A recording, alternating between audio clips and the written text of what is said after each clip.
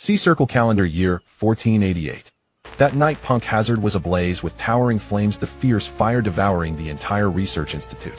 A young man in a marine uniform hummed a tune, his shoulder insignia, showing the rank of Rear Admiral. The Rear Admiral was alarmingly young, his face still boyish, appearing no older than 20. In his left hand, he casually tossed a pink fruit with strength. In his right hand, he dragged a long halberd across the ground, sparks flying. The Rear Admiral was named Reylo, just turned 18.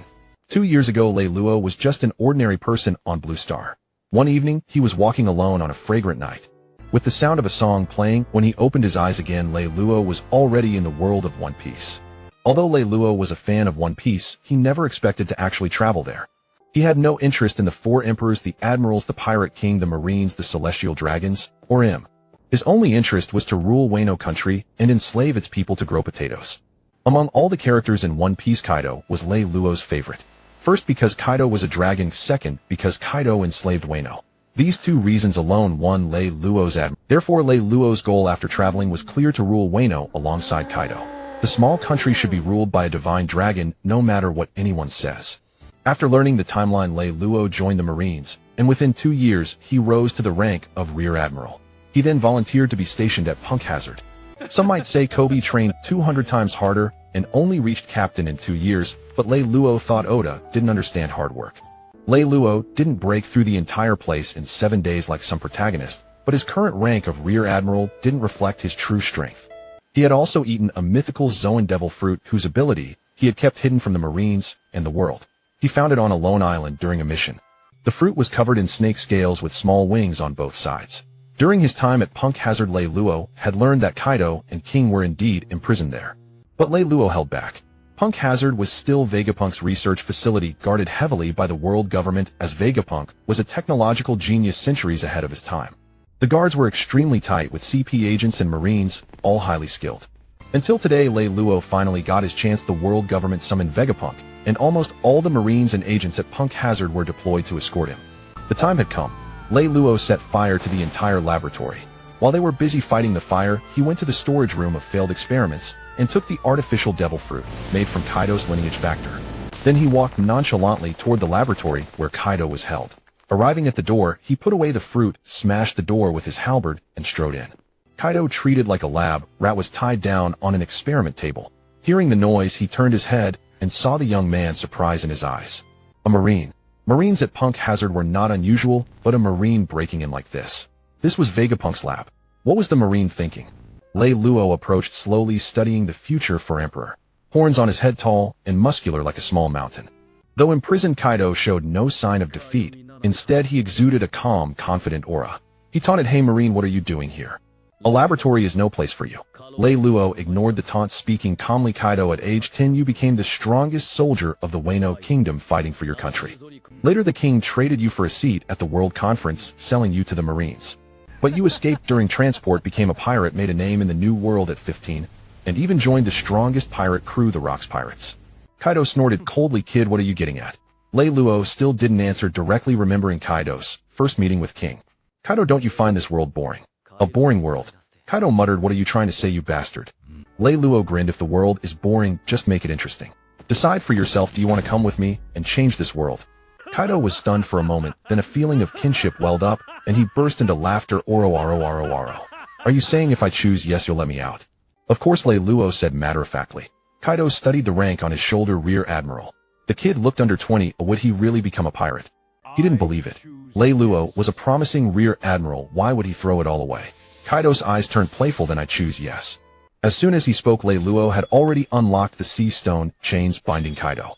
Kaido's pupils dilated, his heart shook with disbelief. Unlocked. Really unlocked. This wasn't a trick. A promising Rear Admiral was willing to become a pirate with him. After a moment of stunned silence, Kaido rolled his neck, producing a cracking sound. Shackles gone, like a dragon leaping into the abyss. Still incredulous, Kaido asked, "Why choose me?" "Because I can see you're genuine, a good person. You'd be a great friend." Kaido was speechless, staring at the serious young man.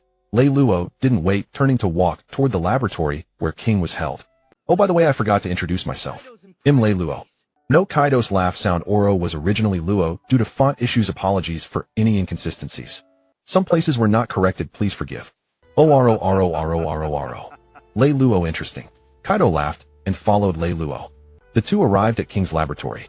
Although Vegapunk was not present, the experiments on King had not stopped. A machine was conducting durability tests on him. On the test bed, a special flame burned King's body. From within the flames came King's agonized and hateful roar, "Let me out.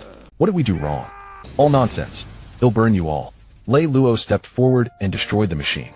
The program stopped, the flames receded, and the smoke dissipated, revealing the young boy on the test bed. The young boy had white hair, brown skin, black wings, and a reef-like tattoo around his left eye. "Who are you people?" King looked at the suddenly appearing Kaido and Lei Luo and asked weakly. Kaido pointed at himself and laughed. "Me. I'm a pirate." Lei Luo also nodded. "Me too." King was stunned. He believed the big guy was a pirate, but this man in a navy uniform claiming to be a pirate. Kaido instantly recognized King's race and exclaimed, "I see, no wonder the world government won't let you go. You're from the Lunaria tribe. I saw the durability test just now. To withstand such flames worthy of..." Hearing this, King suddenly stirred, trying to get up, but his hands were locked by the cuffs, producing a metallic clash. "Are you about to say worthy of the legendary race? Are you going to treat me as a test subject too?" At that moment, rapid footsteps approached, soon arriving before Lei Luo and Kaido. The leading Navy Rear Admiral saw Lei Luo and angrily demanded, "Rear Admiral Lei Luo, what are you doing? Kaido is an important test subject of Punk Hazard." Lei Luo turned around, a smile on his face. "Oh, you finally noticed." Kaido looked at Lei Luo teasingly. "Your Navy colleague." Lei Luo said indifferently, "Irrelevant." Indeed, irrelevant.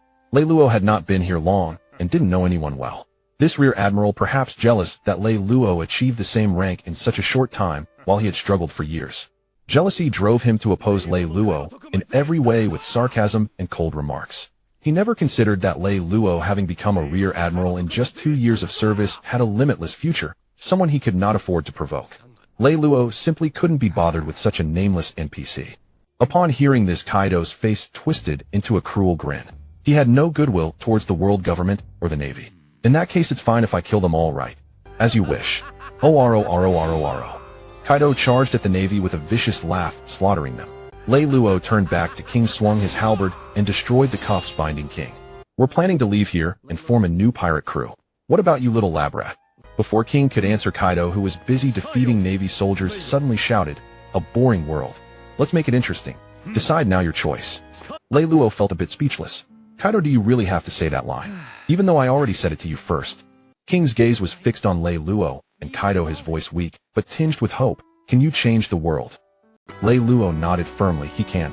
He had no real thoughts about changing the world, just a promise he made to Kaido. Kaido looked at Lei Luo with some surprise. Did this man have such faith in him? "You've let your guard down, Kaido." A Navy soldier seized the moment, leaped high, and swung an axe at Kaido's head. Clang! Sparks flew, the axe shattered, and Kaido was unharmed. Without even looking, Kaido casually swung his hand, and the Navy soldier's head burst like a watermelon. Then he laughed loudly. "Oh, aro, aro, aro, aro. That's right, only I can change this world." King looked at these two rebellious, arrogant, yet confident men. The flame that had been suppressed within him seemed to... He struggled to stand, his eyes unwavering. "Alright, I'll go with you." The lab's alarm blared. More and more Navy soldiers rushed towards them. The Rear Admiral was still shouting, "Lei Luo, you're finished.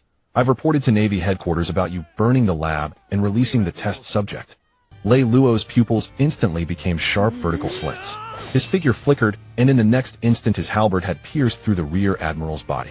The Rear Admiral spat blood, looking down in disbelief at the halberd protruding from his chest. "Impossible. Impossible. We're both Rear Admirals. How can there be such a gap in strength?"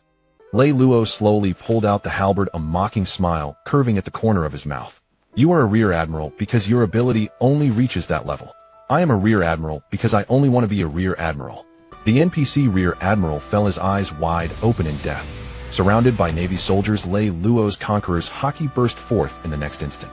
An overwhelming presence swept across the small island. Dark red lightning danced and crackled in the air. The Navy soldiers, unable to withstand the conqueror's haki, foamed at the mouth and collapsed. Lei Luo also had conqueror's haki, and it awakened in a very, how to put it, very unique way. At the beginning of his transmigration, after confirming this was the world of One Piece, Lei Luo's only thought was to quickly become stronger, then conquer and enslave Wano country. In an instant, the overwhelming hatred and absolute belief hidden deep in his bones erupted, and his conqueror's haki burst forth like a flood. At that time, Lei Luo himself was startled by his own power. "This fucking works." Kaido stared at Lei Luo in amazement. It was already surprising that a Rear Admiral could defeat another Rear Admiral in one blow, but he didn't expect that Lei Luo also possessed the qualities of a king, Conqueror's Haki. Let's go quickly. If reinforcements from Navy headquarters arrive, it will be trouble. Lei Luo dragged his halberd behind him as he walked ahead. Kaido smiled forgivingly. True. How could someone who wants to change the world with me lack the qualities of a king? Kaido strode forward, not forgetting to call out to King behind. Come on. King didn't say anything, just quickened his pace to catch up. By the way, I haven't asked your name yet. Kaido suddenly turned around. King replied expressionlessly, Albert. Kaido laughed. From now on, change it to King. King. King murmured, repeat. Lei Luo's voice came from ahead slowly. From now on, well, protect you, King. No one can take you from us, and we will never hand you over to anyone. From today on, you are the third member of our pirate crew. Hey Lei Luo, what do we do now? Steal a warship and run. I don't know how to sail. They had escaped, but Kaido had no clue what to do next, so he naturally turned to Lei Luo.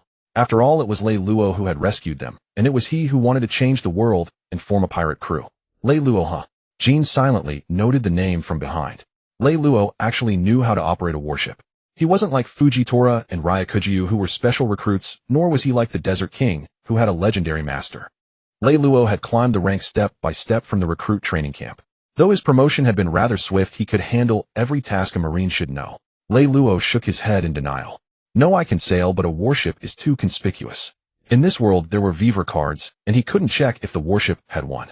The marine headquarters had likely already dispatched reinforcements. If the warship carried a Vivre card, it would be like a primitive man sending coordinates to the Trisolarans. Mr. Lei Luo, how do we leave this place? Jean inquired respectfully. For the two before him, who had not only saved him from dire straits, but also earned his unwavering loyalty, Jean felt genuine reverence. Lei Luo pondered briefly. Others couldn't leave without a ship, and Punk Hazard only had warships, but the three of them were different. You can all fly, right? He asked, but it was not a question, it was a statement. With that, Lei Luo grew a pair of wings, flapped them lightly, and soared into the air. Naturally, Jean spread his black wings and rose into the air. Kaido watched, thinking, well, leaving me out, huh? I'm the only one without wings. But he could fly too. He was a Qinglong. Aolo. A deafening dragon roar resounded. Kaido's body swelled rapidly, and in the blink of an eye he transformed into a divine dragon soaring through the sky. Jean stared in awe at the colossal mythical creature before him. It was the first time in his life he had seen a dragon. Lei Luo felt a twinge of sarcasm rising. Seriously, man, what are you showing off? I remember you can fly without transforming. You can transform. Lei Luo began to swell as well. Scales covered his body, his pupils narrowed into sharp slits, golden light churned in the depths of his eyes, and sharp fangs protruded from the corners of his mouth. Roar! A roar halfway between a dragon's cry and a serpent's hiss burst from his throat. His human form vanished, replaced by a colossal snake, its size rivaling Kaido's, Qinglong, with wings that blotted out the sky. Clouds and mist swirled around him, golden vertical pupils glinted with ferocity, and a forked tongue flickered. Snake fruit, mythical, Zoan Tengsha form. The Tengsha was a divine beast created by the goddess Nuwa in her own image, with a serpentine body, wings on its back, and the ability to ride clouds and mist. Lei Luo had a feeling that this fruit had manifested because of him. He couldn't help but sigh. This is truly the gift of Mother Huaxia. Kaido watched Lei Luo's Tengsha transformation, his initial shock turning into excitement and exhilaration. Not only did they both possess Conqueror's Haki, but they also had mythical Zoan fruits, and even their Zoan forms were quite similar. What a damn coincidence. The dragon's mouth opened wide, laughter booming like thunder. Oro. Lei Luo, your form isn't bad either. Let's fight sometime. We'll talk later. Let's leave first and find a place to rest. With that, Lei Luo flapped his wings, sending a massive gust of wind. We'll talk later. Let's leave first and find a place to rest. With that, Lei Luo flapped his wings, sending a massive gust of wind, and shot off into the distance. Don't get left behind. A leisurely voice drifted back. Kaido, provoked, urged his divine dragon form to chase after. Bastard, don't underestimate me. Jean shook his head with a wry smile, then flapped his black wings and followed closely. The three figures sped through the night, and under Lei Luo's guidance they arrived at a lone island. A campfire was lit, tendrils of smoke curling upward. Lei Luo was roasting meat with a deadpan expression for Kaido and Jean, two human gluttons. He knew that in the One Piece world, not all gluttons were strong, but the strong were always gluttons. Since his transmigration, he had become a big eater, but compared to Kaido and Jean, he was utterly outmatched. How much had he already roasted? Those two could still eat. No wonder this world had no buffets. Lucky for them, they were only resting here for one night. If they stayed permanently, even a mountain of meat wouldn't be enough for the two of them. Kaido ate with grease dripping from his mouth, smacking his lips. Lei Luo, I didn't know you had such skills. Shut up. Lei Luo tossed the roasted meat in his hand toward Kaido in annoyance. Kaido caught it with a grin, took a big bite, then sighed regretfully, pity there's no alcohol. If you don't want to eat, get lost. Reylo didn't indulge Kaido. His hands were sore from roasting, and that bastard was getting greedy. Eat. Eat, I didn't say I wouldn't. Kaido wasn't upset. He took another huge bite with a cheeky grin, mumbling through his food, I've noticed you're way too serious. An angry vein popped on Reylo's forehead, and his fists clenched involuntarily. He really wanted to punch that stupid dragon. Jean, who was eating, suddenly asked, Mr. Reylo, what's the name of our pirate crew? Reylo gestured with his chin toward Kaido. Ask him. He's the captain. At that, the two stared at Reylo in shock. Kaido forgot to even chew, pointing a finger at himself, incredulous. Me. Whether it was Reylo's ambition, his act of rescue, or his conqueror's haki, Kaido had always assumed Reylo freed him to make him an officer. He was actually willing. After all, Reylo had saved him, possessed conqueror's haki, and besides, he had served as a crew member before, so why not serve under someone else? But he never expected Reylo to honor him so much. The Marine's Rising Star giving up his position as Rear Admiral to start a venture with a prisoner like him. Jean had the same thought, whether it was Reylo's Marine uniform or his conversation with the Marines at Punk Hazard. It all indicated that he and Kaido were test subjects rescued by Mr. Reylo, who also possessed conqueror's haki. Yet he didn't want to be the captain. Yes. Reylo nodded slightly. He had no interest in being captain. He hadn't come to subdue the beast's pirates, he had come to join them. Yes. Reylo nodded slightly. He had no interest in being captain. He hadn't come to subdue the beast's pirates, he had come to join them. Kaido was speechless. He was so moved he wanted to cry. What to do? Eat. Kaido stuffed meat into his mouth. The same piece of meat somehow tasted even better than before. That. Jean turned to Kaido and asked, Mr. Kaido, what is our pirate crew called? Kaido sat on the ground, elbows propped on his thighs, chin resting on his palm, pondering deeply. Unable to come up with a name immediately, he turned to Reylo and asked, Reylo, what do you think we should call our crew? I've told you 1,000 times you're the captain, Reylo replied impatiently. A flicker of cunning flashed in Kaido's eyes. Then I hereby appoint you as the vice-captain. Vice-captain, now help your captain think of a name for our crew. Kaido, you sure are throwing your weight around. Who would have thought that beneath those honest brows and eyes you had such a roundabout way? Call it the Beast's Pirates. Reylo blurted out without a second thought. Why beasts? Though the name seemed decent as the captain, he needed to know the reason behind it. Heaven knew why they were called beasts. Reylo made up a reason on the spot, because we're all Zoan-type devil fruit users. But that's only a few of us. Why beast pirates? Kaido pressed on. Was the world's strongest creature really this curious, like an inquisitive child asking question after question? Well, he was only 25 now, and it was his first time being a captain. It was normal for him to be excited and enthusiastic. Reylo patiently explained, Beasts has a more imposing ring to it, and besides our crew, we'll have many more members joining us in the future. Kaido nodded in acknowledgement, then asked again, then why not myriad beasts? That would be even more imposing. Whatever you say, you're the captain. Reylo was tired and didn't want to argue with this foolish dragon anymore. He didn't really care what the crew was called. Kaido rested his chin on his hand. Kaido mused. Kaido's eyes lit up. He clapped his hands together and declared loudly, I've decided. We'll be the Beast's Pirates. At that moment, Reylo felt a murderous intent rise within him, much like when a client rejects countless revisions only to settle on the very first draft. After Kaido and Jean finally had their fill, the campfire died out, and the two lay down to sleep on the ground. Reylo didn't sleep, he stood guard for the two of them. They were both experimental subjects from Punk Hazard and needed more rest. Reylo, who had been conserving his energy, could go without sleep for a day or two. The next day, the sun climbed slowly higher, painting the entire sea in warm orange hues. Reylo walked over to the snoring Kaido and Jean, then gave Kaido's backside a hard kick. Wake up, Kaido. Kaido opened his eyes groggily and muttered, let me sleep a bit more. Don't bother me, Reylo. Sleep. How? As fellow members of the Rocks Pirates, Whitebeard and Golden Lion are making waves across the seas. Charlotte Linlin dominates the Tato Land seas, and Wang Ji rules over Hakanosu. Every one of them is a renowned, fearsome pirate on the ocean. And look at you. You've accomplished nothing. Until yesterday you were nothing but an experimental subject. And you still have the nerve to sleep. How can you face yourself? Under Reylo's relentless Chinese style, scolding, Kaido rose in shame and weakly explained, I let myself be captured by the Navy on purpose. I wanted to. That's not important. Reylo cut Kaido off. A captain without ambition. Do you merely sleep away the days? Kaido hung his dragon head low, not knowing where to look. Don't say any more, please don't. Jean was also awakened by the commotion. He stayed obediently silent, afraid that Reylo might scold him too. After a long silence, when Reylo didn't say anything else, Kaido asked timidly, then Vice Captain, what do we do next? Reylo rolled his eyes. Are you the captain, or am I it? Well, I've never been a captain before. And you're the vice captain. It's a vice captain's duty to share the captain's burdens. Kaido grew more confident as he spoke, a grin of brazenness spreading across his face. Reylo's scolding had made him forget that Reylo was his vice captain. He was the captain after all. He could just delegate everything to his vice captain. Reylo ignored Kaido, who was now swollen with petty triumph, and pondered their next move. Though he wanted to head to Wano country immediately, it was clearly impractical. For starters, they didn't even have enough crew. A pirate crew needs a ship first. Otherwise, what kind of image would we have? We can't just fly everywhere. Then we recruit some more crew members. Just the three of us is too few. Oh, and we need to make a pirate flag. Reylo said a lot all at once while Kaido just kept nodding. So there were this many things to do when starting a pirate crew. Good thing he had a vice captain.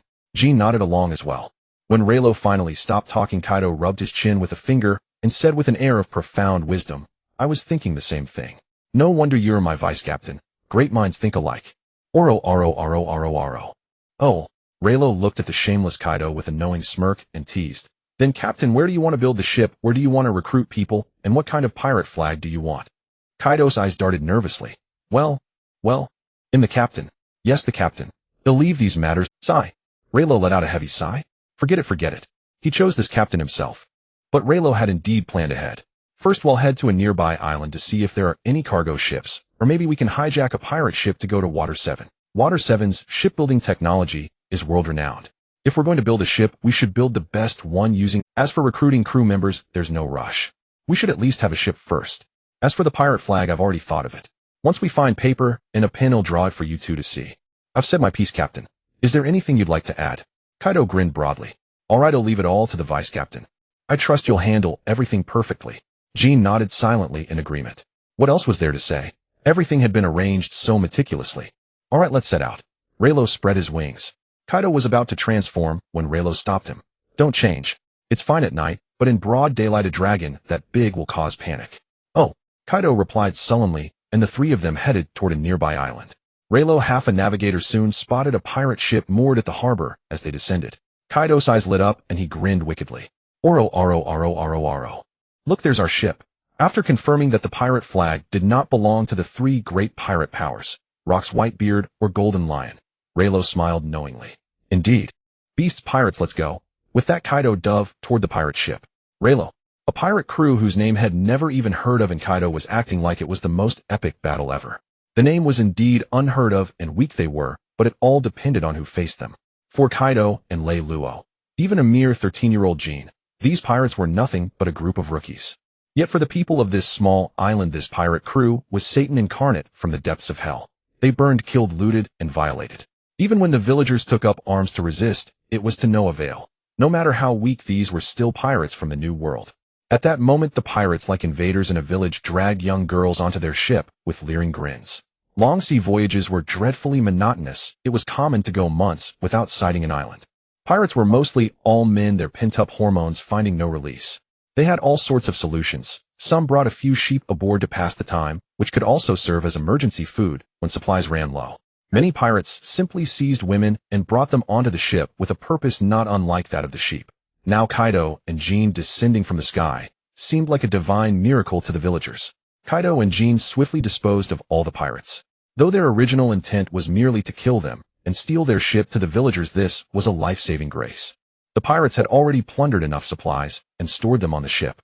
Reylo, Kaido and their group added a few sets of clothes before sailing away on the pirates had already plundered enough supplies and stored them on the ship. Reylo, Kaido and their group added a few sets of clothes before sailing away on the pirate vessel. The ship of those rabble was enormous. The weaker they were, the more they believed in the advantage of numbers, so naturally their ship was also huge. The beast pirates had finally obtained their first ship. Large as it was, the two of them were terrifyingly tall, especially Kaido with his 7-meter stature.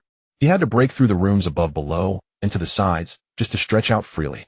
What a piece of junk ship. When we reach Water 7, I'm going to have a massive pirate ship built. Kaido grumbled. All right, I'll have the shipwright design a huge captain's cabin for you. You can roll around all you want. Reylo coaxed Kaido like a child. After teaching Jean how to steer, he sent him off to man the helm. Meanwhile, Reylo lay on the deck, painting the beast pirate's flag on a large black cloth based on his past life memories. The lower part consisted of 4 large bones arranged in a cross shape, the main body being a skull with 2 enormous dragon horns, a hallmark of Kaido, the captain of the beast pirates. with a figure 8 behind the skull. What do you think? After finishing, Lei Luo stood up and presented the entire pirate flag to Kaido. Kaido scrutinized the flag, and to be honest found it perfectly to his liking. He always felt that no matter what Lei Luo said, or did, it perfectly matched his own thoughts. But as the leader he wanted to find some fault. I think this flag. Lei Luo gave Kaido a displeased look. This was exactly the original flag from his memories. If Kaido kept nitpicking, it was just looking for trouble. Then he would challenge Kaido to a onion fight. Lei Luo gave Kaido a displeased look. This was exactly the original. Lei Luo handed the flag to Kaido. Alright then, hoist this pirate flag on the mast. Kaido took the flag, leaped to the top of the mast, and hung it up. Then he landed back on the deck and admired the pirate flag together with Lei Luo. The more he looked, the more satisfied he became, and an involuntary grin spread across his rugged face. By the way, Lei Luo, I'm hungry. Go cook something. Kaido patted his stomach and said with a grin. Lei Luo's forehead was covered in black lines. He, the vice captain, had been reduced to a chef. Once the pirate ship was built, he would make sure to recruit a chef first. Marine Headquarters, Marineford. The current Fleet Admiral Kong was convening a meeting to discuss Lei Luo. If it were merely a rear admiral defecting from the Marines, it wouldn't be worth Kong calling a meeting, even if Lei Luo was a monster. But adding the burning of the research facility and the release of experimental subjects changed everything entirely. As Vegapunk's research base leading the world's technology by 500 years, the world government had poured countless money and resources into Punk Hazard. Now it had all been reduced to ashes. And there were also Kaido and the sole surviving member of the Lunaria tribe, two crucial experimental subjects. This had already reached the highest authorities. The 5 elders directly demanded accountability. Kong rubbed his temples, which were throbbing from the scolding he had just received from the 5 elders over the Den Den Mushi. He was also helpless. In just 2 years, Lei Luo had risen from a powerless recruit in the training camp to a rear admiral. With such talent, he could have become a marine admiral in the future. Who could have imagined that such a promising marine would rebel? Truly, one wave after another. They had barely managed to wait for rocks to fall. The stone that had weighed on his heart for years, ever since rocks killed a marine admiral, had just been lifted. Now the remnants of the Rocks pirates had each become kings in their own right, especially Whitebeard and Golden Lion, along with the Roger pirates, who were subtly dividing the new world into 3 spheres. And now these internal troubles within the Marines. Couldn't he have some peace? Speak up, everyone. How should we deal with Lei Luo? Fleet Admiral Lei Luo's defection has a terrible influence. We must capture him as soon as possible, said a vice admiral, standing up with a stern expression. Saru rested her chin on her crossed hands. It's not that simple. According to the Marines at Punk Hazard, Lei Luo killed a Marine rear admiral with a single blow. He even knocked them all unconscious with his Conqueror's Haki, and these were our elite Marines. The strength of his Conqueror's Haki is evident. Sengoku nodded and added, don't forget that Lei Luo also saved Kaido. In all likelihood, they will join forces. Kong was already well aware of this. Combined with Lei Luo, ordinary Marine vice admirals would be throwing their lives away. Unless a Marine admiral was dispatched or Garp, there was no solution. And Kong himself had to combined with Lei Luo, ordinary Marine vice admirals would be throwing their lives away. Unless a Marine admiral was dispatched or Garp, there was no solution, and Kong himself had to remain at Marine headquarters. Garp was relentlessly chasing Roger, and Sengoku and Zephyr could not be sent out freely either. The world government had decreed that if a celestial dragon was attacked, a Marine admiral must be deployed. The celestial dragons might never be attacked, but if they were the Marines, could not be without an admiral to respond. The world government would accept no excuses, so one admiral had to be kept on standby for emergencies. Doing the math, only one admiral was currently available for deployment. But with so many powerful pirates in the new world needing to be monitored, how could they spare the last admiral to chase Lei Luo aimlessly? Resources were stretched thin. Are we just going to do nothing? This is a stain on the Marines. At that time, Zephyr, whose family had not yet been killed by pirates, regarded justice and the Marines as his faith. He would not allow anyone to defile that faith. The culprit must be brought to justice as a warning to others. Saru saw Kong's dilemma and suggested, why not set a bounty on Lei Luo first? There will always be bounty hunters greedy for the reward and pirates who overestimate themselves seeking fame. We don't expect them to capture Kaido and Lei Luo. As long as they clash, well know where they are, deduce their course, and then capturing them will be much simpler. Kong showed a satisfied expression and smiled. That's feasible. Set it at 500 million. Isn't that too high? The bounty of Qingjiao, the leader of the 8 Treasures Water Army, is only 500 million. Zifa also thought his proposal was reasonable, but the bounty was too high. A mere rear admiral. Kong's gaze was deep, his expression solemn. No, it's not high. Lei Luo's talent is too terrifying, especially when he has been concealing his true strength. Now that he is allied with Kaido, if allowed to develop unchecked, he will surely become a great enemy of the Marines. Zifa nodded and said gravely, indeed. What about Kaido and that Lunaria clan? Sengoku asked at the right moment. Kong rubbed his chin. Kaido's bounty remains unchanged for now. Do we have a photo of that Lunaria? He shook his head gently. No, it happened suddenly, and no one expected them to escape. The world government is very concerned about this Lunaria clan. Let's do this, offer a bounty of 100 million berries for information leading to their capture. Kong made the final decision and ordered the soldiers to immediately publish the news and print the wanted posters. On the first half of the Grand Line, a ship flying the Beast Pirates flag cut through the sea, sailing slowly forward. Reylo did not go through Fishman Island, too lazy to coat the ship, and instead directly had Kaido use flame clouds to lift the entire pirate ship and fly over the red line. Jean waved at the news coup in the sky. The news coup landed steadily on the railing. He took out berries, bought the newspaper, and then handed the newspaper along with the latest wanted posters to Reylo. Mr. Reylo, the latest newspaper and wanted posters. On the deck, Reylo was lying on a beach chair basking in the sun, while Kaido had been sent by Reylo to steer the ship. He couldn't stand Kaido's idleness, spending his days either eating or sleeping in such a comfortable manner. Reylo lazily took the newspaper, read it carefully, and couldn't help but chuckle. A 500 million berry Rear Admiral, huh? Kaido, who was at the helm, couldn't help but lean over. After seeing Reylo's bounty, he slapped Reylo's shoulder vigorously and laughed. 500 million, not bad. Truly worthy of being the vice-captain of my beast pirates. Completely oblivious to Reylo's increasingly dark expression, the provoked Reylo jumped up and punched Kaido's dragon, head raising a huge lump. Pat yourself. Go steer the ship. Final steer. After a period of sailing, the beast pirates arrived at this water city, the Venice of the pirate world. The first thing to do was not to find a shipyard to build a ship, but to inquire whether the underworld had treasure tree atom for sale. Reylo knew that occasionally Elbaf would cut off the branches of the treasure tree atom that had been struck by lightning and sell them on the black market. Reylo walked at the front carrying a small bag containing the artificial azure dragon fruit, while Kaido shouldering the 8 precept club and Jean followed behind. After seeing the newspaper, Jean had wrapped himself up tightly, leaving only his eyes exposed. Kaido and Reylo were also helpless. The sea was filled with pirates, especially in Water 7, the world's shipbuilding hub, where pirates came and went, and everyone was accustomed to it. Moreover, with their bounties, ordinary people wouldn't dare to have any ill intentions. But Jean was different. His features were too distinctive. Without needing to fight, simply providing information could earn 100 million berries. Who could resist that? They still needed to build a ship here. If someone recognized him and reported to the Marines, they wouldn't be able to build the ship. The Marines' move was too ruthless. But Reylo felt a bit sorry for Jean, so he also spread his wings and walked alongside him. Keep him company. Kaido, however, felt left out again. The black market dealers were all savvy individuals. The boss immediately recognized Kaido and Reylo, the protagonists of the latest newspaper. As for the strange-looking figure behind them, the boss had no curiosity whatsoever. The first rule of surviving in the underworld: don't know what you shouldn't know, don't ask what you shouldn't ask. The black market boss wore a professional smile and spoke respectfully. Honored guests, what do you need? Reylo got straight to the point. Boss, do you have treasure tree atom for sale? The boss' eyes suddenly lit up. The whole world knew that treasure tree atom was sturdy and durable, but it was a rare commodity with no market. Few people bought it. Which pirate would be willing to spend so much money on a piece of wood to build a ship? They'd rather spend it on pleasure. The Marines used warships and had no need for it. So there was quite a stockpile in the black market. A big spender. The boss' smile widened. Yes, yes, yes. Please. So saying, he quickly led them to the warehouse where the treasure tree atom was stored. Kaido and Reylo's eyes simultaneously locked onto the largest piece of wood. If you're going to build the biggest. Kaido pointed at the atom wood and shouted, Reylo, let's take this one. Reylo asked the boss with a smile, how much is that piece? The boss' eyes instantly turned into coin slots. He looked at Reylo as if he were a god of wealth, and his tone was unprecedentedly respectful. Sir, that piece of treasure tree atom costs 2 billion berries. Oh, then forget it. Too expensive.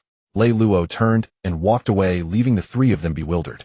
Although the wood was indeed large, estimated at over 500 meters, it wasn't worth that much. Luffy's Thousand Sunny was about 50 meters, and the wood cost 200 million. This one was 10 times that, so 2 billion seemed reasonable. But remember, this is 34 years ago, prices are different. The Chinese mother-style bargaining turn and walk away. Sure enough, the boss quickly caught up.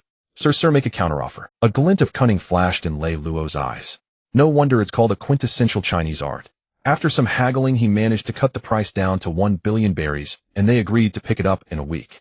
Cash on delivery. The boss happily agreed. Pirates after all would just rob. But what did that have to do with him? He was on the way out. Kaido said awkwardly, "Reylo, we don't have that much money." The joy of soon owning their own pirate ship in Water 7 was dampened by the cold reality of 10 billion.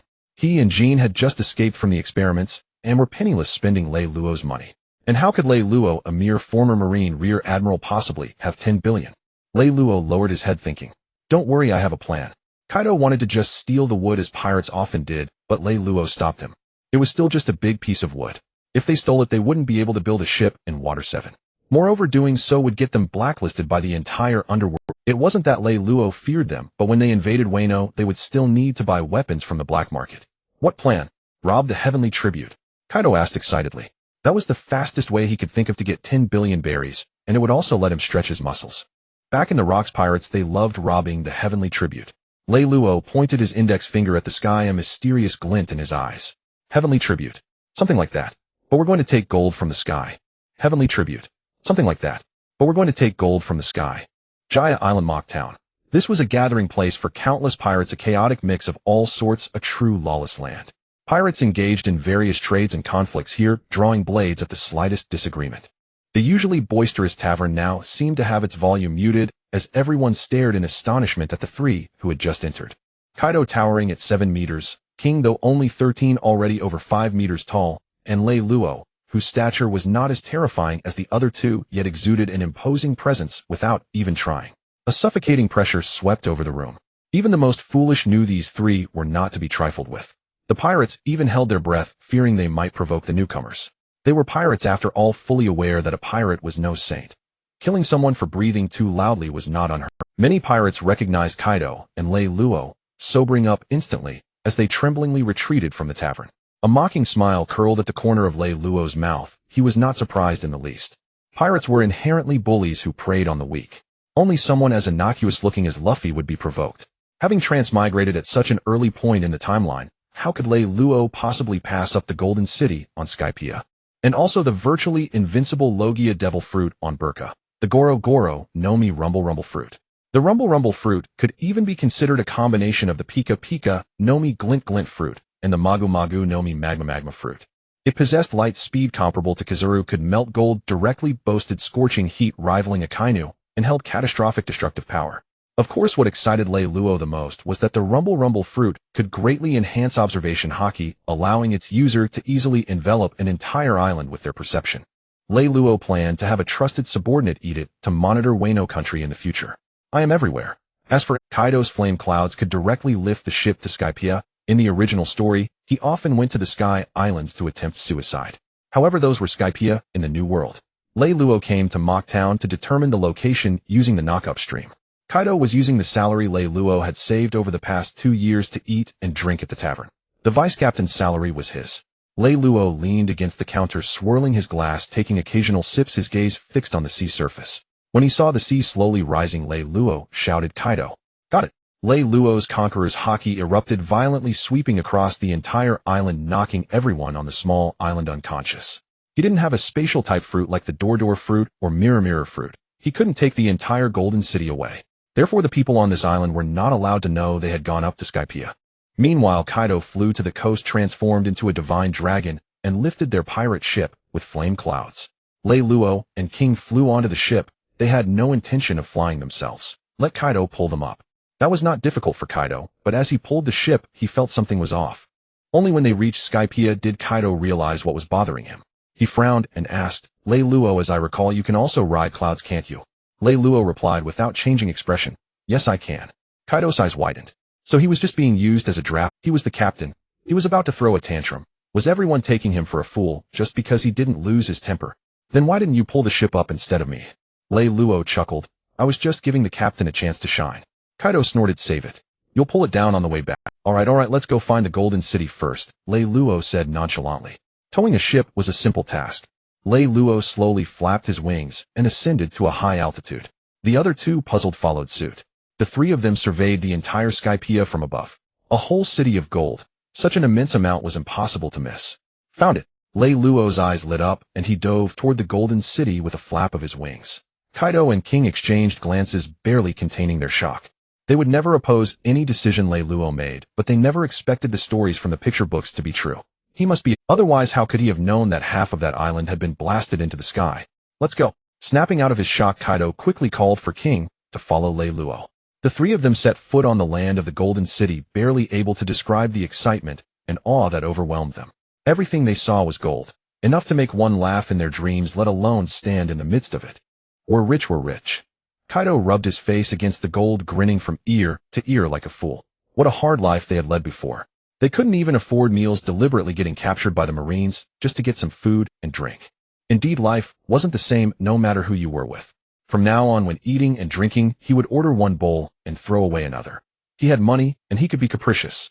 Reylo ignored Kaido, who was practically rolling around on the gold, and walked over to the golden bell, reaching out to touch the poneglyph. It had been only 5 years since the God Valley incident. Odin hadn't left the country yet, and Roger hadn't arrived at Skypiea, so naturally no one had carved "I was here" on this poneglyph. Seeing Reylo standing motionless before the poneglyph for a long time, King asked curiously, "Mr. Reylo, do you understand these ancient letters?" Hearing this, Kaido also looked over with confusion. Roger hadn't yet reached Laugh Tale, and no one in the world knew the purpose of the poneglyphs. Reylo shook his head slightly. "No, I'm just thinking about something." "Oh," the two responded and quietly stopped disturbing Reylo. Reylo's thoughts were tumultuous.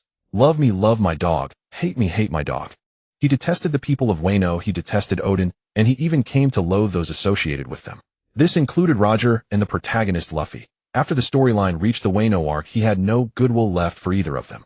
Since Roger hadn't yet reached Laugh Tale, did Kaido have a chance? Reylo knew exactly where the 4 road poneglyphs, one on Fishman Island, one in Wano, one on Zoan, and one in Big Mom's possession. The one on Fishman Island was easy, Wano was trickier. Zoan was always moving, so its location was unknown, but there should be a log pose in Wano. As for the one Big Mom had, if necessary, he could have Kaido use his charm. Big Mom wanted to bear the strongest child after all. The ancient letters on the poneglyphs were even simpler. O'Hara hadn't been destroyed by the Buster Call yet. He could just capture this Pirate King. What Roger could achieve, Kaido could achieve too. As for changing the course of the story, he didn't care at all. He wasn't like other transmigrators, always afraid of affecting the plot, hesitant about everything, and in the end, nothing major. What was the point of transmigrating then? Him, Reylo, transmigrating into the world of One Piece was already the biggest variable. As he thought, a smile slowly spread across his face. If a divine dragon became the first pirate king, how incredibly amusing that would be. Wano country must be enslaved anyway. What harm is there in becoming the pirate king along the way? If they can go there, so can I.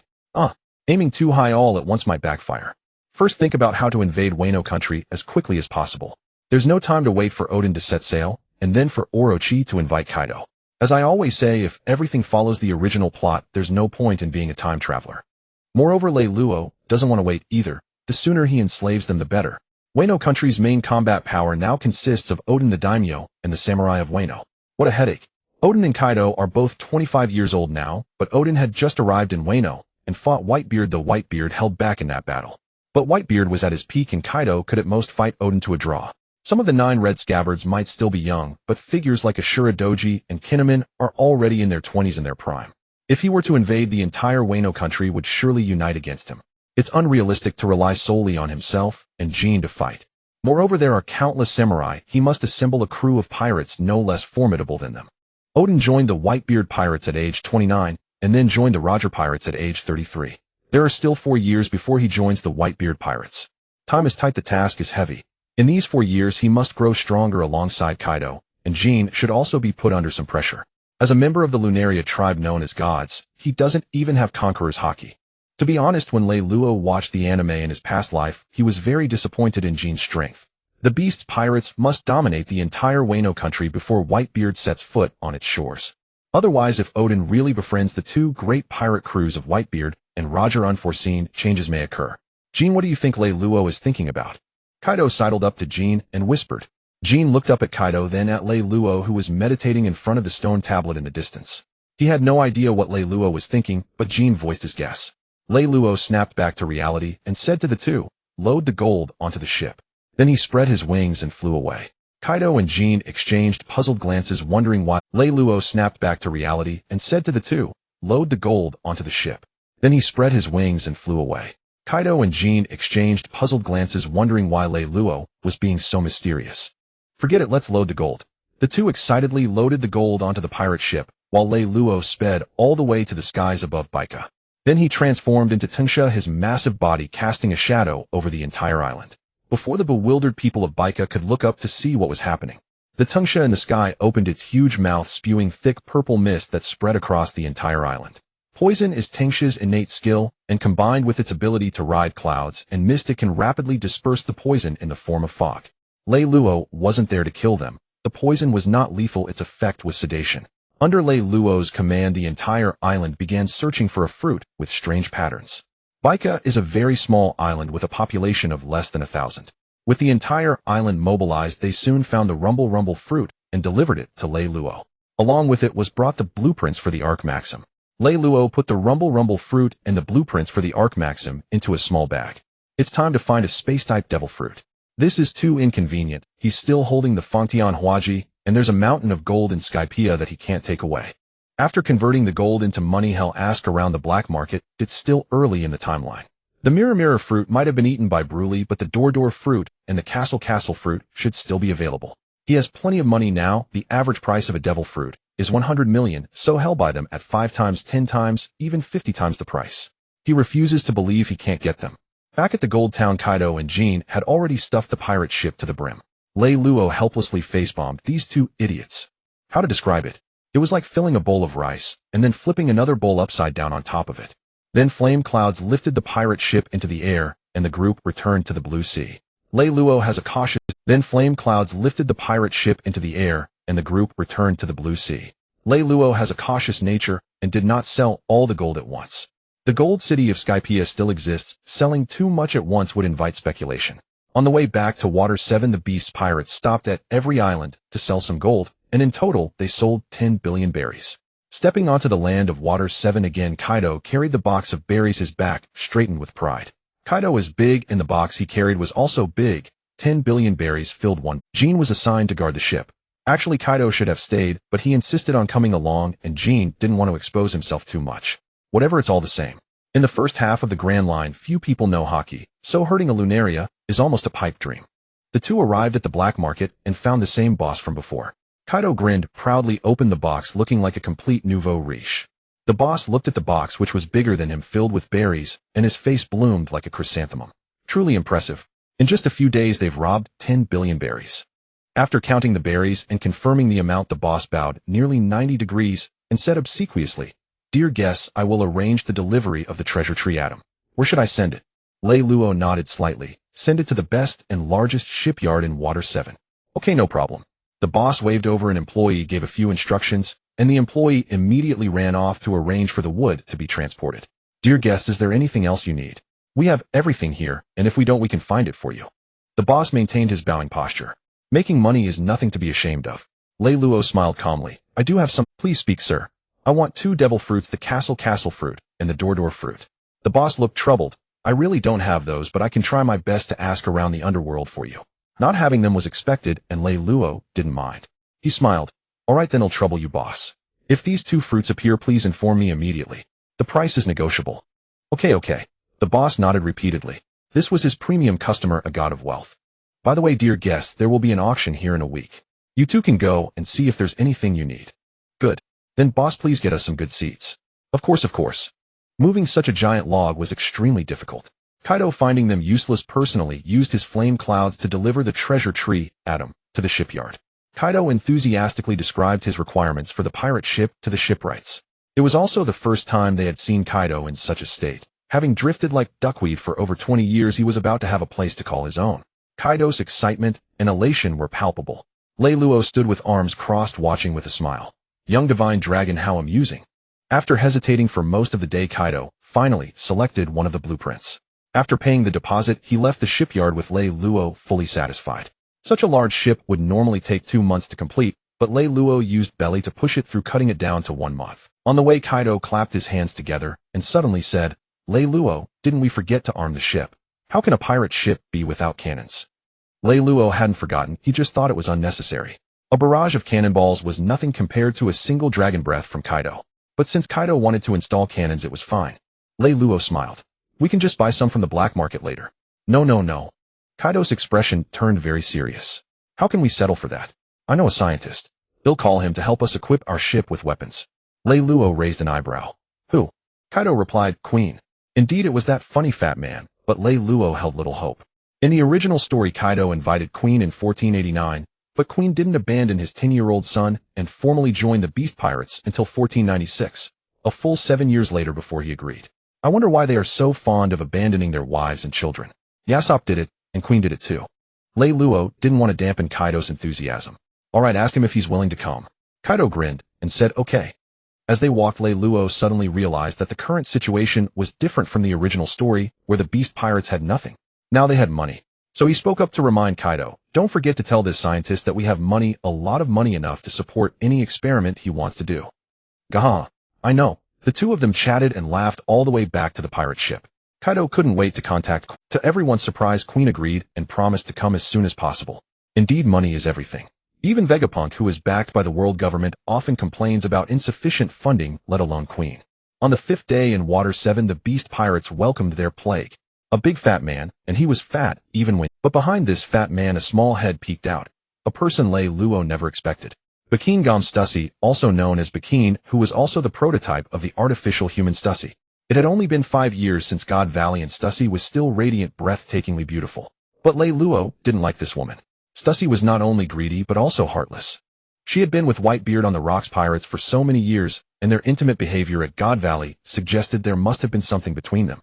However, after Whitebeard died in the Paramount War, Stussy ordered that foolish son of hers to clean up Whitebeard's remnants just to get Whitebeard's. After all those years together, didn't Stussy know Whitebeard's personality? Was Whitebeard the kind of person who would leave a huge inheritance? Of course Stussy knew, but her greed was stronger. Projecting her own nature onto others, she stubbornly believed that Whitebeard must have left a vast fortune, and so she mercilessly hunted down his remaining followers. A complete femme fatale, without a shred of loyalty. Stussy waved with a blooming smile. Long time no see, Kaido. Kaido replied irritably. I remember, I didn't invite you, Stussy. Don't be so heartless, Kaido. After all, we were shipmates on the same ship. Stussy didn't mind Kaido's attitude at all, still smiling sweetly. She had overheard Kaido telling Queen over the Din Din Mushi that they now had a lot of money. How could she not come? She would rather Kaido be lying, and she make a wasted trip than let go of even a sliver of possibility. Kaido remained cold-faced. Stop with the nonsense. What are you here for? Of course, to join your pirate crew. Stussy wrinkled her face, looking quite pitiful. The Rocks Pirates have disbanded. As a weak woman, how can I survive on the sea? Naturally, I seek the protection of a strong man like you. Kaido didn't believe a single word Stussy said, but he was flattered. Back in the Rocks Pirates, Stussy had been one of the earliest officers, and with her close relationship with Whitebeard, she held a very high status on the ship. As for himself, he was just an intern. Kaido turned to ask Lei Luo's opinion. Lei Luo, what do you think? Kaido had great respect for his vice-captain. Not a good idea. Someone like Stussy, young and pretty now. It's fine to amuse oneself with her, but if she boards the ship, one day she'll run off with the treasure. Lei Luo pulled Kaido aside. What are you thinking? I know what kind of person she is even as a marine. You were on the same ship with her, don't you understand? Do you think she'll join us sincerely? Kaido curled his lips into a confident smile. What's there to fear? With you and me here, what trouble can she cause? Not bad. He was praising both himself and Lei Luo, leaving Lei Luo no room to argue. And from the sounds of it, Kaido wanted her to join. Lei Luo stared at Kaido intently. You want her to join? Kaido nodded. That's right. Why, oi? Lei Luo was puzzled. She's useless. Why would you want her on the ship?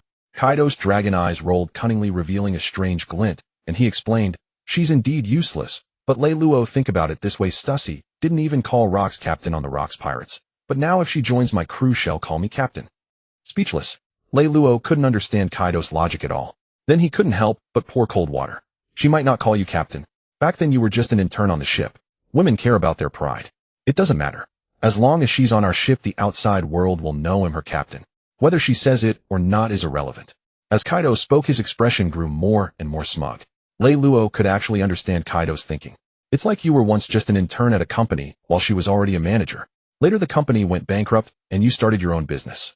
That manager comes to you looking for a job, and from then on she has to call you boss. The sheer satisfaction of that, just thinking about it, gave a rush to the head.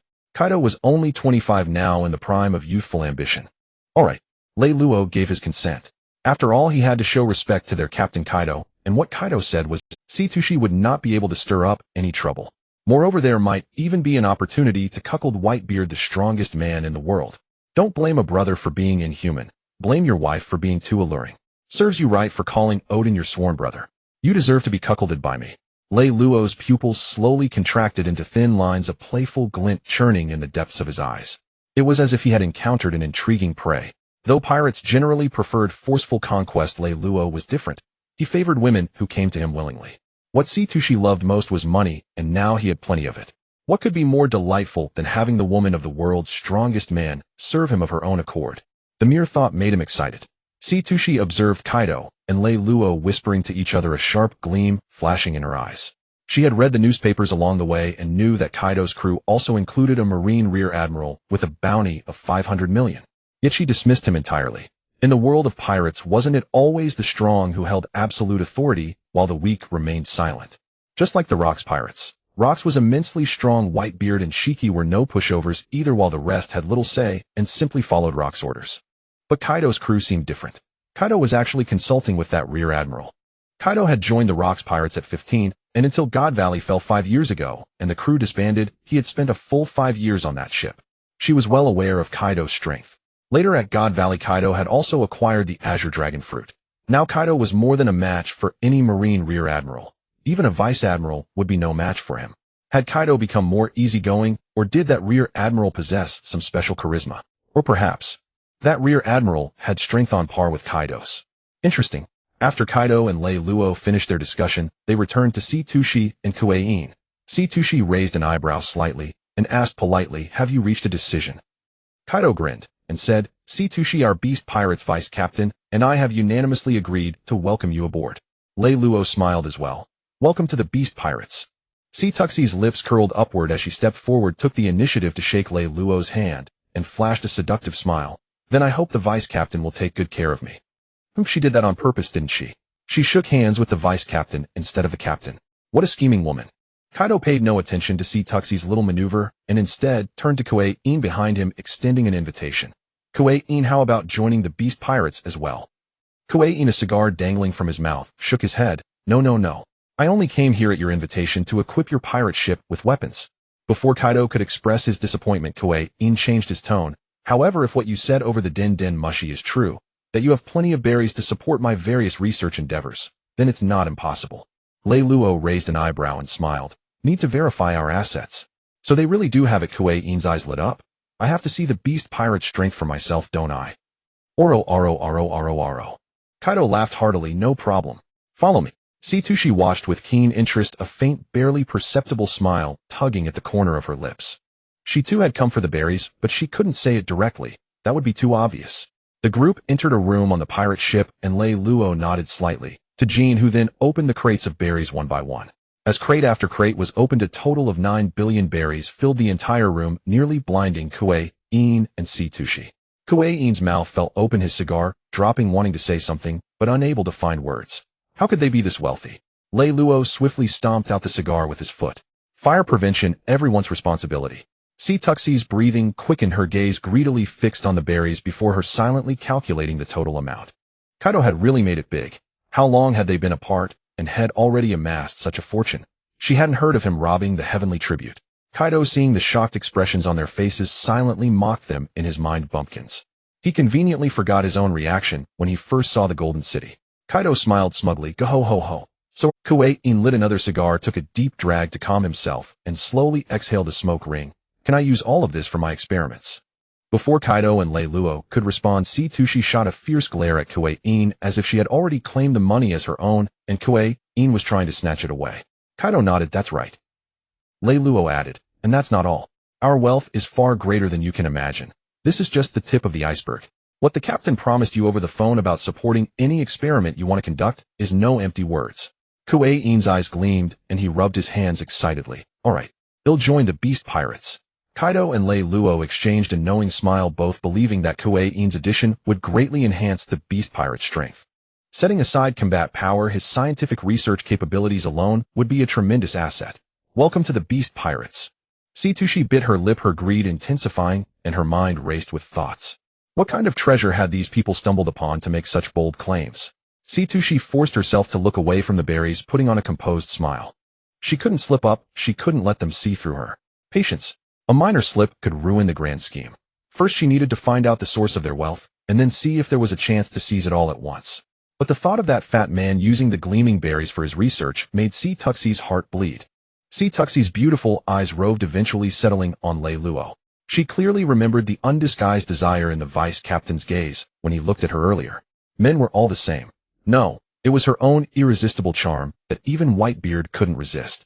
And this vice captain was so young it was only natural that he couldn't withstand her allure, and even further extract the secret of how they came by their wealth.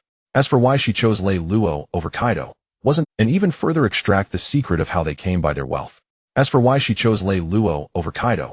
that more direct? That big uncouth Kaido was oblivious to romance.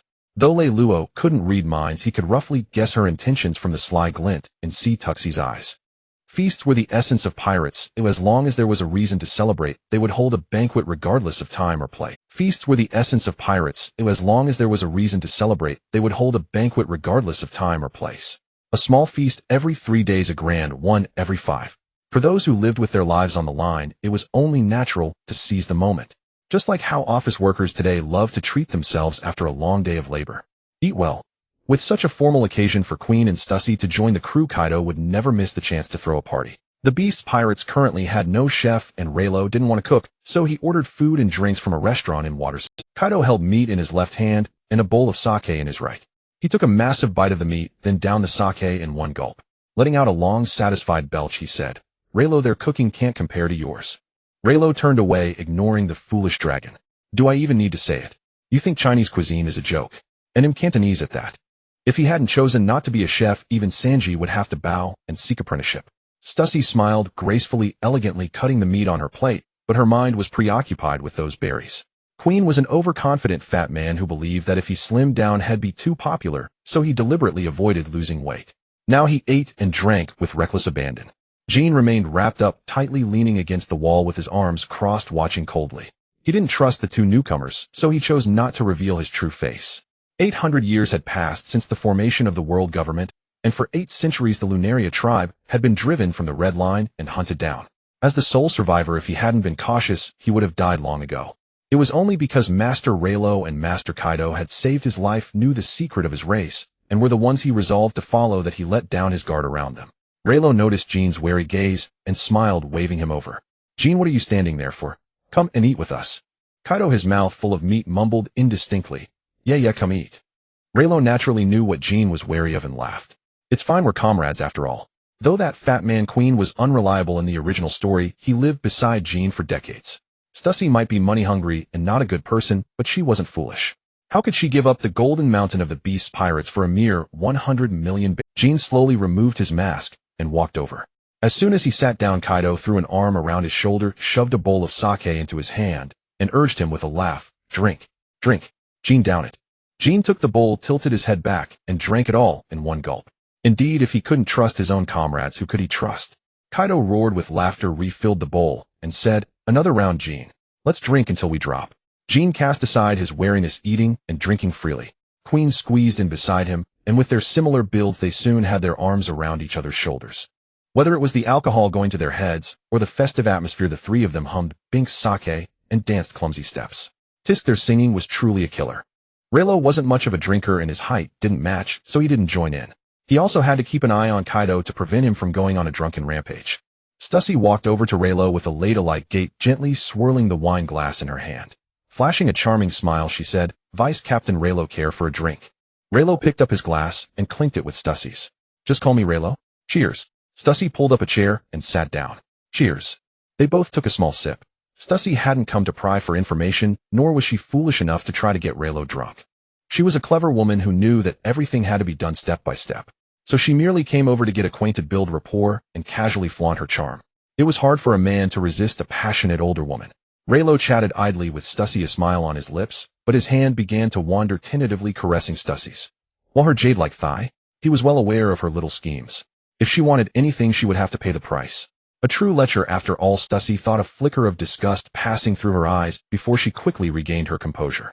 Lechery was good. Lecherous men were easy to manipulate. If he had been as indifferent as Kaido, she would have had no way to get through to him. With this thought, Stussy's smile grew even brighter, and she didn't mind Reylo's encroachment. The banquet finally ended when Kaido and the other two passed out, sprawling drunkenly on the deck. Stussy had not only endured Reylo's advances, but also drunk a fair amount with him.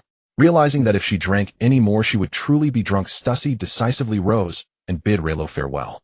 She had no intention of getting wasted on her first day and being taken advantage of completely. Before she was completely intoxicated, Stussy found a random room on the pirate ship, locked the door, and collapsed onto the bed. Reylo's lips curled into a sinister smile. If Stussy had been a moment slower, he would have reached the forbidden zone. So this woman would do anything for money. Looking at the three of them sprawled across the deck, Reylo decided not to bother moving them to their rooms. All three were monsters, they wouldn't get sick from sleeping outside. But that meant he would have to keep watch again. In the first half of the Grand Line, there weren't many pirates to worry about, but what about the Marines? In a world where pirates had almost taken over the New World, the Four Seas and the Grand Line were the Marines' absolute domain. The next day Kaido woke up clutching his head. The pain of a hangover was unbearable even for a blue dragon. But Reylo knew he would do it again. The feast was over now, it was time to work. Kaido dragged Queen to the shipyard to see the treasure tree atom, and the two studied the design blueprints over and over. On the way back, Queen bought a stack of paper and pens, locked himself in his room, and spent the whole morning sketching and writing. Then he took the berries to the black market and bought a large pile of research materials. But that wasn't enough. The black market was just the black market of Water 7, and many items weren't even available there. As a scientist who had once worked with Vegapunk, Queen had his own connections. Leveraging these contacts, he made phone calls and ordered more research materials, waiting for them to be shipped. Reylo finally witnessed money flowing like water. Scientific research was a bottomless pit. Just from the black market in Water 7, Queen had spent nearly 2 billion berries. And that wasn't even counting the items that would arrive cash on delivery. No wonder Queen had been so eager to come and join. Stussy watched as boxes of berries were carried out, feeling as if her heart were being squeezed, a dull ache throbbing within. She wanted money too, but couldn't find a reason to ask Kaido or Reylo for it. 2 days passed in the blink of an eye, and the black market boss sent an invitation. The auction had begun. Jean was still unwilling to expose himself too much to the public, and he had nothing he wanted, so he chose to stay and guard the pirate ship. Kuwait-in had actually bought everything he needed, and the auction rarely had obscure items only scientists could use, so he preferred to stay on the ship and conduct experiments rather than go to the auction. Let them be. It just so happened that the two could keep each other company on the ship. After the banquet, their relationship advanced rapidly. Friendship between men is always especially simple and solid to build. But they still like to bicker. Kaido and Lei Luo changed into handsome suits, combed their hair like adults, and took Sitoshi along to the auction. Sitoshi seemed quite enthusiastic about this auction and dressed up specially. She wore a moonlight white off-shoulder gown, its impeccable tailoring outlining smooth curves. Her exquisite and beautiful face, dazzling golden short hair, blended with the gown's elegance. Noble, graceful, like a fairy princess. Lei Luo was momentarily stunned. This woman was truly beautiful. Moreover, her money-grubbing nature was somewhat similar to that little thief cat Nami. Unfortunately, she was a femme fatale. Sitoshi intimately took Lei Luo's arm, her smile like a flower. Lei Luo raised an eyebrow, slightly not surprised. Using the honey trap on him again. How was he the kind of person who would confess everything just because of a honey trap? Shallow. The three arrived at the auction entrance, and the attendants respectfully guided them to a VIP box. This was personally arranged by the boss, who in the entire Chi Shui capital didn't know this pirate crew was dripping with wealth. If not for seeing Lei Luo with the beautiful Sitoshi on his arm and the tall Kaido with a forbidding demeanor, they would have asked if they needed special services. It wasn't that there were no guests who liked to have someone help relieve their tension. Nevertheless, they still left 2 beautiful maids to attend.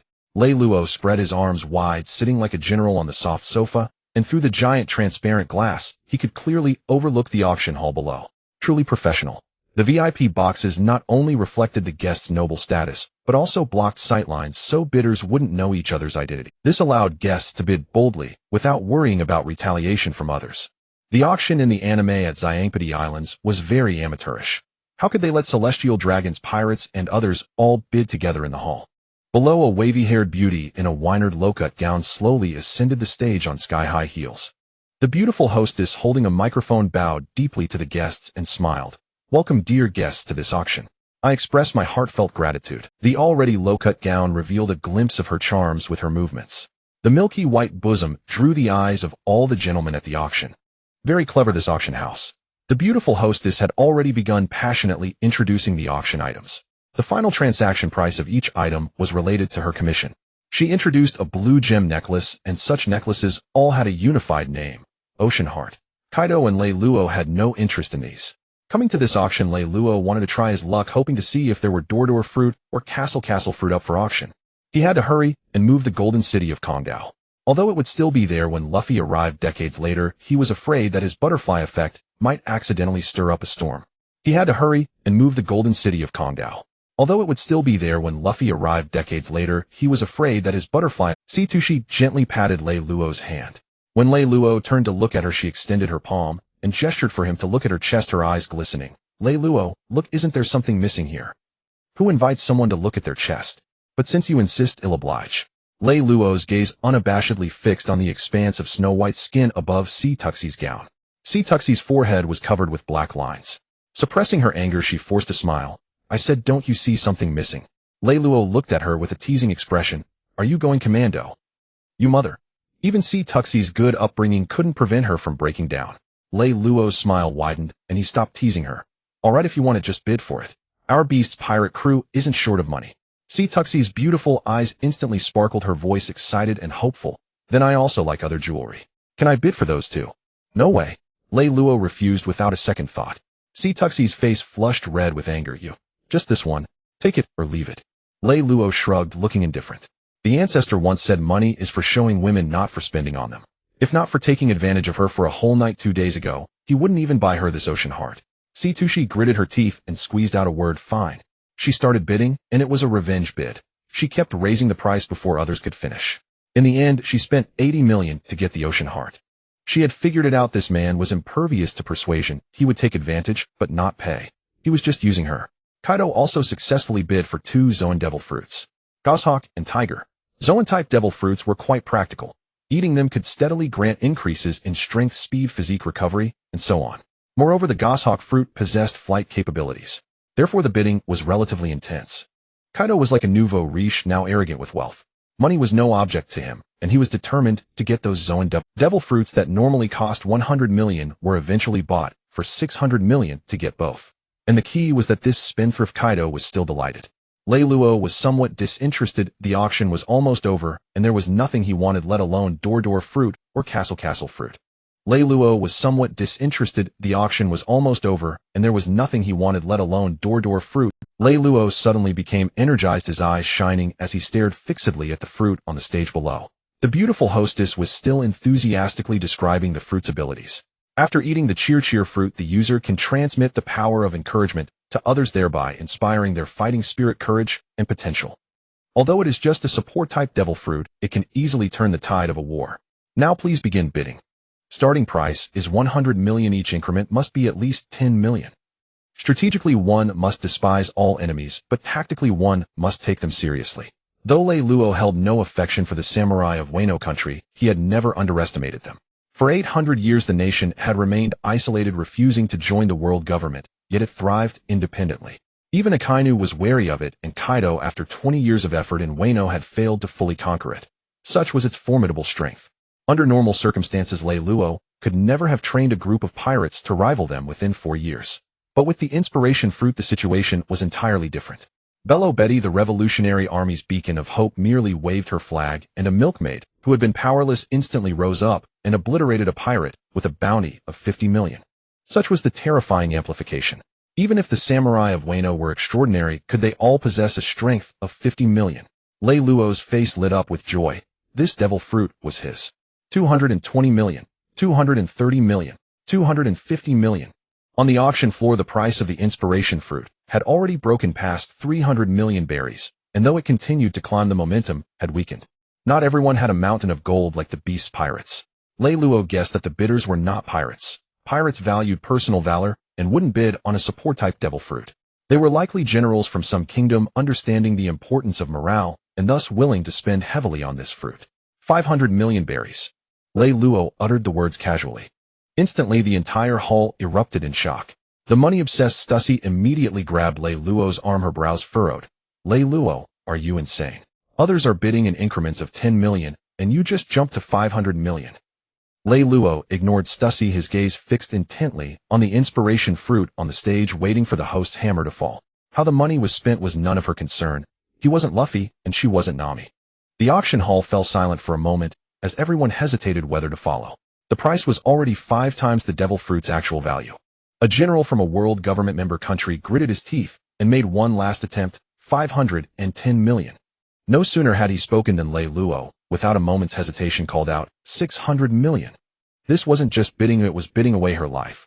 In truth, even without covering his mouth, the hall was dead silent. This wasn't just bidding, it was bidding away her life.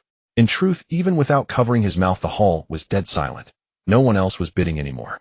Lei Luo's determined stance had deterred everyone, and besides, they were financially strained. Of course, if anyone had dared to bid again, Stussie's hand over his mouth would have been useless.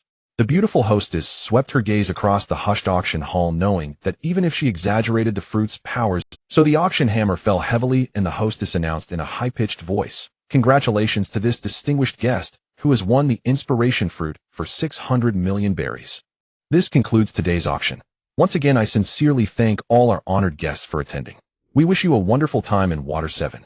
With that, the hostess bowed deeply, treating the gentlemen present to yet another delightful sight.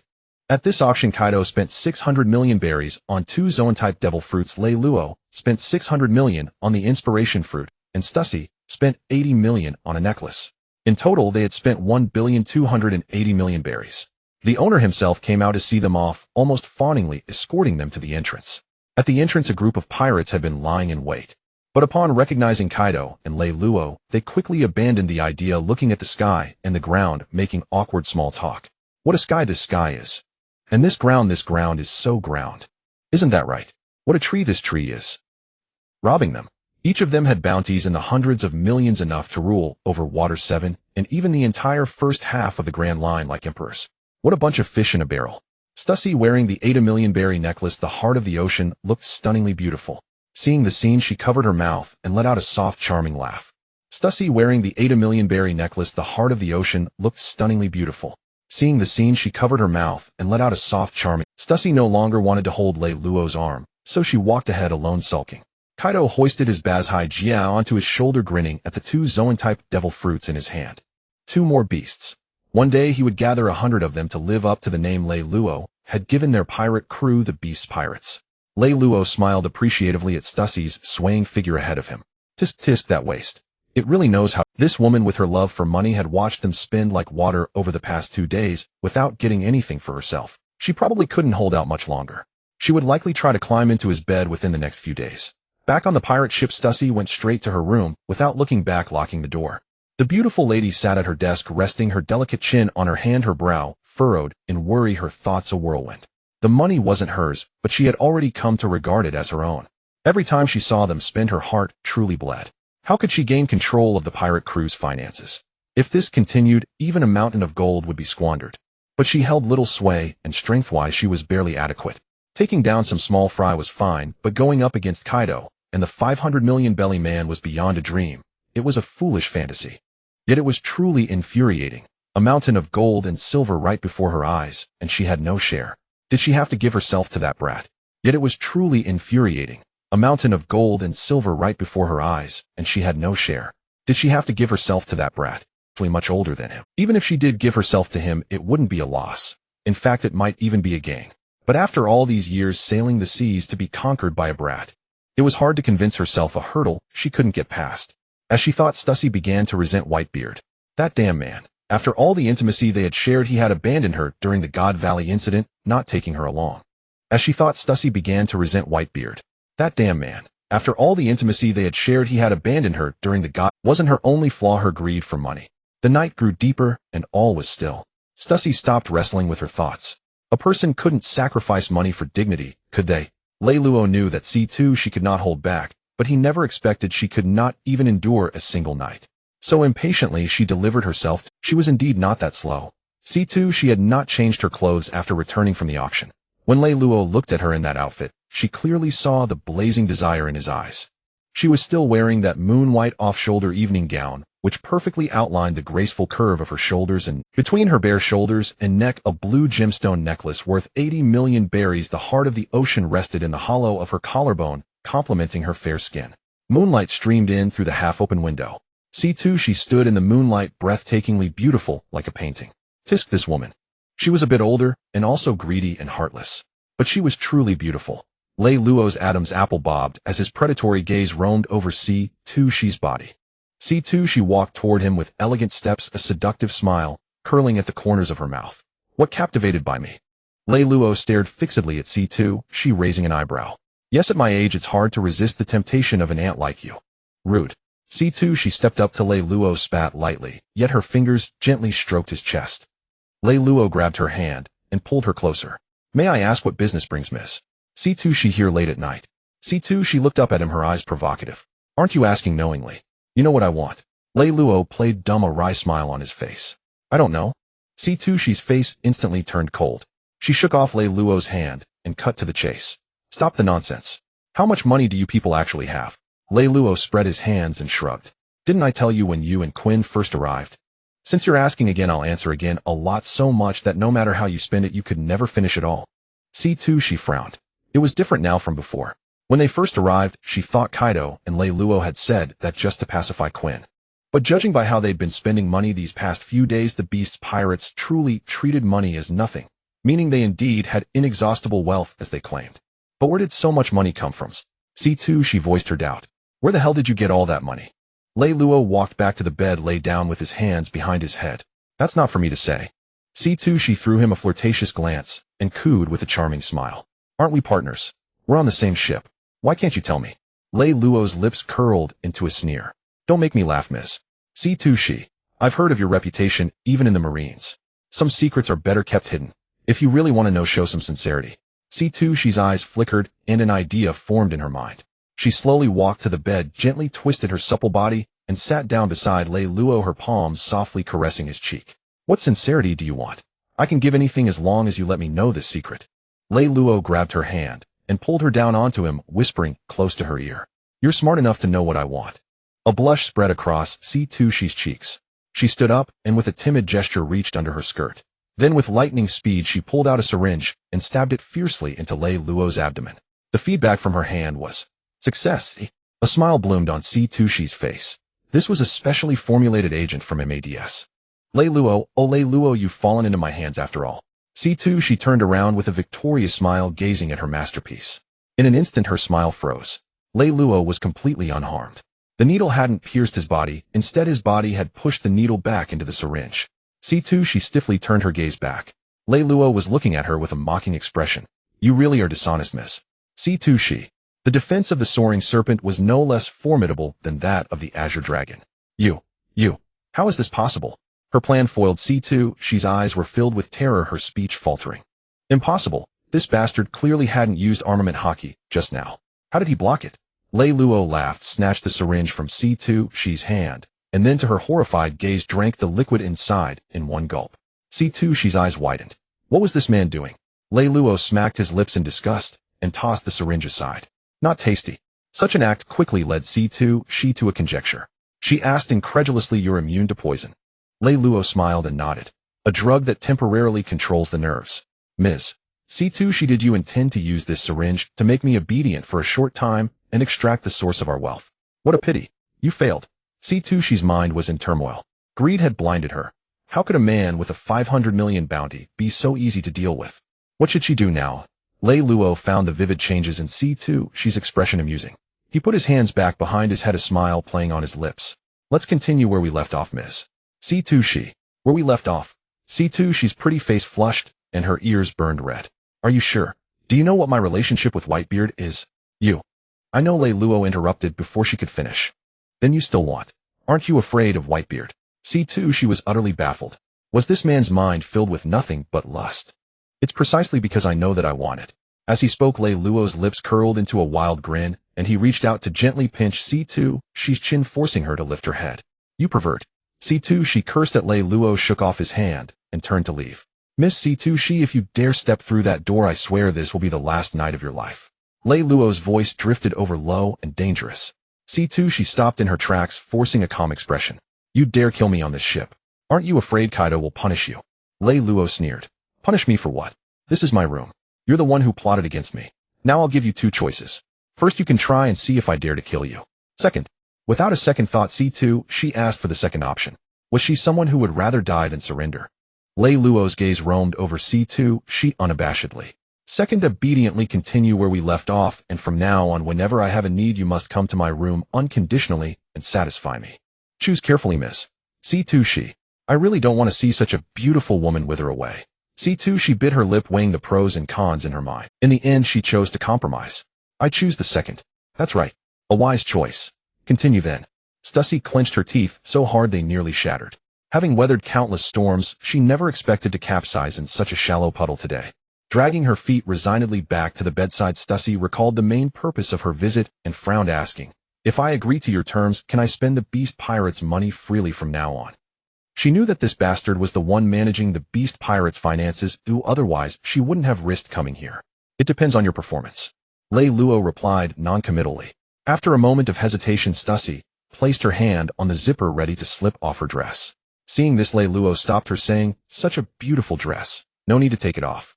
Stussy cursed coldly. "You're truly a pervert. The worst of perverts." "Thanks for the compliment," Reylo replied unperturbed. Insults cost him nothing. "And shameless." Stussy added another curse, then lifted her skirt. "Sigh, what a waste on this bastard." Reylo watched with a smirk, enjoying the shifting expressions on Stussy's face. At this point, did this woman have any other choice? After a moment of inner struggle, Stussy gritted her teeth and slowly crouched down. Then Reylo realized something was wrong. Stussy was a virgin. How could that be?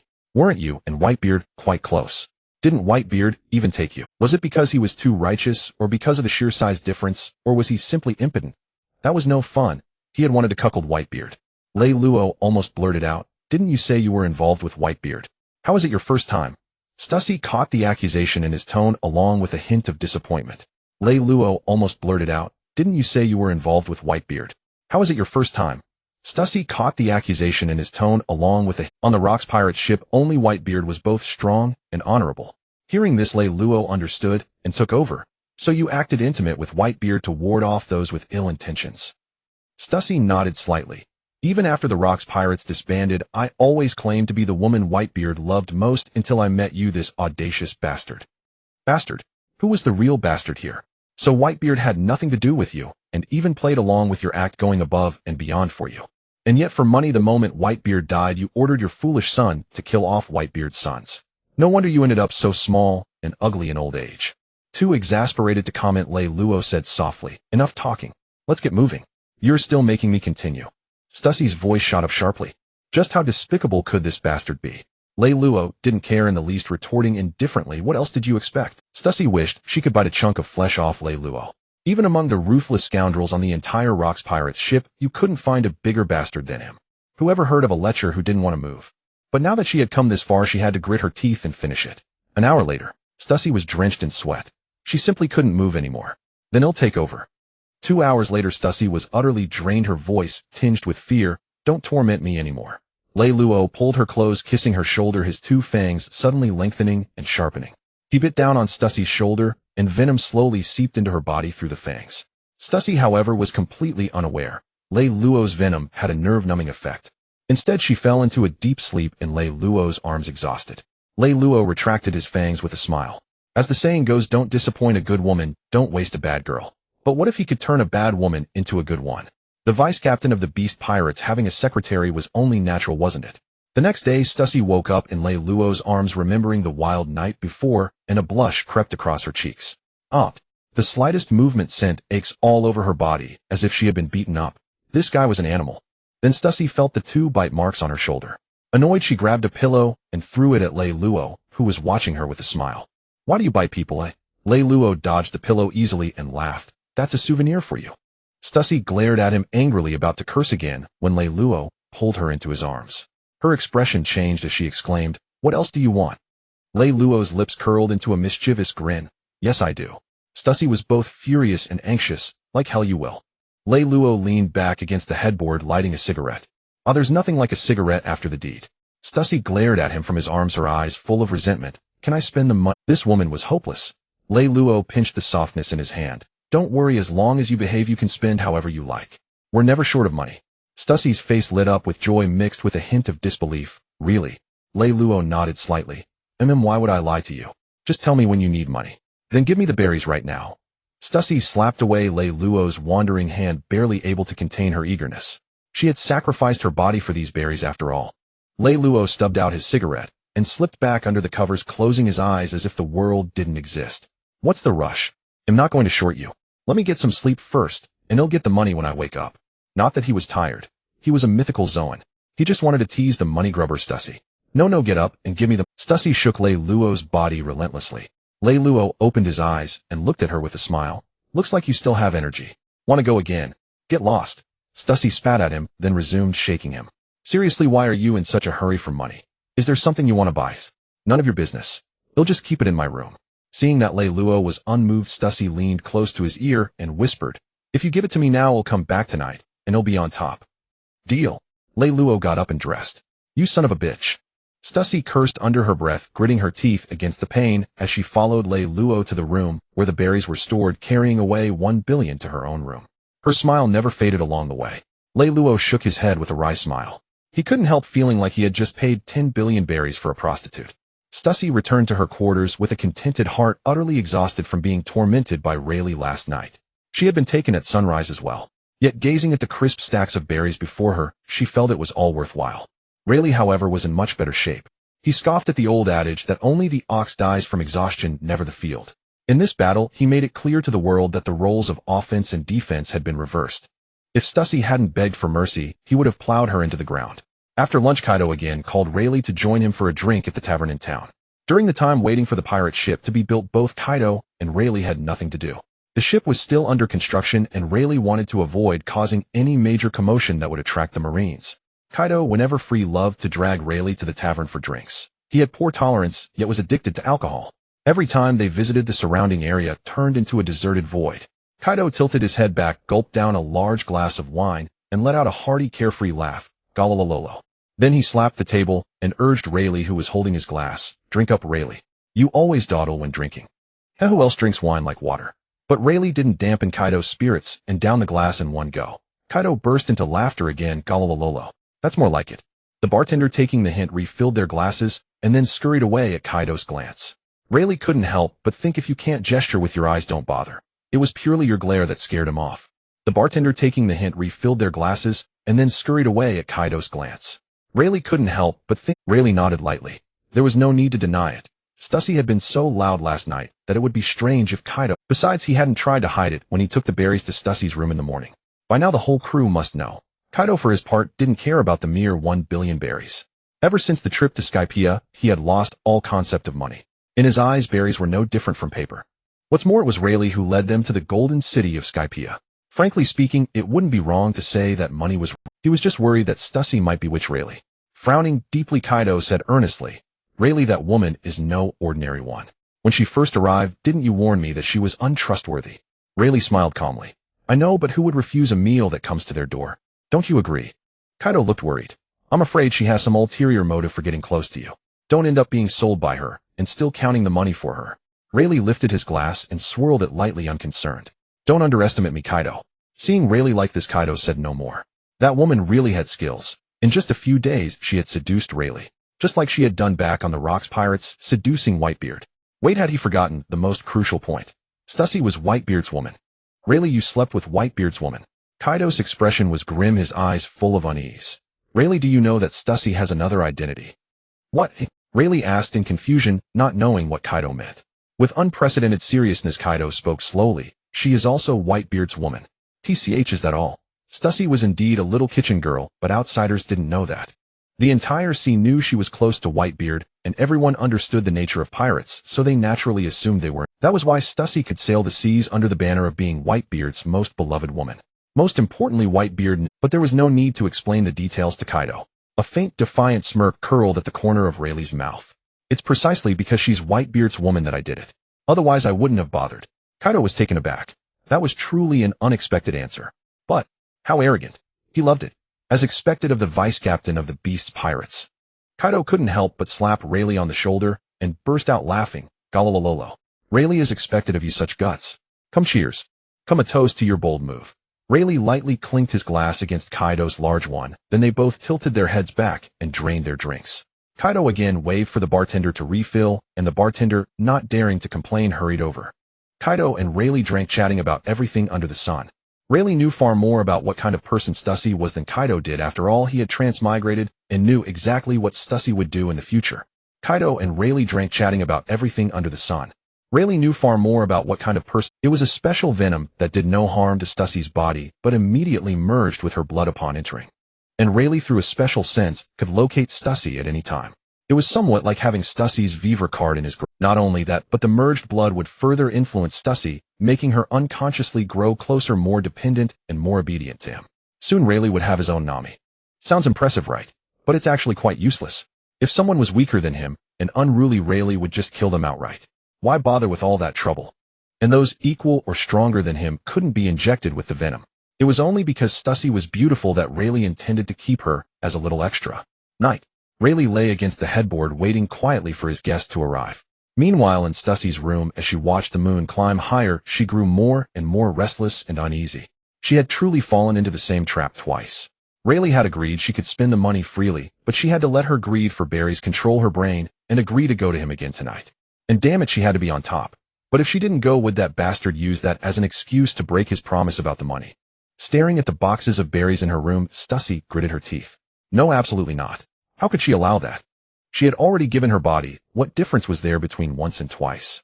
If worst came to worst, she could act coy, plead softly. Or make Rayleigh take a different path. Stussie hesitated no longer. She changed into a loose white printed t-shirt, paired it with black shorts, and slipped on a pair of sneakers. Simple as her outfit was, it looked stylish and vibrant on her. Stussie walked to Rayleigh's door, paused for a moment, then gently. Watching Stussie push the door open and enter, a faint smile curled at the corner of Rayleigh's mouth. The night was still long. Lei Luo's days were carefree and comfortable. During the day, he drank with Kaido in the tavern, and at night Stussie crawled into his bed. Under the subtle influence of the venom, she had grown increasingly close to him, and eventually moved in directly. However, her love for wealth remained unchanged.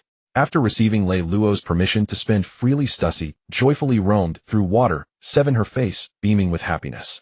Buying. What a divine life this was.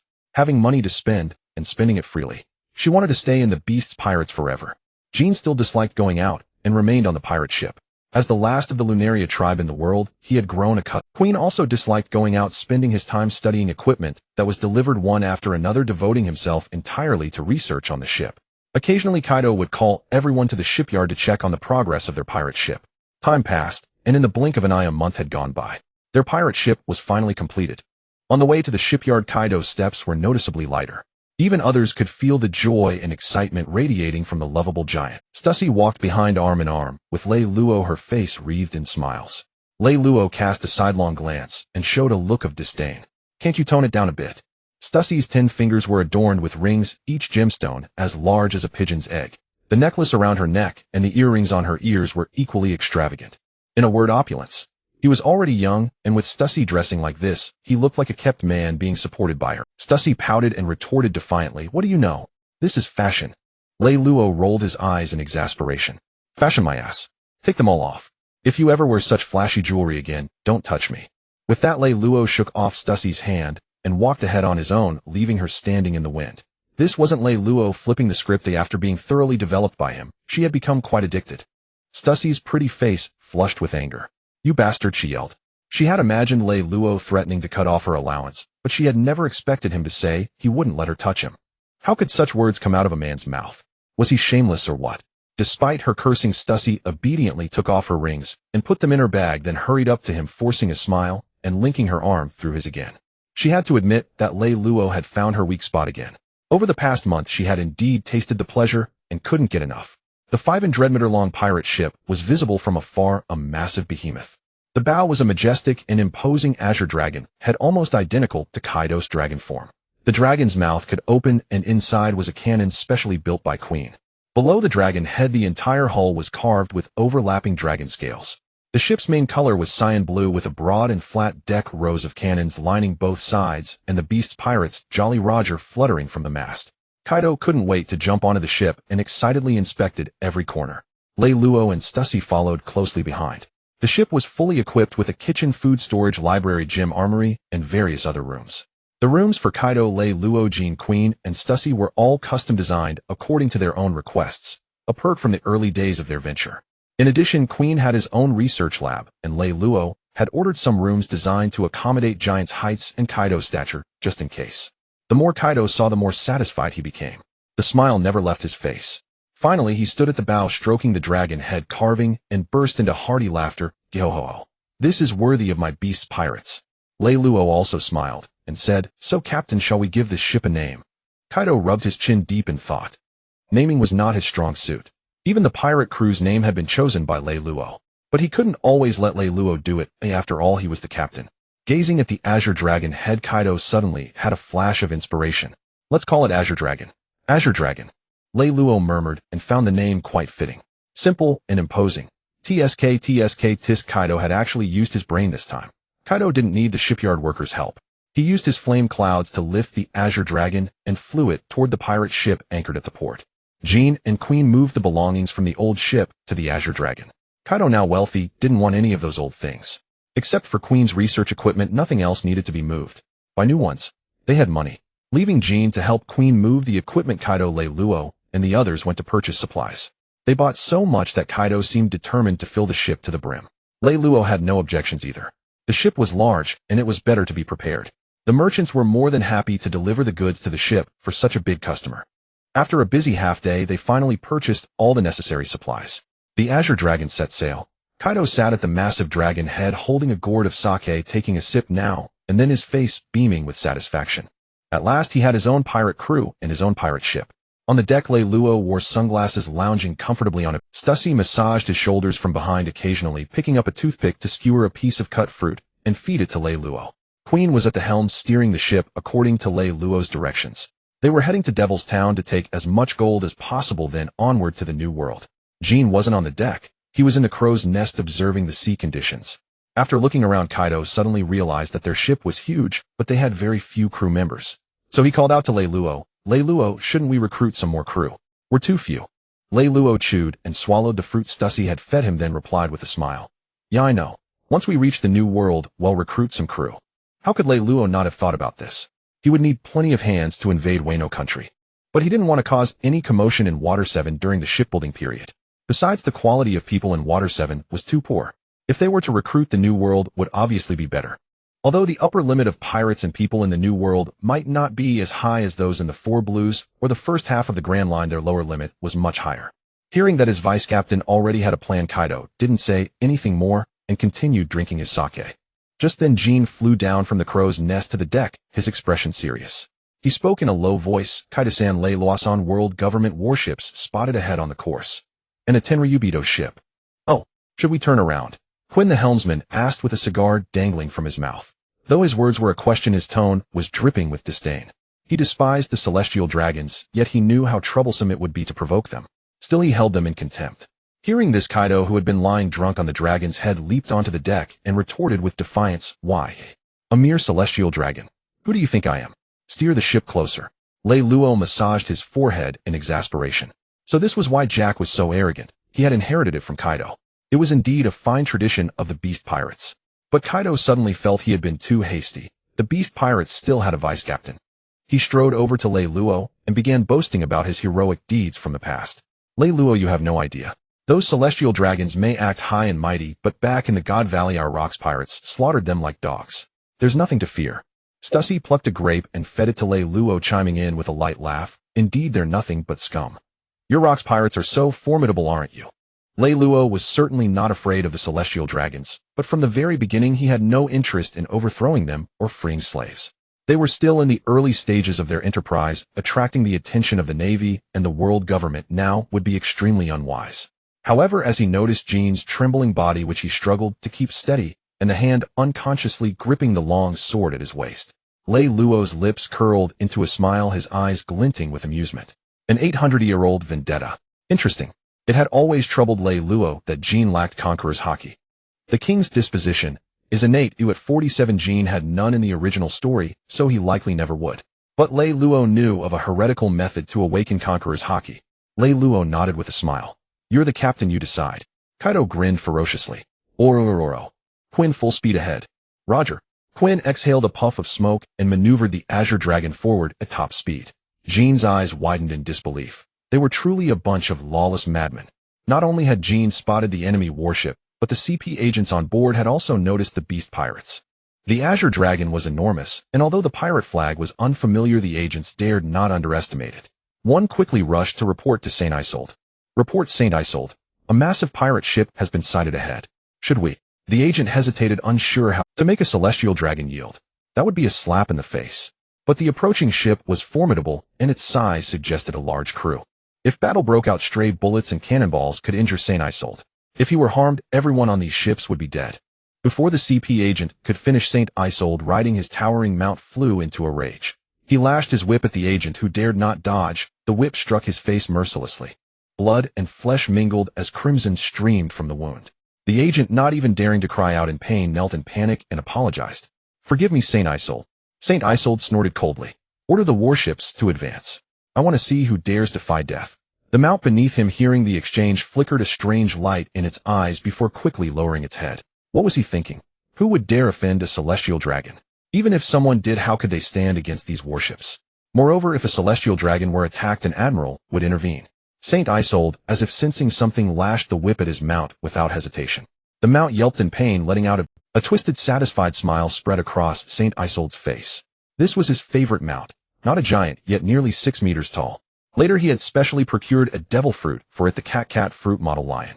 After transformation, the mount grew, but he disliked the mount turning into a lion. That would be no different from riding an ordinary lion. He preferred the beast-human hybrid form, so he could ride it to show off before other celestial dragons. The mount gritted its teeth, seething with rage, but unable to speak. Never had it imagined that its towering height would become a curse. Simply because a celestial dragon had taken a liking to it, its parents were killed, and it and its sister were enslaved. If it were alone, it would never endure such humiliation. Even if it couldn't kill the celestial dragon, it would at least tear off a piece of flesh. But it had a sister. It couldn't act rashly. As his sister grew older, his pain deepened.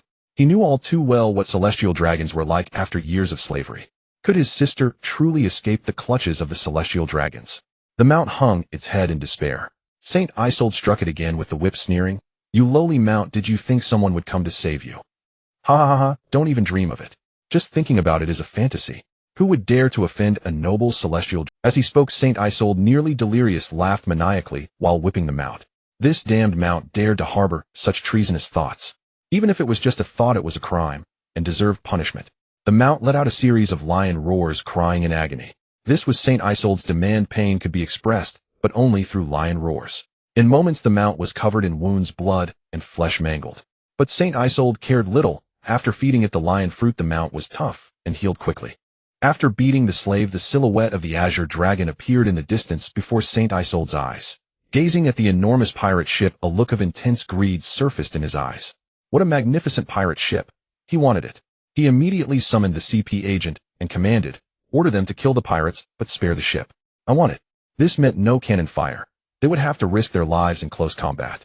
The CP agent's heart ached with bitterness, but he dared not disobey St. Isolde's order. He nodded and turned to relay the command. 1, 2, 3. 3 warships plus a celestial dragon's pleasure yacht. Kaido and Reylo stood at the bow, grinning at the warships and the yacht before them. There was no trace of reverence in their eyes, only defiance and arrogance. "Hey Quinn," Kaido called out. "Let's try out your custom cannon." Quinn, cigar in mouth, laughed and replied, "No problem. Let me show you its power." The dragon's mouth slowly opened, revealing a dark cannon barrel. The dragon head cannon of the azure dragon rapidly charged, and a thick beam of energy shot forth, directly blasting toward the leading warship. One shot, just one shot. In an instant, a warship was engulfed by the energy beam. A violent explosion echoed across the sea, sending fragments flying in all directions. "Oro, oro, oro, oro, oro. Ha ha, ha ha." The crazed, sneering laughter of Kaido, Reylo, and Quinn rang out almost simultaneously. Then the roars of a dragon and the hisses of a serpent rose, deafening. The azure dragon and the ascendant serpent soared upon the mist, their colossal bodies blotting out the sun and sky, causing the very winds and clouds to change color. All the people on the remaining 2 warships and the cruise liner looked up at the sky in horror. Well, what kind of monster is that? A dragon? A serpent? The azure dragon and the ascendant serpent lifted their heads, and in their monstrous maws, searing flames began to gather. Then 2 pillars of fire shot forth. Dragon's breath. Flame chi. The flames streaked across the sky, sweeping toward the 2 warships like twin fire dragons. Wherever they passed, the air was scorched and burning hot. The warships, utterly defenseless, were instantly engulfed by the flames. After a violent explosion, they slowly sank into the sea. St. Isolde's face turned deathly pale, and he remained stunned for a long time. They actually attacked. 3 warships destroyed in an instant, leaving only his own cruise liner. These mere pirates, how dare they? The mount beneath him could not hide the terror in its eyes. This time it seemed there was hope. "Quinn, bring the ship closer." The azure dragon called down to Quinn, then leaped into the air and flew toward the celestial dragon's cruise liner. Jean, follow me. The ascendant serpent flapped its wings and followed, not forgetting to call out to Jean. Yes, Mr. Reylo. Jean spread his wings and flew after them. Such a short distance was covered in an instant. In the air, Kaido's dragon eyes flashed with a gleam. Look what he had discovered. A Zoan-type devil fruit user. Another beast. Kaido transformed into human form and landed first on the cruise liner's deck, followed by Reylo and Jean. The CP agents on the scene immediately surrounded the three of them. The 100-beast skull flag on the Azure Dragon was newly painted by Reylo, and the CP agents did not recognize. But Kaido was not a newcomer. He had already made his mark on the Rocks pirates, and the 500 million berry rear Admiral Reylo behind him was also known to them. The CP agents, who only encircled them without daring to attack, instantly angered Saint Isolde. He roared impatiently, "What are you waiting for? Get them!" Under the orders of Saint Isolde, the brainwashed CP agents without a moment's hesitation gritted their teeth and opened fire. Amidst the hail of bullets, Kaido and the other two remained unmoved. The swords, guns, and cannons could not harm them in the slightest. Reylo even took out a cigarette, lit it from the flames on Jean's back, and took a deep, contented puff. Impossible, absolutely impossible. Saint Isolde's eyes were filled with panic and confusion. How could anyone be completely unafraid of guns and cannons, and all three of them at that? It's up to you, Jean. Kaido didn't want to waste time on these small fryo. Instead, he was more interested in that little lion. Yes, Mr. Kaido. Jean drew the long sword at his waist, the flames on his back blazing even brighter, and charged into the midst of the CP agents. Kaido walked up to the celestial dragon, reached out with a large hand, and grabbed Saint Isolde as if he were a little chick. Saint Isolde's legs kicked in the air, cold sweat pouring down his forehead. He was greatly alarmed. You pirates! Do you know who I am? Do you know what consequences there will be if a celestial dragon is attacked? How dare you? Laying hands on a celestial dragon. The world government will never forgive you. Kaido had no desire to waste words on such scum and immediately wanted to crush him. Wait, Kaido! Reylo quickly shouted to stop Kaido. This was the tool for Jean to awaken Conqueror's Haki. The method of the heretical cultivator was simple: let Jean kill this celestial dragon with his own hands. Coupled with the grudge between the Lunaria tribe and the celestial dragons, the probability of awakening was infinitely close to 100. Kaido, not understanding, looked at Reylo with a puzzled expression, who stood with his arms crossed. At this point, still not kill him. Reylo saw the confusion in Kaido's eyes and explained, let Jean do it. Let the previous generation of gods kill the current generation of gods with their own hands. When Reylo called for a halt, Saint Isolde seemed to see a ray of hope. Indeed, there was only one lawless man. But his joy lasted only a moment. Reylo's words instantly plunged him into an icy abyss. A bunch of madmen. Kaido was taken aback, then burst into wide laughter. Goo goo goo goo. Reylo, that's a really good idea. Let gods kill gods. The celestial dragons appeared noble, but their guards were nothing special. What the world feared was that the admirals would be dispatched. Jean quickly slew all the CP agents on the cruise liner. Saint Isolde was thrown at Jean's feet by Kaido. Having always lived a pampered life with delicate skin, he couldn't help but let out a scream of agony. At this moment, the Azure Dragon had come alongside the cruise liner, and Quinn and Stussy swaggered onto the deck. Stussy's face showed contempt and disdain, just like those celestial dragons at God Valley, ugly and disgusting.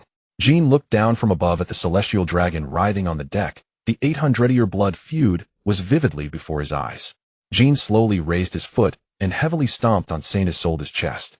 Saint Isolde struggled in pain, his voice trembling. You dare kill me. The world government will never forgive you. Jean reached up and removed his mask, sneering, Not forgive me. When have you ever forgiven me? Before Saint Isolde could say another word, Jean's overwhelming hatred could no longer be suppressed. He thrust his long sword fiercely into Saint Isolde's heart. Saint Isolde's eyes bulged. Even in death, he could not believe he had been killed by pirates. As if not satisfied, Jean struck again, beheading Saint Isolde with a single stroke. The head, still with eyes wide open, rolled to the feet of the mount. Ha ha! Jean burst into laughter, feeling an unprecedented exhilaration in his heart. As he laughed, tears couldn't help but flow. 800 years. Driven from the Red Line and hunted for 800 years. Today, although he had only killed one of those celestial dragons, one day he would make those usurpers pay with blood. The Lunaria tribe. They are the true gods. A torrent of hatred surged forth, and Conqueror's Haki erupted completely, with dark red lightning flashing and crackling, and Kaido and the others all showed expressions of pleasant surprise. They hadn't expected Jean to awaken Conqueror's Haki at this moment. Jean, well done. Kaido laughed heartily and clapped Jean on the shoulder. With Jean, his beasts pirates now had 3 Conqueror's Haki users. Although it couldn't compare to the old Rocks pirates on the current seas, the only pirate crew that could rival his was the Roger pirates. How could Kaido not be excited and proud? Luo leaned against the mast wearing a smile of expected satisfaction. Indeed, the heretical cultivation method worked best. Zwoki's eyes widened in disbelief as he stared at the lifeless head of the celestial dragon before him. Had they truly slain a celestial dragon? In his expectations, this pirate crew's madness would at most involve looting and fleeing. Was he dreaming? Zwoki raised his hand and delivered a sharp slap to his own face. Slap. The resounding noise drew the attention of Kaido, Reylo, and the others, who all turned to look at the celestial dragon's mount. Had this creature been driven mad by the pain sent a clear signal to his brain, and Zwoki was instantly overwhelmed with ecstasy. It was real. It was real. He and his sister were truly saved. Wait, his sister? Yes, his sister was still waiting for him to rescue her. Ignoring the pain in his body, he scrambled to his feet and dashed toward the cabin. Zwoki's actions caught the attention of Kaido, Reylo, and the others. Kaido stared in bewilderment as his little lion ran off. He's just leaving like that. Reylo smiled with confidence. He'll be back. Captain, are you thinking of recruiting him? Kaido gave a slight nod. What do you think, Vice Captain? Reylo chuckled softly. That's fine too. He didn't pass out under King's Conqueror's haki, and he's a Zoan-type devil fruit user. Worth training. I agree. O-R-O-R-O-R-O-R-O. Kaido pulled out his gourd of sake, took a few heavy gulps, and shared. As Reylo predicted, Zwoki soon returned with a little girl and knelt before them. Without hesitation, they prostrated themselves, their foreheads thudding against the deck. Please let us join your pirate crew. We two siblings will fight to the death for you. Kaido regarded them with interest, a grin spreading across his face. Oh, you two are interesting. But the beast's pirates don't take just anyone. Reylo rolled his eyes in exasperation. Keep up the act, why don't you? The two siblings pressed their heads to the deck, refusing to raise their voices humble. We beg you. What kind of pirates were these? Rebellious, uninhibited, unrestrained, confident. They, both siblings, had to join this pirate crew. They had. Reylo walked over with a smile. The captain is right. Our crew isn't open to everyone. But we can give you two a chance. Start as apprentices. That all right with you, Captain? Kaido pretended to ponder, then said in a deep voice, since the vice captain has spoken, from today onward you are apprentices of the beast's pirates. Thank you. Thank you. The siblings, overcome with emotion, could not tell if they were crying or laughing as they kowtowed repeatedly to Kaido, Reylo, and the others. Kaido furrowed his brow and said in a low voice, Get up. We don't follow the celestial dragon's ways. The siblings quickly rose, afraid to anger their savior. Reylo noticed their tension and spoke gently. No need to be nervous. We won't abuse you like the celestial dragons do. Raise your heads, puff out your chests, be confident. Following Rayleigh's words, the siblings straightened their backs, silently reminding themselves to be brave and confident. This crew despised weakness. Reylo nodded with satisfaction. Good, full of spirit. Kaido, just then remembering he hadn't asked their names, inquired. By the way, what are your names? Reylo nodded with satisfaction. Good, full of spirit. Kaido, just then remembering he hadn't asked their names, inquired. By the way, what are your names? Reylo smiled and turned to King. King, take them to the Azure Dragon. Pick a room and let them wash up. Right away, Mr. Reylo. King acknowledged and headed toward the Azure Dragon. Inglaric and Matyao obediently followed behind him. Reylo meanwhile beckoned to Kaido, Queen, and Stussy. Let's go check out the Celestial Dragon's vessel. There must be some nice money. The beast's pirates had plenty, but the Celestial Dragons possessed more than just wealth. Stussy's eyes lit up immediately. This was something though Reylo allowed her to spend freely, her miserly nature meant she never had enough money. Stussy dashed ahead with Reylo and the others watching her with amusement. They knew this woman's temperament all too well. The cruise ship was large, but no need to search every room. Valuables would surely be in the Celestial Dragon's quarters. At the door, Stussy was already rummaging through drawers and cabinets, her eyes sparkling like stars. Reylo and the others were nouveau riche. Wealthy, yes, but many rare jewels were still in the hands of the Celestial Dragons. Stussy adored such treasures and wished she could adorn herself with them all. Kaido, Reylo, and Queen, however, had no interest in such things and searched for other items.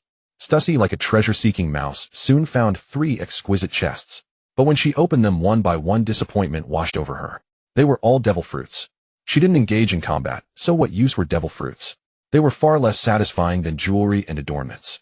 Stussy ran to Reylo, handed him the 3 devil fruits with disgust, along with a devil fruit encyclopedia that had been tucked under the chest. Then she promptly resumed her treasure hunt. Kaido and Queen gathered around Reylo, and the 3 of them compared the fruits with the encyclopedia. Soon the answer came. The 3 devil fruits were the Paramecia-type Door fruit, the Paramecia-type Munch fruit, and the Zoan-type Horse fruit. Reylo examined the Door fruit in his hand, and suddenly laughed aloud. This was an unexpected delight. Kaido and Queen each picked up a fruit as well. Kaido took the horse fruit. He favored Zoan-type fruits. Ancient and mythical Zoans were best, but ordinary ones would do. After reading the encyclopedia's description of the Munch Munch fruit, Queen cherished it like a treasure. This fruit could aid his experiments immensely. Rayleigh wasn't surprised that these fruits would later end up in the outside world. Most likely the celestial dragons had gifted them to slaves who were then tortured to death by their masters. Rayleigh waved to Stussy, who was still treasure hunting. She immediately stopped and walked over. What? Kaido and Queen widened their eyes in astonishment, looking at Rayleigh and the obedient Stussy. Rayleigh waved to Stussy, who was still treasure hunting. She immediately stopped and walked over. What? Kaido and Queen widened their eyes in astonishment. Rayleigh handed the Dordor fruit to her. Eat it. Stussy didn't like devil fruits, but she couldn't explain why she felt utterly unable to refuse Rayleigh. Docilely taking the Dordor fruit, she took a small bite. Her face twisted in disgust. It's awful. BRRR. BRRR. The din din mushy suddenly rang in the celestial dragon's room. Kaido, quick as lightning, picked it up. Moshi Moshi, I am Kaido. Reylo speechlessly slapped his forehead. Does your damn One Piece world share a single brain? Is this our phone that you... Kaido, a remnant of the Rocks pirates. So it was you who killed Saint Yishuaward, the din din mushy immediately. Reylo sighed lightly, letting it go. He dismissed Stussy, who had a disgusted expression. Go go. Reylo sighed lightly, letting it go. He dismissed Stussy, who had a disgusted expression. Go go, and put all the valuables in the room into the Dordor world. Stussy, as if injected with adrenaline, ran off to loot the treasures. No wonder, no wonder. I was wondering who in this world would dare to kill a celestial dragon. So that's the case. The din din mushy muttered to itself. Kaido frowned, slightly annoyed. Hey, what are you mumbling about? And after all this talk, you still haven't told me who you are. The din din mushy also introduced itself. This old man is Jai Galaxia Satan. Upon hearing that the other party was the highest authority in the world, Kaido showed no fear and laughed arrogantly. Oro aro aro aro aro. So it's old man Satan. What do you want from me? Saturn, infuriated, laughed. What do I want? The Vivre card of Saint Yishuaward has burned up, meaning he has perished.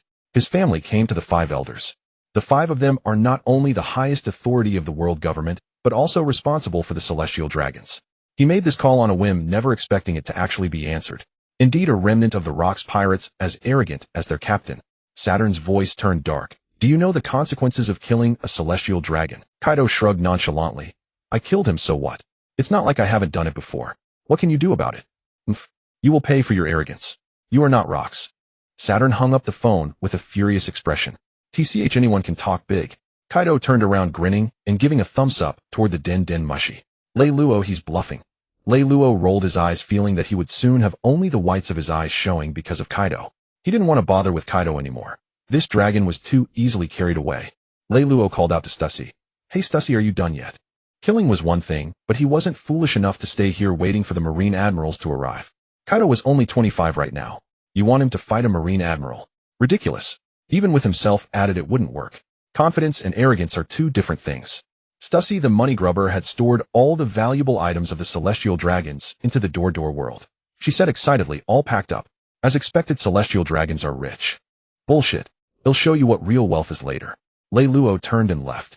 The celestial dragons did have many rare treasures, but in terms of pure wealth, who could compare to them, who possessed a golden city? Stussy's eyes sparkled at the news. Was he going to take her to the source of their wealth? She quickly stepped forward, hooked her arm around Reylo's, and asked in excitement, where are we going next? You'll know when we get there. This girl had already been trained to be like Nami. It was time to move the golden city. Roger, and when you go up to Skypiea later, you'll find that there is no so-called golden city.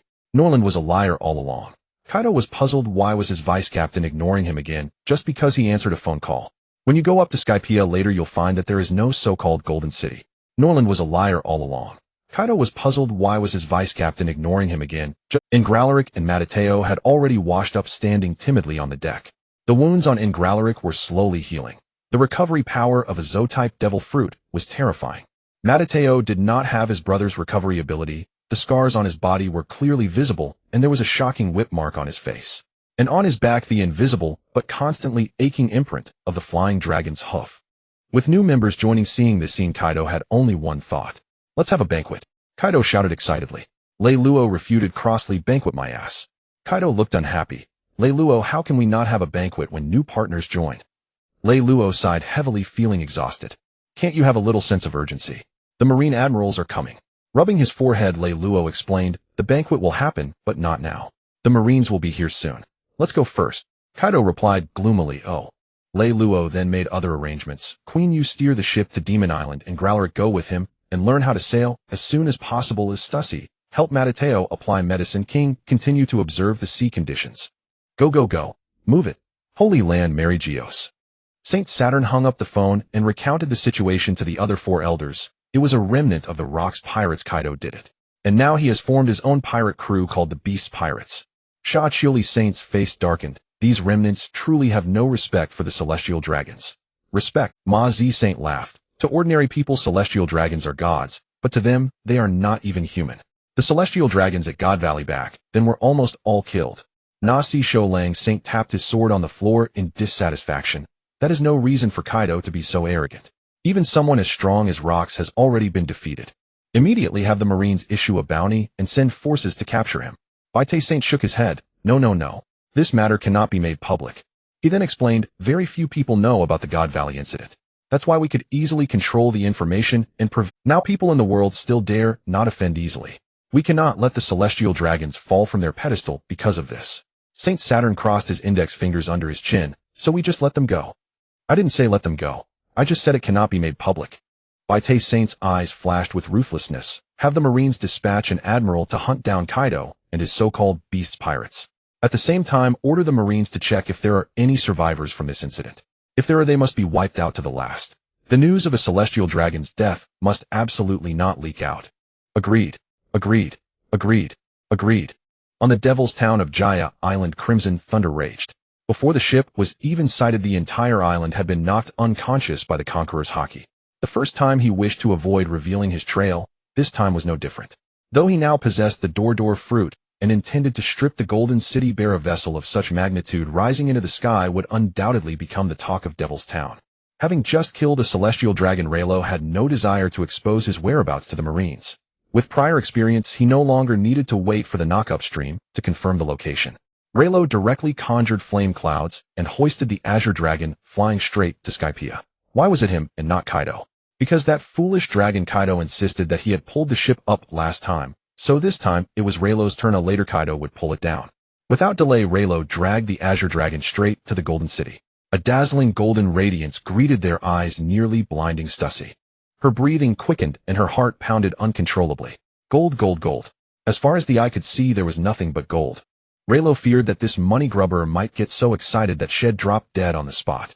Queen and the 2 siblings Enel and Matilda were no better, stunned into speechless awe. Having been exposed to wind and rain for 400 years without care, the Golden City was filthy, yet Stussy didn't mind. She rubbed her face against the gold with sheer bliss. Having been exposed to wind and rain for 400 years without care, the Golden City was filthy, yet Stussy didn't mind. Others might not know, but he knew well that the Sea King was Shirahoshi, who hadn't even been born yet. What a pity. He lacked the ability to carve poneglyphs, otherwise he would have left this one here. Then he would have engraved upon it the 8 Chinese characters, receive the mandate of heaven, may he live long and prosper. Whoever saw it would be utterly bewildered. Seeing Stussy still immersed in joy, Reylo said with irritation, stop dawdling. Open the door, world, and start moving the gold inside. Oh, right away. Jolted awake by Reylo, Stussy quickly opened the door, world. Reylo used flame clouds to lift the Golden City and send it through the door. That included the poneglyph and the golden bell. Since he couldn't carve the poneglyph, he might as well take it away. As for the golden bell, what did the stupid pact between the Shandians and Roland have to do with him? There was no way he would let such a massive amount of gold slip through his fingers. Stussy felt as if she had been struck by happiness. An entire Golden City all stored within her door world. The Dor fruit was indeed excellent. The Dor fruit was a must-have. Moi. A crimson glint flashed in Kaido's and Reylo's eyes simultaneously as they turned their gaze toward the distant trembling earth. A gigantic anaconda was hurtling toward them at breakneck speed. The ground quaked, dust billowed, and in no time the Sky Lord stood before them. Its massive coils writhed, its tongue flickering as it looked down upon the people below. Reylo's lips curled upward. He had almost forgotten there was still plenty of gold inside this creature's belly. King, cut it down. No problem, mister. Reylo. King drew his blade, spread his wings, and charged at the Sky Lord. The so-called defenses of the Sky Lord were utterly useless against King. He sliced it clean in two with a single stroke. Gold tumbled from the severed body, stained red with blood.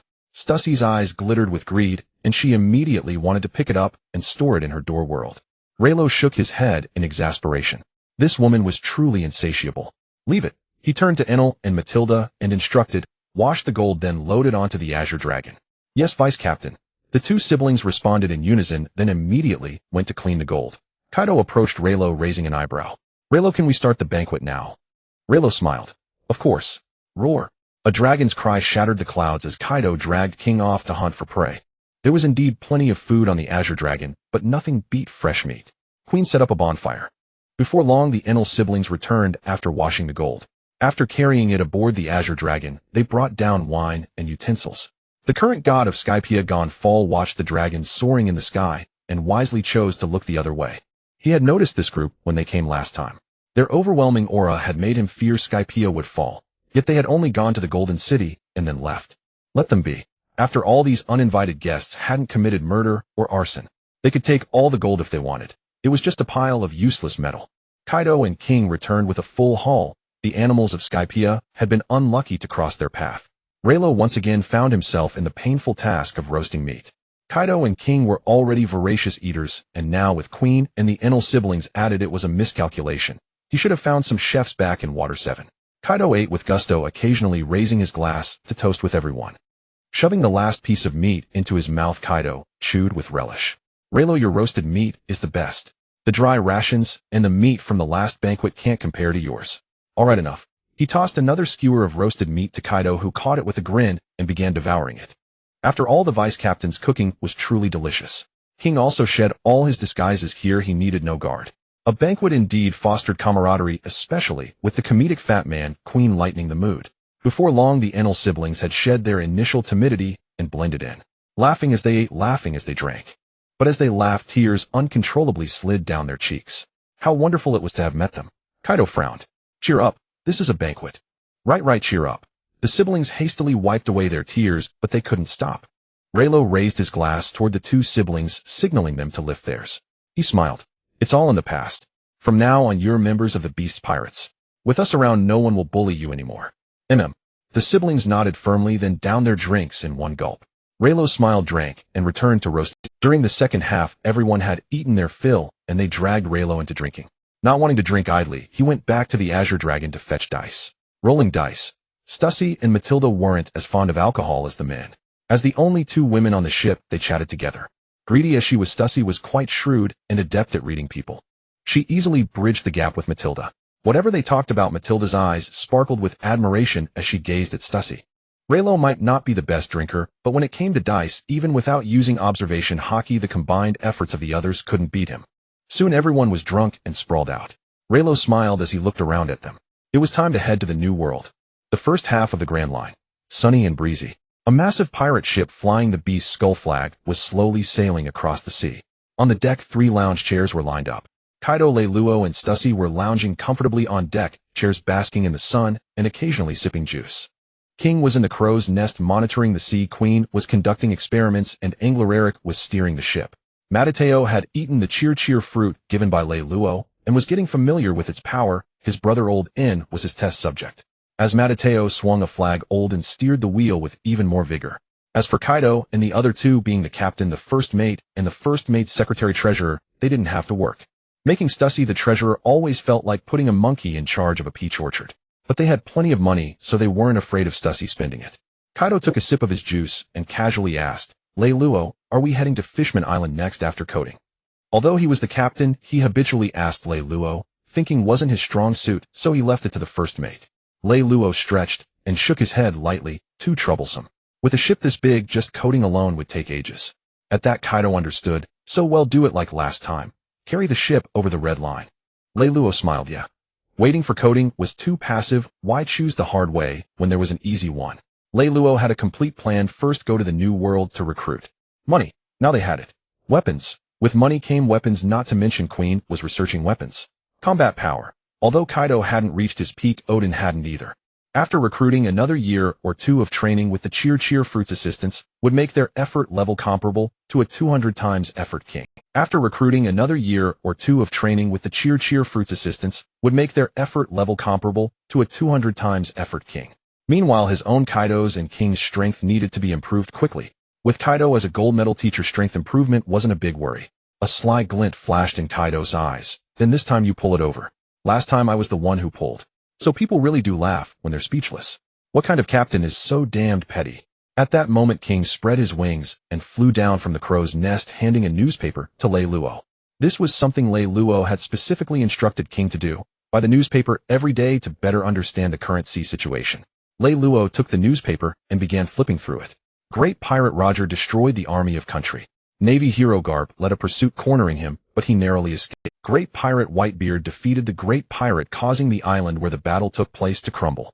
The flying pirate Golden Lion Shiki grew more rampant, plundering the celestial tribute from multiple member states, drawing strong condemnation from the world government.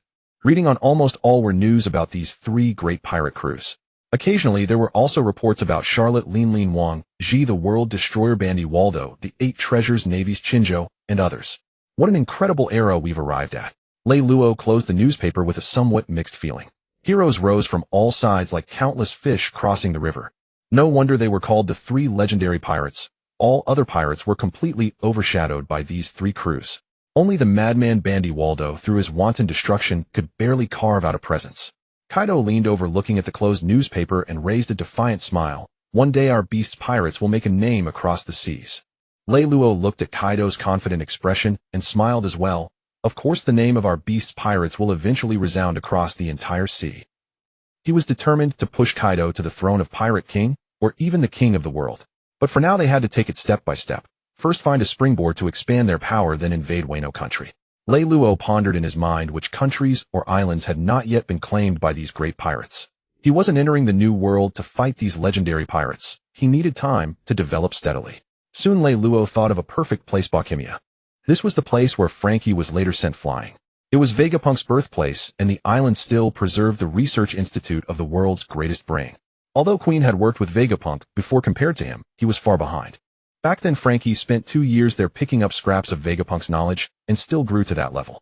Queen happened to be there dedicated to his research. Moreover, the island was covered in snow year-round, extremely cold.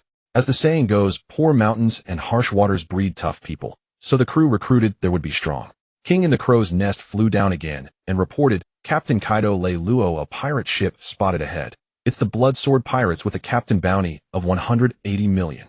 King in the Crow's Nest flew down again, and reported, Captain Kaido Lei Luo, a pirate ship spotted ahead. It's the Blood Sword Pirate, just small fry. Kaido stood up, opened his dragon mouth, and was about to fire a blast of breath. Lei Luo grabbed a juice from the table and shoved it into Kaido's mouth, extinguishing the flame that had just begun to form. Lei Luo, what are you doing? Kaido swallowed the juice, puzzled. Lei Luo lay back on the lounge chair and said lazily, You're the captain. Don't always think about doing everything yourself, okay? Lei Luo, what are you doing? Kaido swallowed the juice, puzzled. Lei Luo lay back on the lounge chair and said lazily. Kaido agreed and lay back down indeed. King, it's up to you. Yes, Captain Kaido. King had just spread his wings when Lei Luo stopped him. Then he called out to Olden at the helm, Angler Eric, bring the ship closer. You two siblings go with King. Calm waters don't breed excellent sailors. If they had to handle every level like this, what were the crew for? Besides, combat was the best training. Yes, Vice Captain.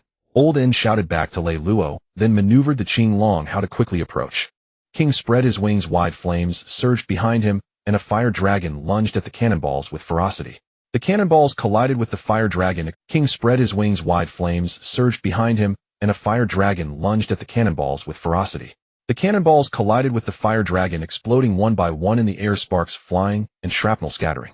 Lei Luo sneered, the enemy not only refuses to surrender, but also dares to fight back. With Jean present, no matter how fiercely the enemy pirate crew bombarded, it was all in vain. The Bloodsword pirates quickly sensed something wrong, and tried to turn the ship around to flee, but the Qing Long was surprisingly fast despite its massive size, as its propulsion system had been personally improved by Kuei-in. To be fair, the yet unknown beast Skull Flag was still quite deceptive, otherwise they would have fled at the first sight. Soon the Bloodsword pirates were caught up by the Qing Long.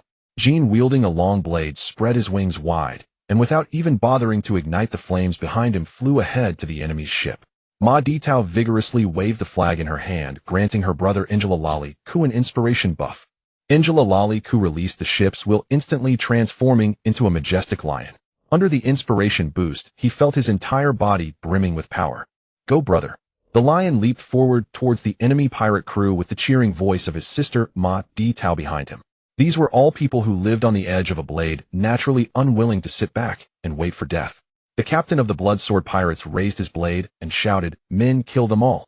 When we dock, I'll treat you to the red light district. Everything's on me. To the death, Captain. Charge. Jean watched the pirates charging with war cries. His eyes suddenly widened. His conqueror's haki erupted violently, unleashing a terrifying aura as dark red lightning flashed. Yet no sooner had it erupted than the conqueror's haki dissipated with the wind. Jean shook his head in disappointment. He still couldn't master this power. He had witnessed the conqueror's haki burst of Mr. Kaido and Mr.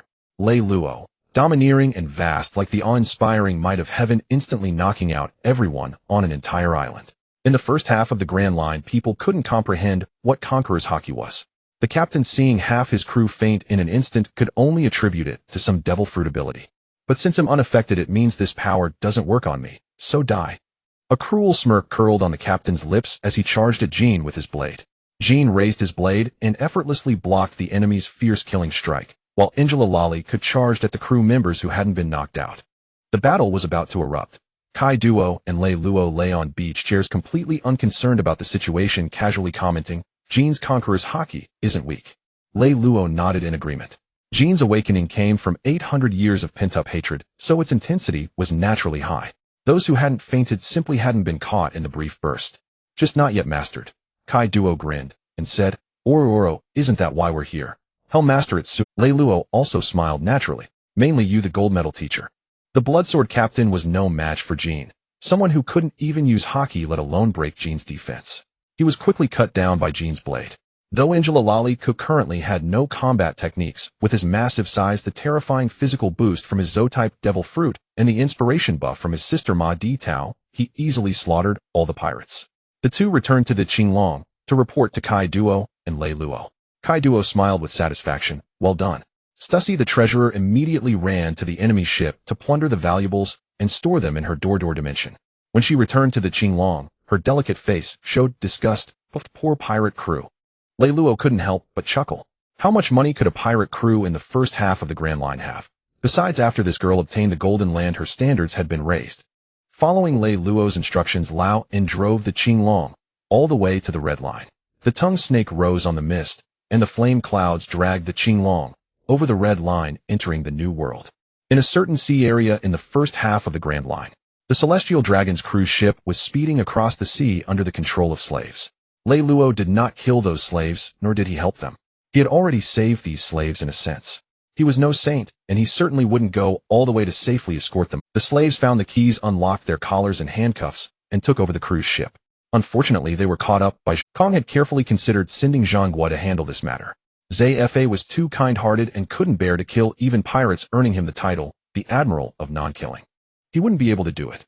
Kapu was similar. He had never respected those celestial dragons, and besides, Kapu was not a marine admiral after all. Thus, only Zhangguo could be sent.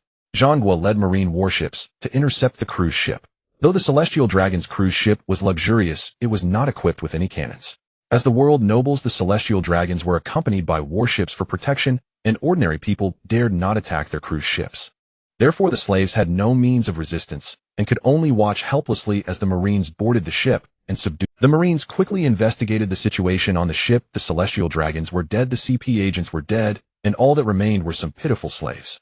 Recalling the solemnity with which Fleet Admiral Kong had personally issued the order, Zhangguo couldn't help but close his. Even pirates would spare these poor souls, yet he, a marine of justice, was about to slaughter them all just to prevent the news of the Celestial Dragon's deaths from spreading. What kind of justice was this? What kind of Marines were they? What had the Marines been protecting? Zhangguo clenched his fists and then released over and over. This Marine Admiral who struck fear into the hearts of pirates was far from calm. His mind was a turbulent storm. After a long struggle, the Admiral coldly issued a cruel order: sink this cruise ship along with the news of the Celestial Dragon's murder into the sea. The slaves were left on the cruise ship. The Marines returned to their warships, and then the cannons roared. A hail of shells streaked across the sky, smashing into the cruise ship. Flames soared into the sky and screams filled the air. Zhangguo closed his eyes in anguish, constantly trying to convince himself this is for the stability of the world. Death might be a relief for these slaves. But this ridiculous excuse couldn't convince himself. The cruise ship slowly sank into the sea. Zhangguo turned and walked toward the cabin. The biting sea wind swept past, and the justice cloak behind him fluttered loudly as if mocking him. Marshal Kong. After sinking the cruise ship, Sengoku returned to the cabin and immediately took out a Den Den Mushi to call Kong. He knew that the Marshal and the 5 elders had been closely monitoring this matter. Sengoku suppressed the complex emotions in his heart and reported truthfully, All remnants of the incident have been dealt with. I guarantee no information. Sengoku suppressed the complex emotions in his heart and reported truthfully, all remnants of the incident have been dealt with. I guarantee no information. The beast pirates have not been found yet. Kong grasped the den mushi and nodded with satisfaction. Sengoku's efficiency was indeed commendable. Silencing everyone involved would completely bury the matter. Even if the beast pirates spoke of it themselves, who would believe them? It's not as if they could dictate the truth. As for Sengoku failing to capture the beast pirates, that was within expectations. Who would be foolish enough to wait for the Marines to arrive? Kong suddenly recalled a peculiar incident in the intelligence he had just reviewed, sensing something unusual.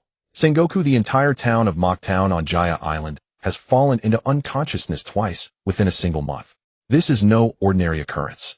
There is only one possible cause for this. Sengoku blurted out, Haushika Haki. Exactly, Kong affirmed. Without needing further explanation, Sengoku understood why Marshal Kong had brought this up. Among the pirates currently in the first half of the Grand Line, the only ones with Haushika Haki who are still lingering there are Kaido and Reylo of the Beast Pirates. I will head to Mocktown immediately. Kong grew increasingly pleased with Sengoku's ability to deduce from one clue. Very well. If you still cannot find the Beast Pirates there, proceed to Sabaody Archipelago. I refuse to believe they won't go to the New World. Even if they reach Sabaody Archipelago ahead of us, they'll have to wait for their ship to be coated before heading to Fishman Island. Understood. They'll head there now. After hanging up, Sengoku immediately led the fleet toward Mocktown on. Along the way, Sengoku frowned deeply, pondering the Beast Pirates' movements and utterly baffled as to why they would knock an entire island unconscious twice. What secretive deed were they engaged in? Upon arriving at Mocktown, Sengoku found it eerily silent. Though the residents had awakened, they were still traumatized. Anyone would be terrified after fainting twice inexplicably within a month. Sengoku carefully questioned the local Marine branch about the symptoms during the fainting spells. Everyone was identical, blurred consciousness, frothing at the mouth, completely unconscious. It was indeed Haushiko Haki, yet a thorough search of the area yielded no trace of the Beast Pirates. Where could they have gone? No time to waste. Regardless of their destination, they had to head to the New World eventually. Sengoku made an immediate decision, ordering the fleet to set sail for Sabaody Archipelago. The New World.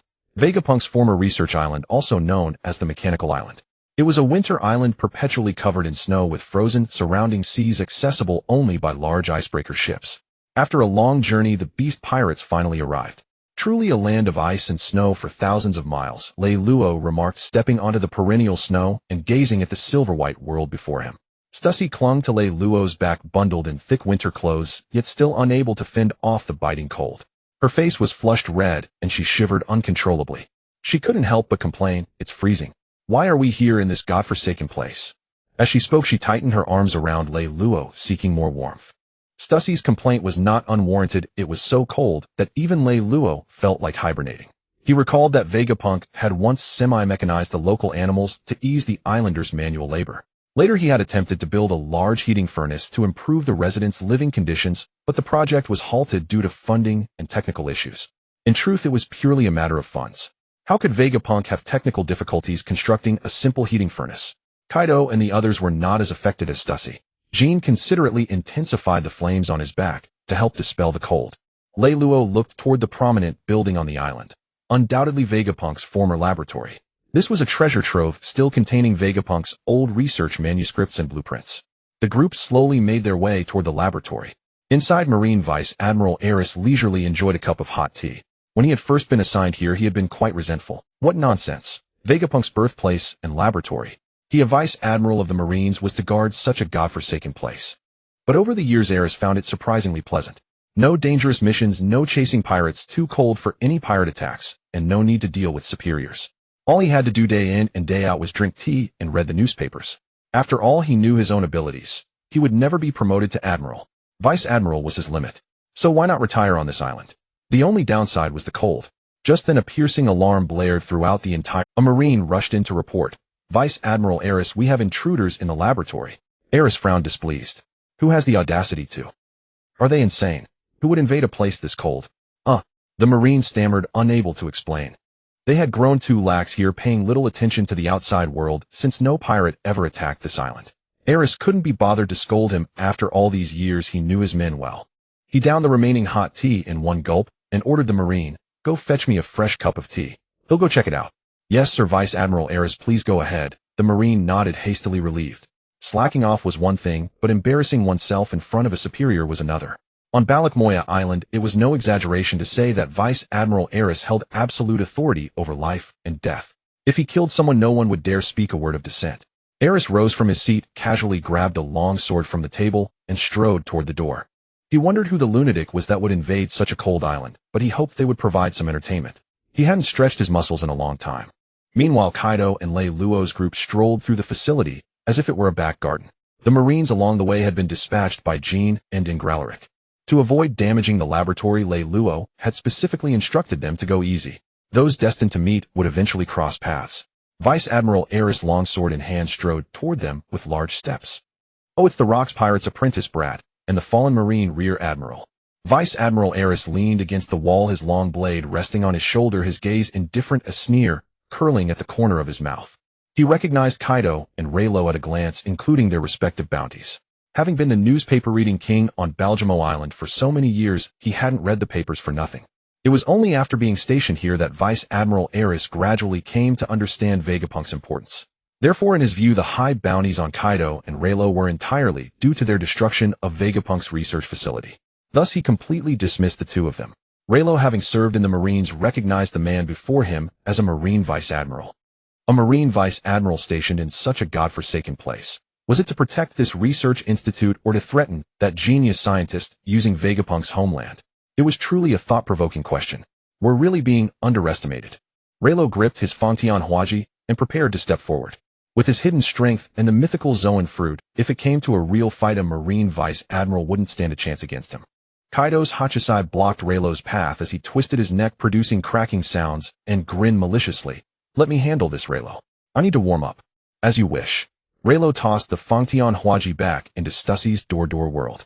Eris was enraged by the scene before him, veins bulging on his forehead, arrogant. Unable to tolerate the two insolent pirates any longer, Eris yanked out his long blade, gripped it with both hands, and charged at Kaido. Kaido seemed to disregard the so-called Marine Vice Admiral, only slowly raising his Hachisai as the blade closed. Clang! Blade and club collided, sparks flying. Vice Admiral Eris' fierce strike was effortlessly blocked by Kaido, and no matter how hard he gritted his teeth and pushed down, it was futile. With a single burst of power from Kaido, Vice Admiral Eris, unable to withstand his terrifying strength, stumbled back repeatedly. Steadying himself, Eris thought in shock, this pirate. Incredible strength.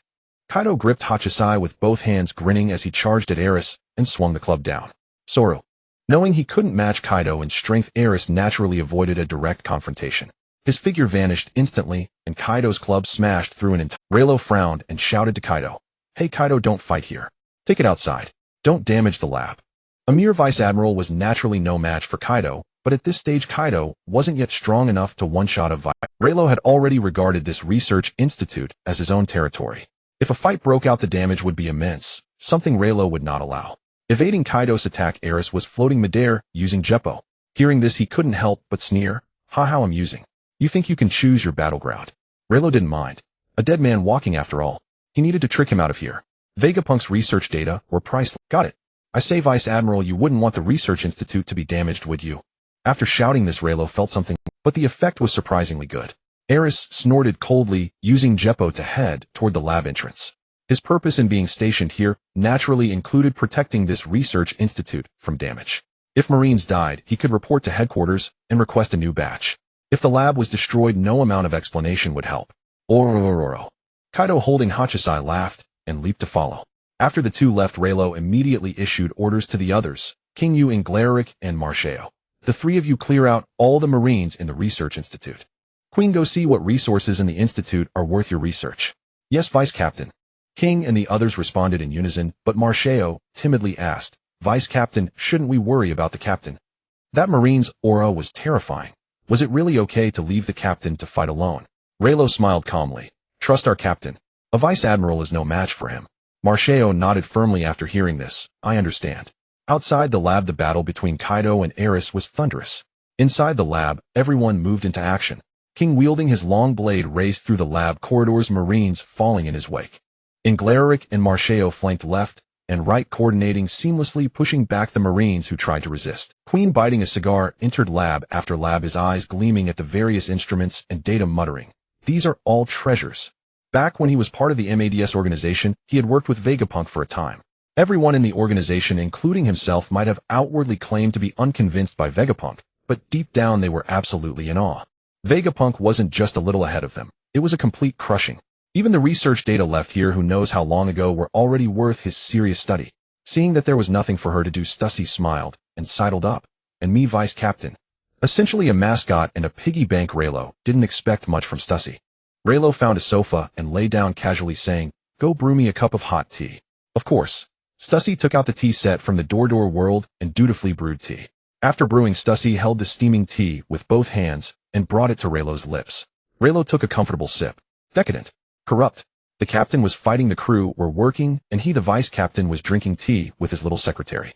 If the old Rocks members saw Stussy like this now, they'd be utterly shocked. King and the young siblings soon cleared all the Marines from the Research Institute and returned to Reylo. Reylo smiled and pushed the tea Stussy had brewed toward them. "Have some tea to warm yourselves." Outside the Institute, the sounds of Kaido and a wrist battle gradually faded. A Marine Vice Admiral couldn't be Kaido's match unless that Vice Admiral was named Monkey D. Garp.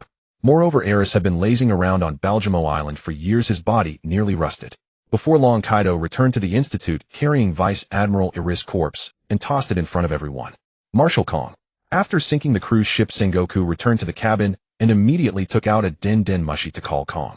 He knew that the Xiangbidi Islands, the warship of Marine Headquarters Admiral Jean Gua, had been lying in wait here for several days, yet the ships of the Baisho pirates were nowhere to be seen. Those reckless pirates kept clamoring incessantly, further aggravating the already irritable Jean Gua. Were it not for the fear of alerting the enemy, he would have surely taught these lawless scum of Xiangbidi Islands a lesson with his Buddha's merciful palm. Brew brew. Brew brew. The Den Mushi rang. Jean Gua picked it up. Marshal Kong. Without any unnecessary pleasantries, Kong cut straight to the point. Jean Gua, proceed immediately to Berjamoya Island. The Baisho pirates have attacked Bei Jiapengkes laboratory. How is that possible? Jean Gua exclaimed involuntarily. I've been guarding Xiangbidi Islands all along, and I haven't seen any ships of the Baisho pirates. Since the Celestial Dragon was murdered, he had promptly rushed to the scene following orders, then pursued to Devil Town on Jaya Island, and subsequently hastened without a moment's rest to Xiangbidi Islands. Coating even a small ship takes several days, and according to information he had gathered from slaves, the Baisho pirates' vessels were enormous. How could they have possibly completed the coating and sailed to the New World in such a short time? Jean Gua, the important thing now is not to dwell on how they managed to reach the New World. Kong was also deeply perplexed by this matter. If they hadn't coated their ships and passed through Fishman Island to reach the New World, then there was only one possibility: they could, like Jean Shirzy, leap over the red line with their ships. Regardless, the Baisho pirates must no longer be allowed to act with impunity. From destroying Punk Hazard to killing the Celestial Dragon and now attacking Berjamoya Island, the Baisho pirates had been repeatedly trampling over the Marines' bottom line. I understand. Bill set off immediately. Knowing the urgency, Jean Gua hung up and promptly ordered the warship to set sail. He also casually struck out with a palm toward a pirate ship that had just arrived at Xiangbidi Islands for coating. I understand. Bill set off immediately. Knowing the urgency, Jean Gua hung up and promptly ordered the warship to set sail. He also casually struck out with a palm toward a pirate ship that had just arrived at Du Fei, heir to the king of usury, known as the god of fortune, stood at the bow with a cigar in his mouth, gazing ahead. Damn this damn weather. Why would the Baisho pirates choose such a place? But whatever, he was just here for business. To show his sincerity for this first cooperation, he had come personally. Next time, too damn cold. The chill of Berjamoya Island exceeded Lei Luo's expectations. Lei Luo had planned to recruit and train troops here, but such frigid weather was unfavorable to his plans. He thus considered having Kuei-in revive Bei Jiapengkes' original plan for a massive heating furnace. After examining it, Kuei-in stated that it was not a technological challenge. The most important thing was funding. Have funding. The Baisho pirates were so rich that money was all they had left. Du Fei had previously funded MADS for weapons research, so he was acquainted with Kuei-in and C2 Shi. Lei Luo had Kuei-in contact Fei to procure all the materials needed for constructing the large heating furnace along with some supplies and have them delivered together. Lei Luo intended to train his troops, and training required a large amount of meat to fuel their bodies. This was a remote backwater with snow that never melted year-round. Not to mention buying, even if they looted the island's resources, were limited. Lei Luo intended to train his troops, and training required a large amount of meat to fuel their bodies. This was a remote backwater with snow that never melted. After the ship docked, Fei stopped smoking his cigar, put his hands in his pockets, and swaggered off the ship with his men. Jean and Kuei-in were already waiting. Fei smiled and greeted Kuei-in, Long time no see, Kuei-in. Kuei-in with a cigar in his mouth smiled and replied, indeed. Jean said indifferently, let's go. The captain and the first mate are waiting for you in the laboratory ahead. With that, Jean ignored Fei-Erde's reaction and turned to lead the way at the front. How cold? Fei-Erde didn't mind teasing as he followed. With that, Jean ignored Fei-Erde's reaction and turned to lead the way at the front. How cold? Fei-Erde didn't mind. Inside the laboratory, Kaido and Reylo were sitting on a sofa, arms spread wide over the backrest like big shots. C2, she was obediently brewing tea. After finishing, she carried the tea and nestled into Reylo's arms. Fei-Erde followed Jean into the laboratory, and upon seeing this scene rubbed his eyes vigorously in disbelief. No way was that woman C2 she, or had Bei Jiaopeng could successfully develop clones. C2 she heard the noise, looked up, and waved with a smile. Yo, Fei-Erde, long time no see. Fei-Erde rubbed his eyes repeatedly before confirming that his eyesight was fine. Long time no see. C2 she, what are you? He simply couldn't connect the docile woman before him with the shrewd and ruthless C2 she in his memory. Kuei-in laughed heartily nearby. Fei-Erde, don't be so surprised. C2 she is now our first mate's woman. Fei-Erde swallowed hard, quickly suppressed his surprise, and put on a smiling face as he stepped forward. Congratulations, congratulations. To make Miss C2, she's so gentle, Mr. Reylo is truly formidable. So impressive, daring to even take Whitebeard's woman.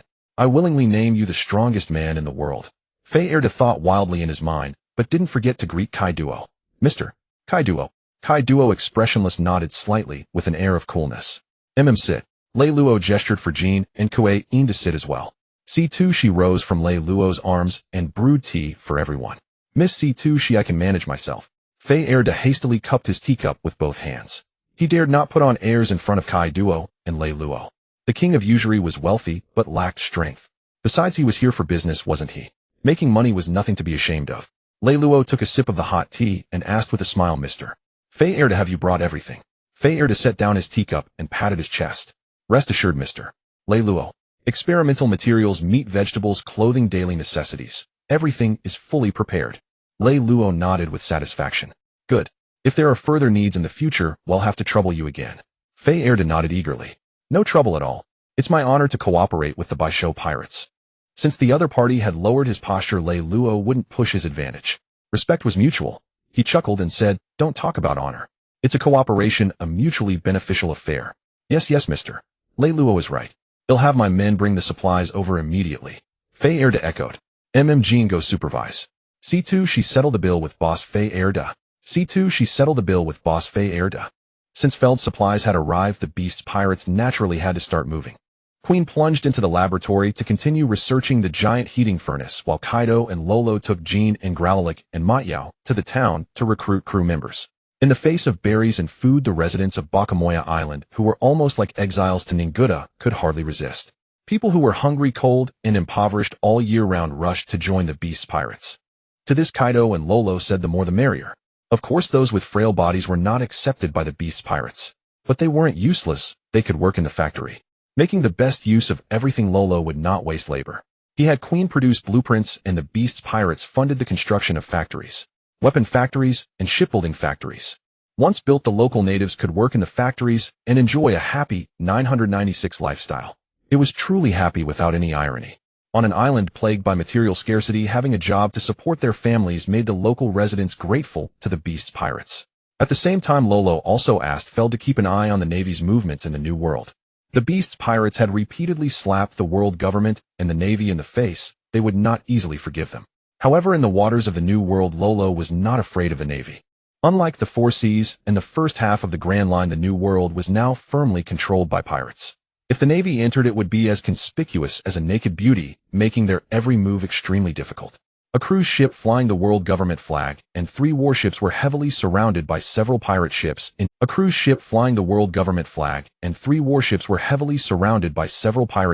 Enduring fierce cannon fire. The one who dared to be so rampant was none other than Bondi Waldo, known as the World Destroyer. Waldo stood with arms crossed, watching the warships and Celestial Dragon's vessel being bombarded, a mocking smile on his lips. The reason he didn't join the fray was that he enjoyed the thrill of playing cat and mouse. Ben Jack within 4 drip stood on Waldo's shoulder, looking at his brother's manic expression, and spoke with slight concern. Waldo, this seems to be a Celestial Dragon's ship. Attacking them will bring great trouble. Waldo sneered. What is there to fear? I am the World Destroyer, Bondi Waldo. Everything that stands in my way will be destroyed. He was not afraid of the world government or the Navy. In fact, he even hoped they would put a high bounty on him. In the pirate world, bounty represented fame and strength. He did not consider himself inferior to the three greats Roger Whitebeard and Golden Lion. A madman naturally has a group of mad followers. Waldo's men not only showed no reverence for the celestial dragons, but laughed smugly. Opportunities to recklessly attack celestial dragons were rare. At that moment their hearts were filled with almost fanatical worship for their captain. On the warships, the Navy and CP agents had almost worn out their distress call lines. Unlike the Beast's pirates' obscure skull flag, the name of the World Destroyer resounded across the seas. Holy Land, Mary Geos' room of authority. Outrageous. Tuxing Satan Shung slammed the table in anger. We haven't caught the Beast's pirates yet, and now there's the Waldo pirates. What do these pirates take the celestial dragons for? Lawless. Lawless. The other 4 stars were also furious.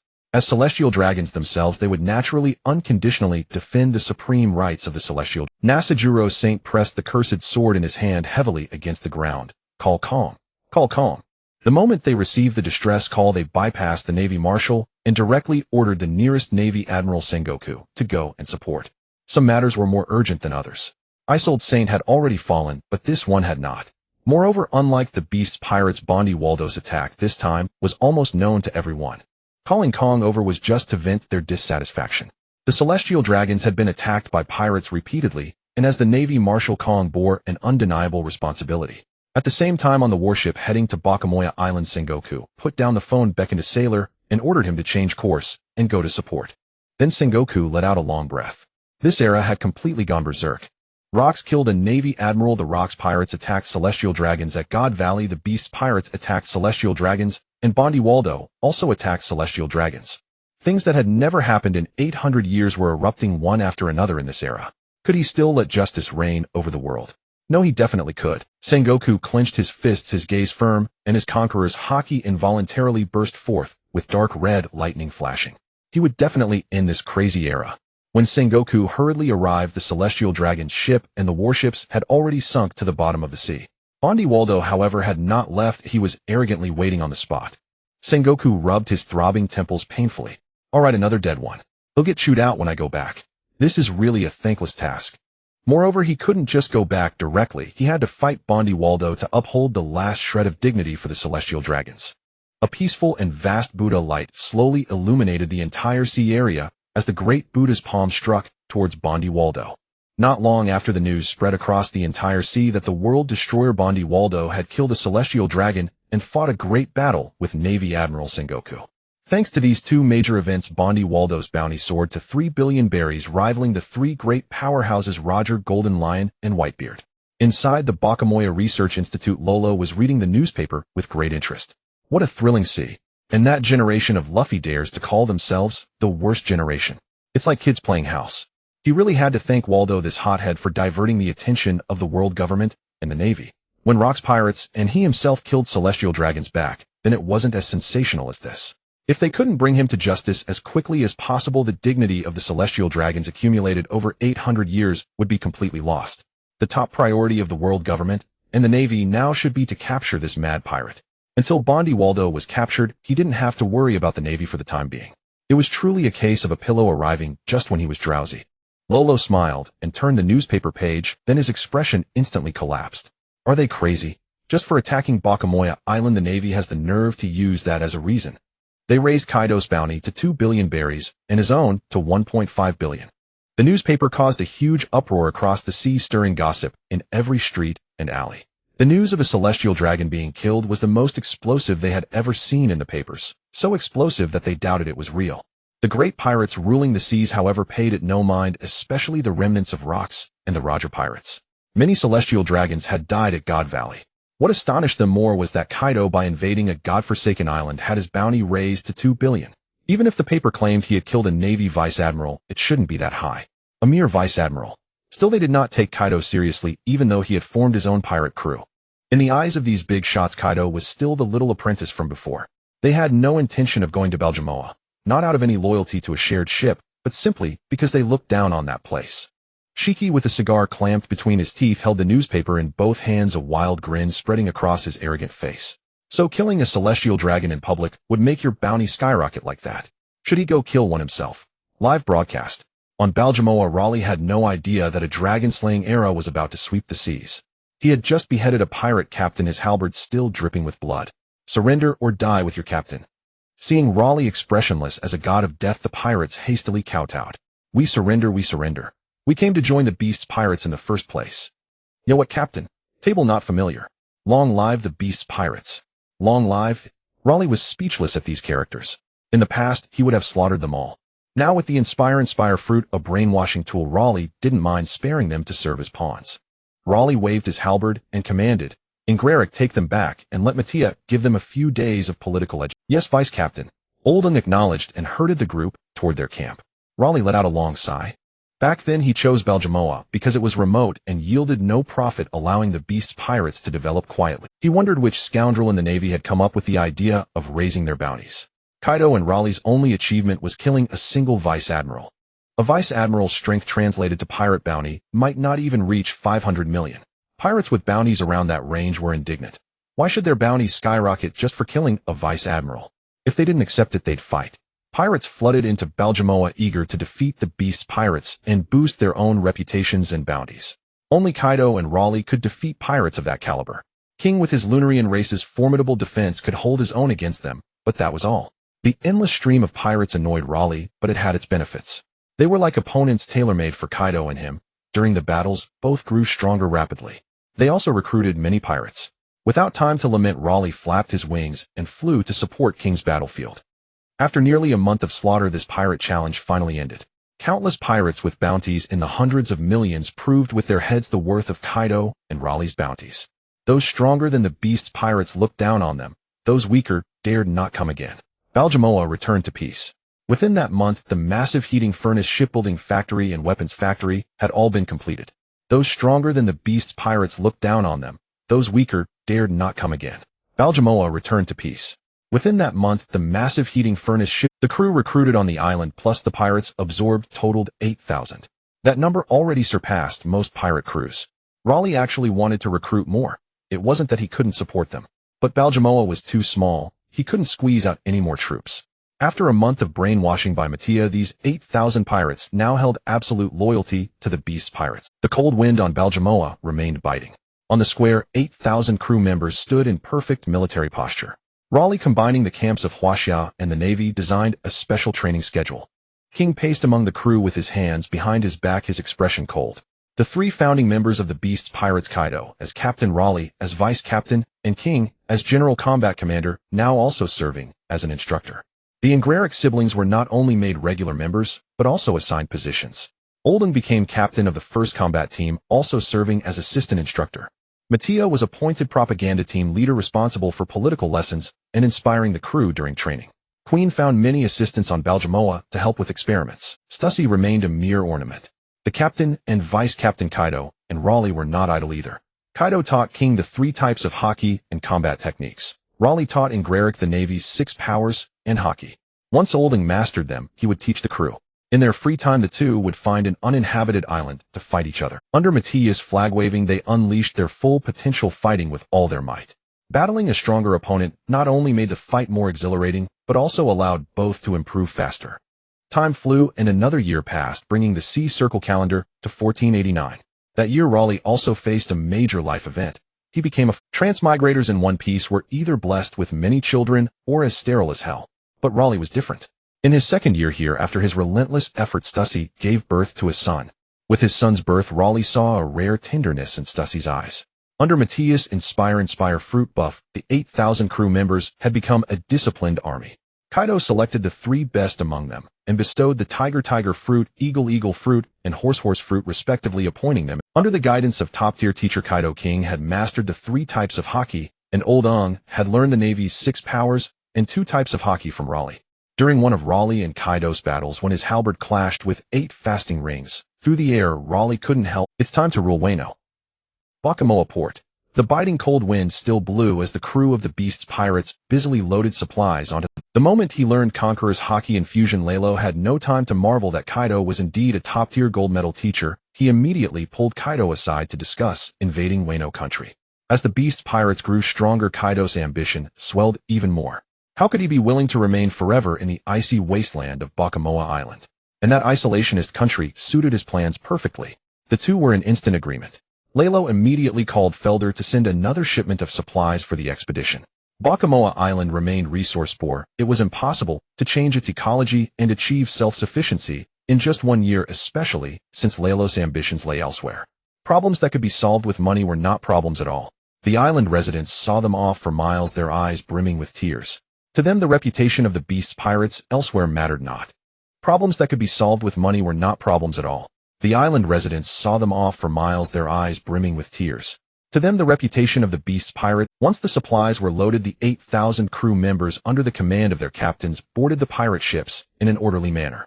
That year, the shipyard had built a total of 40 pirate ships, and this time they were all deploying.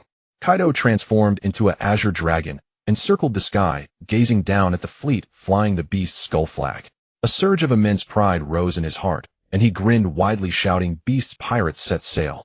The captain's order was given, and the 41 pirate ships, including the Azure Dragon, set off in a mighty procession toward Wano country. Reylo stood at the bow of the Azure Dragon, facing the wind, his eyes fixed on the direction of Wano country, a cruel smile curling at the corner of his mouth. "Little islanders, your good days are over." A fleet of such scale was bound to draw the attention of various powers. Kaido was no longer a nobody. His bounty of 2 billion was well-deserved, and every move he made attracted attention. However, Kaido and Reylo paid it no heed. The Navy could not enter the New World in force unless they wanted an all-out war with the pirates. And with their current strength, Kaido and Reylo could even fight one of the 3 legendary pirates, Roger Whitebeard or Shiki, on equal footing. Now that they had such power, being timid was unbecoming. Marineford Navy Headquarters. The surveillance ships in the New World quickly reported the Beast Pirates expedition to Fleet Admiral Kong. Kong crumpled the intelligence in his hand, a complex look in his eyes. From Punk Hazard to now, he had indeed watched the Beast's pirates grow step by step. With a soft sigh, Kong set the intelligence aside. The Navy could not enter the New World in force, as that might unite the pirates and cause a backlash. Moreover, the Navy's immediate priority was not to deal with the Beast's pirates, but to capture Waldo as soon as possible. If he couldn't catch this lawless pirate, he as Fleet Admiral would never be able to hold his head high before the 5 elders. Over the past year, the world government and the Navy had cooperated, planting many CP agents aboard Waldo's pirate crew. Now the time had come to close the net. Kong picked up the Den Mushi on his desk and called Sengoku. When the Roger pirates and the Whitebeard pirates heard the news, they both chose to ignore it. They go wherever they like. What business is it of theirs? They weren't the Navy after all. Why would they maintain peace? Then they laughed and went back to holding a banquet and drinking. Jahaha. So many pirate ships that Brat Kaido has made something of himself. Golden Lion Shiki sneered arrogantly after hearing his subordinate's report. Then he ordered his men, "Keep watching. If he's invading someone else's territory, leave him be. But if he dares to invade the territory of the flying pirates." Then he ordered his men, "Keep watching.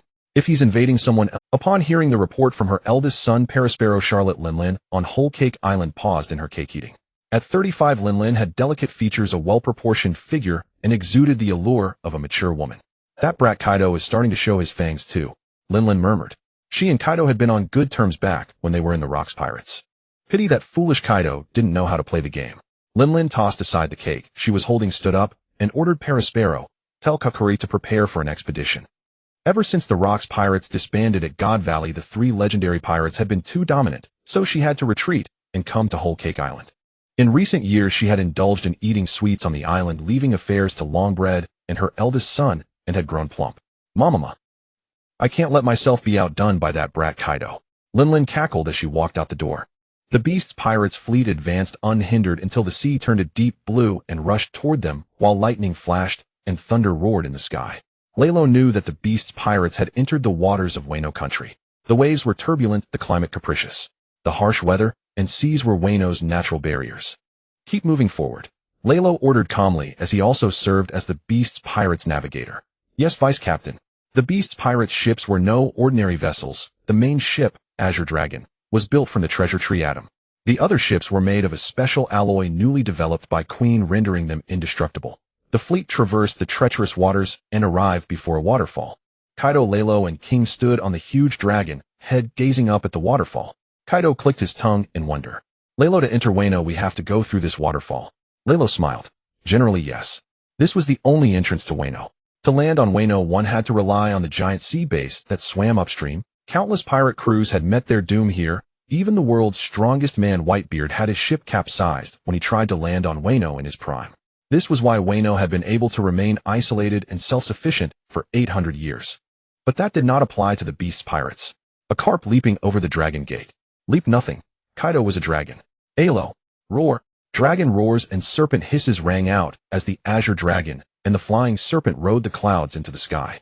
Beneath the pirate ship's flame clouds gathered, lifting the fleet slowly into the air. The beast's pirates successfully landed on Wano. Fire. History repeated itself. The isolated Wano country had its gates blasted open by Reylo's powerful ships and cannons. Almost the entire New World knew about the beast's pirates' fleet expedition, except for this group of fools in Wano who were completely oblivious. 800 years of isolation, 800 years without invasion. These people who had enjoyed 800 years of peaceful life had completely lost their most basic vigilance. Until the figures of the azure dragon and the flying serpent dominated the sky, casting shadows over the islanders. Only then did these people stare blankly at the heavens. Above, dark clouds gathered, thunder raged, and the colossal bodies of the azure dragon and the flying serpent emerged from the clouds, their full forms obscured. The terrifying pressure emanating from the dragon and serpent permeated the island nation, sending chills down everyone's spine. The islanders finally snapped out of their daze, letting out terrified screams. Some cowards collapsed on the ground, wetting themselves. As for the samurai, though they forced themselves to stay calm, they could not hide the fear in their eyes. A legendary dragon and a winged serpent. Where did these monsters come from? Why are they in Wano? Although Wano had the legend of Ryuma slaying a dragon, when myth became reality, it was impossible not to be afraid. There was no time for further lamentation. Anyone could see that the visitors meant trouble. But they could not fly, so they had no choice but to rush to the shore. The only entrance to Wano where the enemy could only invade. In the palace of flower capital, Kazuki's Sukiyaki furrowed his brow, a wave of unease washing over him. As the current shogun of Wano and its supreme ruler, he felt it his duty to go and see what was happening. Kazuki Sukiyaki hurriedly gathered samurai, but still feeling it was not enough, he contacted his son Kazuki Oden, who was serving as daimyo in Kuri. Oden did not need to be summoned. He was already heading to the shore with Kinemon and the subdued Ashuradoji. The other daimyo of Wano also led their samurai to the shore. The gang boss of Flower Capital gritted his teeth and followed with his men. Everyone in Wano with any strength was rushing to the shore except for Korizumi Higurashi and Korizumi Maru, who had a strange gleam in their eyes. Generations ago, the Korizumi clan had vied for power with the Kazuki clan, ultimately failing and suffering persecution, displacement, and even exile from Wano. Only in recent years had they secretly returned to Wano, and they held no goodwill toward the Kazuki clan. Is it possible to ally with outsiders to overthrow the Kazuki rule? The two thought this as they hurried off to find Korizumi Orochi. The samurai closest to the shore had already arrived first, and what greeted their eyes were 8,000 pirates wearing cruel smiles. Fire! At the command, cannons belched fire and shells rained down upon the samurai. Wano had been isolated for 800 years, and its technology had lagged behind for just as long. Moreover, due to their reverence for the samurai, most people in Wano used katana. But not everyone could cleave cannonballs, at least the samurai who had arrived first could not. The shells landed among the crowd, sending flesh and blood flying, and screams filled the air. The shore instantly descended into chaos, smoke billowing, and severed limbs scattered everywhere. How could flesh and blood withstand cannonballs? The samurai were instantly routed, fleeing in panic. Chase them! The beast's pirates pressed their advantage. They brandished Gatling guns from behind, mowing down samurai lives. Pure firepower suppression. Complete once. Seeing this from the sky, Reylo felt an exhilarating sense of satisfaction, so much so that his conqueror's haki seemed to be strengthening. Reylo gazed down upon all of Wano silently, spreading his observation haki. After sensing the strongest aura among them, the flying serpent's vertical pupils churned with a dangerous light. Its body writhed within the clouds, opening a ferocious maw where scorching flames burned. Flame breath. A thick pillar of fire like a roaring dragon shot from Reylo's mouth, sweeping toward the location of that powerful aura. Wherever it passed, the air was scorched and distorted. Oden, who was rushing over, felt the terrifying heat wave, and his expression instantly turned grave. Oden let out a loud shout, drew the two swords at his waist, aimed no Habakiri and Enma, then leaped high into the air and slashed at the flame breath. The raging pillar of fire was split in two, howling past Oden on either side. The severed flames did not lose their momentum, burning down houses and trees, sending flames soaring into the sky. Oden's face darkened instantly, and he demanded angrily, "Who are you, and what business do you have in Wano?" The flame breath was cut, but Reylo was not surprised. Oden was quite strong, and besides it seemed Kinnaman had a sword technique specifically for cutting fire. Looking down disdainfully at the enraged Odin, Reylo couldn't help but laugh. The angrier the enemy, the happier he was. Besides, Odin was truly ugly. Not only was he ugly, but his clothes were ugly and his brain was poor. The flying serpent's massive body lowered its head slightly, its tongue flicking as it hissed. You can call me your ancestor, but of course I won't recognize you lot as my grandchildren. Kinnaman and Ashura Doji, who had already become his retainers, saw Odin being insulted and immediately drew their swords. Bastard, do you know what you're saying? How dare you speak disrespectfully to Lord Odin? No sooner had they spoken than a fire dragon scorching the air streaked across the sky and lunged at Odin and the other two. Kinnaman's eyes narrowed. Gripping his sword with both hands, he fearlessly slashed at the fire dragon. Foxfire-style flame slash. The fire dragon was split in two again, and once more it burned down many houses. Odin and the other two glared at the sky, their eyes wide with rage. King flapped his wings and appeared beside Kaido and Reylo. Only then did Odin and his companions notice there was a third person in the sky. There was no help for it. The azure dragon and the flying serpent were so massive, coiling and stretching, blotting out the sun, that they made King look like a tiny sparrow. King drew the long sword at his waist and pointed it at the three on the ground, his gaze indifferent, as if looking at dead men. Do not show disrespect to Mr. Kaido and Mr. Reylo. Odin snorted coldly. No matter who you are, if you dare to cause trouble in Wano, don't expect to leave easily. With that, he crossed his two swords and assumed a combat stance. Kinnaman and Ashura Doji also stood closely behind Odin, ready for battle. Hey you! Reylo's tone was filled with contempt. In the original story, Odin, after sailing with Whitebeard and Roger, might have been slightly stronger than Kaido. But now he was no match for either Reylo or Kaido. With that, the flying serpent flapped its wings and dove toward Odin below. Seeing this, Kaido's massive dragon form quickly shot in front of the flying serpent, blocking it. Kaido grinned fiercely. Oro, oro, oro, oro, oro. Reylo, you can't take this one from me. He'll be the one to fight that man below. Reylo was speechless. Why did he always feel that Kaido kept stealing his kills? Oh well, head, let him have it. In the original story, Kaido's battle with Odin was interrupted by Korizumi Higurashi, preventing Kaido from defeating Odin in a fair fight. This time he would satisfy him. The flying serpent slightly nodded. Fine, then I'll leave him to you. Oro, oro, oro, oro, oro. No problem. Kaido laughed heartily, transforming back into his human form, then plummeted straight toward the earth under the horrified gaze of Odin and his two companions. Boom! The ground trembled. Kaido directly smashed the ground into a deep crater, sending debris flying and dust billowing. Slowly rising from the pit, he looked at Odin before him and provocatively curled his finger. Come on, you so-called samurai of Wano. You bastard. Let me show you the power of a samurai. Kinnaman and Ashura Doji, unable to bear the provocation, shouted and prepared to charge forward. Odin raised his hand to stop them, his gaze fixed on Kaido with unprecedented gravity. You two are no match for him yet. He'll handle this. Lord Odin. As retainers unable to lead the charge for their lord, their hearts were filled with indescribable guilt. Odin had no time to console his retainers. Gripping the heavenly feather slash and Yama in each hand, he rushed toward Kaido with lightning speed. Kaido watched the charging Odin with keen interest, a smile curling at the corners of his mouth. He could sense the power of that samurai, and his body felt the long-lost excitement of battling a strong opponent. Ever since he finished off the last group of pirates who came to challenge him a year ago, all he had done in the time since was spar with Reylo. But strictly speaking, those were just training matches. Odin charged before Kaido, leaping high into the air, his two legendary blades already coated in armament hockey. Invaders, you will pay for your actions. Odin's two-sword style Peach Garden White Waterfall. He struck with a killing blow from the very start. Odin sensed from Kaido an oppressive aura as vast as an ocean. The man was incredibly strong, and the other one in the sky was no different. Kaido squinted his eyes, brandishing the 8 fast precepts in his hand. Dark red lightning crackled restlessly around the spiked club. As the twin blades swung horizontally, Kaido swung the 8 fast precepts in a full arc, striking with all his might. You said I should pay what price? Thunderclap Bagua. The 8 fast precepts wreathed in dark red lightning collided with Odin's 2 legendary blades.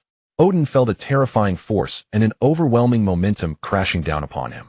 Unable to withstand the power, his arms bent and the backs of his own blades smashed into his body. The 8 fast precepts together with the twin blades slammed into Odin's chest. The immense impact sent blood spewing from his mouth, and he was sent flying backward. He crashed through multiple buildings and countless towering trees along the way, flying hundreds of meters before finally managing to stop the momentum. Lord Odin. Kinnaman and Ashura Doji were horrified. The lord they believed invincible had been defeated with a single swing of a club. The two rushed toward Odin, but were blocked by King, who descended from the sky.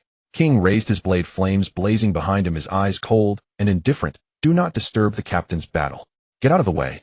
Kinemon and Ashura Doji, frantic with worry, had no desire to be entangled with King. They only wanted to rush to Odin's side to check on him. The two moved in perfect coordination, each drawing their swords and attacking King from left and right. The blades were jet black, clearly coated in armament haki. King watched the incoming blades, neither dodging nor evading, letting them strike his body with full force. Impossible. How can this be?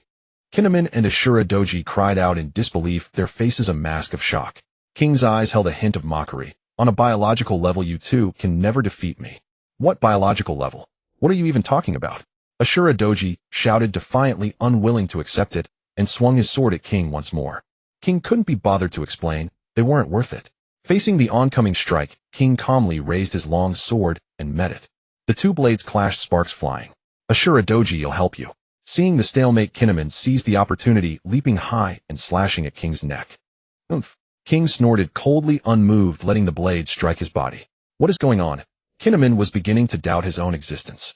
The sharp blade pressed against King's neck, but no matter how hard he pushed, he could not cut even a scratch. Yet King clearly hadn't coated himself in armament haki. Why couldn't he cut him? Had enough fun, King said coldly as flames erupted from his back, forcing Kinemon back. The flames then transformed into a fiery dragon that charged toward Ashura Doji. Ashura Doji's pupils contracted sharply as he was locked in blade combat with King, but he had no means to evade and was instantly engulfed by the flames. King pressed his advantage, exerting sudden force with both hands to send Ashura Doji's sword and all flying away. Ashura Doji. Kinemon wanted to rush over, but King's long sword was already swinging toward him.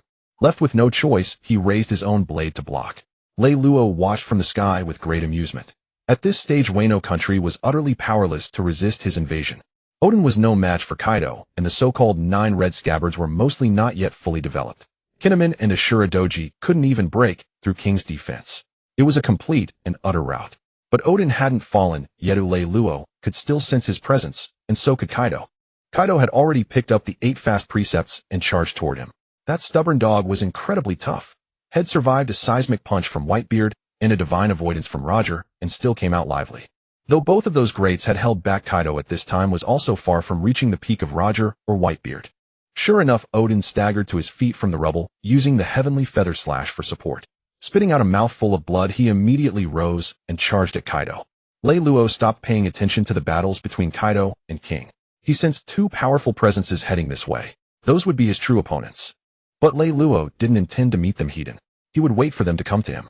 First he would go have some lime barbecue. The flying serpent soared through the sky, spewing flames indiscriminately over Wano country. Wherever it passed, houses were set ablaze, and great fires raged with screams and cries rising and falling. Oh, such a wonderful sound. Like hearing celestial music, my ears are soothed. Scream, scream. The louder and more miserable you are, the more excited I become. Shimatsuki Ushimaru and Han no Goro were the 2 strongest people in Wano after Odin. Seeing their country reduced to a living hell and the rampant flying serpent in the sky, they were consumed with fury, their eyes burning with rage. Though they were not in the same location, they simultaneously drew their long swords and slashed toward the flying serpent in the sky, unleashing flying cuts. Flowing Sakura Haki. Reylo watched the flying slash wrapped in flowing Sakura Haki as it approached, a flicker of disdain in his vertical pupils. He merely shifted his body slightly, and the slash grazed past him with a howl. What is called flowing Sakura is nothing more than a high-level application of armament haki, not something unique to Wano. Just like how Skypiea refers to observation haki as mantra. Of course, it cannot be denied that flowing Sakura haki is indeed formidable. At least he and Kaido dared not take it heathen, relying solely on their thick skin. It's just that they couldn't withstand it with their bodies alone. It wasn't as if he lacked armament haki himself. The Tungsha gazed down at the 2 figures rushing toward him, then swept a glance over Wano, the entire island engulfed in flames. Cruelty glimmered in his vertical pupils as his conqueror's haki erupted violently, surging into the sky and sweeping across the entire island. Countless dark red lightning bolts danced like writhing serpents, rampaging without restraint.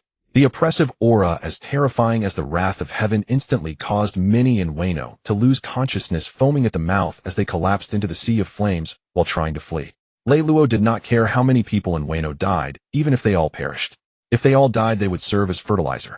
After all, the beast's pirates only valued this location for its geography. As for people, there were plenty. With constant wars between nations, pirates running rampant, and the celestial dragon's triennial killing game, the one thing this world never lacked was people. Moreover, he was certain now, his conqueror's haki had grown stronger. The conqueror's haki born from hatred had also undergone an apotheosis at the moment his desires were fulfilled. This was exhilarating. Ha ha ha. Reylo laughed heartily, tilting his head back. He truly wanted to give a piece of advice to all those who had transmigrated into the world of One Piece. If you absolutely cannot awaken Conqueror's haki, why not learn from the cultivation methods of heretic cultivators and come slaughter Wano? Chinese people, it's guaranteed to work. The rampant Conqueror's haki drew the attention of the entire Wano. Kaido, who was in the midst of battle with Odin, smiled with a hint of glee. Gehaha.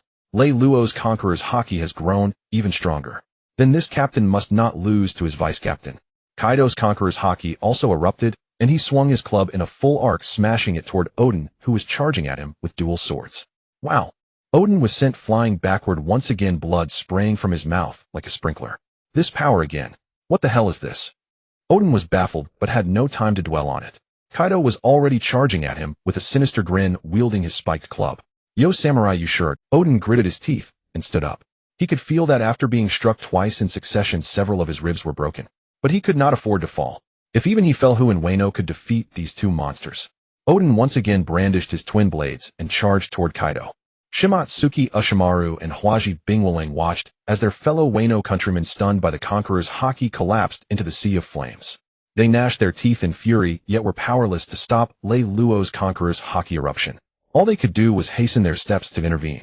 Finally, the two arrived before the Tensha, accompanied by the other daimyo and the supreme ruler of Wano, the shogun Kazuki Sukiyaki. Reylo snorted coldly, his body undulating as he dove toward the ground. Run! Get out of the way! The Tensha's massive body plummeted like a meteor, its momentum terrifying. Even the strongest Shimatsuki Ushimaru and Hwaji Bingwaling had to temporarily evade the impact. Boom! The entire Wano seemed to tremble. Unlike Kaido, who transformed into human form to land, Reylo crashed directly as the Tensha. That terrifying form was no different from a meteorite strike. The Tensha's body created a crater upon impact, instantly obliterating the town below with dust and smoke billowing everywhere. Bastard!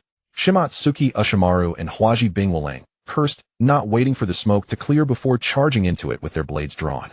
The dark armament haki flowed like splendid cherry blossoms along the blades. I can use high-level armament haki too. Reylo blocked Shimatsuki Ushimaru's descending longsword with his right hand, holding the halberd, while his left hand, coated in armament haki, directly seized the blade of Hwaji Bingwalang's fierce strike. Reylo sneered, "Ha, is that all? What's all this fuss about flowing Sakura?" In the end, Luffy defeated Kaido with Conqueror's haki and Devil Fruit Awakening. And it's not like you can't use armament haki just because he uses flowing Sakura. Still trying to break Kaido's defense. All talk. Hwaji Bingwaling gripped his sword with both hands, using all his strength to try to pull it free from Reylo's grasp, while Shimatsuki Ushimaru pressed his blade down with all his might. A mocking smile curled at the corner of Reylo's mouth as he suddenly released his grip. Caught off guard, Hwaji Bingwaling stumbled backward. With his right hand, he easily swept aside Shimatsuki Ushimaru's blade with the halberd, then unleashed a slash that howled toward the two of them. They hastily raised their swords to block, but the tremendous impact of the slash sent them staggering backward. Their forelegs plowed 4 deep furrows into the ground as they struggled with all their might to redirect the slash into the sky. Impossible. Absolutely impossible. How could anyone be this strong? Shimatsuki Ushimaru and Hwaji Bingwaling blurted out, nearly losing their voice. They were already among the finest samurai in this country. How could they struggle so much even against a casual strike? Reylo tilted his head, studying the two with interest. One had a face almost identical to Zoro's, only with blue hair. The other was a burly man with fiery-shaped hair and a goatee adorned with pink flower patterns on his shoulders and back like a blue vest tattoo. There was no need to guess who they were. Shimatsuki Ushimaru, the samurai, second only to Odin, and Hwaji Bingwaling, the underworld boss of the flower capital. Kazuki Sukiyaki arrived quickly with the other daimyo and samurai. The samurai, long swords in hand, though showing fear, still encircled Reylo. Kazuki Sukiyaki, hiding behind the samurai, shouted loudly, "Who exactly are you? Our Wano has no grievances with you. Why do you slaughter our people?" Reylo chuckled. "Before asking someone's identity, shouldn't you introduce yourself first to be polite?" Kazuki Sukiyaki's expression stiffened. As the supreme ruler of a nation, this was the first time he had been accused of being impolite. But judging from Reylo's earlier display of power, Wano was clearly no match for him. This was not the time to cling to status. The priority should be to see these uninvited guests out of Wano. Kazuki Sukiyaki had no choice but to suppress his indignation. I am the shogun of Wano Kazuki. Before he could finish, Lei Luo suddenly burst into action, sweeping aside the samurai's guard with his halberd and impaling Kazuki Sukiyaki straight through the chest. You actually told me when I asked. In Jiuli Daimyo's mansion, Chuan Tsilong Ju Jiqing, Kanshurlong Lei Zong, Hisong Quanlon Malfusha, and Izong all cowered there. Some were rescued by Odin, others taken in by him. Thus, they harbored a fervent worship for Odin, except for Kanshurlong, who was an infiltrator. Since they were either too young or of average strength when the dragons and serpents soared through the sky, Odin did not choose to take them into battle. At that moment, Queen had already arrived with his pirates. The beast's pirates swept through Haji country unopposed. Cold weapons met hot firearms, and the samurai of Haji country had no power to resist. Even though many samurai with flying slashes emerged capable of cutting down cannonballs and bullets, do not forget that Queen was still stationed here. And the encouragement buffs from Ingrerk and the other captains, as well as Mattia, were not something these samurai could handle. Haha, there are still a few little mice hiding here. Queen laughed arrogantly, then operated his giant robot and fired a cannonball. This was his creation over the past year based on Vegapunk's blueprints combined with his own technological prowess. Boom. The vast daimyo's mansion was instantly reduced to rubble, flames soaring into the sky. Queen sat in the robot's cockpit satisfied with his masterpiece. Suddenly a slash split the ruins and flames. Amidst the broken tiles and debris, Kanshurlong, holding a long sword with a brushed tip, glared angrily. You want to kill us? Not so easy. Having fully immersed himself in the role of Odin's retainer, Kanshurlong frowned and whispered to Lei Zong beside him. Lei Zong, we are the eldest here. With Lord Odin absent, we too should shoulder the responsibility of protecting them. Lei Zong nodded slightly, of course. Kanshurlong then said to Chuan Tsilong, Lei Zong and I will hold them off here. Chuan Tsilong, take them and leave quickly. The 14-year-old Chuan Tsilong was anxious, but before he could finish, Kanshurlong interrupted, no buts. You are the oldest besides us. They are in your I understand. Chuan Tsilong gritted his teeth and agreed. Such a devoted appearance made it hard to connect Kanshurlong with being an infiltrator. This actor king even dared to jump into a boiling oil pot with Odin. Queen's mocking voice came, have you figured out how to deal with us? Kanshurlong and Lei Zong exchanged a glance, then charged toward the beast's pirates with tacit understanding. At the same time they shouted, run. Chuan Tsilong hurriedly called to the others, follow me quickly. As he turned, tears and snot streamed down his face. Ingrerk raised an eyebrow at Raja, the tiger fruit user beside him. Let's see who takes them down first. Without waiting for Raja's reply, he transformed into a lion man and pounced on Kanshurlong. Ha, you're doomed to lose. Raja, not to be outdone, transformed into a tiger man and charged at Lei Zong. Ahal, the horse fruit user, shook his head with a wry smile. These two always have to compete in everything. Mattia was also quite speechless. His brother and that tiger had been in a constant rivalry since they met, neither willing to. Out of the corner of his eye, seeing Chuan Tsilong leading the children and small animals farther away, Mattia teased, Ahal, if you don't chase them, they'll get away. Don't joke. How could they escape from me? Ahal let out a disdainful laugh. With a neigh, Ahal transformed into a pure white steed and galloped after Chuan Tsilong. The white horse reached the fleeing Chuan Tsilong in the blink of an eye. Ahal gathered power in his hind legs and kicked Hisong. The immense force of the white horse's hind leg caused Hisong's head to burst like a watermelon in an instant. Hisong, Chuan Tsilong, and the others, seeing this, were filled with rage and screamed in fury. Kanshurlong and Lei Zong heard their cries and turned to look in the direction of their escape. Just that slight turn of their heads, Ingrerk and Raja seized the opportunity, their claws aiming at the lethal spots of the. Fortunately, the two reacted in time, stepping back slightly at the critical moment, dodging the fatal blow. However, they were still torn by Ingrerk and Raja, leaving large patches of flesh. Kanshurlong's chest was a bloody mess, staining his clothes red. Lei Zong's face was covered in blood, his expression ferocious. Ingrerk and Raja disdainfully shook off the flesh from their hands, cruel smiles on their faces. Don't look around during a fight. With that, the lion and tiger pounced on Kanshurlong and Lei Zong again. The white horse slowly turned around and taunted, you guys don't bother trying to escape and you're asking for death. Chuan Tsilong could no longer suppress his anger, drew his sword, and charged at Ahal. Ahal, however, did not take this bespectacled, seemingly gentle Chuan Tsilong. The terrifying force of the hooves caused Chuan Tsilong's tiger's mouth to split open, instantly blood flowing, and the terrifying force of the hooves caused Chuan Tsilong's tiger's mouth to split open, instantly blood flowing, and then he was kicked away, sword and all, by Ahal. Chuan Tsilong. Chuan Tsilong slowly rose, supporting himself with his sword, and shouted, don't worry about me. He'll deal with him. You all run. Izang's fists were clenched so hard they almost bled, and he forced out a single word through gritted teeth, go. With that he turned and ran in the opposite direction, followed immediately by Zhu Ziqing, Quan Lan, and Mao Fusha.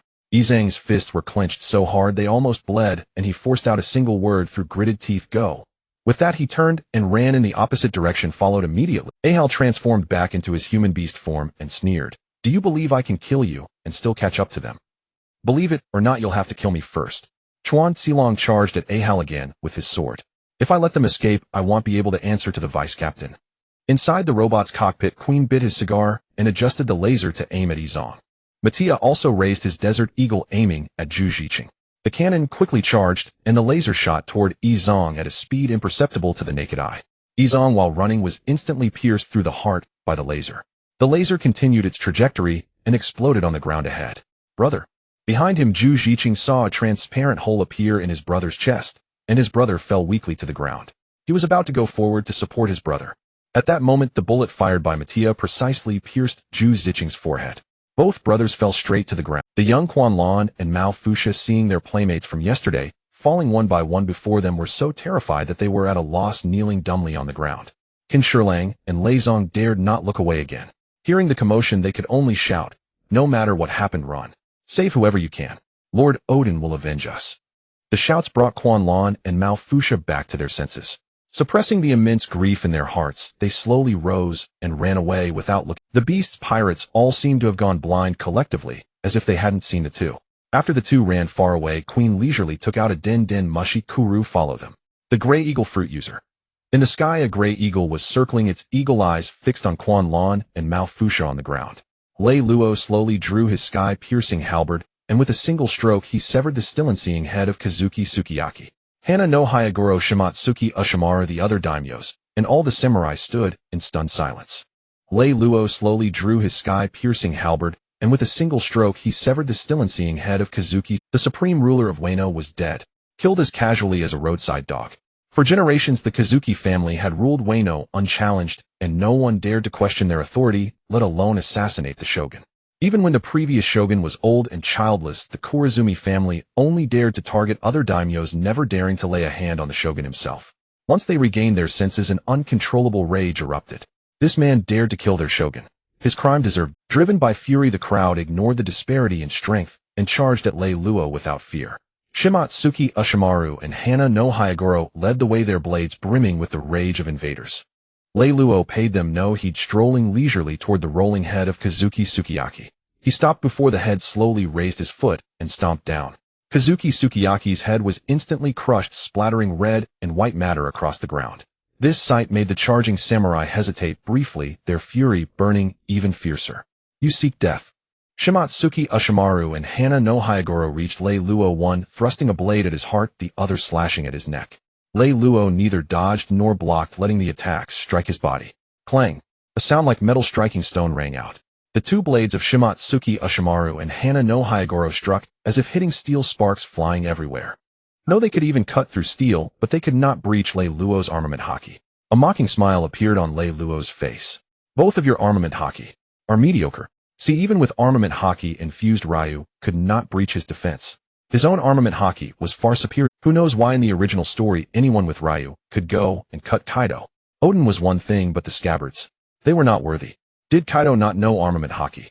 For the sake of giving these Wano samurai a moment of glory, they abandoned all shame. Shimatsuki Ushimaru and Hana no Hayagoro's expressions changed, plunging into boundless despair.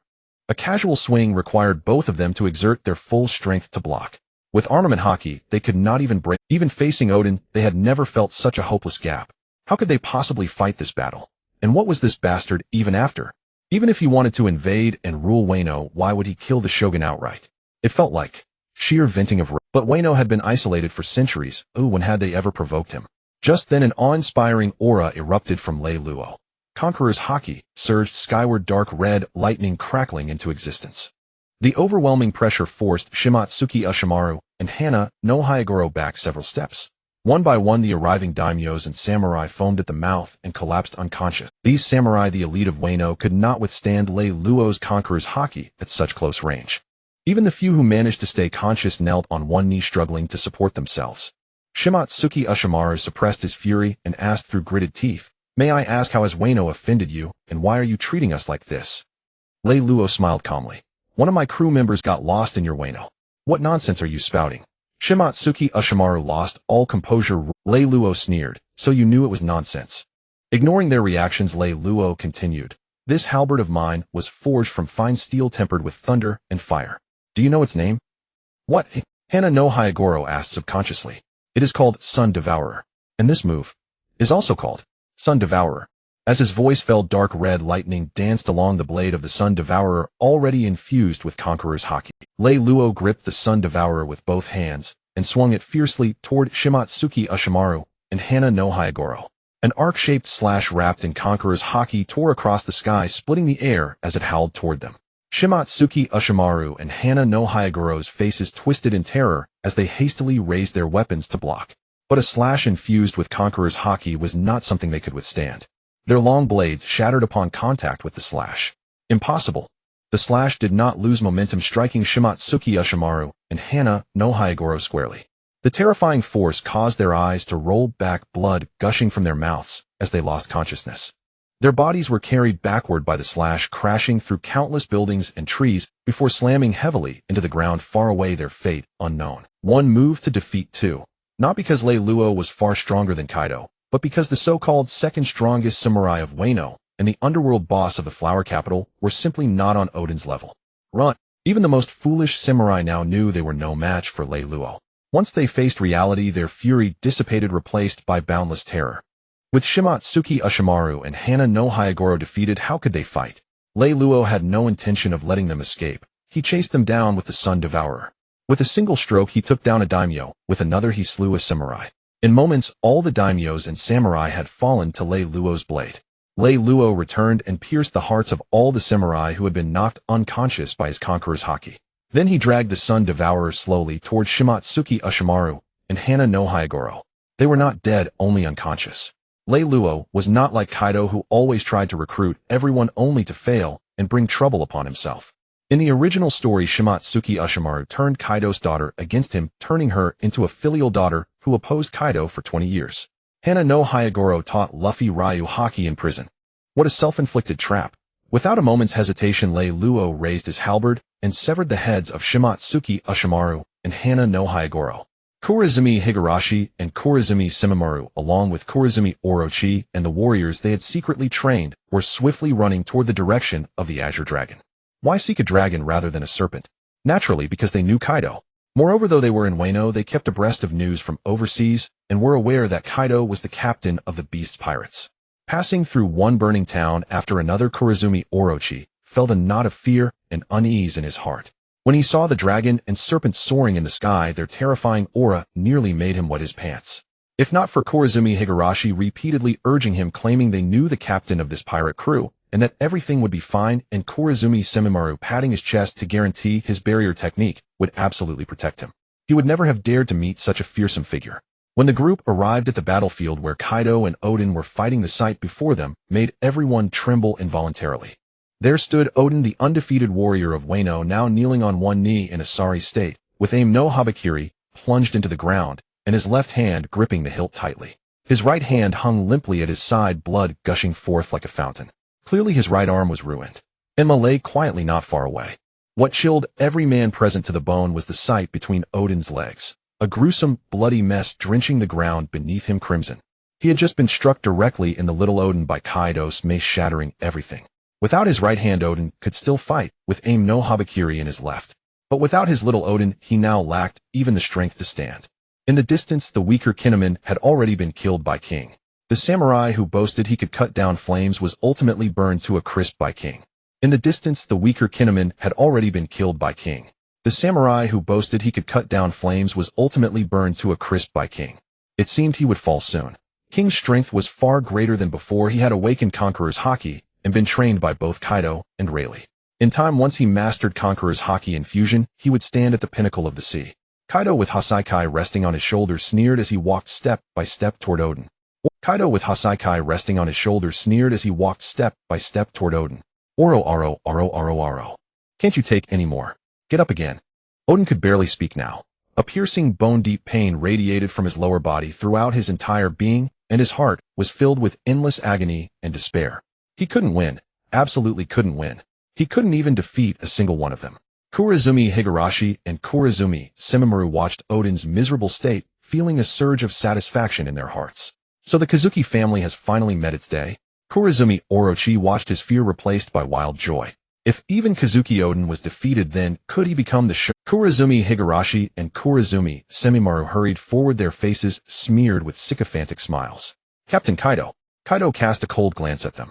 What, you two old men intend to stop me? Of course he had noticed them. He simply found the Kurazumi clan too weak to bother with. Kurazumi Higurashi quickly bowed and laughed obsequiously. Captain Kaido, you jest. We wouldn't dare stop you. We have come to propose a partnership. Kaido grinned with interest. A partnership. Even though Kaido did not release any aura, the Kurazumi clan felt as if an invisible mountain weighed upon them, crushed. Kurazumi Higurashi wiped the cold sweat beading on his forehead and said respectfully, Captain Kaido, as you can see, Odin is defeated. No one in Wano can stand against your advance. However, the Kazuki family has ruled Wano for centuries and enjoys immense prestige among the people. You are an outsider. The common folk and samurai will surely rise up against you, which is not conducive to your control of Wano. Oh, then what do you suggest? Reylo strolled over casually, Sun Devourer resting on his shoulder. After killing Shimatsuki Ushimaru and Hanano Hyogoro, Reylo had returned to Kaido's battlefield. Odin had only just been defeated. Kaido had started fighting Odin from the beginning, while Reylo had gone to burn Wano, killed Kazuki Sukiyaki and a host of samurai, and also slain Shimatsuki Ushimaru and Hanano Hyogoro. By the time he returned, Kaido had only just beaten Odin. Reylo and Kaido were evenly matched, so the so-called second strongest samurai of Wano was nowhere near Odin's level. Kurazumi Higurashi and Kurazumi Semimaru turned hastily and bowed to Reylo. Vice Captain Reylo. Reylo sized up the two withered old men before him. Having watched the anime, he knew exactly who they were and what abilities they possessed without Kaido's introduction. Kurazumi Higurashi was a mimic fruit user and Kurazumi Semimaru was a barrier fruit user. Speaking of which, the mimic fruit was one of the devil fruits Reylo desperately wanted. Not for himself, but for his... When Bon Clay transformed into Nami, he had mentioned that the mimic fruit could change even the user's body structure. In other words, with this fruit you could experience every different woman on the sea. Even if you were twisted enough to want to taste Kaido Sensei, it was possible. With both the captain and vice captain of the Beast Pirates present, Kurazumi Higurashi was admittedly a bit intimidated.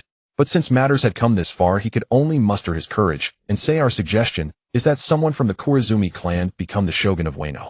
The Kurazumi are one of the 5 great families of Wano, so the people and samurai will not be overly resistant. The Beast Pirates can reside on Onigashima nearby, while the Kurazumi clan will be the nominal rulers of Wano with you as the true rulers. Kurazumi Orochi also bowed and scraped his eyes, burning with intense desire. A puppet shogun was still a shogun. Kaido raised an eyebrow after hearing this and turned to Reylo. What do you think, Vice Captain?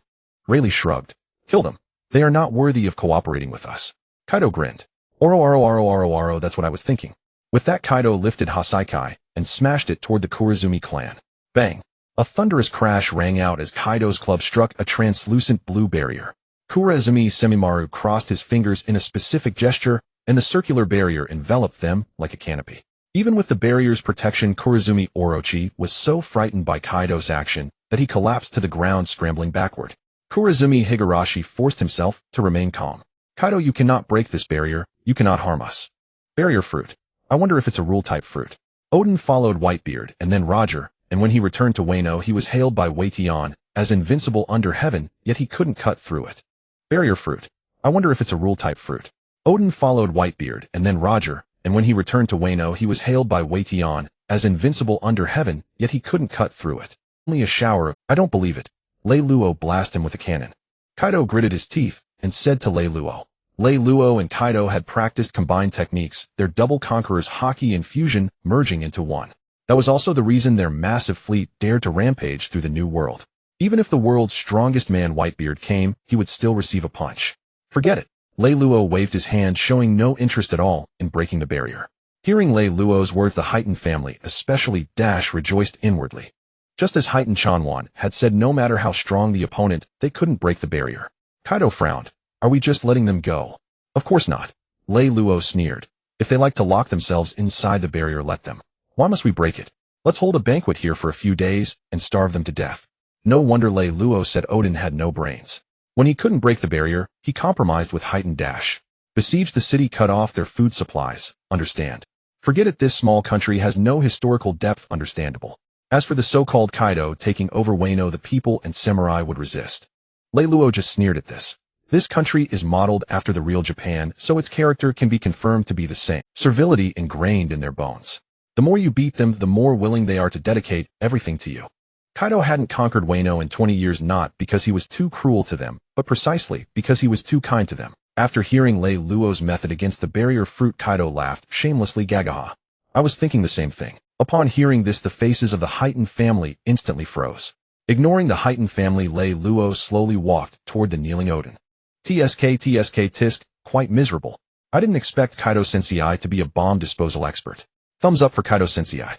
Passing by Enma, Reylo casually picked up the phone. The moment he grasped the hilt, Enma seemed to be activated, frantically absorbing Reylo's haki. This is the sword said to be able to destroy even hell, isn't it?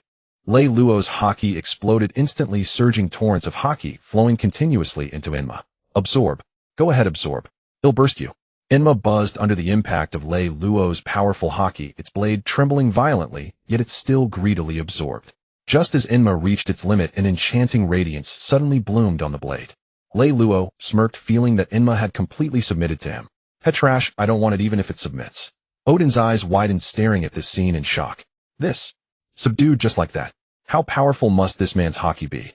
Reylo, holding Enma, walked to Odin and looked down at him from above. With a swift stroke of Enma, Odin's other leg, the one that hadn't knelt, was cleanly severed at the knee. Blood gushed out, and the wound slammed against the ground as the supporting leg was gone. Odin let out a heart-wrenching scream of agony. Good, now he's kneeling. When Odin knelt before him, no words could describe Reylo's feelings at that moment. They were utterly pale. Because the pleasure he felt was something others could never understand. It was a sensation that shot straight to the crown of his head, as if every pore had opened wide. Kaido tilted his head, watching quietly. Odin had been defeated by him, so he had lost interest in Odin.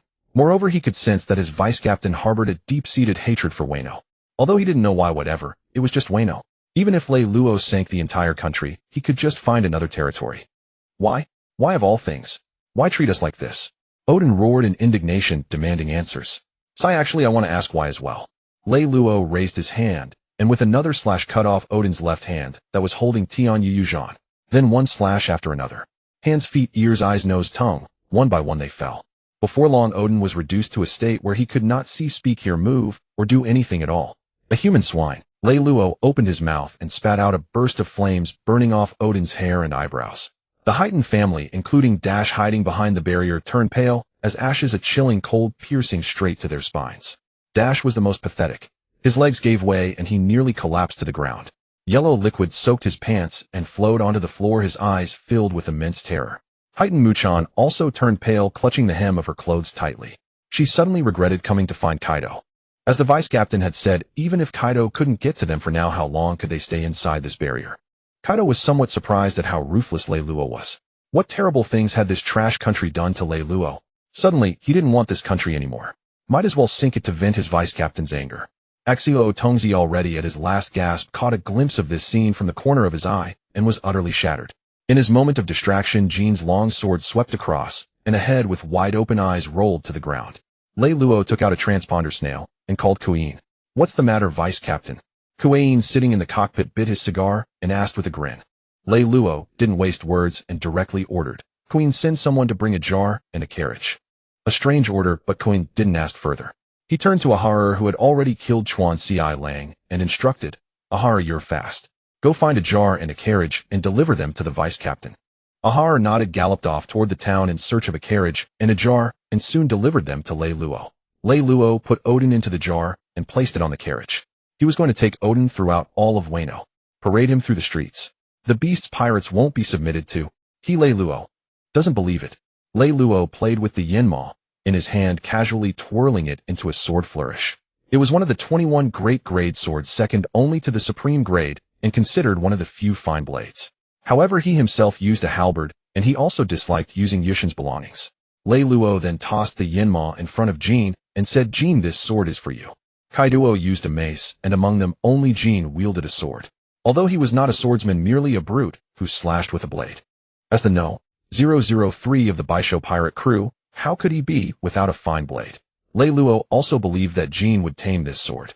Afterwards, Reylo took the jar containing the mutilated Yutian, drove a carriage, and paraded him through the streets. The heavens of the people and samurai of Hajigwa collapsed. Then, they knelt.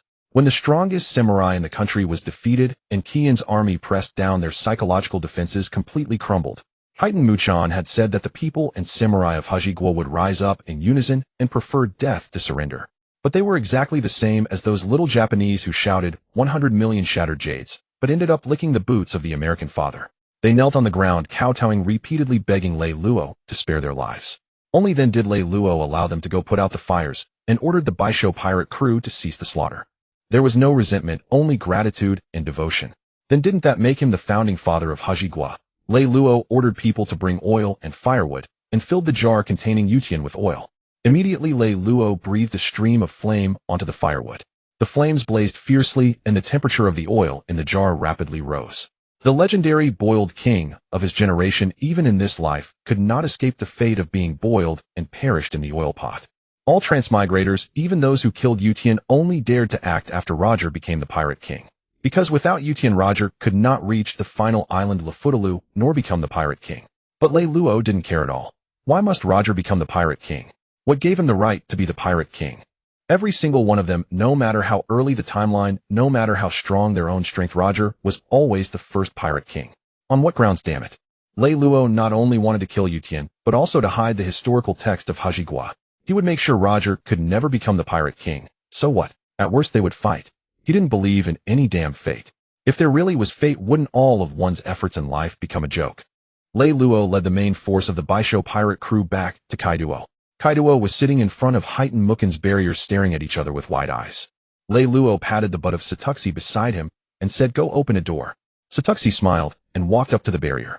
Amid the horrified gazes of the entire Heitan family, a door opened in the barrier. The indestructible barrier fruit encountered the door fruit, which could open doors on any object. It was a relationship of mutual restraint like natural enemies. The indestructible barrier fruit encountered the door fruit, which could open doors on any object. It was a relationship of mutual Lord Kaido, we are willing to submit, willing to help you become the shogun of Hajigwa. Lord Kaido.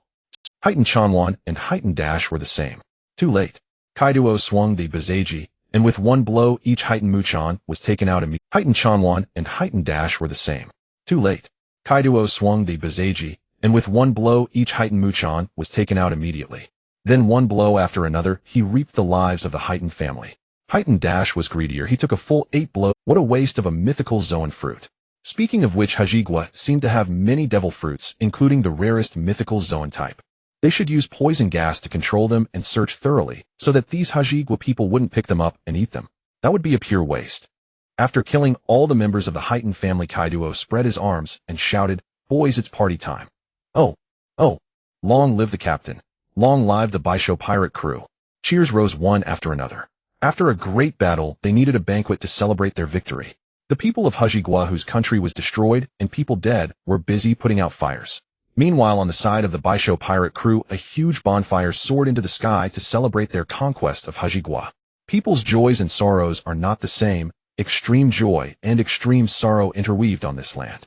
Kaido was in high spirits, drinking continuously, grinning from ear to ear. A year ago, he was a test subject in Pankasate. A year later, he had his own pirate crew, 8,000 subordinates, over 40 pirate ships, and now even a decent territory in the New World. How could this not make him drink heartily? The only pity was that the pirate crew had a cook now, so Lei Luo no longer roasted meat. Although Jean was drinking, his gaze frequently swept toward the sword he had just obtained. Found by Queen, he wrapped an arm around Jean's neck and pulled him over, stuffing a cup of wine into Jean's hand. "We're having a party. Study your crappy sword after the party ends." "This is not a crappy sword, it was given to me by Mr. Lei Luo," Jean said coldly. Queen didn't care about that and urged, all right, drink the wine. "Study the sword Mr. Lei Luo gave you after the party." Jean didn't refuse. He raised the cup and emptied it in one gulp. As soon as he put the cup down, Queen, smiling, pushed another cup over to him. Angela alike and Legia, the old rivals, were at it again. They were shaking dice, drinking until their faces were red and ears hot. Next to them, Ahar was drinking in silence. Matateo gathered with her sisters from the propaganda team, drinking and gossiping, with silver bell-like laughter constantly ringing out. The other pirates also formed small groups, drinking arm in arm, utterly carefree. Satuxi did not attend this banquet, as she went to nurse her child in the door space. Lei Luo quietly sipped his wine, pondering what to do next. Since Hajigwa had been conquered, most of his initial dream was already fulfilled. Next, he would properly entertain those little Japanese. Kaido grabbed Reylo and pulled him over. It's a great day, Reylo. What are you daydreaming for? Come drink. Reylo laughed and drained his cup. He really wasn't as open-minded as Kaido. Why think so much? When life is prosperous, one must enjoy it to the fullest. Reylo rolled up his sleeves and shook the dice. Come on, I'll drink you all under the table today. Ha, Reylo, you sure have a big mouth. Exactly. At the table we won't go easy on you just because you're the vice captain. A night of revelry.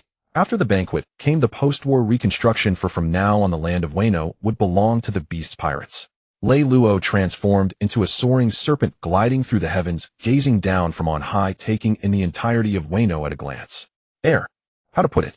Devastation as far as the eye could see.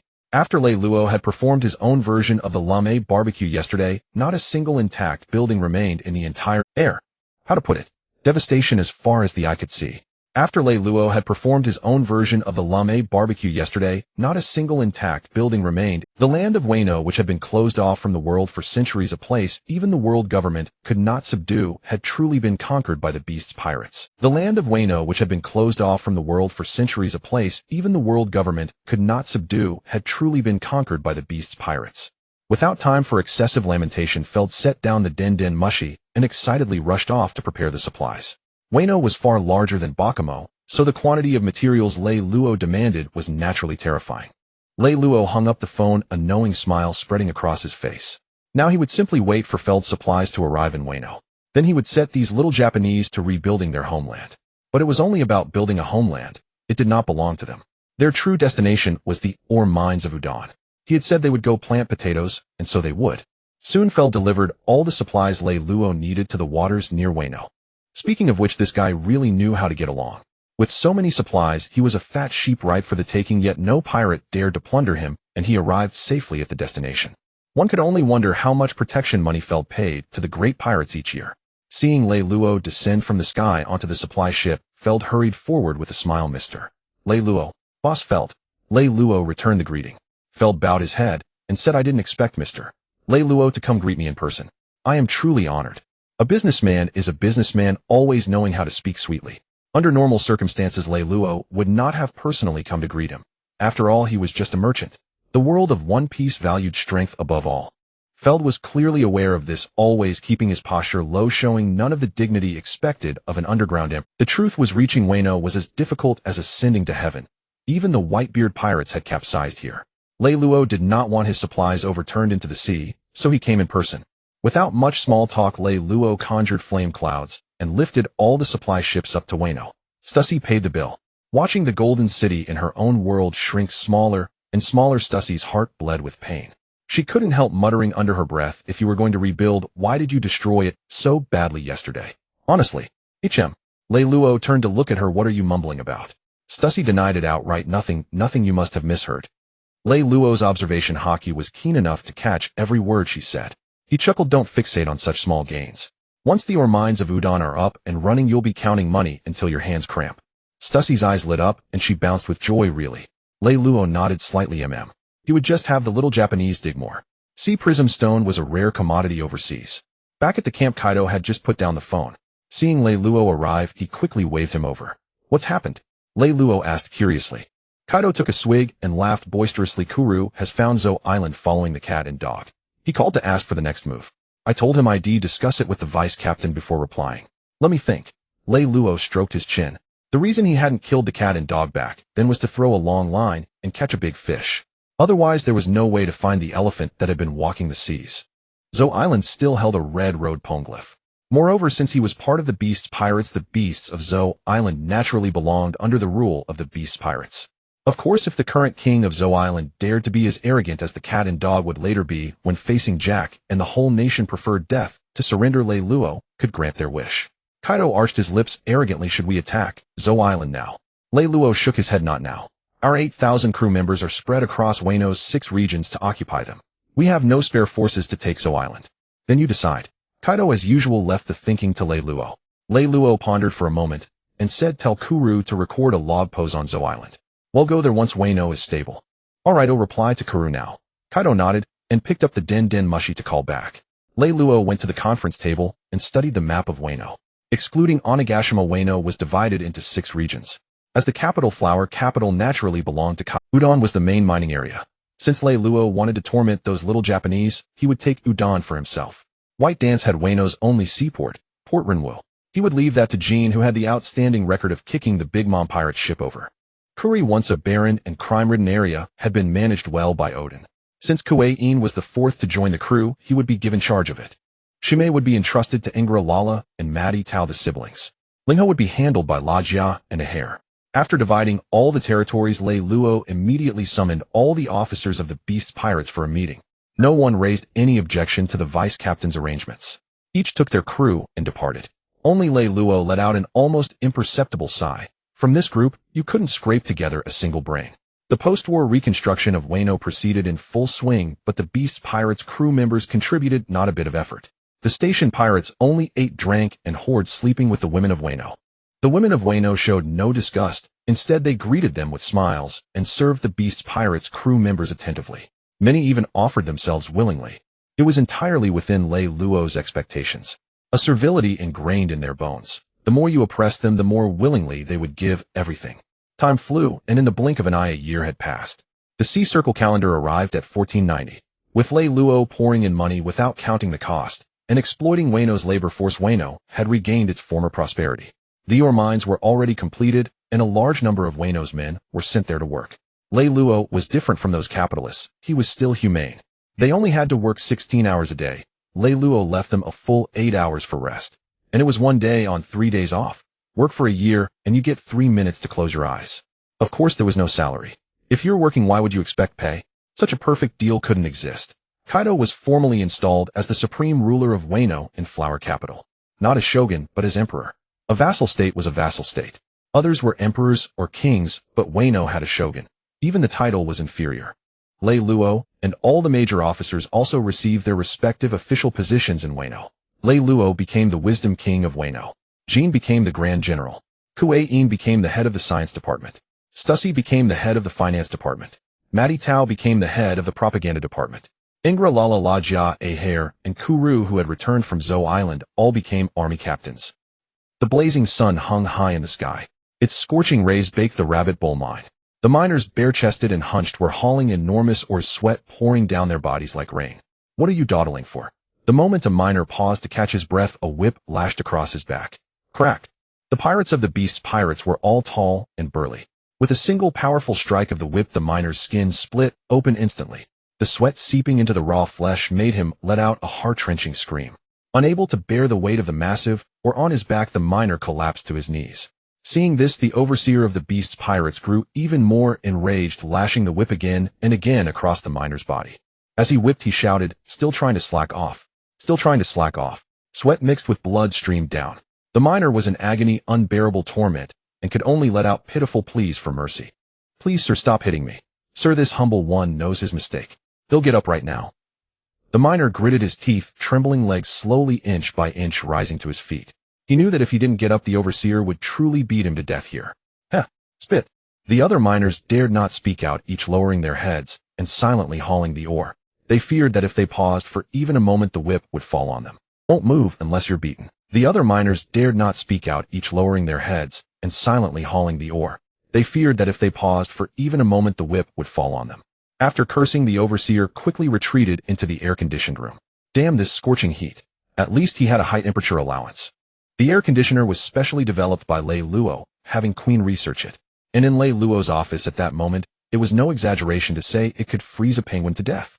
The outdoor units of the air conditioners were all pointed toward the mine outside. Lei Luo sat in a plush executive chair, able to take in the entire scene of the mine through the huge floor-to-ceiling window. Watching the miners struggling like ants outside, a mocking smile curled at the corner of Lei Luo's mouth. Stussy held a piece of frozen watermelon to Lei Luo's lips. He took a bite, but his gaze never left the mine below. At first, Stussy couldn't understand why Lei Luo so enjoyed watching the people of Hijigwa suffer. Gradually, she got used to it. Whatever. It's not like she was the one being tormented. After all, they were pirates. This was standard procedure. Besides, if the miners worked hard, they were essentially filling the treasury of her, the finance minister, with belly. Just then the transponder snail on the office desk rang. Stussy picked it up. Oh, okay. She handed the snail to Lei Luo. It's Kaido. Lei Luo couldn't help but chuckle. Kaido had originally brought Stussy into the crew hoping she would call him captain. But 2 years had passed, and Stussy still insisted on calling him simply Kaido. In moments of passion, though she had once cried out to him, "Good Captain, no more," Lei Luo took the snail. "What's up?" Kaido's voice came from the snail. "Lei Luo, come to Huaji-do." "Alright, I'm on my way." Lei Luo didn't ask further, put away the snail, and transformed into a flying serpent soaring toward Huaji-do. Arriving at the newly built palace for Kaido in Hijigua, he could smell the sake from a distance. This drunkard was drinking even in broad daylight. Fortunately, Kaido at this stage wasn't like his later self, prone to drunken rampages. Before Lei Luo could even sit down, a beautiful palace maid had already served tea on the table. Lei Luo took a sip of the tea, smiling as he asked Kaido, "What's the matter? What did you call me for?" Lei Luo's wish after transmigrating had already been fulfilled. He now lived every day in his dreams. With such joy in his heart, he wore a cheerful smile for everyone. Kaido took another swig from his gourd, then belched and asked drunkenly, "Lei Luo, when are we going on another expedition? I've been bored out of my mind in Huaji-do." During the year on Ba Jiao Gmoya Island, although he hadn't gone anywhere, Lei Luo and King were by his side. When he wanted to drink, someone was there. When his hands itched, he could spar with Lei Luo. But in Hijigua, though the territory was larger, there was no one to drink with and no one to fight. Every day, he drank alone, and Hijigua's government affairs. Sorry, he couldn't handle a single bit of it. On the second day after arriving in Huaji-do, he had urgently transferred Ma Di Tao from Shimei. Lei Luo propped his chin on his hands, studying Kaido with a meaningful look. Was he drunk or not? Truly drunk or pretending? "I asked you a question." Kaido felt seen through and couldn't keep up the act. Lei Luo still wore a faint smile. "Wait a little longer. Wait until we recruit more people." Over the past year, the Beast Pirates' main goal had been to rebuild Hijigua, so they hadn't set sail. Naturally, they hadn't recruited any new members in Hijigua. They were unworthy, they only deserved to mine. Thus, the Beast Pirates still numbered only 8,000. Later, they built a weapons factory on Guidao. Lei Luo wasn't foolish enough to build a factory on their own territory. To the people of Hijigua, Guidao was a place of exile. With 8,000 pirates spread across 6 regions and 1 island, they were already stretched thin. They truly had no spare troops for an expedition. Kaido's combat power could crush any foe, but to conquer required actual occupation, not just planting a flag. Still waiting. Kaido's voice was thick with disappointment. Lei Luo nodded gently. The situation in Hijigua is now basically stable. Each region can spare a few troops. If you're really that bored, go recruit some people in the seas near Hijigua. Fine. Kaido grunted gloomily. He knew Lei Luo despised the people of Hijigua, which was why he went abroad to recruit rather than recruit locally. "Kaido, do you want to become the pirate king?" Lei Luo suddenly asked. Kaido thought he was truly drunk and misheard. Seeing Lei Luo looking at him with a composed expression, he confirmed he wasn't mistaken. Still puzzled, he asked, "Pirate king?" Lei Luo realized that the concept of pirate king didn't exist yet, so he explained, "You've seen the red poneglyph in Hijigua. There are 4 red road poneglyphs in this world. Each records a coordinate. Connecting the 4 coordinates, the center is the final place no one has reached in 800 years. Laugh Tale. If we reach Laugh Tale, we will be the first pirate crew to conquer this entire sea, and you will be the pirate king." Kaido laughed, a dismissive laugh. "Why does reaching the final island make you pirate king? That's ridiculous." Lei Luo had no explanation for that. He himself wondered why. Who had made that rule? Seeing Lei Luo stunned, Kaido laughed, even louder, his eyes flashing with arrogance and confidence.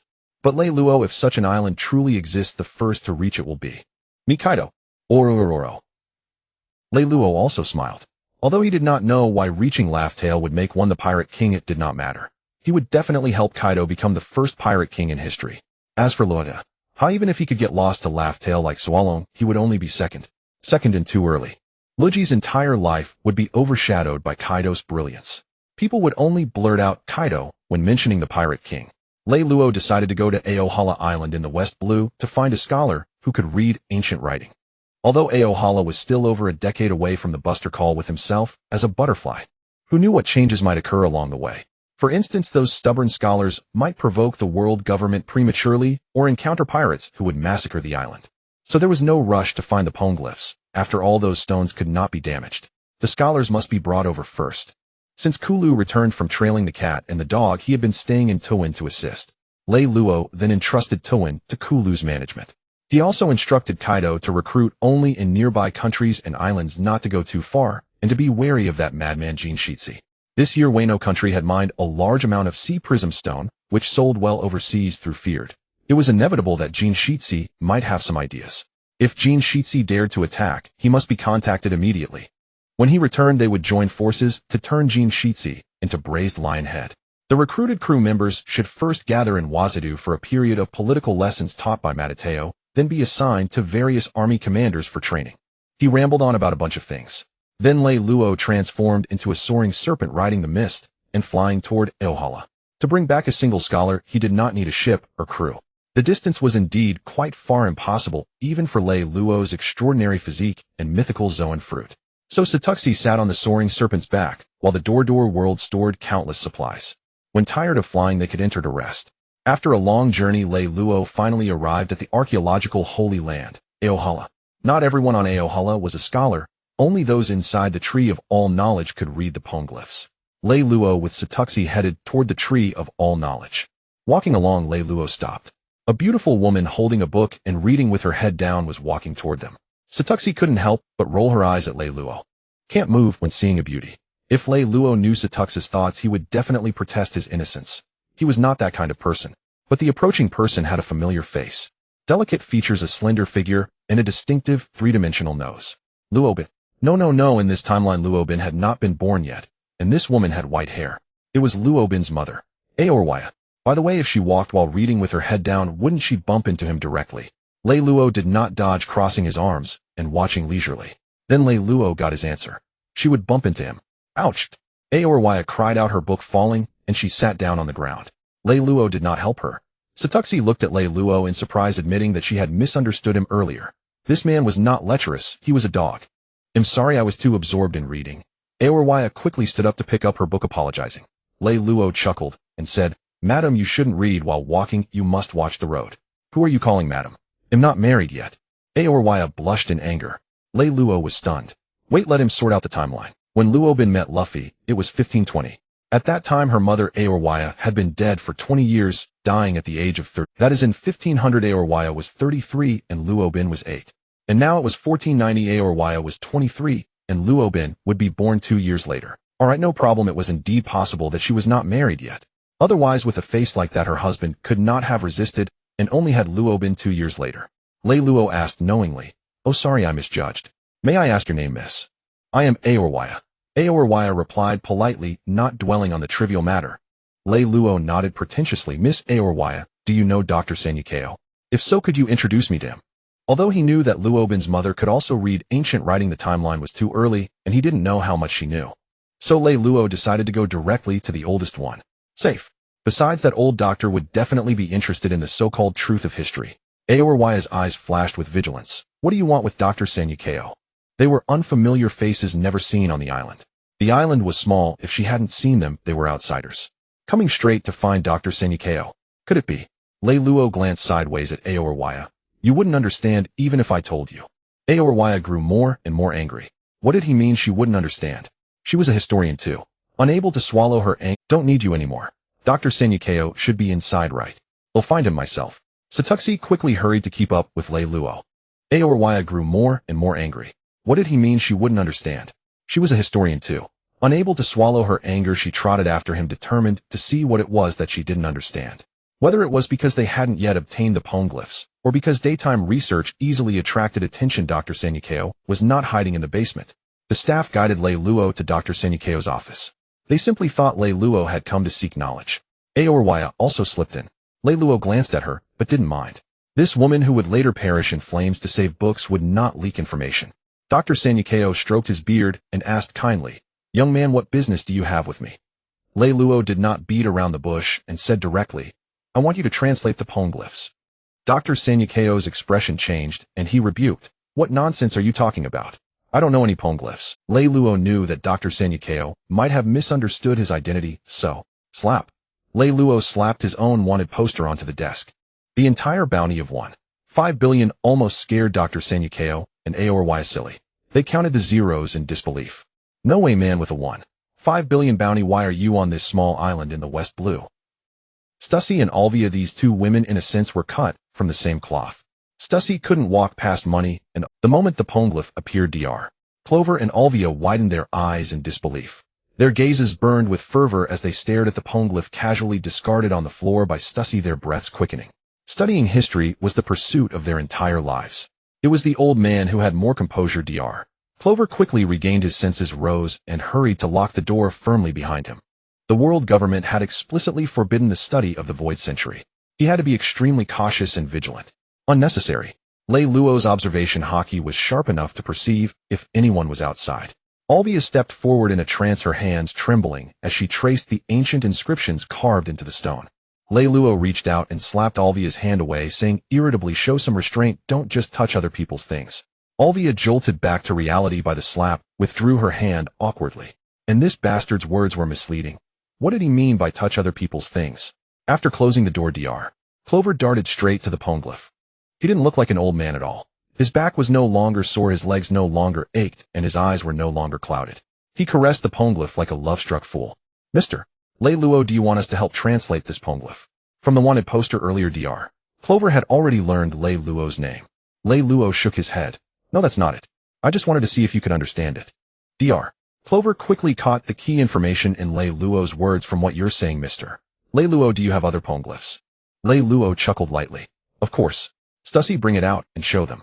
Stussy obediently took out another red poneglyph from the door world and immediately put it back. One glance was all they got, not another second. Yet it was enough. Even in that fleeting moment, both Clover and Alvia could confirm that it was indeed a poneglyph. Seeing the burning look in their eyes as they turned to him, Lei Luo knew he had piqued their interest. Lei Luo curled the corners of his mouth and continued, "If I'm not mistaken, you've been secretly studying the Void Century all these years, hiding it from the world government, even sending out archaeological expeditions across the world." Clover and Alvia exchanged a glance and silently nodded. It was obvious that he had come prepared. Denial was pointless. Moreover, by first revealing his identity and then showing two poneglyphs, he had shown considerable sincerity. But why would a pirate with a bounty of 1.5 billion be so sincere with them? Lei Luo shook his head slightly. "At this rate, you'll never uncover the truth of the Void Century." Alvia blurted out, "And you have a way." Lei Luo nodded confidently. "Of course I do." When it came to history, Clover's expression grew serious. "I'm all ears." Lei Luo casually found a chair and sat down, while Stussy obediently came over to massage his shoulders. Closing his eyes in comfort, Lei Luo spoke eloquently. "That one you saw was red. There are 4 such stones in the world. They are road poneglyphs, each pointing to a location. When you connect those 4 coordinates, the center is the final destination, untouched for 800 years, where the complete history of the Void Century is recorded. When you connect those 4 coordinates, the center is the final destination, untouched for 800 years, where the complete history of the Void Century, Clover's eyes grew solemn, and he nodded slightly. "It's true." Alvia turned her head stiffly to look at Dr. Clover. If even the professor said so, then it had to be true. But how could a pirate know more than a historian? Alvia turned her head stiffly to look at Dr. Clover. If even Alvia's face flushed as she retorted stubbornly, "You're the one who's not scholarly." Lei Luo waved a hand to cut off her excuses. "Enough, no explanations. Explanations are just cover-ups." "You." Alvia pointed a finger at Lei Luo, too furious to speak. Clover's gaze shifted between the poneglyph and Lei Luo, and finally, he let out a soft sigh. "Mr. Lei Luo, what exactly do you want to know, Hera? Please speak plainly." Getting down to business, Lei Luo wiped the smile off his face and said seriously, "Professor, join the Beast Pirates. I know the locations of the 4 road poneglyphs. Let's go to the final island together." Clover spread his hands and shook his head. "I'm sorry, Mr. Lei Luo. Though I'm tempted, I really can't join the Beast Pirates, nor can I go to that so-called final island." "Humph." Lei Luo's eyes turned displeased. How dare he refuse?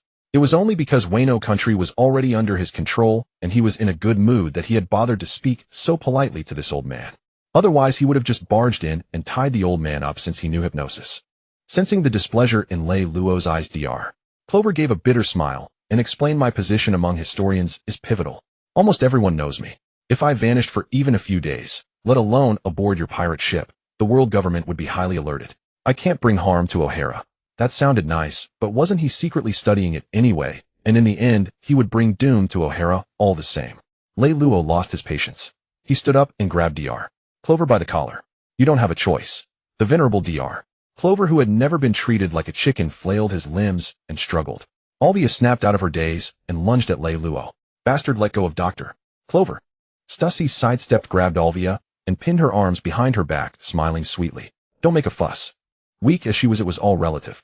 Against a scholar like Alvia, Stussy could handle her easily. Clover, seeing Lei Luo walking toward the door, shouted anxiously. Wait. I really can't go, but Alvia can." Lei Luo stopped and pointed at Alvia, who was still in Stussy's grip, a disdainful smirk curling his lips. Lei Luo's contempt stung Alvia's scholarly pride. She glared at him. Bastard, who do you think you're looking down on? Dr. Clover felt it was undignified to be held like this, and pleaded, Mr. Lei Luo, could you please put me down first? Lei Luo released his grip and Dr. San Yi Chao landed in a disheveled heap. Ahem, clearing his throat twice to mask his embarrassment. Dr. San Yi Chao assured, rest assured, Mr. Lei Luo. Alvia is fully capable of deciphering ancient texts. She has passed the examinations and is a bona fide historian. That's because Dr. San Yi Chao hadn't yet permitted me to study the poneglyphs. Alvia retorted indignantly. This accursed pirate. That's because Dr. San Yi Chao hadn't yet permitted me to study the poneglyphs. Alvia retorted indignantly. This accursed pirate had looked down on her from the very beginning. Dr. San Yi Chao interjected, adding, researching poneglyphs touches upon the world government's taboos. Alvia has only recently become a historian, and she is still young, so I had not yet allowed her to join the research. I see.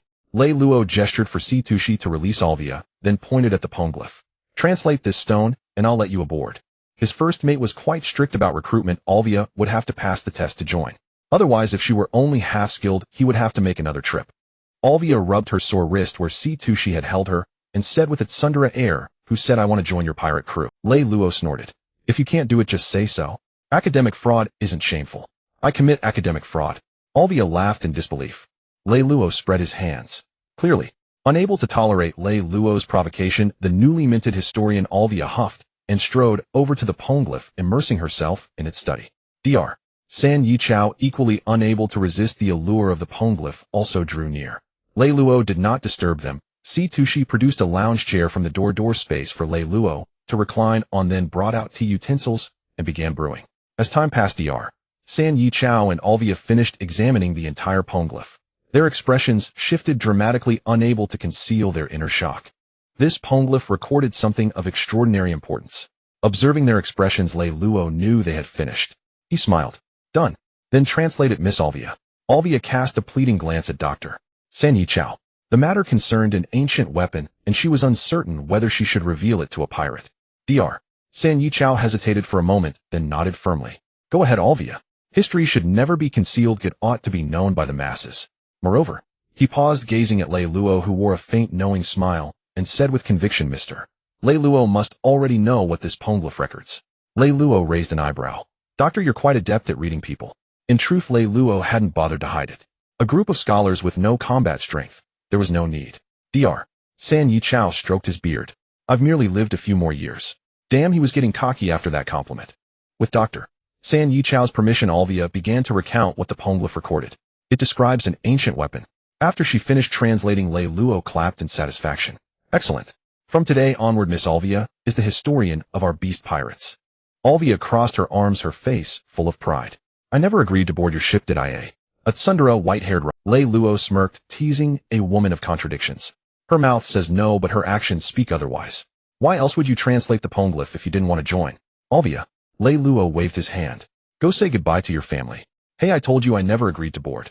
Alvia tried to make her voice heard once more, but Lei Luo ignored her, hoisted her onto his shoulder, and leaped out the window. Situshi followed closely. As long as she could read ancient texts, her loyalty could be managed. If Alvia behaved obediently, fine. If she harbored any ulterior motives, a dose of poison would suffice. Look how well-trained Situshi had become. As for letting Alvia bid farewell to her family, his real intention was to search near. He wanted to see if the flower fruit was on O'Hara Island at this time. Lei Luo wasn't sure if Alvia's parents were still alive. He only knew she had a younger brother to whom Robin was later entrusted. He had raised her poorly, though. Lei Luo asked, where's your home? Carried in such an undignified position, Alvia's cheeks flushed crimson. Over there. And, put me down first. He had raised her poorly, though. Lei Luo asked, where's your home? Carried in such an undignified position, Alvia's cheeks. She had studied history and ancient languages to decipher the void century. It was the dream she had pursued all her life. Now that the opportunity was right before her, how could she possibly give it up? Lei Luo grinned roguishly. No need for trouble, I'll take you there. Alvia's struggles were futile, and Lei Luo carried her to the front door of her home. After setting her down, he began searching for the flower fruit, following the places Robin frequented in the anime. Alvia straightened her hair and clothes, took a deep breath to compose herself, and pushed open the door. Robin's childhood had been one of isolation, and the places she visited were few. Lei Luo quickly searched them all. What luck, I actually found it. Lei Luo held a fruit resembling a pink flower in his hand, unable to suppress a smile. If Alvia ate it, the only difference between her and Robin would be hair color. Lei Luo placed the flower fruit into C-Tushi's door space and returned to Alvia's doorstep. Alvia was waiting there with a backpack, her white hair tied into a high ponytail. She looked youthful and vibrant. Tisk tisk tsk. Seems the sibling relationship was lukewarm, but she'd finished saying goodbye so quickly. Lei Luo waved. Let's go. And Alvia hurried over to Lei Luo. Eager to set sail, she asked excitedly, where's our ship? Lei Luo, no ship. Alvia, huh? Alvia, then how did you get here, and how are we going to sea? Lei Luo, will just fly. Alvia, huh? Lei Luo scooped up C-Tushi and Alvia in his arms and soared into the clouds. Lei Luo, by the way, Alvia, do you know a man named Enaiku? Alvia, there is indeed a scholar named Enaiku at the Omniscient Tree, but he's always been researching in the basement, and I've never interacted with him. Why? Lei Luo, no reason. Bakamoa Island. After the beast's pirates withdrew, it did not revert to its former barren cold land. When they had set out to attack Wano, the facilities on the island were not destroyed and remained intact. The shipbuilding factories and weapon factories were still operating, and all the weapons and ships produced were shipped to Wano. After the beast's pirates picked the best, they handed the surplus over to Feld for sale. Supported by these two major factories and the warmth provided by the large furnace built by Queen Bakamoa, Island grew increasingly prosperous. One day, Bakamoa Island received a group of uninvited guests. A pirate looking through a telescope at the industrial city on the island couldn't help but exclaim, I never imagined that this godforsaken Bakamoa Island could develop into such a place. Then he asked the tall man standing with arms crossed beside him, Boss, are we really going to take this place over? The tall man's eyes were firm. Of course, why else would we come here? The crew member looked up at the fluttering flag on the island and whispered in warning, but this is the beast's pirates' territory. The island still flies their Jolly Roger. The tall man burst into arrogant laughter. Ha! No need to be afraid. The beast's pirates may be strong, but I, Qing Jiao, am no pushover. Got it, boss. They'll go inform the crew to prepare for battle. Qing Jiao nodded with authority. Tell them to try not to damage the buildings during the fight. This will be our 8 Treasures Navy's territory from now on. Yes, boss. The crew member responded and quickly withdrew to inform. Qing Jiao was proud. After all, he had fought against Garp and ended in a draw. Who was Garp? He was now the renowned hero of the Marines whose iron fists suppressed the entire sea. The mighty 8 Treasures Navy soon drew the attention of Bakamoa's armed forces. As the first base of the beast's pirates, Bakamoa retained a certain combat strength. Armed with weapons produced by the factory, they quickly surrounded the 8 Treasures Navy. Qing Jiao swept his cold gaze over the group, not taking them seriously. The captain of Bakamoa's forces recognized Qing Jiao's signature conical head and knew that they were no match for him. Yet he did not cower in fear. He shouted loudly, This is the beast's pirates' territory. Leave immediately, and we can pretend you were never here. Qing Jiao grinned and laughed heartily. Ha! Since we've come, how could we pretend we never did? The captain frowned and warned again, Do the 8 Treasures Navy wish to make enemies of the beast's pirates? Qing Jiao sneered, What if we do? Men attack. Ooh. Ooh. The 8 Treasures soldiers charged with various weapons, howling as they launched their assault. The captain gritted his teeth, Drive these pirates away. Qing Jiao did not join the fight, watching with ease. Soon he noticed something was wrong. Bakamoa's combat strength was even greater than that of the 8 Treasures Navy. Especially their weapons. They were quite advanced. The 8 Treasures Navy were all people he had brought from his homeland. Qing Jiao naturally could not bear to see them suffer heavy losses. Qing Jiao's conqueror's haki erupted instantly, and a terrifying pressure bore down on the fighting Bakamoans. Under the impact of Qing Jiao's conqueror's haki, more than half of the Bakamoans foamed at the mouth and collapsed unconscious. The 8 Treasures Navy pressed their advantage and soon eliminated the forces on Bakamoa Island, leaving only the captain struggling to hold on. Qing Jiao's lips curled up and a dark armament haki slowly crept over his conical head. He then leaped high, charging toward the captain. The captain, who didn't even know armament haki, had no resistance. His conical head pierced straight through him, and he closed his eyes unwillingly. Qing Jiao pulled out his conical head and grinned ferociously. There is nothing in this world harder than my head. Men, Bakamoa Island is ours. The 8 Treasures Navy raised their arms and cheered. Long live the boss. Long live the 8 Treasures Navy. Amid the rising cheers, the transponder snail on the captain's body suddenly rang. Brew, brew. Qing Jiao crouched down, took the transponder snail from the captain's body, and answered without thinking, Hello.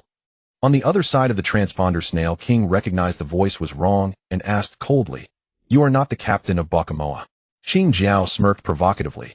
You must be from the beast's pirates, right? Tell Kaido that Bakamoa belongs to my 8 Treasures Navy now. Before King could say more, Qin Jiao crushed the transponder snail. Then he laughed heartily. Come on, men.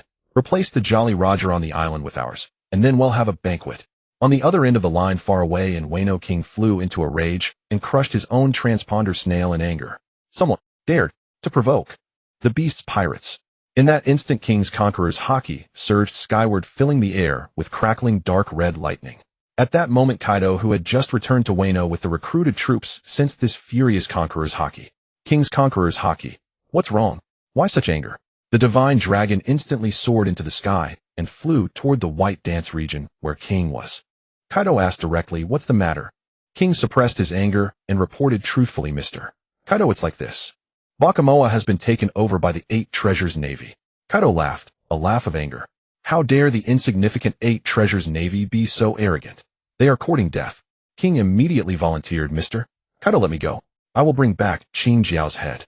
No, you stay in Wano and handle the crew I brought back. He'll go personally to meet this Qin Jiao and see if his strength matches his arrogance. As soon as he finished speaking, the divine dragon rode clouds and mist flying toward Bakamoa Island. King took out another transponder snail and reported everything that had happened on Bakamoa and Kaido's departure to Reylo. Above the clouds, the soaring serpent was flying toward the Sabaody archipelago. It hadn't passed through Fishman Island on the way, but on the return trip, it would conveniently take the road Poneglyph from Fishman Island. After learning this news, Reylo was dumbfounded. Truly a barren field lies untilled, but once plowed, others come to compete. Qin Jiao, that guy who was one-shotted by Garp. He wouldn't still be thinking himself invincible based on his battle with Garp years ago, would he? Since he dared to provoke, he had only himself to blame. Reylo, who had already flown into the Grand Line, turned around and flew toward the West Blue. If Qin Jiao hadn't stirred up this trouble, he would have forgotten that there was still a jewel iceberg in the West Blue. The Baba Water Army's occupation of Bakamoa Island caused a great stir. All eyes in the New World turned to this place. Qin Jiao was at his peak from the very beginning, with a bounty once reaching 500 million berries, and he even fought against Kapu. Later, Qin Jiao disappeared from the spotlight for unknown reasons, while Kapu, through his repeated battles against pirates, gained widespread fame and was hailed as a hero of the Marines. A nightmare-like existence for pirates. Now he chases the great pirate Luo Jia all over the seas. And Qin Jiao, who fought him, though now only has a bounty of 500 million, the world equates his strength directly with Kapu's. On the other side, the beast pirates rose to prominence over the past 2 years, first capturing Bakamoa and then defeating countless challengers there. After biding their time, they have even taken Wano country, which had been closed off from the world for centuries. No one can resist the lure of a spectacle. The people of the New World eagerly awaited to see who would emerge victorious in this clash between the beast pirates and the Baba Water Army. The divine dragon flying toward Bakamoa could not quite fathom Qin Jiao's strength either. The godlike and demonic strength displayed by Kapu and Luo Jia at God Valley left a deep impression on him. That is why he stopped Jin and intervened personally. Far away in the West Blue, Reylo was not at all concerned about who would win between Qin Jiao and Kaido. Kaido is definitely going to win. They say Kapu blew up 8 mountains just to defeat Qin Jiao, but at the end of the day, Qin Jiao was still one-shot by Kapu. Try asking Kapu to one-shot a Kaido. So knowing that Kaido had already set out, Reylo was in no hurry and returned to the West Blue to attack Qin Jiao's base. He would not leave a single piece of the Jade Iceberg for Qin Jiao. He had always been a vengeful person, carrying the fine tradition of the protagonist in Chinese novels. If you offend him, he will kill your entire family. Just like if he were ZFA. If pirates dared to kill his family, he would press the golden den mushy in the pot. It was only because Qin Jiao's hometown Huaxi country was designed after Huaxiao that Reylo decided to let the country off the hook. The glacier was easy to find in the West Blue, especially with Wei being a local. But the location of the Jade Ice Bed was not so easy to find. The treasure was buried beneath the ice and not easily discovered, otherwise it would have been taken long ago. Indeed, no one in the West Blue could break through it, but there were still the Marines and the world government. The ice layer was not as impenetrable as Qin Jiao bragged, claiming only he could open it. Reylo, Situshi, and Wei walked across the vast glacier. Situshi wrinkled her face and complained in a low voice. Why do you always like coming to such icy wastelands? Reylo chuckled, picking up money. Money. Situxi's eyes instantly morphed into berries and she gripped Reylo's arm tightly. Over the past 2 years of subtle influence, she never doubted Reylo's words, especially with the precedent of the Golden Land. Reylo shook his head in exasperation. A greedy person is never satisfied, even though Situxi's door world held a mountain of gold and most of the beasts, but he actually quite liked Situshi the way she was now. A beautiful, greedy, and wicked woman. Yet she was utterly devoted to him and obeyed his every word. When he had time, he would go search for pure gold, lest she truly turn into a little potato. Watch your step, the treasure is beneath the ice. Lei Luo reminded. Okay. Sitoshi nodded repeatedly, her gaze dropping to stare intently at the ice. Reylo pursed her lips. I've lived in the West Blue for so many years, how come I never heard of any treasure under the glacier? Oh, that's because you're ignorant and ill-informed. Lei Luo replied indifferently. Huh, me? Ignorant and ill-informed. Reylo was furious at Lei Luo's words, and for a moment, she didn't know what to say. Sitoshi kept silent, pretending not to see. In 2 years, she hadn't realized Lei Luo could be such a dog with such a poisonous tongue. And this girl, if you can't win an argument, stop provoking him, and then you end up frustrated for half the day. Let's go, hurry up and find a treasure. Having successfully made Reylo angry, Lei Luo's lips curled into a satisfied smile. Reylo was like a college girl with clear and naive eyes, making it hard not to tease her. Sitoshi might indeed have the attribute of a treasure-hunting mouse. On the vast glacier, she found the hidden treasure early. Gazing at the mountain of gold and jewels beneath the ice, Sitoxi's eyes sparkled. Reylo rubbed her eyes full of disbelief. How could there really be treasure under the ice? What fool left their wealth here? Sitoshi stomped on the ice and found it very thick, then pulled out swords, guns, spears, and cannons from her door world. After a round of bombardment, she found the ice layers still intact. At a loss, she looked pitifully to Lei Luo for help. Lei Luo took the Fangtian Huaji from Sitoshi and gestured for the two to step back. Then a dense layer of armament haki climbed onto the shaft, and he swung the Fangtian Huaji, thrusting fiercely at a single point. The ice surface began to crack from that point, with fissures spreading like a spiderweb. With a great roar, the thick ice layer completely shattered. Even Sitoshi and Reylo, who had retreated far away, fell into the opening. Damn, used too much force.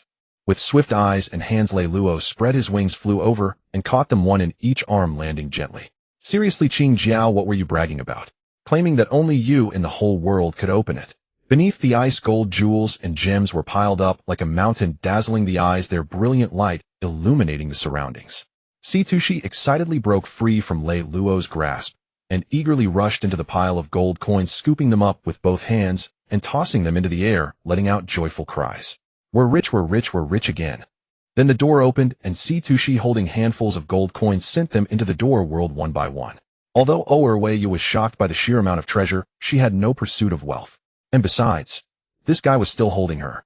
Reylo's cheeks flushed, and she gritted her teeth, asking, "Is it comfortable to hold me?" "Quite comfortable." Lei Luo gave a full affirmation. This girl's figure was not. "Let go of me." Lei Luo chuckled and released his hold. Reylo quickly distanced herself from him. Lei Luo did nothing further, standing to the side, watching Sitoxi's busy figure, a hint of a smile curling at the corner of his mouth. He didn't need to help. For Sitoshi, moving the treasure was a kind of happiness in itself. Halfway through, Sitoshi suddenly ran to Lei Luo and handed him a devil fruit. "Here, found it in there." Berjamoya Island. After seeing the weapon factory and the shipyard, King Jiao's eyes instantly blazed with fervent light. The most advanced weapons on the market. Mature shipbuilding techniques. This not only enables the 8 Treasures Navy to rapidly expand its power, but also signifies a steady stream of financial revenue. Qing Jiao couldn't help but exclaim, no wonder the beast pirates were able to assemble a fleet to attack Wano country within just 1 year here. However, from now on, this place belongs to the 8 Treasures Navy. Both factories were taken over, and the entire island's people began working for them. The 8 Treasures Navy certainly wouldn't give them as good treatment as the beast pirates did. Having a meal to eat was already good enough. The former encampment of the beast pirates was now also seized and turned into a place for their daily feasts. The residents of Berjamoya Island were powerless to resist their tyranny and could only pray for the early arrival of the beast pirates. One day, as Qing Jiao was raising his cup in high spirits, a sudden change occurred. "Qing Jiao, get the hell out here." A roar came from the distant sky like a thunderclap from a clear sky. Qing Jiao, stunned, held his wine bowl and looked up toward the sound. In the sky, dark clouds began to gather in patches. The wind howled wildly, lightning slithered like serpents through the clouds, and thunder rumbled deafeningly. Day suddenly turned to night. Amidst the shifting winds and clouds, a figure soared through the sea of clouds, arriving above Berjamoya Island in the blink of an eye. By the flashing light of thunder, the 8 Treasures Navy clearly saw the legendary creature in the sky. Sharp, jagged horns, a dragon's beard drifting wildly in the wind, azure scales interlaced over its massive body. A dragon. The 8 Treasures Navy soldiers below stared in terror at the massive, winding, sky-obscuring behemoth above the clouds, swallowing hard. Kaido's devil fruit ability had already been exposed during the grand challenge at Berjamoya before. However, witnessing this legendary creature for the first time with Kaido making such a disaster-like entrance, how could the Eight Treasures Navy not be afraid? The Divine Dragon's dark yellow pupils coldly surveyed the Eight Treasures Navy below, as if looking at the dead. If not for Berjamoya being his own territory, he would have wanted to breathe a dragon's breath down and burn all these reckless fools to death. The Divine Dragon's gaze finally fell on Qingjiao, and a flicker of barely noticeable doubt crossed his eyes. How does it feel? Qingjiao seems a bit weak. On the ground, Qingjiao looked up at the Divine Dragon in the sky, his face unprecedentedly solemn. The arrogance he had when first invading Berjamoya Island was gone. Faced with Kaido's overwhelming might, he had to be cautious. Huh? Kaido sneered. The next moment, Conqueror's haki erupted from his massive dragon body, a vast and mighty aura like the wrath of heaven sweeping across the entire island with dark red lightning raging everywhere. Bang! Bang! Bang! One after another, none of the Eight Treasures Navy's crew could withstand Kaido's. One by one they foamed at the mouth and fell asleep. Seeing that Kaido had knocked out all his Eight Treasures Navy crew with a single Conqueror's haki, Qingjiao flew into a rage. Conqueror's haki. He had it too. Don't be too arrogant, Kaido. Qingjiao's Conqueror's haki shot up into the sky, colliding with Kaido's without backing down. The two forces of Conqueror's haki turned into two semi-transparent domes, clashing instantly. In that moment, the wind and clouds changed color, and the entire Berjamoya Island seemed to tremble. The two powerful Conqueror's haki forces clashed, stirring up countless piles of snow as snowflakes howled in the cold wind. Qingjiao did not hold out for long. Kaido's Conqueror's haki overwhelmingly dominated, pushing back Qingjiao's Conqueror's haki with unstoppable momentum. Defeated in the Conqueror's haki clash, Qingjiao staggered back a few steps, his eyes horrified as he looked at the Divine Dragon in the sky. Impossible. How could his own Conqueror's haki be so weak and the others so strong? Above the clouds, Kaido transformed into his dragon-human form, carrying the Bajai Jia on his shoulder, and sneered disdainfully, "Is that all?" This Conqueror's haki couldn't even compare to his genes. Kaido's attitude deeply wounded Qingjiao's pride, but he could not fly up, so he could only glare and grit his teeth. "Come down if you dare, and he'll smash you to pieces." Oomph. Even after losing the Conqueror's haki clash, Qingjiao did not think he could not defeat Kaido. He had absolute confidence in his drill head. Kaido looked down contemptuously at the furious Qingjiao, a scornful smirk on his lips. He could now confirm that his initial perception was correct. This Qingjiao wasn't nearly as strong as he had imagined. Who knew how he had fought against Garp back then? "You don't think I'm afraid of you, do you?" Oomph. Kaido grinned fiercely, wrapping the Bajai Jia with Conqueror's haki, then swooped down. "Prepare yourself, Qingjiao." Thunderbogwat. Kaido gripped the Bajai Jia with both hands, dark red lightning raging on the club, and slammed it heavily toward Qingjiao with a howling wind. He intended to crush Qingjiao with one blow. With this battle, he would make it clear to the entire sea that the beast pirates were not to be trifled with. Qingjiao bent his legs to gather power, and thick black armament haki coated his drill head. Then he stomped hard on the ground, launching himself like a cannonball, his drill head charging straight at Kaido, the terrifying force instantly creating a massive crater on the ground. "Do you think I'm afraid of you? There is nothing harder than my head in this world. Watch me smash you." 8 rushing fists, secret art, drill, dragon drill nail. Clang. The Bajai Jia and the drill head collided fiercely at the tip, where dark red lightning and black armament haki intertwined. However, even with all his effort, Qingjiao's drill head could not withstand the Bajai Jia, infused with Conqueror's haki. Amid Kaido's sinister laughter, Qingjiao's prideful drill head was dented in. However, even with all his effort, Qingjiao's drill head could not withstand the Bajai Jia, infused with Conqueror's haki. Amid Kaido's sinister laughter, Qingjiao's prideful drill head was dented inward by the spiked club. Puffed. Qingjiao's eyes rolled back, blood gushing from his mouth. The immense force sent him flying backward like a broken kite, crashing heavily on the ground. Instantly formed a crater, dust billowing. Kaido landed carrying the Bajai Jia and walked step by step toward Qingjiao.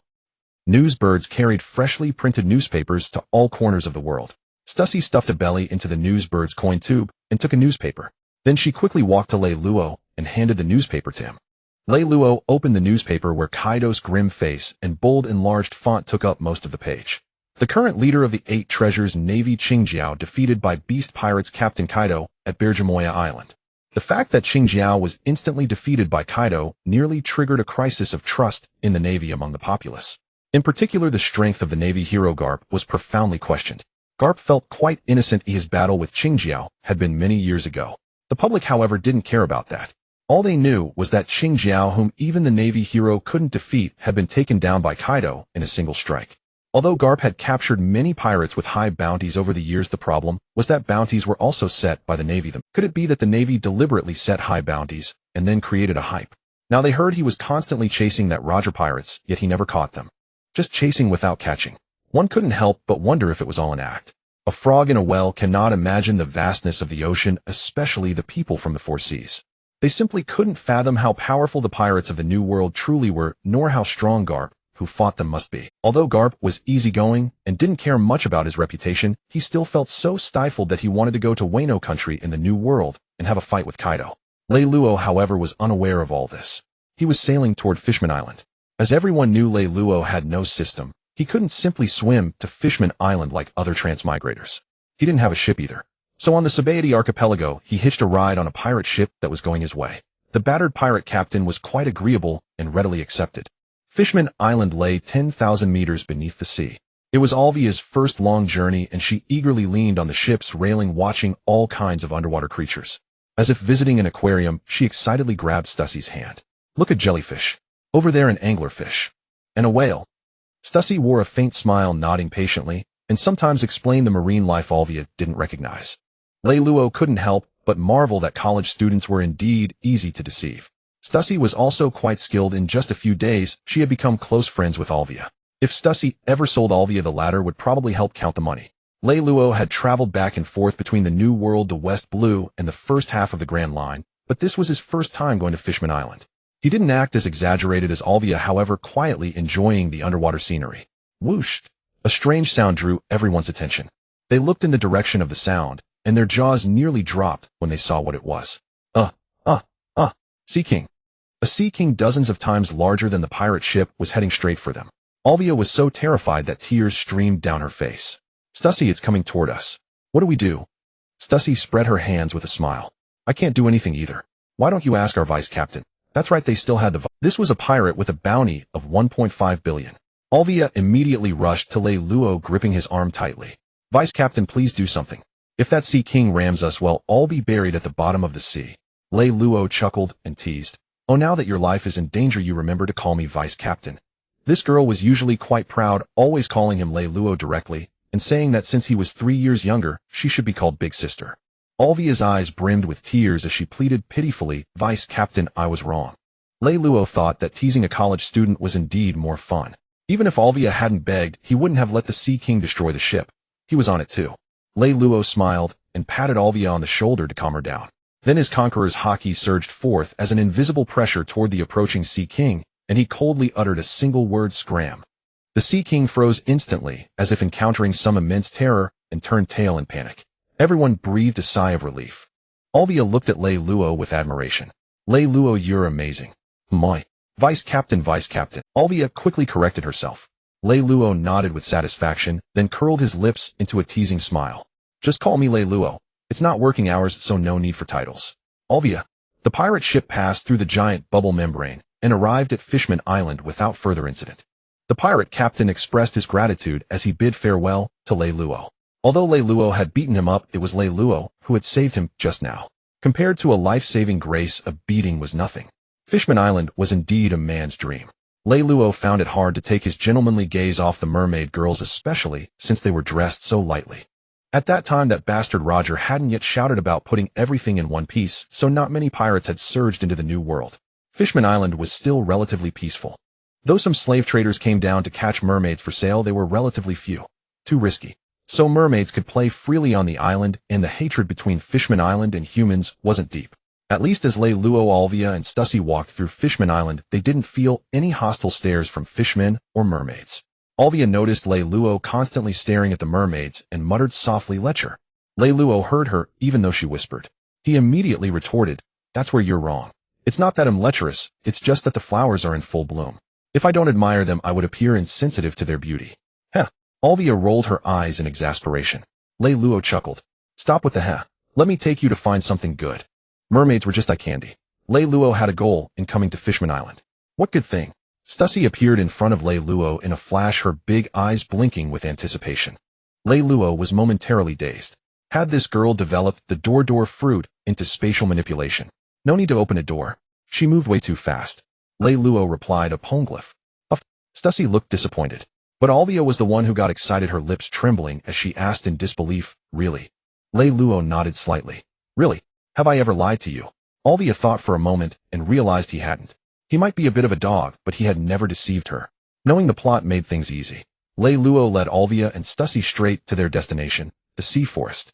Two poneglyphs stood side by side. Alvia couldn't help but walk up to them. Stussy and Alvia, these two women in a sense were cut from the same cloth. Stussy couldn't walk past money, and Alvia couldn't walk past a poneglyph. Kneeling before the poneglyph, Alvia gently caressed it with both hands, deeply captivated by the ancient inscriptions on the Alvia soon became completely absorbed in her study of the poneglyph, utterly forgetting Lei Luo and Stussy beside her. Research is not allowed here." Lei Luo looked up at Stussy and raised an eyebrow, signaling her to put away. Stussy was now practically in sync with Lei Luo, able to read his mind at a glance. Smiling, she walked over to Alvia, opened a door, and directly tossed the red poneglyph. Alvia was still studying into it. Interrupted mid-research, Alvia looked up in surprise. Seeing it was Stussy, she couldn't help complaining, "Stussy, I haven't finished reading it yet." Stussy laughed and gave Alvia a pat on the head. "I've put it away, so what's the worry about not having time? You're the historian of our beast pirates, aren't you?" Alvia squinted her eyes in enjoyment and nodded gently. That's true. She could even go back and sleep with the poneglyph if she wanted. Now she was no longer the young scholar at the Tree of Knowledge who hadn't yet been allowed to study by Dr. Clover. As Stussy was about to put the second poneglyph into the door world, Lei Luo waved his hand at her. "Leave that one." Lei Luo had no hoarding obsession. He had only taken the one from Skypiea because it involved the ancient weapon Poseidon. But this one in front of him was utterly meaningless. It was an apology letter written 800 years ago by Joy Boy to the then mermaid princess. Lei Luo despised Joy Boy, and even more so those who waited for a prophecy. The renowned war scholar Mr. Tiger King once said, "War is a 800 years ago, no matter what means Emu used to secure the final victory, a loss was a loss." Joy Boy, what's even more ridiculous is that the whole world is waiting for a prophecy from a loser.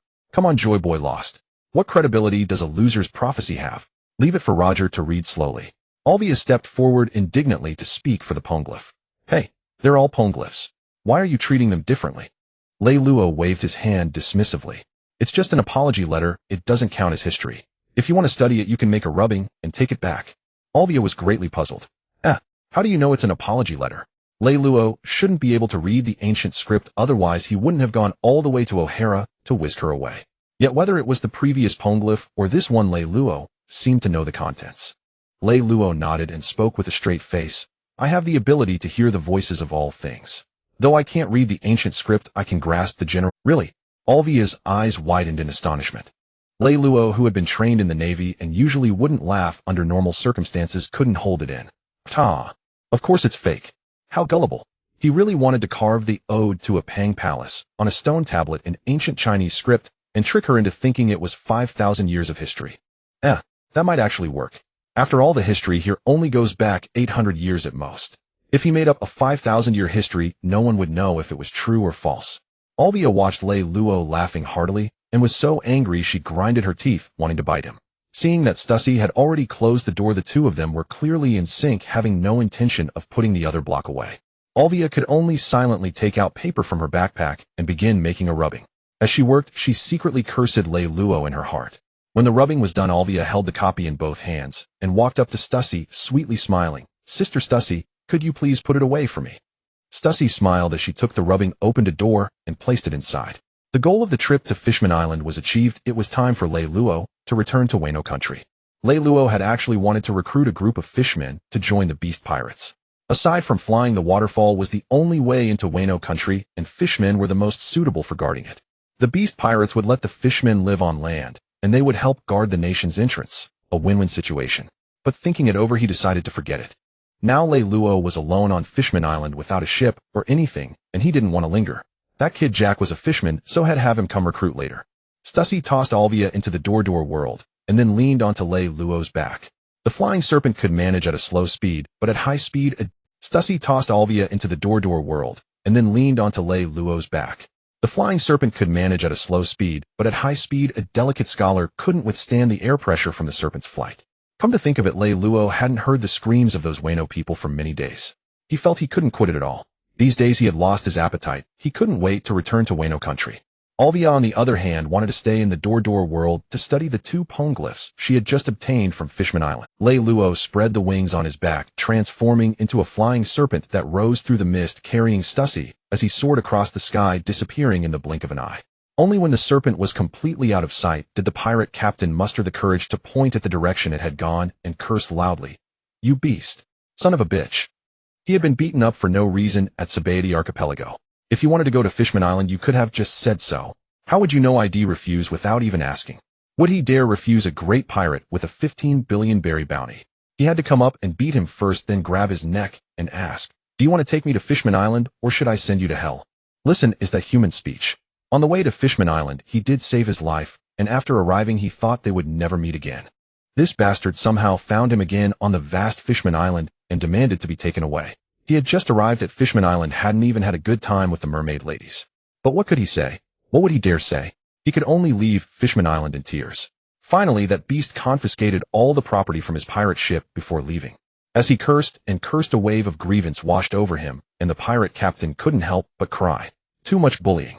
His cries were so desolate that anyone who heard would be saddened and moved to tears. Mr. Reylo. As the Tengshi appeared above the port of Haji, Guajin immediately flapped his wings to come and greet him.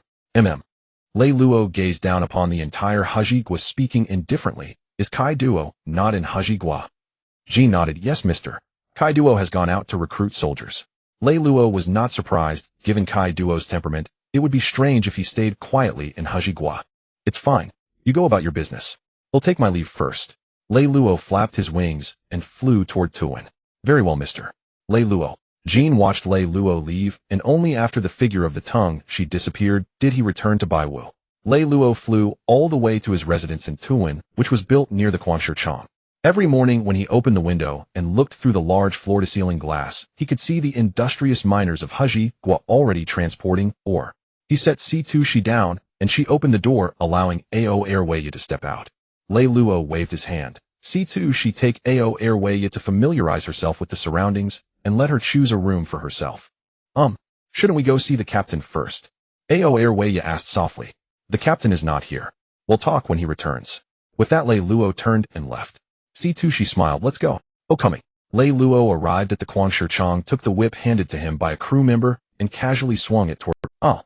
Hearing the agonized cries, Reylo narrowed his eyes in pleasure. Indeed, there was no joy in this world greater than abusing the people of Haji Gua. Reylo wielded his whip freely, and the entire Quanshirchong was filled with screams of agony. After venting his emotions, Reylo returned home, feeling thoroughly satisfied. Reylo wielded his whip freely, and the entire Quanshirchong was filled with screams of agony. Since the residence was right next to the Quanshirchong, she had witnessed the entire scene of Reylo whipping the miners. Even after Reylo left, the members of the Baisho pirate crew continued to lash out relentlessly. She did not understand why the Baisho pirate crew treated the miners so harshly. Reylo of course knew that Ao Airwaya was watching, but he did not care. If this woman could accept it, fine. If not, then they were simply not of the same kind. Reylo sneered, "Because they are atoning for their sins." "Atoning for their sins?" Ao Airwaya murmured, repeating the phrase. Reylo did not want to explain to Ao Airwaya why he harbored such hatred for this race. Instead, he simply repeated the assessment his ancestors had made of this people. "Do not pity them. This race knows small propriety, but lacks great righteousness, rejects minor details, but lacks great virtue, values trivial matters, but scorns integrity, fears authority, but not kindness. When strong, they are thieves and bandits. When weak, they are servile and submissive. Their hearts are treacherous and untrustworthy." Having said that, Reylo patted Ao Airwaya on the shoulder and turned away, leaving her alone to sink into deep thought. After a long while, Ao Airwaya let out a bitter laugh. What was she doing pitying them? Throughout the world, pirates were all more or less the same. She had joined the Baisho pirate crew to uncover the history of the blank century, not to save the masses. Besides, if someone was so despised by Reylo, they could hardly be good people. Kaido returned not long after, but Reylo was somewhat dumbfounded. "How did you bring back so many people?" At the port, every ship was packed with dense crowds of people who were being directed ashore one by one under the command of the Baisho pirate crew. Reylo estimated roughly that there were at least 20,000 people. Kaido laughed proudly. "Ororo. Isn't this what you said, Reylo? The more the merrier." It was indeed what Reylo had said, since Haji Gua could not sustain its own population, so other people had to fill it. He was just a bit surprised that Kaido had brought back so many at once. Had he forcibly taken them? Kaido raised an eyebrow at the figure hiding behind Reylo. I heard you brought back a historian. Reylo nodded, pushing Aoerweya, who was hiding behind him, forward. Let me introduce you. This is our Baisho pirate crew's Captain Kaido. And this is the historian Aoerweya. Aoerweya was indeed a bit afraid of Kaido. His towering figure, nearly 7 meters tall, and his wild, bold appearance. Even just hearing his booming laughter made her heart tremble. Kaido looked down at the timid young girl, finding her amusing. Where had Reylo managed to find such a scholar? Gathering her courage, Aoerweya gave Kaido a deep bow. Hello, Captain Kaido. My name is Aoerweya. Please take care of me. Kaido was even more amused, laughing heartily. Ororo. What a polite young lady. From now on, work hard in our Baisho pirate crew. If you need anything, just ask. Thank you, Captain. Aoerweya nodded hurriedly. Kaido suddenly shouted at Reylo, Hey Reylo. Reylo smiled and nodded. I know. Time for a banquet. Ororo. Jean and the captains stationed in various regions were all summoned by Kaido to Huaji-do, where a grand banquet was held to welcome Aoerweya's joining. The combat strength of Hajigwa had been mostly eliminated by Reylo, so even without the captain's suppression, Hajigwa could not stir up any trouble. Moreover, it had been a long time since they had held a banquet. With Aoerweya's arrival as an excuse, Kaido was not about to miss this opportunity. A huge bonfire was lit in Huaji-do, and the Baisho pirate crew plunged into a long-lost celebration. During this banquet, Aoerweya also got to know all the main officers of the Baisho pirate crew. After settling the people Kaido had brought into the various regions, Reylo also set sail to recruit, bringing back some population along the way. The vicinity of Hajigwa, unlike the winter island of Bakamoa, was full of countries and islands. Then he understood why Kaido had been able to bring back so many people on his trip. Suffice it to say, in times of chaos, human life is as cheap as grass. If you casually threw a piece of bread by the roadside, there would be people willing to risk their lives for you. The Baisho pirate crew did not turn anyone away. They had plenty of money and could afford to support them. The people brought back were screened. Those with strong physiques first went to Mati Tao for a period of political education, then were assigned to the various regions. Those who were too weak to serve as soldiers were also allocated to different areas where land was distributed for them to farm. Time flew like a white horse passing a gap, and before they knew it, it was the year 1491 of the Sea Circle calendar. After a year of development, the military strength of the Baisho pirate crew had reached a terrifying 30,000. And that was just the pirate crew members, not including the police forces in various regions. Now it was time to set off on an expedition to Zoan Island. However, before the expedition, Reylo would make sure that the entire Hajigwa was completely race. Genocide. Summon someone. What are your orders, Lord? Issue a decree across the nation. Every male of the Hajigwa race shall be castrated. Lord. All of them. Indeed, that is too cruel. Then execute those taller than a cartwheel. Very well, Lord. I shall pass on the order at once. Wait. Speak, Lord. Lay the cartwheel flat. The land of Wano officially launched the Grand Remove the Bird campaign. Those who had registered their household when the Beast's pirates took over the land could not escape. One by one, the kindly-faced crew members of the Beast's pirates burst through the doors, solemnly dropping a small wheel taken from a miniature toy car onto the ground. Oh, the whole family is taller than the wheel. Take them out. Without anesthesia, the blade fell, and man and bird were separated. Then the Beast's pirates crew member took a red-hot iron and branded the wound to stop bleeding and disinfect. The world of One Piece truly lives up to its reputation of being full of tough people. In this situation, they merely fainted. At worst, not a single one died from pain. After the castration, the crew member pulled out a receipt book, scribbled quickly, and tossed the receipt. Remember to pay the surgery fee. The female family member's lips trembled as she asked incredulously, surgery fee. The crew member replied coldly, of course. Lord Ming said, we're not charity workers, but we don't do free neutering for dogs. The family member covered her face, tears streaming, sobbing. But how could he have money? As everyone knew, miners had no wages. The crew member sneered, isn't there you? Another crew member behind urged impatiently. Why waste so many words with them? There are still so many tasks to complete today. Then he turned to the family member and said fiercely, if you don't pay, you'll be in big trouble. Let's go. The Beast's pirates crew had no time to waste. They had performance targets for how many people they castrated each day. The woman watched the Beast's pirates crew leave, collapsing weakly to the ground, eyes hopeless and hollow, tears silently streaming down her cheeks. Rabbit Bull. Reylo's mansion. He was playing with his newborn daughter. Shortly after Alvia arrived in Wano, she was tricked by Reylo. How could a naive college student resist the tricks he learned from the internet in his past life? Well, it was mutual affection. Reylo did not use poison on Alvia. He discovered that although this scholar appeared delicate with clear and foolish eyes, she had a stubborn streak inside. Once she set her mind on something, she would never change. Even if it was wrong, she would stubbornly go all the way. Reylo then gave her the flower fruit to eat. How to put it? The wonderful experience cannot be shared with outsiders. Speaking of the daughter in his arms, she was interesting. Besides having black hair like her father, her features were completely inherited from Olvia, almost as if they were stamped from the same mold. This is Robin. Reylo didn't even bother to think of a name. He simply called her Robin, not with the surname Nico. Knock knock knock. Lord me. The knock came. Reylo handed the daughter to Olvia and said in a deep voice, "Come in."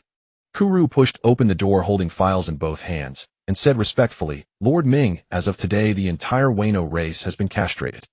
Reylo nodded with satisfaction. "Keep an eye on the follow-up. We must completely eradicate this race." Kuru replied solemnly and loudly, "Rest assured, Lord Ming.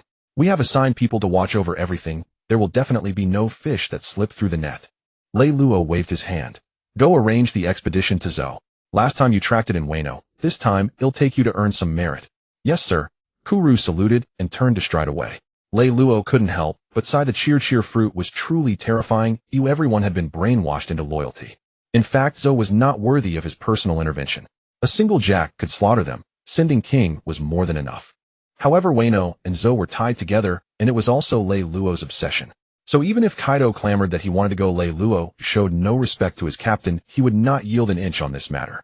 "Last time you got to fight Odin, this time, Zoan must be my own. As for the two of us going together, that would be too exaggerated. It's just a tiny island." White Danceblade Harbor. Countless warships were densely docked. Besides Reylo's expedition, to Zoan, Kaido was also going on an expedition. Since they had nothing to do, they might as well conquer the nearby countries. In the past life, the four Emperor's Big Mom's crew had dozens of islands besides Whole Cake Island, and her children were assigned to those islands as ministers. Although the Whitebeard pirates did not like to rule, countless islands flew their flag. Red Hair was the same. That worthless Kaido only had a single Wano as his territory. No Wano was not his on the surface. That Onigashima was. Kaido and Reylo each raised flame clouds and pulled their fleets away from Wano. King was left to guard the home again. Having to deal with two restless masters like Kaido and Reylo, King was quite helpless. His Enma had not tasted blood since he got it.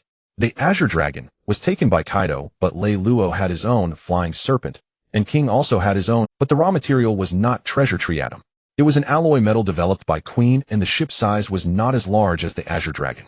Besides taking Kuru, Reylo also took Ingrowlik and Raja. Kaido took the newly recruited captains from this. Reylo had his own considerations for taking the Tiger and Lion. The Kazuki family had always held the position of shogun in Wano, the only legitimate one. Even if Momonosuke was only 8 years old later, he would naturally become the new shogun of Wano. As for Zoan, which was in cahoots with Wano, if Reylo's guess was correct, the current king would be the cat and dog. The king of pirates had become a king of bloodline. Cats and dogs as pets are fine, but as kings, don't make Brother Luo laugh. The beasts of Zoan should naturally be ruled by the true king of beasts. Since the beast pirates took over Wano country, their treatment has improved. They have also welcomed their own marine surveillance ship. The world government and the Marines can no longer regard the beast pirates as the small fry they once were. Reylo didn't want the location of Zoan Island. Kulu Laya, you two go deal with the marine surveillance ship. Laya was a user of the secretary bird form of the bird fruit, with long silver-white hair, some strands standing up like a secretary bird's crest, sharp red eyes, and a cold expression. She wore a white ruffled shirt paired with a gray-black asymmetrical skirt and black trousers with light brown heeled boots. The fitted waist design accentuated her slender figure. Her overall style was elegant yet sharp, but she wasn't too bright. It was during one of Reylo's patrols of Wano that he found a stranded pirate ship on the coast. He immediately went down to check. While stranded was this girl. She was the captain of that pirate ship with a bounty of 220 million berries. Then this girl got excited when she saw Reylo's Tingsha form. She was a secretary bird, and Tingsha was also a snake. Snakes were under her jurisdiction. So she immediately kicked her long legs straight at Reylo. Slap. Laya was pinned to the ground by Reylo in an instant. Laya was unconvinced, and Reylo had hurt her. She got anxious immediately. Could she take this insult? She had just learned kicking techniques. Could she? No matter how tough she was, she couldn't overpower Reylo. But she still refused to accept it, vowing that one day she would defeat Reylo, claiming there was no snake that a secretary bird couldn't beat.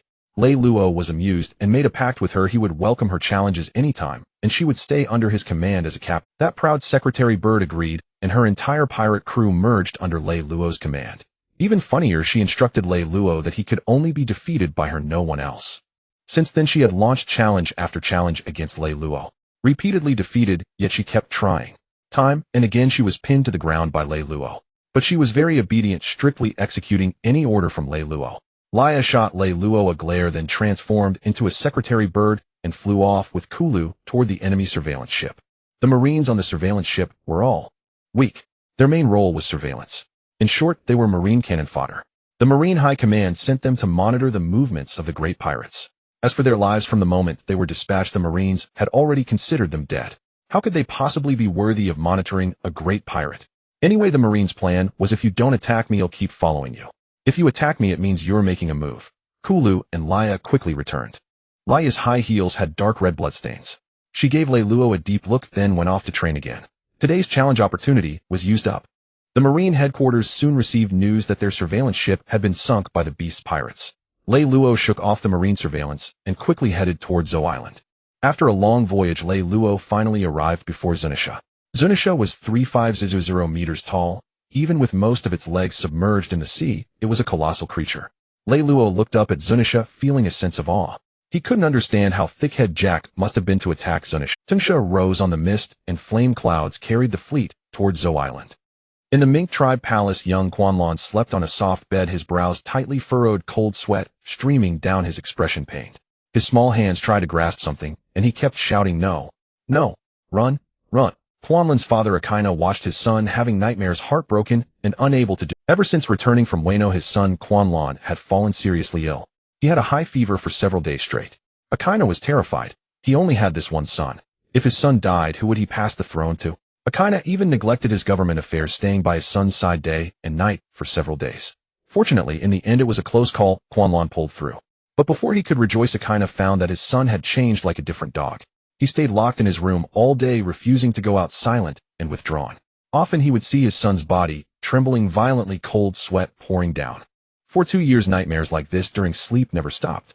Akaina really didn't know what his son had experienced in Wano, why he was so terrified.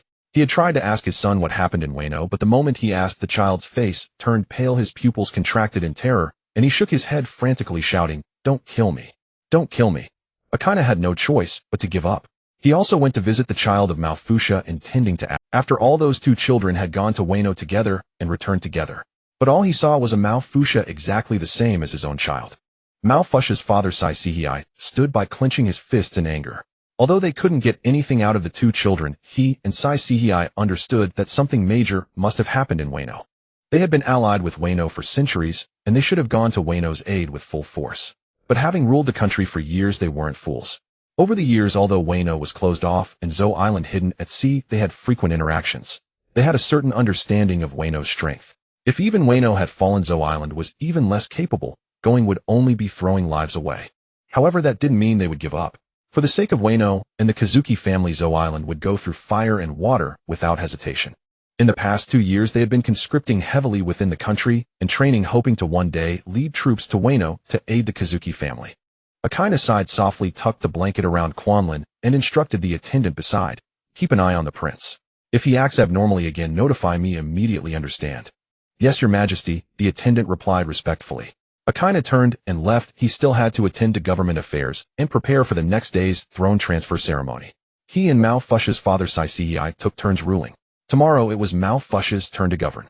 As Akaina buried himself in government affairs, a dog rushed in hurriedly, shouting, "Your Majesty, it's terrible." Hastily, what decorum is this? Akaina couldn't help but scold. His son had finally managed to fall asleep. Even if it was a nightmare, it was better than being awake all night long. If this guard kept shouting like that, what if he woke him up? After all, his dog son was now alert to the slightest disturbance. The dog guard stammered, "Snake.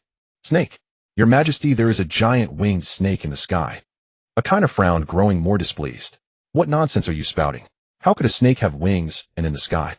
Mid-sentence, Akaina paused, suddenly recalling his son's nightmare mutterings about dragons and snakes flying in the sky. Could this be an enemy coming to their doorstep?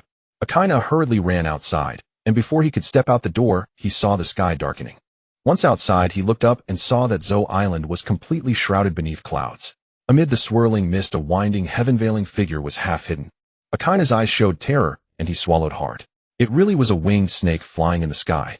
Reylo also noticed the dog below, and a cat was rushing toward the dog. But he paid them no mind. Lelouo had deep feelings about this island. It was from this point in the anime in his past life that his fondness for One Piece began to wane. What an absurd story. Simply put, Wano country and Zou Island were brotherly allied nations. But the two kings of Zou from childhood had pledged allegiance to the Kazuki family as retainers. Yes, the kings of a nation became retainers to others. Although they were not kings when they did, so even after becoming kings, they still considered themselves retainers. From then on, Zou was looked down upon, transforming from a brother nation to a vassal of Wano. Then came something even more laughable. To protect another retainer of their master, the two kings would rather have their entire nation slaughtered and their lineage extinguished than hand him over. Damn it. What do you take your subjects for? Tools for your loyalty to your master. Did they even know Reylo? Afterward, Kinemon and Reylo looked at Zou ravaged by Jack into ruins and sighed deeply. Not you, Oda, you don't actually find this moving, do you? It can only be said that cats and dogs are cats and dogs. As retainers, they were absolutely impeccable, top-notch. They would sell out their own country to protect their master. But as kings, their subjects suffered greatly. Who knows how brainwashed they were, willing to watch their families slaughtered one by one without revealing a single piece of information. The reason Lelouo did not attack immediately, but instead appeared in this form amidst the clouds, was to exert absolute psychological pressure on everyone in Zou. He intended to create panic among the people of Zou. He wanted to see whether Zou would submit to the beast's pirates or rather die than yield. Would they prefer to be annihilated rather than surrender to the enemy of Wano? Sesahai had run to Akaina's side. Lelouo lowered his body and the massive serpent's head arrived above the cat and dog. You two must be the kings of this elephant island. The overwhelming pressure made cold sweat trickle down the cat and dog's foreheads. Akaina suppressed his fear and shouted loudly, "May I ask your name and what business do you have on Zou Island?" Lelouo sneered, "Didn't your two sons who fled back tell you who I am? But it doesn't matter. I only ask you one thing. Submit or die." Confirming their suspicions, the cat and dog were furious. Akaina pointed at the Tengsha in the sky and cursed, "You are the culprit who reduced our son to this state." The serpent's head nodded slightly. "I don't know about pitiful, but I am indeed the culprit." Sesahai followed suit, pointing at the Tengsha and rebuking, "So you are also a villain who invaded Wano." And Lelouo became proud. The Tengsha raised its head high. "That's right, it's me." And Lelouo's tone suddenly changed. "I don't like people pointing fingers at me." Suddenly the Tengsha opened its mouth wide and two wind blades shot out, directly slicing toward the cat and dog's fingers. Before they could react, the fingers that had been pointing at Lelouo were severed cleanly. Lelouo's Tengsha was very similar to Kaido's Azure Dragon in size, appearance, and abilities. Both could ride clouds and mist, but while Kaido manipulated lightning, wind, and fire, Lelouo manipulated poison, wind, and fire. Blood splattered, and the severed fingers fell to the ground. The pain struck a moment later. The cat and dog let out agonized howls, quickly gripping the wound with their other hand to stop the bleeding. The surrounding guards, seeing their kings attacked, immediately shielded the cat and dog behind them, then drew their weapons and fired at the Tengsha in the sky. "Bastards! How dare you harm our two kings? Die!" Dozens of pistols fired bullets, striking the Tengsha's body, but only sparks flew. Lelouo ignored the hail of bullets, his dark yellow vertical pupils dangerously appraising the cat and dog. "So is this your decision, you two kings?" Akaina, enduring the excruciating pain in his fingers, glared with wide eyes and roared, "You villain, don't be arrogant. Zou may be small, but it will not yield to a thief who invaded Wano." Lelouo's vertical pupils turned to Sesahai. "And you?" Sesahai gritted his teeth. "Give up that hope. Not only did you invade Wano, but you also reduced my son to this state, and yet you still fantasize about Zou submitting to you." Lelouo's vertical pupils turned to Sesahai. "And you?" Sesahai gritted his teeth. "Give up that hope. Not only did you invade Wano, but you also reduced my son to this state, and yet you still At this moment, the island's residents also gathered surrounding the cat and dog. Lelouo looked down upon these animals and asked, "You too?" The residents looked at the terrifying giant snake in the sky, fear showing on their faces, but their eyes were resolute. Someone in the crowd shouted, "We will not submit. Even if we die, we will live and die with Zou." Others echoed, "Yes, even if we die in battle, we will not submit." Lelouo sneered, "Is that so? I don't believe it. Inglalaric Raja Kuru Leia, kill them. Kill until they beg for mercy." The fleet hidden above the clouds slowly descended. Kulu and Laya were already flying ahead, midway rushing toward Akaina and Sishiai. "Protect His Majesty the King. Shoot them down. Open fire." Kulu, lacking Lelouo's defensive power to ignore bullets, nonetheless found them harmless to him. The Grey Eagle was completely blackened, fully coated in armament hockey. The hail of bullets striking his body could only produce a shower of sparks. Laya did not charge recklessly like Kulu, that eagle-like man. She was comparatively graceful. Her secretary bird wings spread wide, easily evading the dense rain of bullets. The fleet landed and the crew of the beast's pirates leaped to the ground one after another. Enslaving and Raja stood at the forefront, the lion and tiger cracking their fingers with a crisp sound. Raja looked at the Akaina and Sishai ahead and sneered, a cat and a dog worthy of being kings. For once Enslaving did not refute Raja, he nodded in agreement. They're more fit to— How many little animals do you think we need to kill before they kneel and surrender? Raja's tiger eyes flickered with cruelty. Enslaving grinned sardonically, kill them and find out. Indeed. The two exchanged a glance and shouted in unison, beast's pirates attack. Oob. Oob. A tiger's roar erupted and Raja transformed into a striped, fierce tiger pouncing forward. Enslaving, not to be outdone, turned into a lion and followed closely. The crew of the beast's pirates, weapons in hand, followed the lead of the two captains Enslaving and Raja and charged at the army of Zoan Island. The gray eagle and the secretary bird moved through the hail of bullets as if in an empty space, drawing ever closer. A dog guard beside Akaina was about to step forward with his blade when Akaina stopped him. You are no match for him. Let me handle this. Your Majesty. The dog guard's voice carried self-reproach and guilt. As the king's guard, how incompetent was he to force the king to fight personally? Akaina patted his shoulder and comforted him. Do not blame yourself. Go help repel the pirates. Leave this to me. Since they could not stop them, there was no point wasting bullets here. As you command. The dog guard nodded reluctantly and led away the guards around Akaina. Akaina's expression was grave. He forced a faint smile at Sishai. Today we fight side by side again. Sishai returned Akaina's smile and declared passionately, for Wano, Zoan Island will not shirk its duty. Reylo high above the clouds heard this and wondered if he had misheard. Shouldn't your slogan be, for Zoan Island? Akaina and Sishai exchanged smiles, then drew their long blades from their waists and charged toward Kulu and Laya. But the two, whose index fingers had just been severed by Reylo, could not grip their swords tightly without blood gushing from the wounds. The pain shot straight to their hearts, making it nearly impossible to hold the blades steady. Kulu had already transformed into his human-animal hybrid form, his feet retaining claws.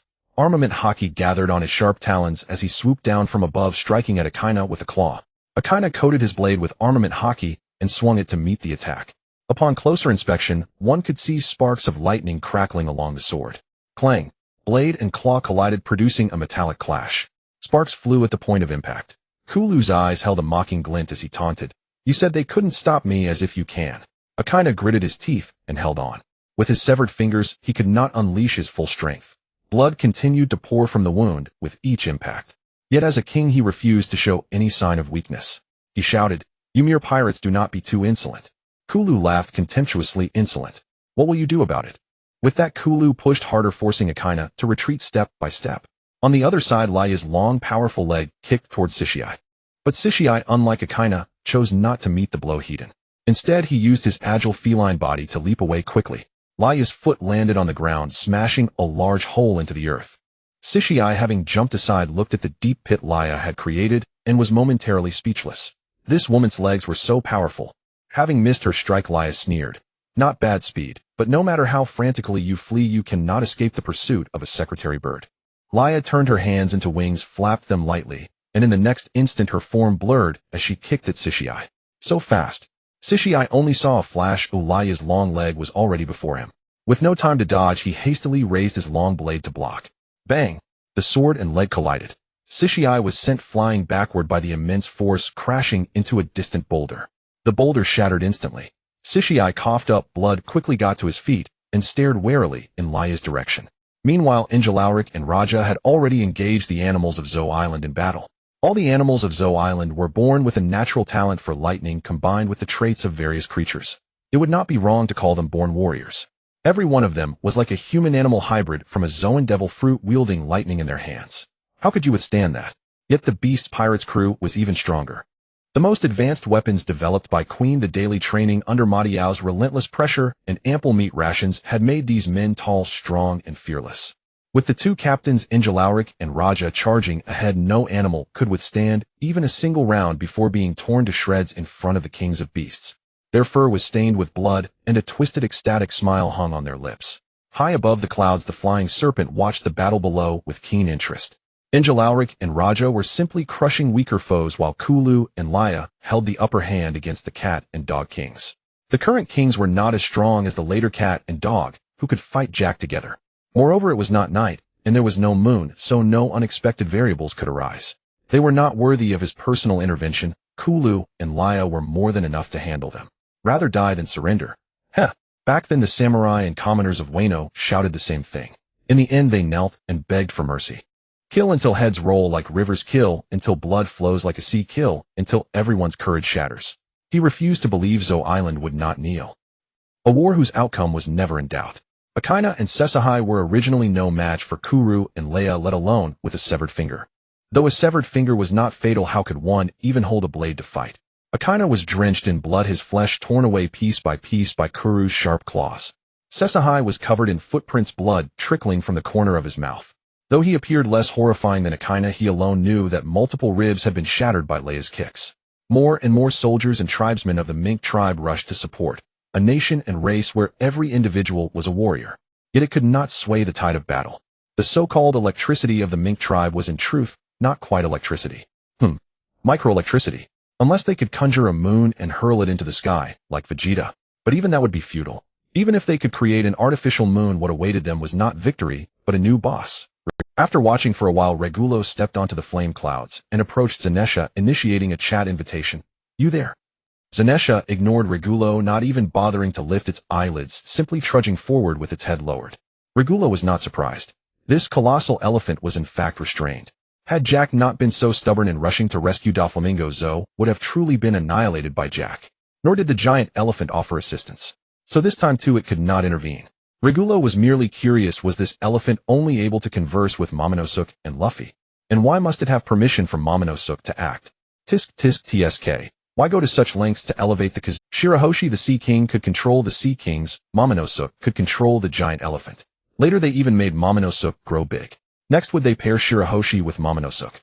To continue the noble bloodline of your Wano clan. Beneath Wano lay Pluto, a union of Sea King and Pluto, a formidable. Seeing Zanesha ignore him, Reylo opened the chat window again. Hey, speak. Didn't your mother tell you to answer when someone's elephants are born of mother elephants? Zanesha must have had a mother too. Still Zanesha paid no heed. Read, but the Tengu serpent opened its jaws wide, blazing flames roaring within, scorching heat surging forth. Zanesha was huge, but its defense was poor. Jack's pirate ship cannons could wound it. Reylo was certain that one blast from his flame would burn a transparent hole through Zanesha's body. What exactly do you want? Zanesha's deep voice suddenly boomed in Reylo's mind.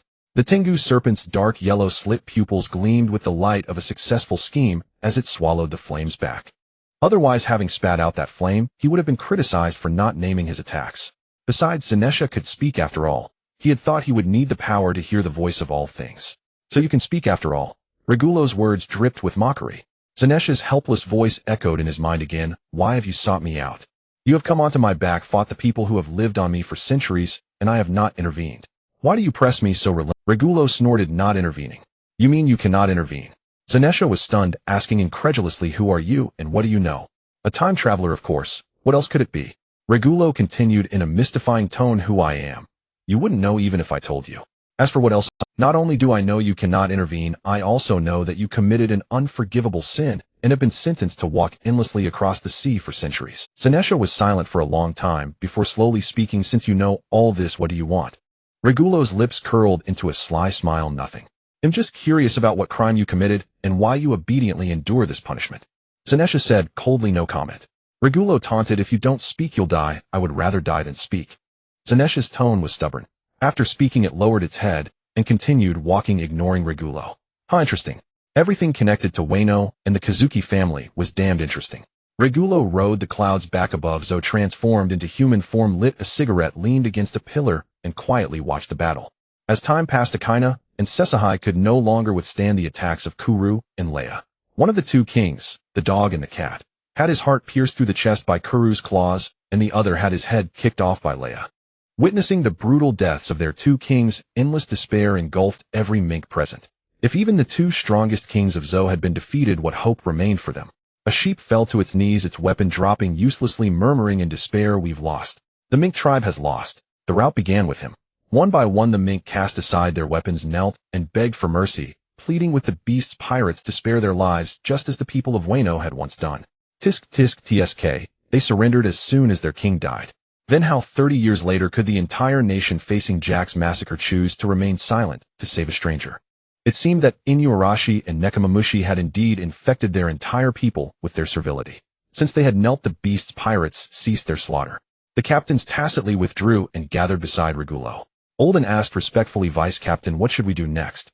Reylo smiled cruelly, "Let them kneel for now. Search the entire island, find Nekomamushi and Inuarashi, and behead them in public." "Understood." The group acknowledged respectfully before leading the beast's pirates to carry out the task. Meanwhile, Reylo flew to retrieve the red road poneglyph from Zoan. Soon the dog and cat were captured. It wasn't difficult, and Kuru even knew them. When they saw the beast's pirates again, Nekomamushi and Inuarashi wet their pants in terror. After all, they were still just little kittens and puppies. Reylo couldn't be bothered. With a single command, the executioner's blade fell, and their heads rolled to the ground. Those two cuts severed the last hope in the hearts of all Zoan's inhabitants. Reylo ordered the beast's pirates to load all the people of Zoan onto the ship. Since they were so loyal, they could go to Wano and mine alongside their masters. Once everyone was aboard, the Tengu's serpent rose on the mist-conjured flame clouds and lifted the pirate ship into the sky. High above, the serpent's cold gaze looked down upon the giant elephant. "Only listens to Mamano Sukha? Then listen in hell." The Tengu's serpent gathered scorching heat in its maw and spewed a torrent of blazing flames down upon the giant elephant. Perish in the Tengu's serpent's hellfire. The sunlight was just right, and the breeze was gentle. On the deck of the serpent, Stussy held Reylo's head in her arms on a beach chair. These hands had clear divisions of labor, gently massaging every part of Reylo's body. Little Reylo was not included. Alvia holding her daughter Robin's, these hands had clear divisions of labor, gently massaging every part of Reylo's body. Little Reylo was not included. Alvia holding her daughter Robin stared at Reylo with a face full of resentment. It wasn't because Reylo made her give massages. Since she had already borne him a daughter, what was a massage compared to that? Moreover, ever since she had eaten the flower fruit, Reylo's development of it had far exceeded her imagination. They had played together in countless embarrassing ways. She glared at Reylo because he had shown her a poneglyph for a moment and then taken it away, preventing her from studying it. He said he would let her see it again, depending on her behavior over the next few days. Damn man. He knew exactly how to tease her with the poneglyph. Reylo's eldest son he was sitting by the ship's railing, extending his index finger to electrocute fish. This little brat was truly gifted. At the age of 1 in Stussy's door world, he had crawled over and gnawed on the thunder fruit all by himself. At that time, due to his young age and inability to control the thunderous power, he had electrocuted Stussy and the maid so badly that none dared to hold him. Helpless Reylo had a craftsman forge a sea stone necklace for to wear. At that time, due to his young age and inability to control the thunderous power, he had electrocuted Stussy and the maid so badly that none dared to hold him. Helpless Reylo had a craftsman forge a sea stone necklace for Laomian's electric current was quite effective for invigoration. The miners were electrified into a state of high energy, working much faster than before. For this, Reylo gave Lei a position, paid him a salary, and even enrolled him in social insurance and housing fund. Electrifying people every day was also hard work. Lei was earning his own milk money. Although his mother never gave him the money, saying she would keep it for him until he grew up. As the first new life in the Beast's Pirates, he was doted on by everyone from a young age. Every time Kaido saw he would squeeze his rugged face into a chrysanthemum, grinning with a worthless expression, and tease him, "My dear nephew." Even King's cold face would unconsciously show a gentle smile when he saw Queen would take out his novel gadgets and wave them in front of making the little one giggle. Himself was electricity. These gadgets needed no power supply. At that moment, Leia strode over to Reylo with her long legs and high-heeled boots. Ingrowlik, Raja, and Kulu were hiding sneakily. Ingrowlik watched Leia approaching Reylo with a triumphant air and asked curiously, "Guess if Leia can win this time." Raja rolled his eyes and said in exasperation, "Old In, can you not say such stupid things? I'd be embarrassed to say I'm on the same ship as you." Kulu nodded in agreement. "Exactly. You should ask how many moves can Leia last against the vice captain." Ingrowlik quickly nodded and added, Right, that's what I meant." Raja gave a cold answer, "1 move, no more. If it lasts more than 1, the vice captain is going easy." Kulu echoed, "I think so." Ingrowlik shrugged disinterestedly, "Then it's no fun, what's there to bet on?" Raja disagreed, smiling, "If we can't bet, we don't. We're just watching the show." Ingrowlik shrugged disinterestedly, "Then it's no fun, what's there to bet on?" Raja disagreed, smiling, "If we can't bet, we don't. We're just watching the show." Ingrowlik raised his index finger to his lips, making a shushing gesture. "Shoo, quiet down, Leia is in front of the vice captain now." Raja and Kulu retorted in unison, "You're the loudest." Reylo lazily lifted his eyelids and glanced at Leia, challenging me again. Leia raised her little face proudly, "That's right. I will defeat you today for sure." Reylo yawned and slowly stood up, very spirited. "Come on." Leia turned her hands into wings. For others, turning hands into wings would be disadvantageous in combat. But she was different, as she specialized in kicking techniques and didn't rely on her hands for fighting. The wings could even increase her speed. Submit to the long legs of the secretary bird. Leia shouted, instantly turning into a blur as she charged at Reylo. Slap. Unsurprisingly, Leia was directly pinned down on the deck by Reylo again. Her pretty face rubbed against the deck as she kicked her legs weakly. Damn it. Why is the gap still so big? Reylo let go with a smile. Keep training hard. To be honest, this girl had made great progress under his guidance, whether in speed, strength, or armament hockey. Without exaggeration, the current Leia could defeat two of the Leia who had just arrived at Wano country. As for why she was still defeated in one move, first, the gap between Leia and Reylo was too large, and second, in this world you are not the only one improving. Leia snorted coldly with its tsundere air, patted her clothes, and turned to leave. After taking 2 steps, she suddenly stopped and said coldly, restrain yourself. I don't want to defeat a man weakened by debauchery. Stussy and Alvia were amused by Leia's words. They pursed their lips trying to hold back, but couldn't, and burst out laughing. The 2 women stopped pretending and laughed uncontrollably, their laughter like silver bells echoing across the deck. Leia, after saying that, didn't dare to linger and fled the scene with her long legs. The 3 big fools, Old N, Raja, and Kulu, were still laughing in place, slapping each other's thighs, completely unaware that Reylo had already come before them. Reylo grinned at them. Is it funny? The 3 immediately stopped laughing and shook their heads like rattles. Not funny, not funny. Vice Captain, don't hit my face. The 3 brothers were beaten black and blue by Reylo, limping away from the scene of their sorrow. Reylo clapped his hands in satisfaction, returned to his lounge chair, and lay down. Under the service of Stussy and Alvia, he closed his eyes comfortably. While Kaido and Reylo were both away on expeditions, an uninvited guest arrived at Wano country. After rocks fell at God Valley, heroes rose across the sea. Among them, the Roger pirates, Whitebeard pirates, and Golden Lion pirates were universally recognized as the 3 strongest pirate crews on this ocean. Among these 3 pirate forces, the Golden Lion might not be the strongest, but he possessed the largest territory and military power. Though the Roger pirates were filled with powerful figures, they had no ambition for conquest, simply sailing the world on a single battered ship. Whitebeard, on the other hand, had considerable forces.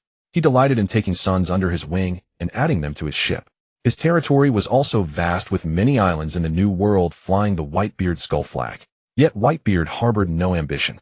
His crew was more like an orphanage than a pirate group. As for the so-called territory, strictly speaking, it wasn't territory at all, merely islands where Whitebeard lent his skull flag to protect the weak and impoverished. Only Golden Lion Shiki was different, ambitious, unruly, and untamable. Even the mighty rocks could not fully suppress this arrogant lion. Golden Lion was also the one the world government and marines feared most, not only for his ambition to devour the 4 seas, but also for his capricious, reckless nature. Whenever the Golden Lion pleased, he would dare to launch a fierce attack, whether against the world government, its member nations, the Marines, or other pirates. The world government and Marines viewed him as a thorn in their side, a bone in their throat, and wished nothing more than to eliminate. But the Golden Lion's float fruit was too broken. With a light flick of his finger, he could send ships and islands soaring into the sky, leaving the Marines to stare helplessly at his ships. Now this lion came alone to the skies above Wano country. Gazing down at the countless lights below, he bit his cigar, took a deep drag, and blew out a plume of smoke with satisfaction. A wild grin spread across his face. That brat Kaido has managed Wano pretty well. But Golden Lion laughed sinisterly. A vast, terrifying aura erupted, and his thick conqueror's haki, almost tangible, swept across the entire nation below. In the void, dark red lightning bolts born of conqueror's haki raged wildly, as if welcoming the Lion King's arrival. Below in Wano, the haki swept through, striking Baiwu, the closest region, first and hardest. Bam! Bam! Crew members of the Beast's pirates, people brought from overseas, and native Wano citizens alike fell one after another, foaming at the mouth, eyes rolling back, unable to withstand the onslaught of conquerors, haki collapsing unconscious. King, stationed at Baiwu, stared in horror at the source of this conqueror's haki. This conqueror's haki. How is that possible? King spread his wings and flew, without hesitation, toward the source of that terrifying aura. He knew that someone capable of releasing such fearsome conqueror's haki was no ordinary being. Now neither the captain nor the first mate was in Wano. Only he could handle this. But he might not be able to. Yet so what? They had entrusted Wano to him, and he would guard the Beast's territory. Golden Lion, arms crossed, watched with amusement as a flame-wreathed figure approached him. Soon King arrived before the Golden Lion. Recognizing the man, King's pupils contracted sharply. Why is it the Golden Lion? Golden Lion sneered, Jaiha. Looks like you know who I am. King suppressed the turmoil in his heart and said coldly, it would be stranger not to recognize the notorious Golden Lion Shiki, a great pirate of the New World. Golden Lion's grin widened. Indeed, indeed. King's eyes never left the Golden Lion, watchful and alert. This was a pirate who truly stood at the apex of the sea. "Sir, what business do you have on the territory of the beast pirate?" Golden Lion cast a contemptuous glance at King. "You're not worthy to speak with me. Tell that brat Kaido to come here." Shiki was arrogant. Not only did he dismiss King, but even Kaido, the captain of the beast pirates, was beneath his notice. In his eyes, Kaido was just a little apprentice who had once served on his ship. Even if Kaido had made a name for himself, and even seized Wano, Shiki still looked down on him. He had come here hoping to take over Wano without bloodshed. His flying pirate fleet spent an enormous amount on weapons every year. That was why he plundered the heavenly tribute. After all, that money was meant for the celestial dragons. Did the celestial dragons even know how to spend it properly? Hand it over. Until 2 years ago, Wano's weapons had become the hottest commodity across the seas, and Seastone was in particularly high demand. So he had been scheming, why keep buying weapons when you could have your own arsenal? Coming to Wano this time, if that brat Kaido was smart enough to yield the country. Perhaps if he was in a good mood, he might spare Kaido's life out of respect for their old shipmates bond. He could even let Kaido serve as a captain under him and continue, but if Kaido was stubborn, then he would have no choice but to bully him in turn. King frowned, displeased. Not because the Golden Lion looked down on him, but because of the insult to Kaido. Still, King knew better than to start a conflict. He swallowed his anger and said, "Kaido is not in Wano. If you have something to say, you can tell me." Golden Lion's eyes turned mocking. "Not here? Or is he too scared to come out? Because I'm here." Once, twice, again, and again.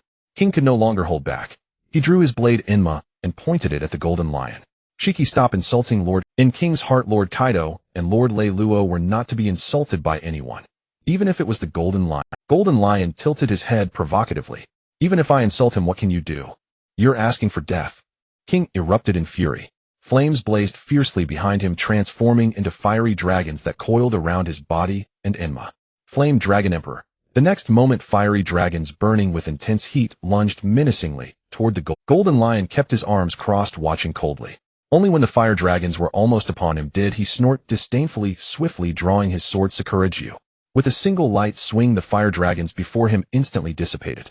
Not only that, but Sakuraju carved a crescent slash across the sky, extending hundreds of meters. One by one, the roaring fire dragons crumbled upon contact with the slash, dissolving into scattered sparks that the slash did not lose momentum. It swept forward, heading straight for King. Jin's eyes narrowed. He knew the gap was vast, but he hadn't expected it to be this immense. His full-powered strike had been effortlessly neutralized. As the roaring slash bore down on him, Jin gripped the yin mo tightly with both hands and swung his sword. The yin mo clashed against the Golden Lion's slash, but instead of repelling it, Jin was sent stumbling backward by the sheer force of the impact. Even with his wings beating furiously, Jin was carried hundreds of meters away by the slash. He finally halted his momentum and deflected the attack into the air. After delivering that single strike, the Golden Lion stopped attacking, a smirk playing on his lips as he appraised Jin with amusement. Compared to the captain and vice-captain Kaido and Reylo, Jin was virtually unknown to the world. Even during the Grand Challenge in Baltimore, Jin had only stepped in because Kaido and Reylo were too occupied to handle it. And even then, Jin could neither win nor lose. He was known as the Great Equalizer. Though the Golden Lion's attack had been a casual swing considering his own caliber, as a pirate, merely blocking it was already a feat.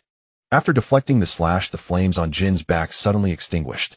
With a beat of his wings, he transformed into a blur, charging straight at the Golden Lion. Though he knew extinguishing the flames would weaken his defense, he had no choice but to abandon it and rely on speed to defeat the Golden Lion. To the Golden Lion, Jin's so-called speed was nothing more than slow motion. When the gap is too vast, all tactics are rendered useless. A mocking smile curled at the corner of the Golden Lion's mouth. He burst forward at an even greater speed, and just as Jin closed in, he sidestepped with effortless grace. Then with a swift backhand, he slashed at Jin again, this time faster and more ferocious. Jin had no time to dodge. In desperation, he hastily reignited the flames on his back. The keen blade struck Jin's chest, but failed to wound him. However, under the immense force, Jin was sent flying like a broken kite. Jin's body crashed through several buildings in midair before finally slamming into the ground. The earth cratered on impact, and swirling dust concealed his form. The Golden Lion was not one to wait for his opponent to rise. With a sneer, he drew his other sword, Muku, from his hip. Lion's Thousand Slice Valley. With a fierce roar, the Golden Lion swung both legendary blades in rapid succession. A barrage of crisscrossing sword beams tore through the void, raining down upon Jin amid the dust. Before Jin could even rise from the rubble, the overwhelming torrent of sword chi struck him again. Amid the Golden Lion's unrelenting onslaught, the surrounding buildings crumbled under the shockwaves, unleashing a deafening roar. Whoosh! Whoosh! At that moment, two shells trailed flames as they howled toward the golden lion. He cast a sidelong glance, then casually raised his sword Sakura 10 and swept it lightly. A slash shot through the air, cleaving toward the projectiles. Whoosh, whoosh. At that moment, two shells trailed flames as they howled toward the golden lion. He cast a sidelong glance, then casually raised his sword Sakura 10 and swept. Jean, I'm here to help. The voice arrived before the figure. The golden lion squinted through the explosion smoke, curious about a silhouette he had never seen before rapidly approaching from the sky. As it came, it kept firing shells. What in the world is that thing? It can fly in the air. A new weapon developed in Wano. The golden lion was instantly intrigued. A flying weapon, perfect for his flying pirates. Jai-ha! What an unexpected find. With a cruel laugh, the golden lion flew toward the unidentified object, slicing apart all the bombs along the way. Inside the cockpit of the Lu Yi Queen sat and watched the lion's figure closing in on the screen, sneering with disdain. Think you can catch me? You can't even see my rear tail? Queen's hands deftly manipulated the controls, sending a hail of shells toward the golden lion. This fighter jet was conceived by Reylo and took Queen 3 years to develop. It was the only one of its kind in the world. Initially, Reylo had planned to use it to bomb the land of the rising sun. Just the thought made him tremble with excitement. Reylo always felt this world's tech tree was skewed. Robots, lineage factors, clones, artificial devil fruits. All existed, yet no one had developed aircraft. Not even the otherworldly travelers. Since no one else would, Reylo would. He didn't understand the technology, but he had Queen. If Queen could research Gundams, why not a fighter jet? But Queen somewhat disappointed him. He hadn't finished it in Baltimore that year, and Reylo was eager to conquer Wano. In the end, the Lu Yi never got to bomb the land of the rising sun. Facing the overwhelming barrage, the golden lion showed no fear, wielding his twin blades in an impenetrable dance, shattering every shell as he closed in on the fighter. However, the Lu Yi's thrusters suddenly blasted out a powerful stream of air, accelerating instantly, leaving the golden lion behind. Surprise flickered in the golden lion's eyes, but then his gaze burned brighter. He really wanted it. No normal man could resist a fighter jet, and the golden lion was no exception. Twin swords in hand, the golden lion shot forward like an arrow from a bow, abandoning Jean on the ground.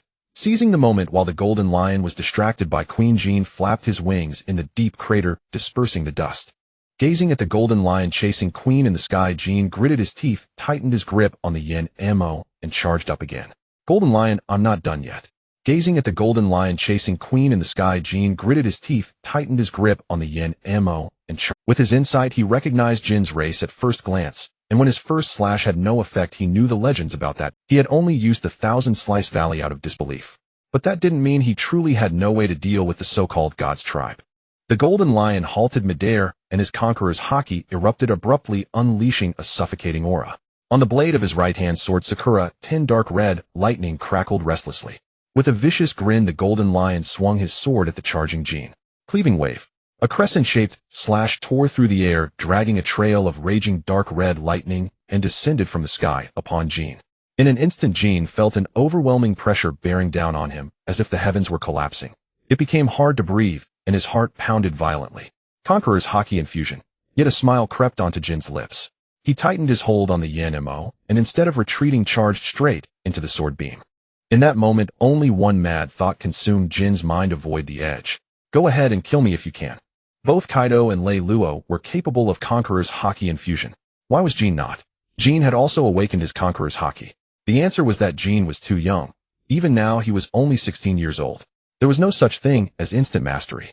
Jean's armament, haki, observation, haki, and physical techniques all required training.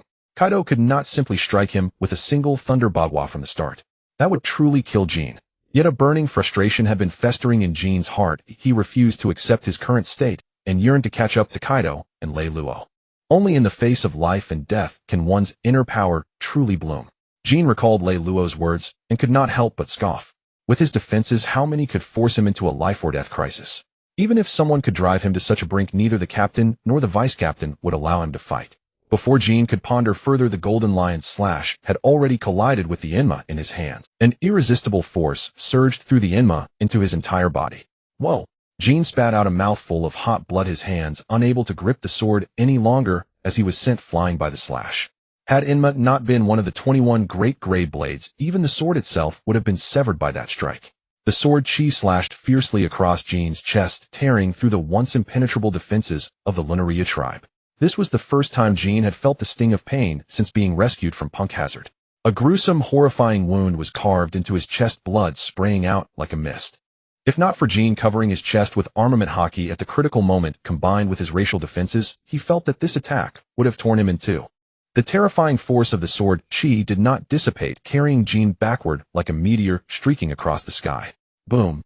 Jean crashed heavily to the ground, as if a massive meteorite had struck White Dance, causing it to tremble violently and emit mournful groans. Sword chi raged wildly, and under Queen's horrified gaze, his eyes nearly popping out, White Dance began to split from the point where Jean had landed. Along the path of destruction, whether enormous buildings or towering trees, none were spared, collapsing into the fissure until it eventually became a bottomless canyon. From the fighter plane, Queen could clearly see that White Dance had been completely torn in two. Such was the terror of a single sword. Queen drew in a sharp breath. What kind of monster was this? And was Jean dead? Jaha! The Golden Lion laughed uproariously, his laughter echoing through the sky. He seemed to have forgotten his original purpose of subjugating Wano country for his own use. He was an utterly arrogant, capricious man who did whatever he pleased, following only his whims and desires. He even did not mind sinking Wano, treating today as a wasted trip. Queen once again maneuvered the fighter to fire shells at the Golden Lion, hoping to draw his attention. But the Golden Lion had lost his Catan mouse amusement, casting a cold glance in that direction. Dark red thunderbolts raged across the sky, detonating the shells on contact, and even the instrument panel in Queen's cockpit sparked with electrical arcs. What the hell? Conqueror's hockey can be used like this? Queen cursed and hastily piloted the plane away before the instruments were completely destroyed. The Golden Lion paid him no further heed, slowly descending to the ground. He then bent down and placed his palm gently on the earth. In an instant the ground seemed to come alive, trembling. From the canyon, a giant hand of mud and stone rose, carrying Jean's body and presenting it before the Golden Lion. Jean was drenched in blood, gasping for air, occasionally coughing up 2 mouthfuls of blood. The Golden Lion grinned, as expected of the race called gods. To still be alive, remarkable. Cough. Cough. Jean was too weak to say anything. Suddenly the Golden Lion extended his right hand, offering an invitation. Kid, join my flying pirates. They'll find you 100 beautiful women to help you spread your lineage and restore the glory of the Lunaria tribe, the god race. Shiki had his eyes on Jean, or more precisely on the Lunaria tribe. If he could have a squad of Lunaria under his command, as long as they didn't encounter those at the peak of the sea, they would be nearly Jean coughed twice, spat out a bloody phlegm, and said coldly, I already have a captain. The Golden Lion shrugged indifferently, just switch to me. Jean coughed twice, spat out a bloody phlegm, and said coldly, I already have a captain. The Golden Lion shrugged indifferently, just switch to me as your captain. Isn't that how pirates betray each other? Shiki bit his cigar and renewed his sincere invitation. Jaha. How about it? Once I rule the world, the flying pirates will stand at the pinnacle of power on the sea. Your Lunaria tribe will become the future celestial dragons. Jean smiled too. Sounds quite tempting. The Golden Lion took a satisfied drag of his cigar, inhaling deeply. So you agree? But Jean curled his lips mockingly, however. I refuse. The Golden Lion's face darkened instantly, his lion-like eyes blazing with murderous intent. Do you know the consequences of this choice? Jean stared back, fearlessly sneering. I was nothing but a lab rat in punk hazard. The captain and vice-captain saved me from that hell.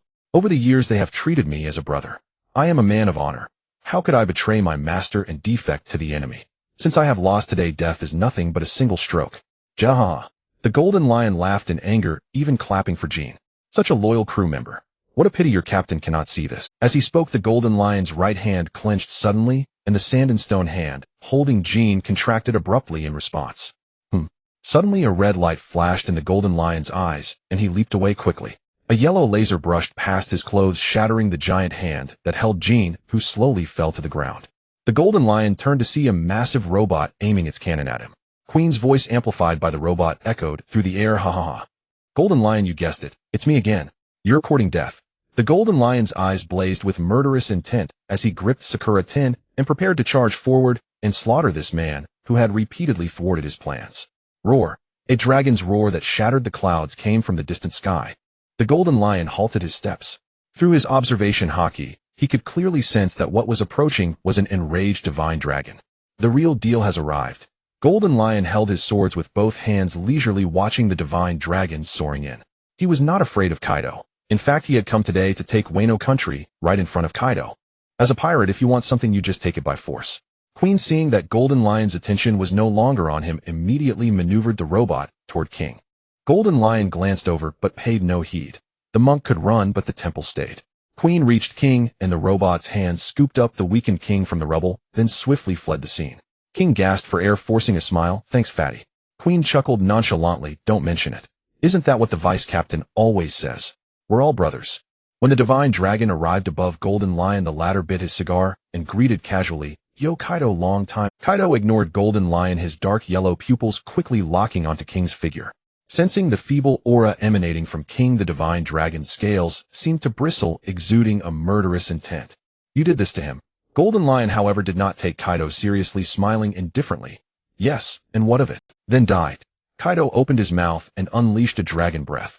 A blazing pillar of fire hurtling toward Golden Lion's expression did not change. He lightly swung his sword, Sure, and the raging fire pillar split in two, roaring past him on either side and plunging into the earth below. The dragon breath melted the soil with its terrifying heat, yet the ground beneath Golden Lion's feet remained untouched. Moments later, Kaido's dragon breath burned a bottomless abyss into the earth. At the center of the abyss, Golden Lion stood atop a pillar of earth. Golden Lion gently curled his fingers, and the ground began to tremble. The earth churned, and countless mud and stones converged rapidly under the power of the float fruit.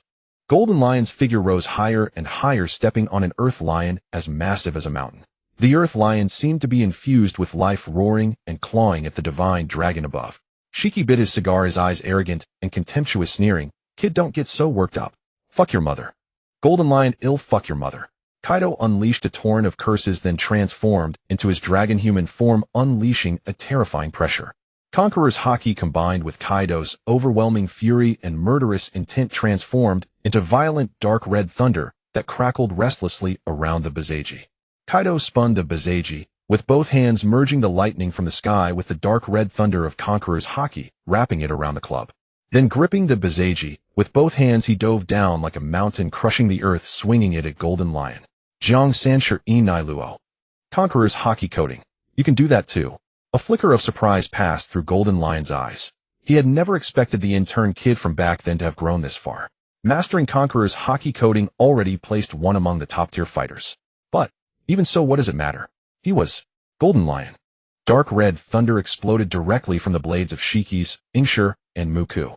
Without hesitation, he charged forward with his swords, meeting Kaido's descending strike. Boom.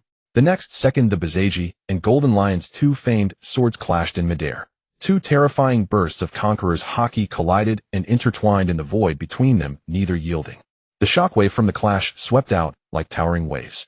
The earth lion beneath Golden Lion crumbled to dust, the ground was torn up into mud and stone tsunamis, and trees were uprooted. Dark red thunder raged everywhere, annihilating everything in its path. Even the clouds high above were shattered, torn apart by the two forces of haki. Conqueror's haki coating, he must learn it. Queen watched with fascination. The sky's unlucky again. It's cracking open. He glanced at the excited, trembling King and frowned. Hey King, aren't you going to... Conqueror's haki coating, he must learn it. Queen watched with fascination. The sky's unlucky again. It's cracking open. He glanced at the excited, trembling King and frowned. Hey King, aren't you going to get treated first? With wounds that serious? King shook his head indifferently. Just a fatal wound. No big deal. Both the residents of Bai Wu and the crew members alike fell into a sleep like that of an infant. Only a few people, furtive and utterly stunned, watched the scene of Conqueror's haki clashing high above. They were world government agents who had infiltrated when Wano country was accepting a large number of refugees.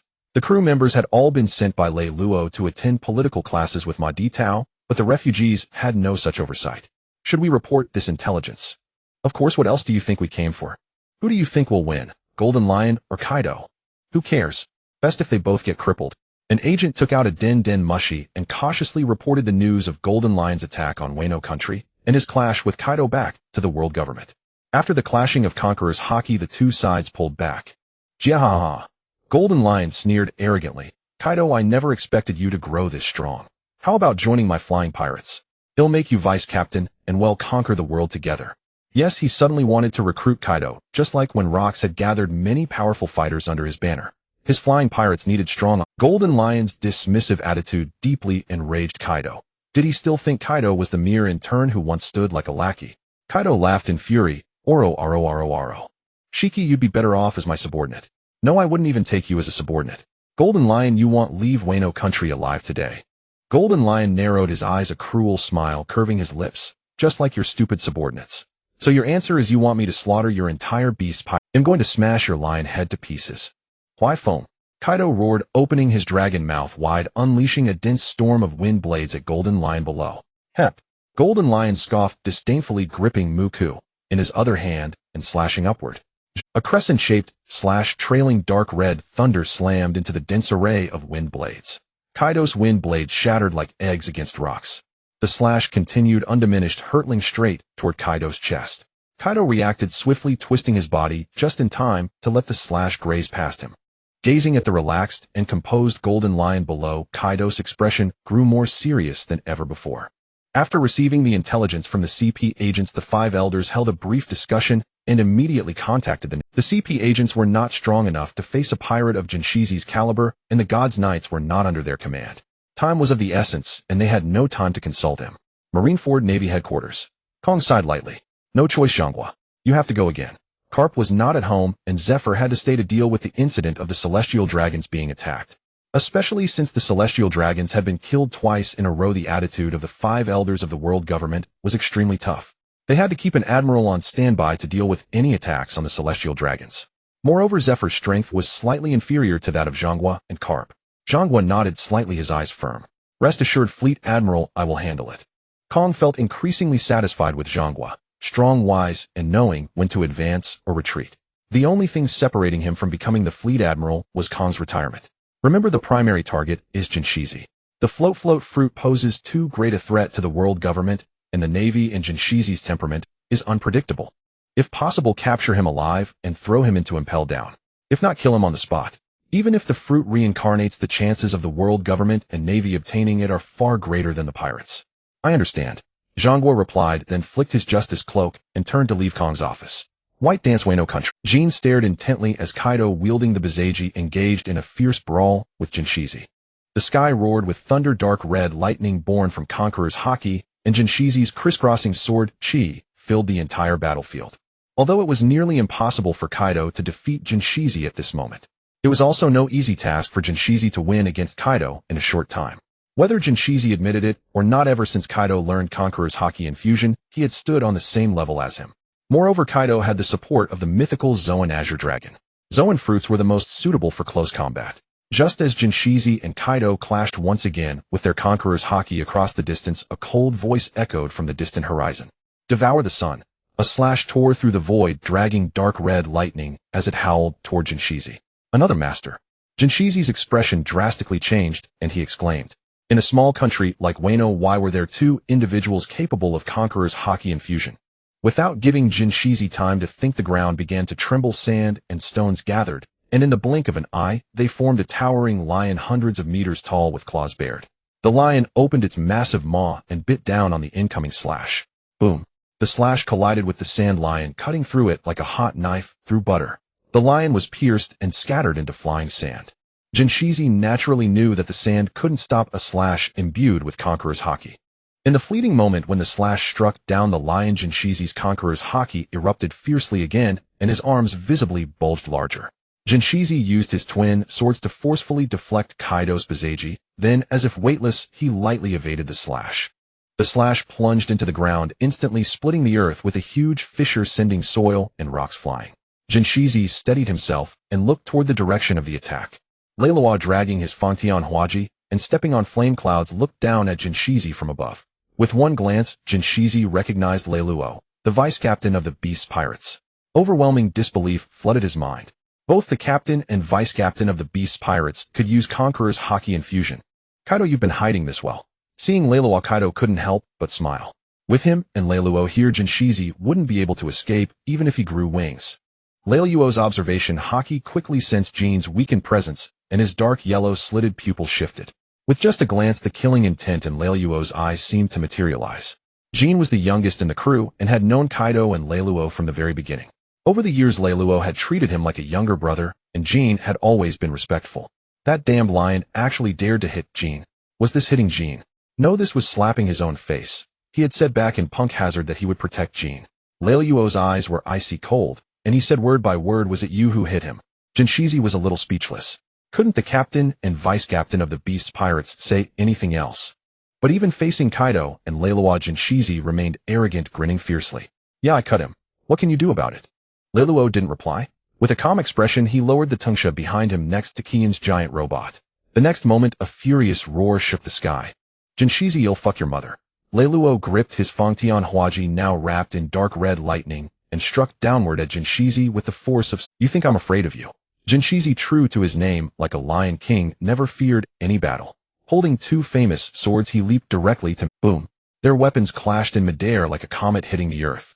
The immense shockwave spread outward from the point of impact. Dark red lightning raged in the air, gales howled, and rubble on the ground was swept into the sky. Seeing this, Kaido let out a roar and joined the fray, slamming Viseiji with lightning force toward Jinshizi.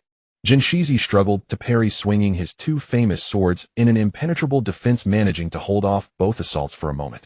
On the distant Tungsha, the crew members, under the terrifying conqueror's hockey shockwaves of Jinshizi, Kaido and Reylo one by one foamed at the mouth and collapsed unconscious. This mad lion. Satusi, however, was accustomed to it. Back on the rocks, pirates, those people's conqueror's hockey never stopped. She was somewhat relieved that Orvio was hiding in the Dor world studying the poneglyphs, though otherwise she'd have to carry her inside. Too bad her son, Lei, couldn't stay still and refused to obediently stay in the Dor world. Huh, son. Distracted by the three-way battle in the skies, Satusi suddenly remembered that her son was still on. Her eyes immediately anxiously searched for her son. Soon Satusi saw her son Lei's small figure. Not only was he not knocked unconscious by the conqueror's hockey, but he was slowly moving toward the direction of the battle. Lei, you little brat, what do you think you're doing? Satusi scolded angrily, hurrying forward to carry the child into the Dor. Before Satusi could get close, a terrifying aura suddenly erupted from Lei's small body. Just as Kaido, Reylo, and Golden Lion were locked in fierce combat, the conqueror's hockey erupted by Lei. He instantly captured the attention of the three. Just as Kaido, Reylo, and Golden Lion were locked in fierce combat, the conqueror's hockey erupted by Lei. He instantly captured the attention of the three. Though Lei's small body soon gave out, collapsing weakly into Stussi's arms, it did not stop the three from nearly popping. Golden Lion and Kaido, veterans of the Rocks pirates, had weathered countless storms and witnessed countless heroes, but never had they seen such a freak. This little brat, had he even weaned off milk, and yet awakened conqueror's hockey. At the same time, Golden Lion spotted a familiar figure. Stussi. Why is this woman here? Could that brat be her son? Kaido snapped back to reality and burst into a hearty laugh. Oro. As expected of my nephew. Reylo couldn't be bothered to retort. That was his own son, what did it have to do with Kaido? Yet Reylo himself was stunned beyond words, awakening conqueror's hockey at age 2. Such talent surpassed even red hair. Reylo's lips curled into a smile. Indeed worthy of being his son. Stop staring, that's my child. Reylo swung his Fangtian Huaji and slashed toward Golden Lion. Golden Lion gripped his sword in reverse and struck back. Clang. The divine weapons collided, sending dazzling sparks flying. While parrying, Golden Lion couldn't help asking, Kid, what position did you use to produce a child who awakens conqueror's hockey this young? Reylo. It's not a matter of position, damn it. And he honestly couldn't remember which position. Stussi was flexible and could fold in any way. Having watched countless videos, Reylo had tried every position. Seeing Kaido swinging his hachisai toward him, Golden Lion forcefully pushed Reylo away and floated aside. This damned mobility. Kaido's club struck nothing. He didn't pursue, but turned to ask with a grin. Reylo, what position was it? Are you trying to produce Yamato early? Not impossible. But is this really the time to discuss that? And both of you are awakened conqueror's hockey users.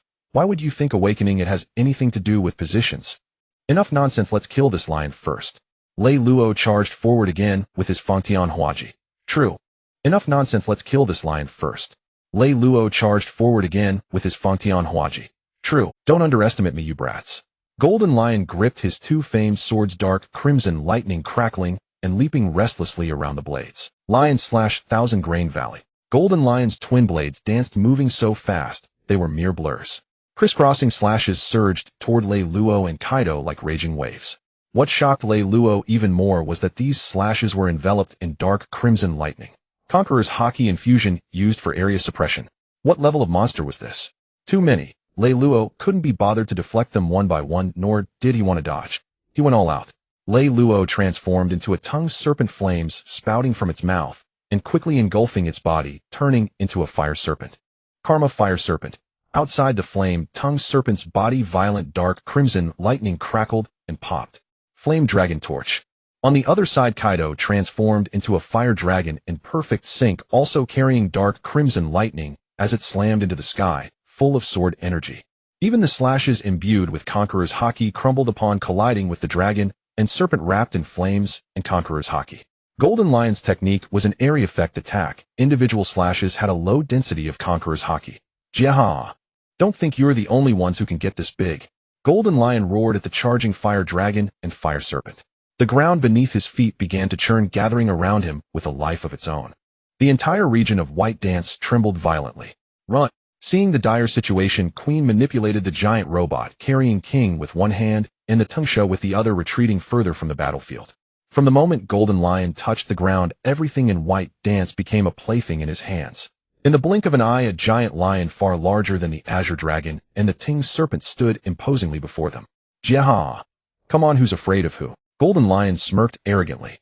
The giant lion was coated in black armament Haki and further wrapped in Conqueror's Haki. Carrying dark crimson lightning, it charged on all fours and slammed into the dragon and serpent. Reylo cursed inwardly. Damn. He can do that. Is the float fruit really not the superior of the merge fruit? Heating collision. The dragon, serpent, and lion crashed together. The deafening blast nearly tore eardrums, and the terrifying shockwave distorted the surrounding air. The shockwave rippled outward like waves, shattering mountains and splitting the earth wherever it passed. Dark crimson lightning like writhing dragons destroyed everything it touched. In the violent collision, Reylo, Kaido, and Golden Lion were all sent flying backward by the immense force. Blood sprayed from the mouths of the Azure Dragon and the Tongue Serpent, staining the ground red. Their colossal bodies crashed to the earth like meteors, kicking up clouds of dust. The lion built from sand by Golden Lion disintegrated inch by inch, returning to dust. Golden Lion clutched his chest and coughed up a mouth. Kaido and Reylo reverted to human form and slowly stood up. The three faced off, their 6 eyes locked. Reylo's gaze was heavy. He and Kaido fought 2 against 1, both mythical Zoans, and exchanging blows was a net gain. But was this lion a bit too overpowered? No wonder even Sengoku and Garp had to fight so long. How long would it take for him and Kaido to bring down this lion at their current stage? 3 days and 3 nights. 10 days and 10 nights. No time to wait. Delays bring trouble. And this was their territory. If the fight continued, White Dance would be destroyed. Jiaha! Golden Lion laughed to the sky. Not bad, you brats. You actually managed to wound me. But to kill me, you're still far from it. Reylo and Kaido exchanged glances. Kaido grinned. That move? Reylo nodded slightly, soaring into the sky with Kaido following close behind. They stood atop the clouds. Reylo called down to Golden Lion. Shiki, do you dare to take our strike? Golden Lion laughed arrogantly. What's there to fear? In the Golden Lion. Reylo smiled. Deal. If you dodge, you're a lowly pirate. Golden Lion fumed. You're full of crap. Above the clouds, Shiri and Hachisai pressed against each other, Conqueror's Haki intertwining, dark crimson lightning coiling around them. Heaven's Burial. As Kaido and Reylo shouted simultaneously, the Conqueror's Haki enveloping the Sun Devourer and 8 precepts erupted instantly. The 2 forces of Haki formed a beam of energy wrapped in dark red lightning, hurtling toward the Golden Lion like a meteor. At that moment, heaven and earth seemed to lose their color, leaving only the rampant lightning. Feeling the overwhelming aura of destruction rushing toward him, the Golden Lion raised his lips defiantly. This was a Lion King, unyielding, insane, and absolutely confident in his own strength. The Lion King would never allow himself to be afraid of receiving the techniques of 2 brats. He was the man who would rule the world. The Golden Lion gripped his 2 famous swords tightly, concentrating all his Conqueror's Haki and armament Haki onto the twin blades. Jah! Come on, I am the Golden Lion after all. The Golden Lion roared, dragging the dark red lightning with his twin swords, ferociously slashing toward the energy pillar. Reylo 6. The blade light and the energy pillar collided, erupting with dazzling light. All that could be seen in Bai Wu was the dark red lightning dancing wildly in the void. A massive shockwave swept out, and the surrounding buildings were instantly flattened. No, they were directly annihilated. On the giant robot that had retreated to a safe distance, and the Tungsha Jin, Queen Satuxi, and several crew leaders who hadn't fainted stood.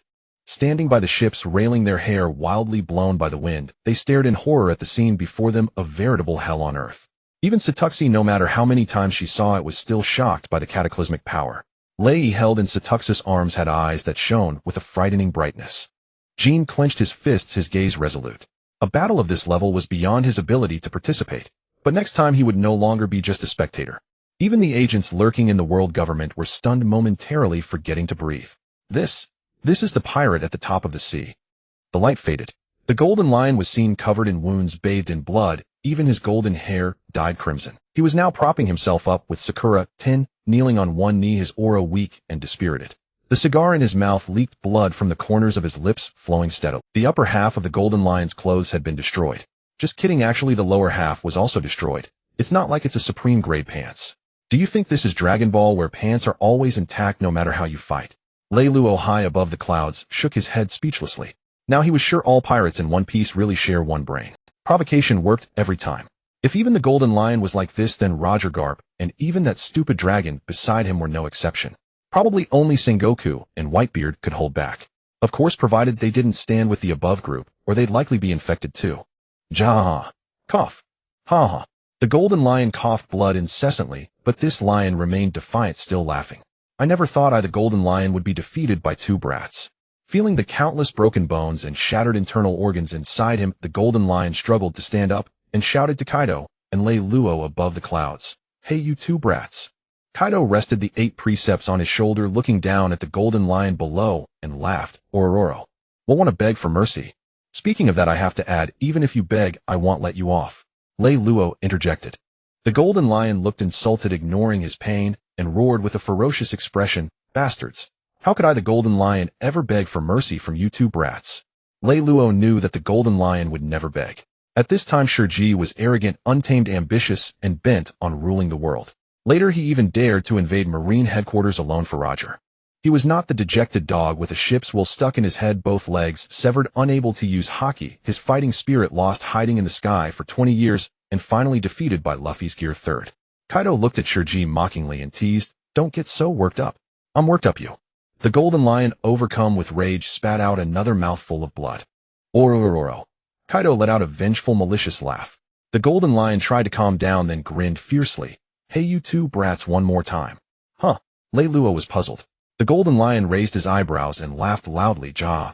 I said that move just now one more time. He was already severely injured. Running was impossible, and those two would never let him go. Since that was the case, he would die under their strongest attack, giving himself a perfect finale. Reylo roughly guessed the Golden Lion's intention. This lion wanted to use their ultimate move as his grandest funeral. As you wish. Reylo and Kaido exchanged a glance, tacitly pressing the Sun Devourer and 8 precepts together again. Sky Burial. The Golden Lion took a deep puff of his cigar, which burned out instantly. He exhaled a thick cloud of smoke, contentedly raised his twin swords, and laughed as he swung them upward. Ja! The blade light and the energy pillar collided once more, but the Golden Lion was no longer at his peak. In this cataclysmic power, his figure gradually blurred. His twin sword's light dimmed, and his entire body was slowly consumed by the energy. Amid the light, his defiant laughter could still be heard. Ja! When the light finally faded, the Golden Lion was nowhere to be seen. Only a devastated battlefield remained. Kaido and Reylo descended slowly. Jean Kuein and the others rushed over from afar, all in shock at the tragic scene. Reylo looked at it all, feeling a pang of emotion. He took a deep breath and said, A great hero of the era thus ends. Perhaps this was the best ending for the Golden Lion. Dying in battle was the highest honor for a lion. Better than dragging a broken body hiding in the sky for decades, growing old and weak, and finally being defeated by Luffy's Gear 3rd, losing all reputation. Let's go. There was nothing more to lament. They still had to treat Jean's injuries. The group turned and walked away. As they walked, Reylo suddenly spoke. Jean, would you like to find a girl? Jean stammered, Mr. Reylo, I'm still young. Kaido grinned widely. Ororo. Not that young. Jean, usually cold-faced, rarely lost his composure. Why are you bringing this up suddenly? Kuein, with a cigar in his mouth, teased with a smile. The vice captain is probably worried that if something happens to you, the Lunaria tribe will be completely extinct. No, it won't. Mr. Kaido and Mr. Reylo promised to protect me back at Punk Hazard. Ororo. Ha ha ha, you little rascal. On the warship, Zhangwa stood draped in the Marine's Justice cloak, leaning on the railing and gazing into the distance with a profound look. Buruburu. Buruburu. Zhangwa reached out and pulled out a den moshi. Moshi, this is Zhangwa. Zhangwa, no need to go to Wano. Turn back. Kong's deep voice came from the den moshi. Zhangwa nodded knowingly. Kaido and Reylo have already fallen to Golden Lion so quickly. Over the years, every time Golden Lion fought someone, the Marines would dispatch warships. The purpose was always the same. The fisherman profits from the conflict between the snipe and the clam to retrieve Golden Lion's corpse. The Piao fruit, combined with Golden Lion's temperament, was a ticking bomb. Therefore, even though each mission ended in vain, they still deployed troops every time. No, it's Golden Lion Shiki. He was taken down by Kaido and Reylo working together. The voice on the din din mushy grew deeper. Zhangguo's eyes widened in disbelief. How is that possible? Kong knew well of Zhangguo's shock. When he first received the news, he even doubted its authenticity. The former Marine Rear Admiral who defected and the experimental subject from Punk Hazard had both risen to become great pirates capable of killing Golden Lion. The Marines had to re-evaluate the threat level of the Baisho pirates to the world. Zhangguo came to his senses after a moment and replied respectfully, I understand.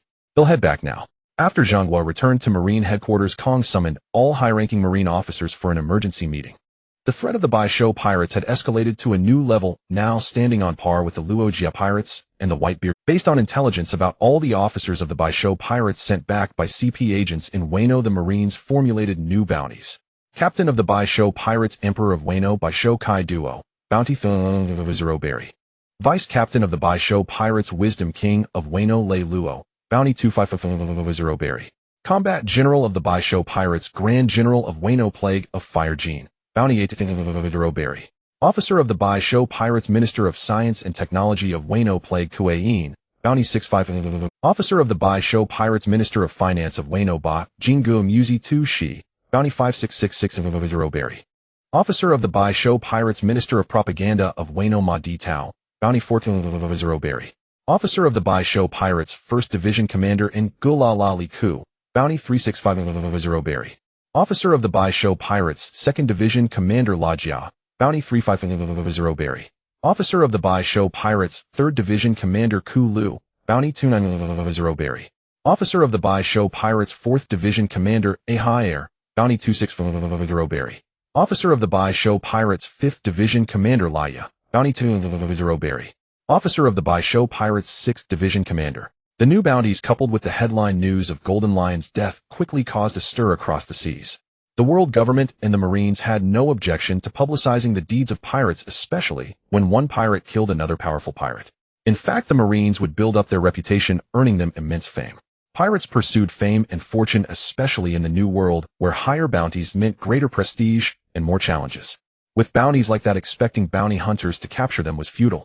Instead, let the self-important pirates slaughter each other. On the seas, the ones who killed the most pirates were not necessarily the Marines, they could be pirates themselves. However, incidents like the assassination of a Marine Admiral, the murder of a Celestial Dragon, or the invasion of a Marine base were usually kept unreported, minimizing the impact. In taverns across the world, pirates, merchants, and bounty hunters were all fervently discussing the newfound power of the Baisho pirates. 3 billion. Kaido is about to catch up with Luo Jie and Whitebeard, exclaimed a pirate. And that Lei Luo, once a Marine Rear Admiral, has now become a great pirate with a bounty of 2.5 billion. Truly, fate is unpredictable, another chimed in. So the 3 strongest pirate crews on the seas now are the Luo Jie pirates, the Whitebeard pirates, and the Baisho pirates, huh? You bet.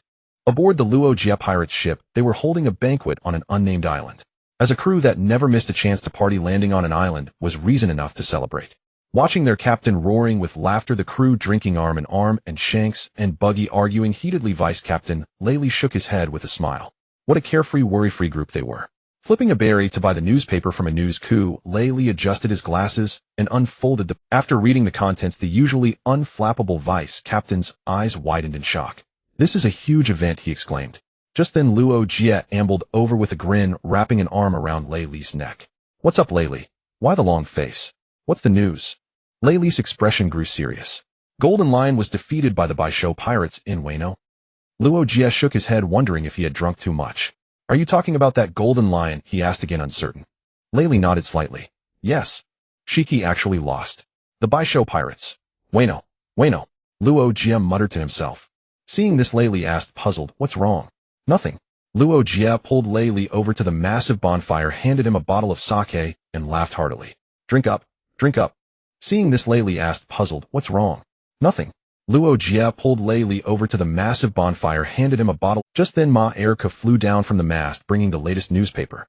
Whitebeard smiled, downed his bowl of sake, and opened the paper. The bold headline announcing Golden Lion's death froze Whitebeard's smile. Golden Lion is dead, he murmured softly, a flicker of complex emotion in his eyes. With a light sigh, Whitebeard casually flipped through the latest bounty posters. The Whitebeard pirates occasionally killed notorious pirates and cooperated with bounty hunters to turn them in for the rewards. When he saw C2, she holding a child, Whitebeard fell into a long, profound silence. When she saw the newspaper handed to her by Ku Li Ling Ling gazed at the report and the image of Kaido her. When she saw the newspaper handed to her by Ku Li Ling Ling gazed at the report and the image of Kaido her tongue greedily licking the corner of her mouth. Kaido. Back in Wano, the Baisho pirates cheered as they saw the bounties in the newspaper. Haha, our Baisho pirates now stand shoulder to shoulder with Luo Jie and Whitebeard. Kuei bit down on a cigar and danced goofily. Kaido sat on his throne, a glint of ambition in his eyes. This is only the beginning. Let the world know that the Baisho pirates are the strongest. Lei Luo stood by a smirk, curling his lips. Keep the music playing, keep the dance going. After the news of the Golden Lion's fall spread across the entire sea, a fervent scramble for territories erupted throughout the New World. The New World is vast and expansive, with over half of its islands and nations having once been under the Golden Lion's command. After the news of the Golden Lion's fall spread across the entire sea, a fervent scramble for territories erupted throughout the New World. The New World is vast and expansive, with over one lion dies, 1,000 pirates rise. The New World is a pirate's paradise beyond the reach of the world government and the Marines. To them, those nations and islands are nothing but fat sheep. Even Whitebeard's sons grew restless, their eyes burning with envy. Pops, we should make our move too. That's right, Pops. With the Golden Lion gone, so many rich lands are up for grabs. Our Whitebeard pirates have no reason to pass this up. Exactly, Pops. It's better for us to raise our skull flag over those lands than to let other pirates take them. We're far more righteous than they are. The crew gathered around Whitebeard, chattering and fervent. If they didn't know their Pops had no ambition, they would have even urged him to conquer the entire New World. Yet his inner sense of righteousness wouldn't allow him to seize by force like the Golden Lion. Whitebeard nodded gently in assent. As his sons had said, it was better. Yet his inner sense of righteousness wouldn't allow him to seize by force like the Golden Lion. Whitebeard nodded gently in assent. As his sons had said, it was better to take the lands themselves than to leave them to other pirates. In Wan Guixia, Luo Lingling was also stirring restlessly. The Golden Lion's territories were all fertile lands. Who could resist? She immediately ordered Ku Li to lead a force and seize as much territory as possible. But she herself had something even more tempting. That was Kaido. In Hijigua at Huajidu, Kaido, Lei Luo, and Jean gathered together for a brief meeting. But she herself had something even more tempting. That was Kaido. In Hijigua at Huajidu, Kaido, Lei Luo, and Jean gathered together for a brief meeting. Hailed as the Kaido took a swig of sake and asked, should the Beast's pirates embark on an expedition? Lei Luo nodded lightly. Since the Golden Lion is dead, those territories rightfully belong to our Beast's pirates. Kaido laughed. Naturally. Lei Luo interlocked his fingers and rested his chin on them. But one of us must stay in Hijigua. What happened this time cannot be repeated. After a pause, Lei Luo continued, moreover, if nothing unexpected happens, a swarm of reckless pirates will soon climb the waterfall to challenge our Beast's pirates in Hijigua. Jean seized the chance to speak. Mr. Lei Luo, I will guard the port. Lei Luo sighed. First heal, my wounds are almost healed. See for yourself. Jean set about to tear open the bandages on his chest. My. Lei Luo cast a cold glance, and Jean immediately stopped his movement. Kaido took another swig of sake and grinned. Oro. Ill go, Lei Luo. In truth, Lei Luo had intended to let Kaido go anyway. This foolish dragon couldn't stay put. It was better to let him conquer territories outside. As for himself, staying in the ore mine was far more interesting than going out. Lei Luo smiled. All right, then the captain shall go. Let the sea witness the terror of our Beast's pirates. Kaido's lips curled into a cold smirk. Oro. No problem. I'm going too. Jean quickly spoke up. Lei Luo's voice turned cold. I told you to heal your wounds first. Kaido spread his hands, indicating he could do nothing to help. At the port, Kaido set off with a massive fleet and several commanders, leaving Jean staring longingly. He had been guarding the home base for so long. Lei Luo chuckled and patted Jean on the shoulder. First heal your wounds. You'll get your chance to fight. There will be no shortage of pirates coming to challenge the Beast's pirates. Jean nodded. I understand, Mr. Lei Luo. Lei Luo turned and left. For now, he still had to stay in Baiwu. First, Baiwu had been ravaged by the battle with the Golden Lion and needed his supervision for reconstruction. Second, challengers were likely to swarm in, and he needed to hold the fort in Baiwu. After returning to his residence, Lei Luo's transponder snail rang. He picked it up, and the snail transformed into Fei Air Des face, wearing an expression of unprecedented fawning. Mr. Lei Luo, hello. Lei Luo shook his head with a smile. Truly, the stronger one becomes the more respect one receives. But speaking of which, this old fellow had made quite a fortune from him over the years. Seastone and new type weapons were hot commodities in the black market, and this old man was now richer than ever. There was no help for it. The Beast pirates had only this one channel in the underworld. Who else to entrust if not him? The clown of the Beast's pirates was probably scavenging from trash bins by now. It seemed that after Kaido returned from the expedition, he would have to make a trip to the North Sea. Pulling his thoughts back, Reylo said directly, "Speak, what is it?" Fei Erda maintained his fawning tone. "It's like this, Mr. Reylo. The mimic fruit you asked me to find has been located. I wanted to send it to you immediately, but the new world is too chaotic right now, you see. In the past, paying protection fees would ensure safe passage, but now it's different. The territory-grabbing pirates would just kill him on a whim." Reylo also knew that the new world was in turmoil and the Beast's pirates didn't want to lose this business partner for the time being. Reylo offered a solution. "It's only the Golden Lion's territories that are chaotic now. Name a location and he'll have our captain pick it up on the way." Yes. Fei Erda nodded hurriedly on the other end of the transponder snail. The Beast's pirates were at their zenith now, so he had to be cautious. Reylo then instructed, "Find another fruit for me." Fei Erda replied respectfully, "Mr. Reylo, please name it." "The float fruit." The transponder snail's Fei Erda face turned sour. "Mr. Reylo, this might be a bit difficult." Reylo's voice turned cold with displeasure. "My." Fei Erda's heart skipped a beat, and he quickly explained, Mr. Reylo, it's like this. The world government, the Marines, and countless people across the underworld are all searching for the float fruit. I'm just a black market dealer. I really can't guarantee getting it." Reylo knew this was a tough request. For a support-type fruit like the mimic fruit, others might grant Fei Erda face, but for a strategic fruit like the float fruit, who did Fei Erda think he was? "Just notify me the moment you have any news of the float fruit." Yes. As expected by Reylo, soon pirates climbed the waterfall, arriving at Wano country to challenge the Beast's pirates. Among the pirate populace, most were low-level scoundrels engaging in arson, plunder, and every conceivable vice, bullying the weak and fearing the strong. Though Kid recklessly clashed with Red Hair, had he cowered after a single defeat and fled at the sight of the Red Hair pirates, his power would swiftly dissipate, ultimately reducing him. Though Kid recklessly clashed with Red Hair, had he cowered after a single defeat and fled at the sight of the Red Hair pirates, his power would swiftly dissipate, ultimately reducing him to the likes of Moria and Crocodile. The world of One Piece is a world of willpower. The more steadfast one's belief, the greater one's strength. Of course, training was still necessary. Reylo had no intention of stopping the pirates from landing, allowing them to scale the wall. The Beast's pirates were to replace Golden Lion as one of the 3 legendary pirate crews. Thus he would accept all challenges. The waterfall, a natural barrier of Wano, had already weeded out most challengers. When the pirates, having narrowly escaped death, surmounted Wano's natural defense and arrived at the port of White Dance, they would find Reylo seated high above with King and Leia standing behind him. Reylo stood up, dragging his Fontian Huaji, and said with a smile, "Welcome to Wano country." The Azure Dragon boldly sailed into Golden Lion's territory. On the dragon's head, Kaido gazed into the distance, his eyes blazing and spirits soaring. He had never felt so invigorated. He was no longer the intern of the Rocks pirates. The Beast's pirates had defeated Golden Lion, and in reputation, they now stood shoulder to shoulder with the Roger pirates and the Whitebeard pirates.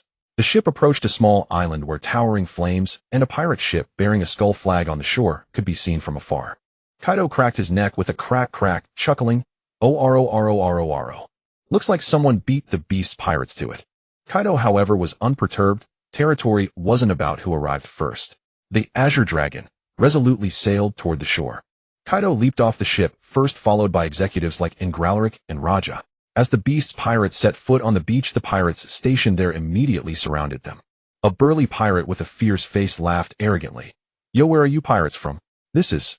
Before he could finish, Kaido smashed his head with a single club. Kaido walked forward nonchalantly, swinging his Hasaikai, while behind him Engralric and Raja, without needing orders, grinned and charged at the pirates. Guided by his observation, Haki, Kaido arrived at the island's center, locating the gang of pirates. The leader was a tall, muscular man clad in a trench coat, wearing a mask with metal-like gloves on his hands, wielding a scythe and a flail.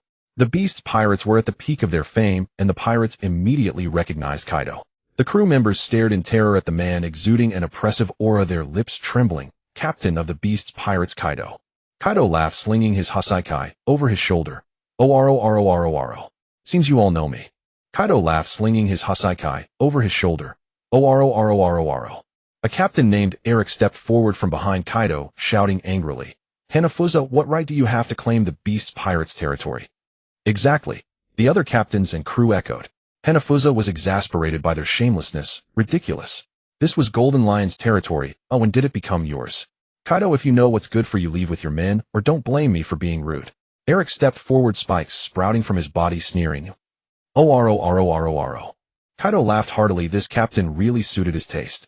Though his strength was mediocre, he was cocky and wild. Like his hedgehog fruit, he was quick to explode. Arrogant. Hanafusa, a notorious pirate, couldn't tolerate being mocked by a mere crew member. With a furious roar, Hanafusa shot toward Kaido and his crew scythe in hand.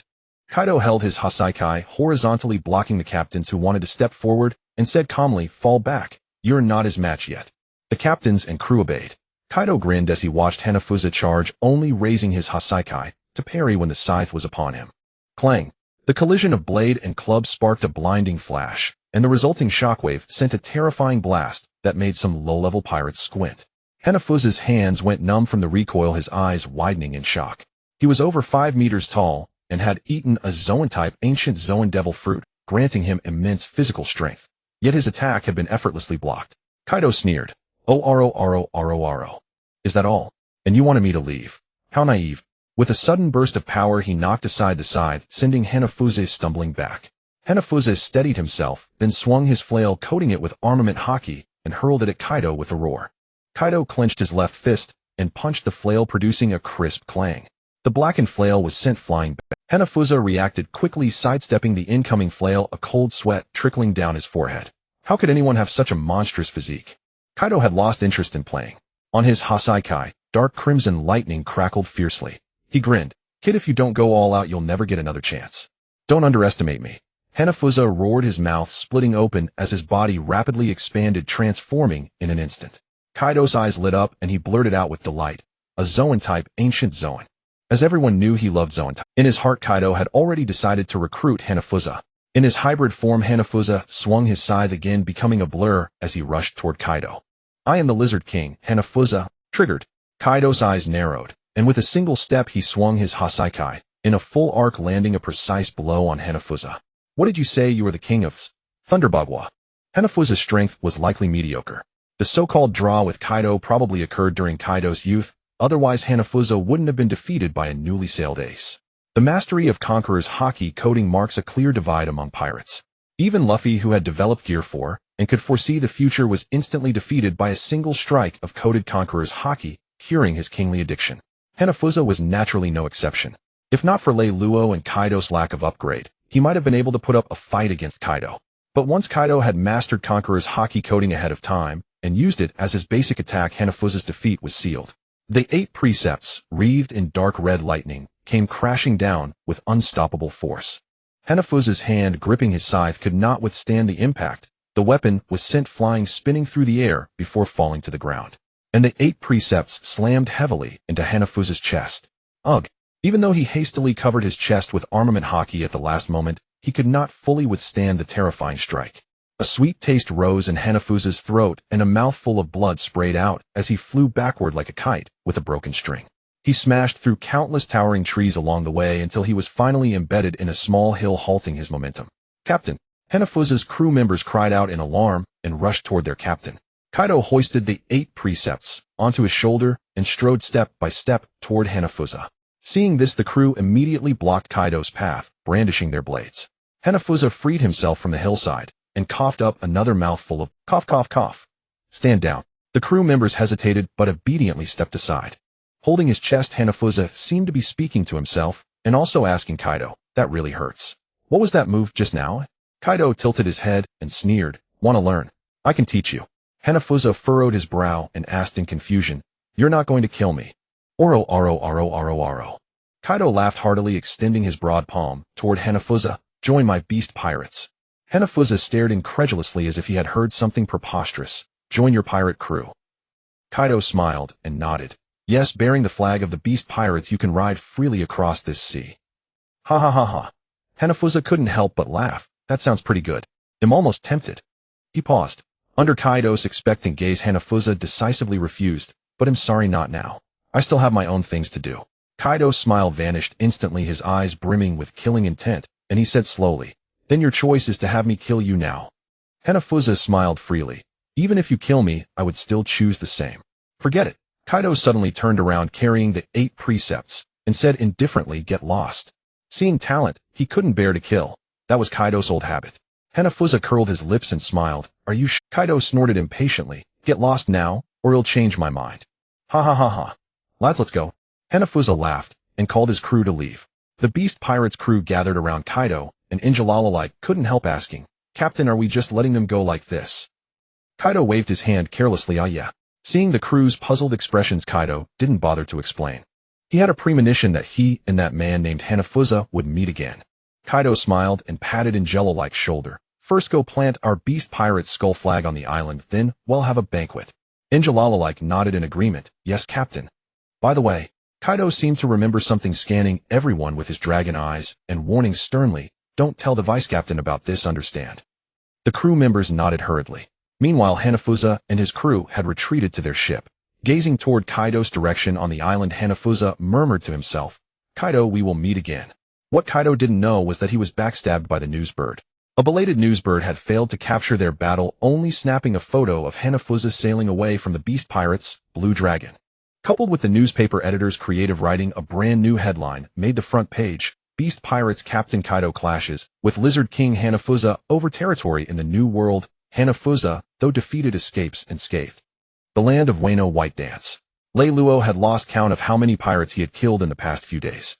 The pirates of this era were far more pure than those of the Great Pirate era, who claimed to pursue dreams and freedom.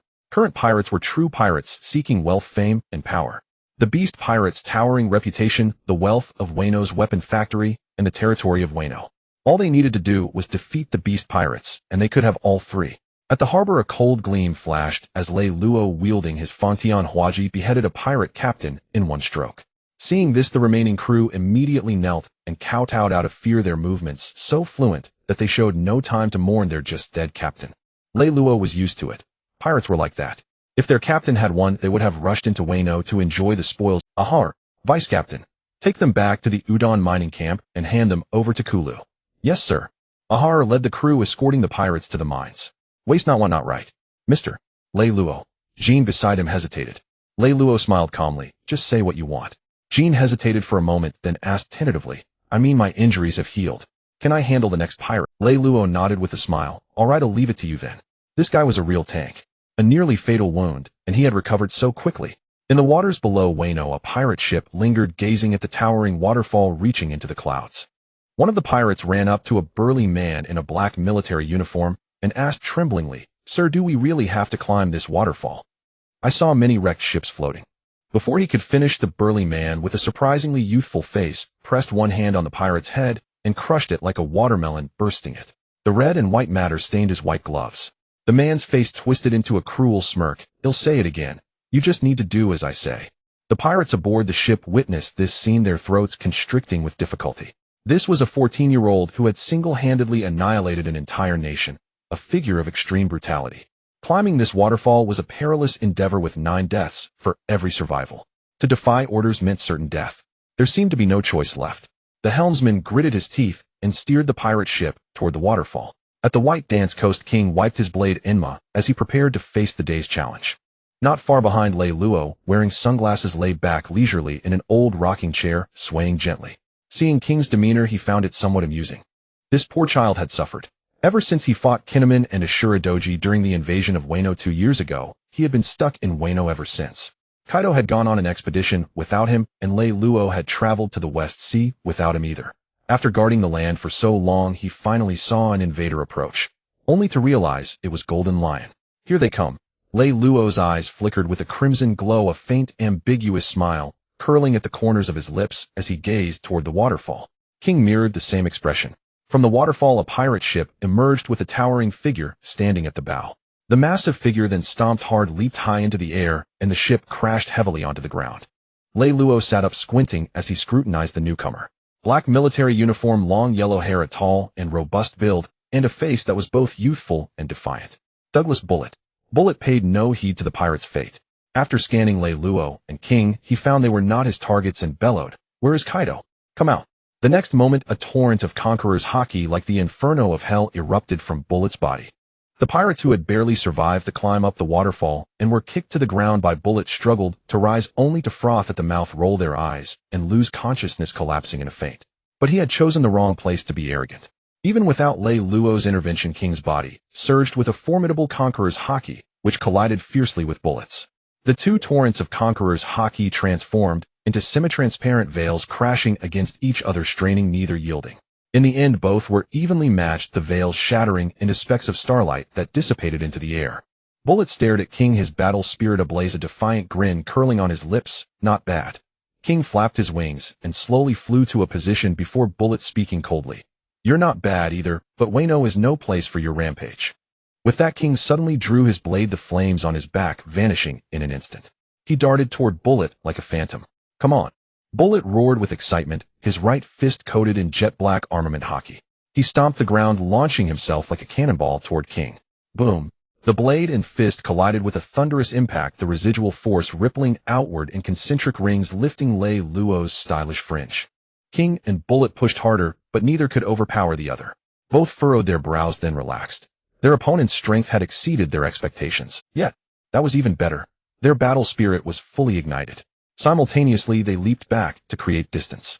Bullet channeled his full power, coating both fists with formidable armament hockey, and charged at King with a savage grin. King held his blade horizontally before him, pitch-black armament hockey crawling up the sword. Enma emitted an eerie violet glow as it met the assault without hesitation. The two figures became blurs, clashing fiercely, neither willing to concede. Bang! Bang! Bang! Each collision was accompanied by explosive sonic booms and waves of air. Lei Luo rested his chin on his hand, watching the battle with keen interest. Though it was his first time seeing Bullet, he was far from unfamiliar with him. Bullet was a powerhouse on par with Kaido. Bullet was born in a war-torn country in the Grand Line. Abandoned by his mother as a child, he became an orphan. He was later adopted by an enemy army. By the age of 8, he was already a child soldier tasked with stepping on landmines and leading the charge on the battlefield. In essence, he was cannon fodder. Yet Bullet, relying on his immense physical strength, repeatedly cheated death on the battlefield. The one who achieved the greatest feats could earn a medal, a prize Bullet desperately craved, for he had heard that obtaining a medal could allow him to leave the battlefield and gain freedom. To that end, he fought with all his might. But just as he was about to succeed in earning the medal, he was betrayed by his comrades. Not only was the medal stolen, but he was also left severely wounded and near death. From then on, Bullet trusted no one, focusing solely on his own victory. In one battle, driven by hunger and exhaustion, he ate the combined fruit. Later, Bullet dominated the battlefield with his formidable combat prowess. By the age of 14, he had become a national, but this also incited the jealousy of his commander and troop leader, who betrayed him during a battle attempting to bring about his. Enraged, Bullet destroyed the entire army and the nation. Pursued by the world government and the navy, he was forced to take to the sea. At 15, the following year, he would encounter the Roger pirates. First, he fought to a draw with Silver's Reylo, then was defeated by Roger, joining the Roger pirates as a challenger. Lei Luo, however, suspected this was a fabricated story. Roger had absolute dominance over Bullet. The gap between Roger and Reylo was not that vast. Reylo probably toyed with him like a child, while Roger, that old scoundrel, just like against Odin, launched a divine departure from the start. After Roger's execution, Bullet rampaged across the seas, turning the ocean upside down, eventually drawing the Navy's buster call.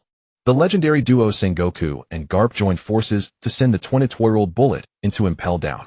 What a glorious yet tragic life. Yet, Lei Luo rubbed his chin, puzzled as to why Bullet had come to Wano.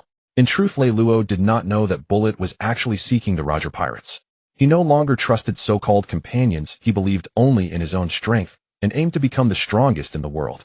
Roger, with the highest bounty at the time, was his target. Unfortunately, Roger sailed the world on a single ramshackle ship, and Bullet could never find him. His second target was Whitebeard, but again he failed to locate him. Though the Whitebeard pirates had territories, they were usually aboard the Moby Dick. It was then that a newspaper reporting the Beast Pirates' defeat of Golden Lion drifted into his sight. The Beast Pirates had a fixed territory, so Bullet commandeered a pirate ship and came to Wano to challenge Kaido. Jean and Barrett were still locked in combat. One was a member of the Lunaria clan, revered as gods, while the other was a devil's spawn who had stepped on landmines on the battlefield at the age of 8. Jean was now 16, Barrett 14, both having awakened the Conqueror's haki, and equally young and headstrong. Their attacks interwove like a tempest, distorting the very air around them. Jean's Yenma, gleaming with an eerie purple light, clashed against Barrett's formidable armament haki, unleashing a deafening roar. Suddenly, Jean flashed behind Barrett, the blade of Yenma ablaze with brilliant flames, and thrust it fiercely toward Barrett. Barrett reacted, swiftly spinning around and crossing his arms to block the attack. The immense force drove him back a step. Unfazed, he grinned, his eyes blazing with intense battle lust. "Kid, you're pretty strong." Jean shot back coldly. "You look younger than me." "Well, that doesn't matter." Barrett punched his fists together and lunged at Jean once more. Jean's eyes sharpened, gripping Yenma, as he charged forward. They traded blows, the fight growing ever fiercer. Reylo yawned, having grown bored watching their endless duel. He wondered if Jean would truly earn the title Mr. The Lunaria clan's racial advantage, the unquenchable flame on their backs, already placed Jean in an invincible position. Yet defeating Barrett would prove difficult. This was a monster who had stepped on landmines on the battlefield at age 8 and survived countless wars. His physique was terrifying, amplified by his powerful armament hockey. Under normal circumstances, unless facing a few of the top powerhouses, ordinary people could not defeat Barrett. With a loud bang, another fierce clash sent them apart. Barrett did not charge at Jean again. Instead, he crouched and placed his palm on the ground. Jean watched in confusion. Reylo, intrigued, sat up straight. Was the combined fruit about to activate? The ground began to tremble violently, and the earth beneath Barrett turned into a strange purple fluid that converged around him. Under Barrett's control, the purple fluid pieced together, fused with him, and in an instant a giant hundreds of meters tall stood before them. Look, this is my power, the strength of the paramecia combined fruit. The giant spread its arms, boasting proudly. But when Barrett looked at Jean, he saw only contempt in his eyes. Is that all? Reylo's expression was much the same. Reylo knew that Barrett was still young and his fruit development was mediocre, far from the terrifying movie version where awakening could merge even an entire island. Moreover, mere merging wasn't enough to maximize combat power. It needed to be coated with armament hockey, otherwise it was just dirt, and Jean could kick it all away. Barrett's current armament hockey couldn't easily cover such a vast area. This giant was likely the limit of both his fruit and armament hockey. Still, a few hundred meters was impressive. But Reylo and Jean had recently seen Shiki manipulate the earth into a sky-obscuring lion. Compared to that, Barrett's creation was somewhat small. Jean's contemptuous look clearly stung Barrett's pride. It was like excitedly showing off something big to your girlfriend, only to have her sneer. Is that all? Coated with armament hockey, the giant hurled a massive fist at Jean. Standing still, Jean could feel the gust of wind from the punch. Jean wasn't foolish enough to fight the giant heat-in. He spread his wings, extinguished the flame, and easily dodged the blow. The Lunaria clan wasn't just about defense. Without the flame, they were incredibly fast. Flying in the air, Jean taunted, "You can't hit me with that size. Try me." Barrett roared, throwing another punch. Flying in the air, Jean taunted, "You can't hit me with that size. Try me." Barrett roared, throwing another punch. Jean snorted coldly, easily dodging again, then soared high into the sky, the flame on his back blazing fiercely. The raging flames enveloped Jean like a small sun hanging in the sky. Flame Dragon Emperor. With his roar, the fire transformed into writhing fire dragons that roared down toward the giant. Barrett sneered, unafraid. Black armament hockey climbed the giant's body, fully coating it. "I'm not scared of you." He swung his fist at the fire dragons. The fire dragons shattered, scattering flames across the earth, igniting fires everywhere. "You can't do anything to me either." Barrett grinned savagely, punching through the dragons. "Then try this." Jean roared, increasing his assault, and countless fire dragons howled toward Barrett. "Bring it on." Barrett's giant pummeled the dragons relentlessly. They were having a blast, but Reylo's temples throbbed.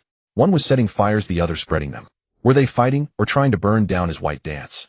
Besides, continuing was pointless. Jean and Barrett were truly evenly matched, neither able to overpower the other. It was time for him to step in. Reylo shook his head, dragging his halberd as he walked forward slowly. Jean, high above, spotted him and ceased his attack. Confused, he asked, "Mr. Reylo?" Reylo waved a hand dismissively. "Stand down, Jean. As you are now, you cannot defeat him." Though reluctant, Jean did not argue and obediently flew back to the ground. Barrett's giant looked down at Reylo, knowing who he was, but unafraid. He had come to challenge the strong. He was destined to become the world's strongest. A defiant grin spread across his face. "Finally, it's your turn. Vice Captain of the Beast's Pirates." Reylo smiled faintly. "Technically, a challenger of your level isn't worthy of fighting me. But to satisfy your thirst for battle, I'll make an exception." "Fine." Barrett pounded his fists together, battle spirit boiling, and struck first, swinging his giant fist at Reylo. Reylo stood motionless, a smile on his lips. Dark red lightning crackled around his halberd. As the giant drew near, he swung the halberd. Devouring Sun. The Fontion Hwaji sliced through the air, unleashing a crescent-shaped slash that tore forth. The slash dragged strands of dark crimson lightning as it ferociously struck the giant's pitch-black fist. The fist disintegrated on contact, scattering into a cloud of sand. "Nanny!" From within the giant's body, Barrett shrank back in disbelief. A startled cry escaped. His proud armament hockey had crumbled so easily. Before he could think further, the slash howled toward his position. Barrett hastily summoned his full armament hockey to shield the giant, but it was futile.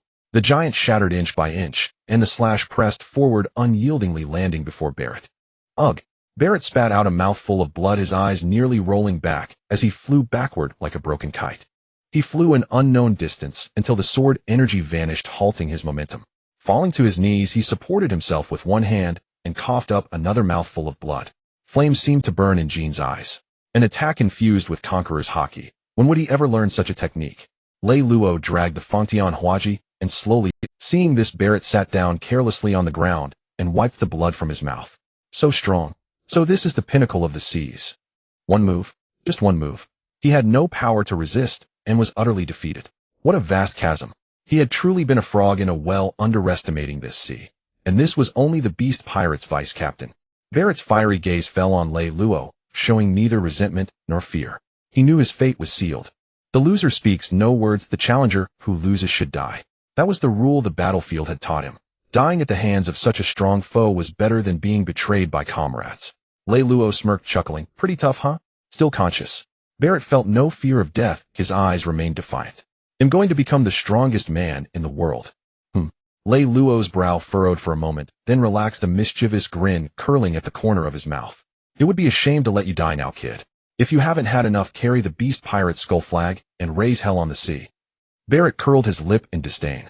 Lei Luo leaned down slightly, his smile growing ever more benevolent, and extended his hand toward Barrett. Be my son. Barrett. Jean not far away. Both youths stared at Lei Luo in astonishment, wondering if their ears had been damaged in the battle. Barrett. Jean not far away. Both youths stared at Lei Luo in astonishment, wondering if their ears had been damaged in the battle. Moments later, Barrett's roar shattered the clouds.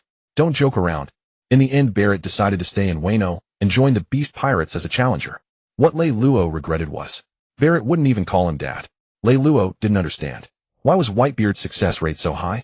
Now Barrett, wrapped in bandages, sat at the table wolfing down food. Yet the gaze he cast at Lei Luo burned with fierce fighting spirit. He'll defeat you one day, Lei Luo.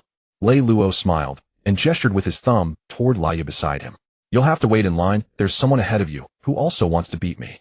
Oomph. Laya gave a proud snort and turned to leave without a word. She needed to train harder. She felt the gap between her and that big snake growing wider. At this rate, when would she ever defeat that snake and restore the glory of the serpent eagle? Barrett paid no attention to Laya, swallowed another big mouthful of meat, and asked mockingly, Aren't you afraid I'll betray you? Lei Luo. Lei Luo waved his hand nonchalantly. No. Barrett raised an eyebrow slyly. Faced with Barrett's slightly provocative words, Lei Luo's gaze was calm without a ripple. You can try. Barrett froze for a moment. From Lei Luo's tranquil eyes, he saw the confidence unique to the strong. Absolute confidence in his own strength, looking down on the world fearless and undaunted. Ha ha ha. Barrett couldn't help but burst into laughter. This was the feeling. The strong don't fear betrayal. Just like he had been betrayed twice, but so what? He was strong. Their so-called betrayal could do nothing to him, only costing them their own lives. The strong only believe in their own power. Barrett felt his blood boil. This man before him was his next target. At the port of White Dance, Jean was gloomily directing the crew to put out the fires. No wonder he was frustrated. Fighting Golden Lion, he got one shot at the gap, was too big, nothing to say. Fighting Barrett, he couldn't win either. Though he didn't lose, not winning was losing. Jean sighed softly and waved a crew member. General, any orders? Jean said gravely. We'll go patrol the waterfall. You continue extinguishing the fire. The crew member replied respectfully, Understood, General. Leave it to us. Jean nodded slightly, spread his wings, and soared into the sky, disappearing from sight. At the base of the waterfall below Wano, a pirate ship was anchored. Strangely, the ship's figurehead was singing loudly. This ship had sailed all the way from Whole Cake Island to Wano's waters. Gazing at the towering waterfall, Ling Ling couldn't help but lick her lips in excitement. Mama. Kaido, I'm coming. Parasparrow, with his tongue hanging out, approached Ling Ling. Mother, everything is ready. We can climb the waterfall. Ling Ling nodded with satisfaction. Begin, my dear son. Yes, mother. Parasparrow nodded and turned away to arrange the crew. Then a giant koi fish pulled Ling Ling's queen mama chanter upstream, scaling the waterfall. Jean, soaring high above White Dance, spotted the pirate ship at once. Bad luck for you. Still fuming, Jean sneered and dove toward the waterfall below. Parasparrow Sharpied spotted the flaming birdman in the sky and cried out, What is that? Ling Ling narrowed her eyes. Is that Jean? The other children wondered, What kind of creature is that? Parasparrow, as the eldest son, promptly ordered, Prepare to engage. Big Mom's children and crew immediately raised their weapons and opened fire at Jean in the sky. Bullets rained down like a storm, but Jean dodged them all with his slick movements and rapidly closed in. By the time Ling Ling realized something was wrong and tried to act, Jean had already reached the bow of the Queen Mama Chanter and without hesitation kicked downward. Boom. With a loud crash, the Queen's song was instantly kicked to a tilt, causing people and ship to overturn. Ling Ling's children and crew members panicked and screamed loudly. Neither touching the sky nor the ground, if the pirate ship were to fall, the consequences would be unimaginable. But what could they do now? Under this weightless condition, they couldn't even stabilize their bodies. Some of the weaker ones were flung out one by one, falling into the raging waterfall. Under the terrifying force of the torrent, they didn't even have time to utter a scream. Ling Ling's face drastically changed as she admitted she had underestimated the third-in-command of the beast pirates. Reacting swiftly as the ship tilted, she grabbed the mouth of the thundercloud, Zeus, with blue-purple lightning raging in her hand. She leaped and arrived before the koi fish that was pulling the Queen's song. However, before Ling Ling could launch an attack, due to the slippery scales of the koi fish and the impact of the waterfall, her feet slipped, she lost her balance, and her entire body uncontrollably fell headfirst. However, before Ling Ling could launch an attack, due to the slippery scales of the koi fish and the impact of the waterfall, her feet slipped, she lost her balance, and her entire body As her body plummeted rapidly, she released Zeus in her hand, which turned into a thundercloud to support her. But the Queen's song was not so fortunate. The ship crashed straight into the water.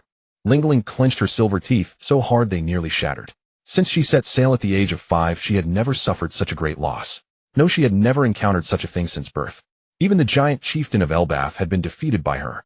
Although she wished to ride Zeus and charge into Wano country immediately, her several children were still on the pirate ship below. Now their life or death was unknown. Ling Ling suppressed her anger and flew on the thundercloud toward the sea below. Reylo, after Baylight had eaten and drunk his fill, had someone take him down to recover and rest. Although that Blood Bowl said he didn't need rest, that this injury would heal in a while. He had encountered near-death situations on the battlefield, and so on blah blah. But under Reylo's loving iron fist care with several big lumps on his head, he obediently went back to rest. As Reylo just returned to the port, he saw Jean, who had come back. He could even sense that this youngster was in a good mood. What had he been up to? Reylo asked with confusion. Jean, what happened? Jean had not recognized Ling Ling, so he didn't think it was something worth boasting about. Nothing happened. Huh. Such familiar lines. Reylo didn't mind. He could say he had watched Jean grow up, and if there was something big, it was impossible for him to hide it. A small country in the New World. The Moby Dick was sailing out of the harbor, leaving this land. On the deck, some of Whitebeard's sons couldn't help complaining, "Pops, you're doing this again." This small country was previously the territory of Golden Lion, and before that it was a member state of the world government. But the domineering Golden Lion didn't care about that. This was the New World. What was the world government thinking? He directly hung his own Jolly Roger and ordered the country's celestial gold to be paid to him. An arm can't twist a thigh. The country couldn't afford to pay both the celestial gold and the protection money to Golden Lion. Gritting their teeth, they handed over to Golden Lion the celestial gold that was originally for the world government. However, to be fair, the effect was not bad. The Marines couldn't freely enter the New World. If attacked by pirates, they couldn't protect the member states well. Golden Lion was different. In the New World, his Jolly Roger was far more useful than the world government's flag. This was his marked territory. Any pirate who dared to offend the Lion King's majesty would be crushed by a whole island thrown by that madman Golden Lion. Although being a pirate's territory sounded unpleasant, the benefits were real. This country enjoyed a rare few years of peace. Until the news that Golden Lion was killed by the beast pirates spread across the sea, countless pirates flooded into this country, wanting to claim it for themselves. This land was instantly engulfed in flames of war. Whitebeard had originally brought his pirate crew with a fierce momentum, intending to seize this country. After arriving and seeing the country's condition, he who had grown up in war since childhood was moved by the scene. Not only did he drive away all the pirates, but he also hoisted his own Jolly Roger high over this land, declaring it his territory from then on to protect this country. And it was free of charge. Whitebeard politely declined the protection money offered by the king, telling him to use it for rebuilding the homeland. It was as if he had made a trip for nothing, even helping to drive away the pirates. This was the reason for the son's complaints. Whitebeard laughed heartily. "Gura, they are not having an easy time. I cannot bring myself to add insult to injury." Whitebeard's sons only complained verbally. They knew their old man's character, and that was exactly why they were willing to call him Pops. "Gururara, let's go. We'll head to the next island and have a banquet," Whitebeard ordered with a smile. After all, they had just fought, so it was only right to relax. "Oh, long live Pops." The sons cheered and leaped. The whole crew soon arrived at a small island where a bonfire rose up. Everyone sang and danced, drank, and ate meat, having a wonderful time. Whitebeard held a large bowl of sake at his face, taking a sip now and then. By the coast on the deck of the Azure Dragon, Kaido stood with arms crossed, his gaze deep as he looked at the pirate ship flying the Whitebeard Jolly Roger. Moonlight came before Kaido and said in a low voice, "Captain, the Whitebeard pirates seem to be on the island." Kaido nodded. "I know." How could he not recognize that Jolly Roger? Raja also came to Kaido's side and asked, "Should we attack?" These captains who had always followed Kaido and Lei Luo were fearless. Among them, Old Ung and Raja were the most extreme. In their eyes, nothing was more awesome than their two captains. As long as an order was given, no matter who you were, they would dare to pounce and bite. Kaido raised the corner of his mouth arrogantly. He didn't intend to start a war with the Whitebeard pirates. With Lei Luo not present, they would gain no advantage. However, he wanted to meet Whitebeard. As the saying goes, to wear brocade and not return home is like walking in the night in fine clothes. Of course, Kaido was not cultured, he just felt he was awesome now. The sea had even begun to compare him with Roger and Whitebeard. So as a former intern, he naturally wanted to meet the second-in-command of the Rocks pirates, who was second only to Rocks himself. Speaking of which, they hadn't seen each other for a long time. Oro. As he thought, he acted. Kaido rapidly expanded his form, transforming into a divine dragon that soared on clouds and mist, flying toward the sky above the island. Larlik and Raja exchanged a glance and immediately ordered the landing. On the island, Whitebeard's sake bowl paused at his lips, a flash of red light passing through his eyes as he looked up at the sky. The next moment, the sky suddenly darkened. The crew of the Whitebeard pirates only then sensed something and looked up. The divine dragon that Kaido had transformed into was half hidden among the clouds, winding and twisting, blotting out the sky. Its massive dragon body exuded a chilling aura.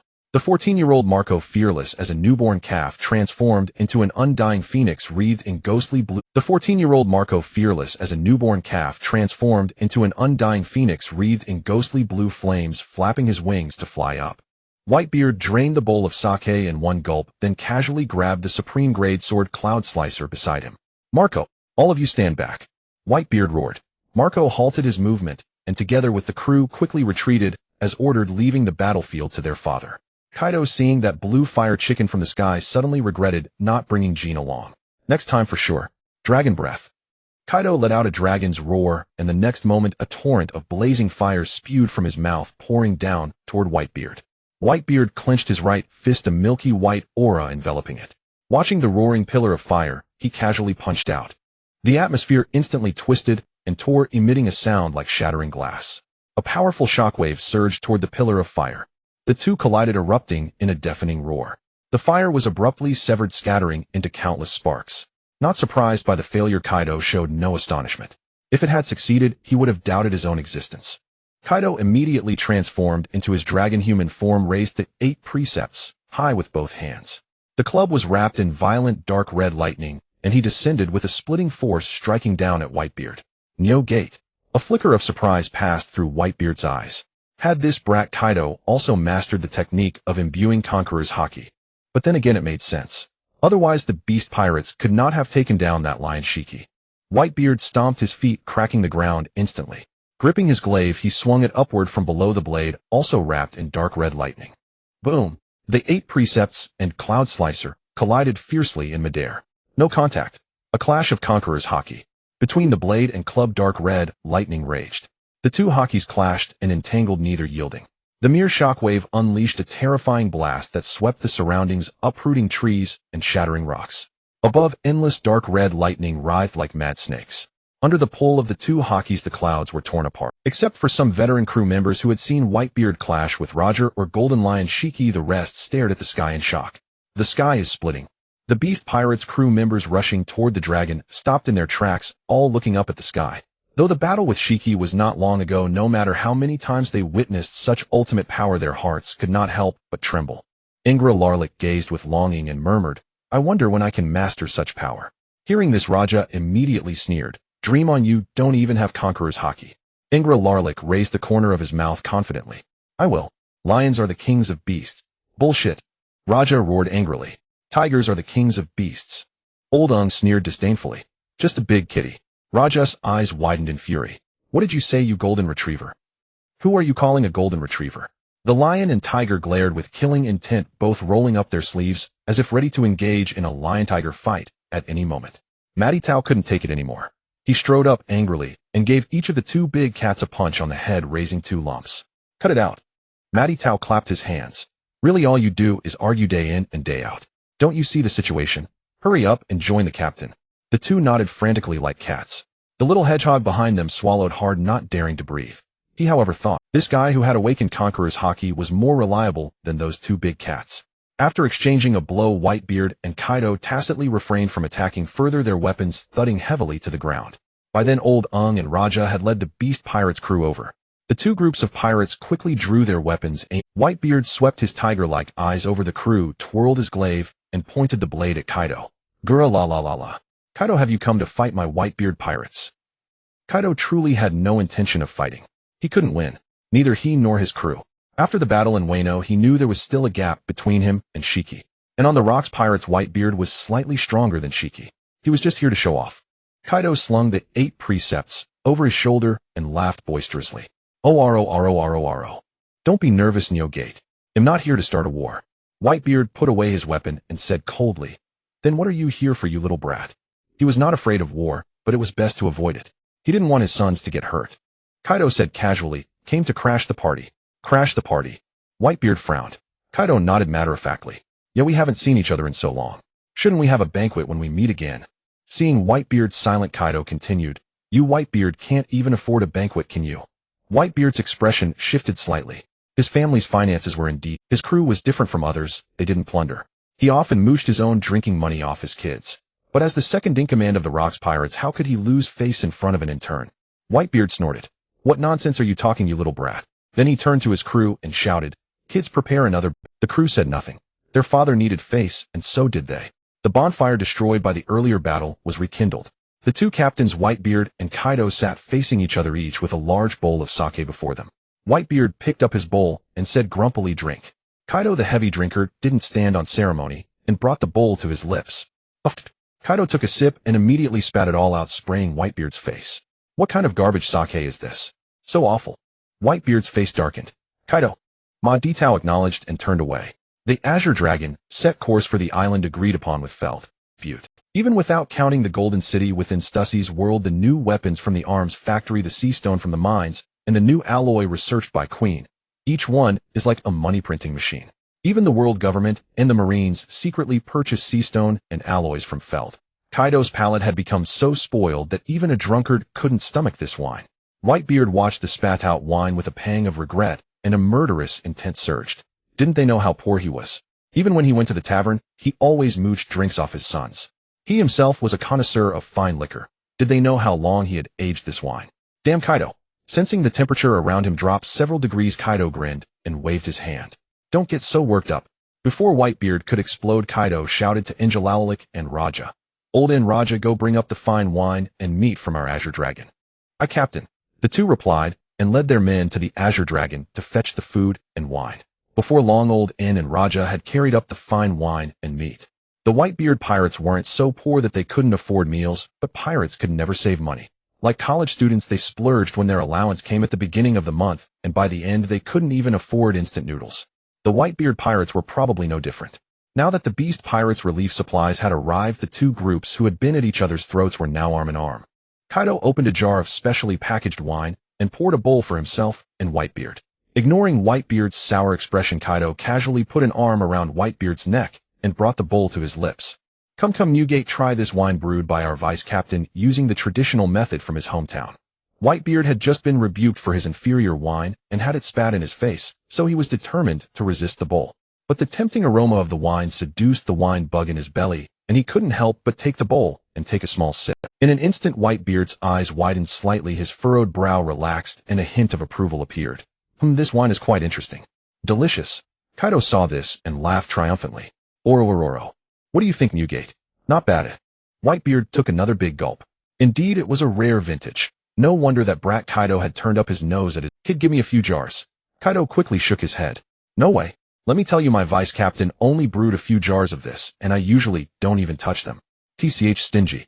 Whitebeard downed the bowl in one gulp and refilled it. Kaido had originally brought the wine to show off, but now he suddenly felt a pang of regret. He quickly poured himself a bowl. The 2 drank and chatted about their days on the rocks, pirates occasionally bursting into hearty. The pirates around them were also immersed in this joyful atmosphere.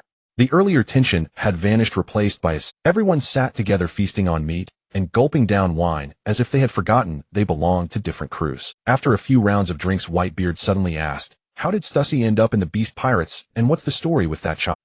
Kaido suddenly froze, a cold sweat trickling down his forehead. How could he have forgotten that his own vice-captain had done such a bold thing? This was so awkward.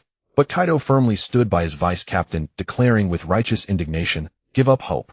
Stussy is already Lei Luo's woman, and their son is 2 years old."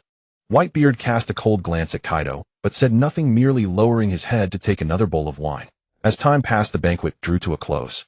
Kaido burped, then suddenly grinned and laughed. "Orororo. Newgate, let's have a fight." Whitebeard was puzzled. "Didn't you just say no fighting?"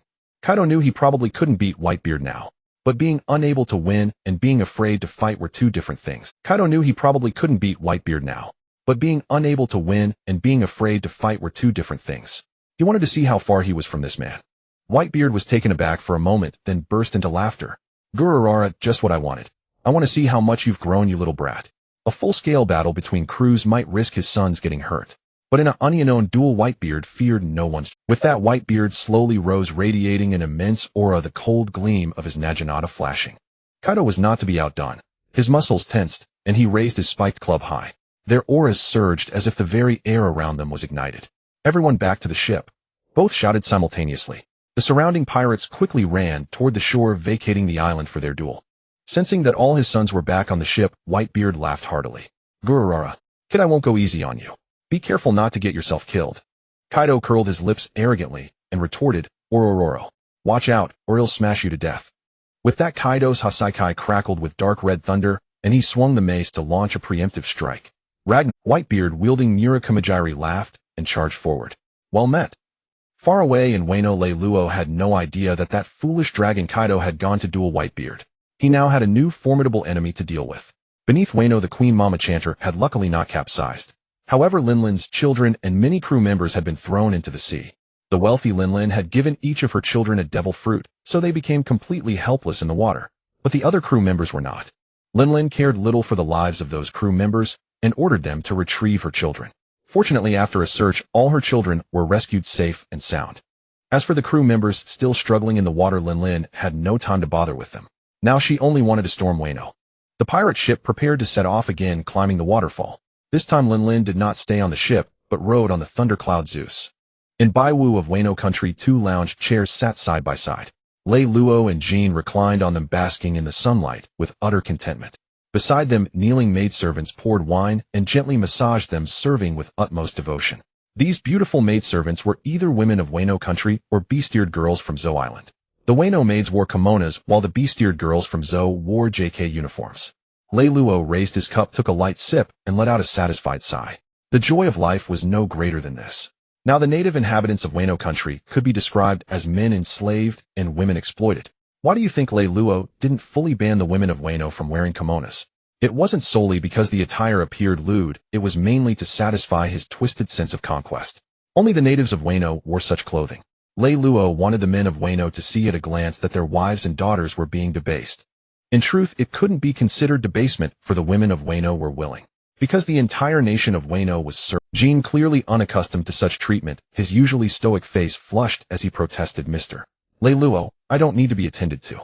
Lei Luo opened his mouth to accept a grape fed to him by a rabbit-eared girl in a JK uniform, smiling at Jean's embarrassment. "You'll get used to it gradually." His protest was futile. Jean had no choice but to accept with a red face. Lei Luo's gaze shifted to the kneeling rabbit-eared girl before him. He had discovered this rabbit only a few days ago and specifically assigned her as a maidservant by his side. Lei Luo strongly suspected this rabbit was Carrot's mother, as they looked identical. Suddenly a red gleam flashed in Lei Luo's eyes, and he stared expressionlessly toward the waterfall. "Kaido!" A furious roar echoed.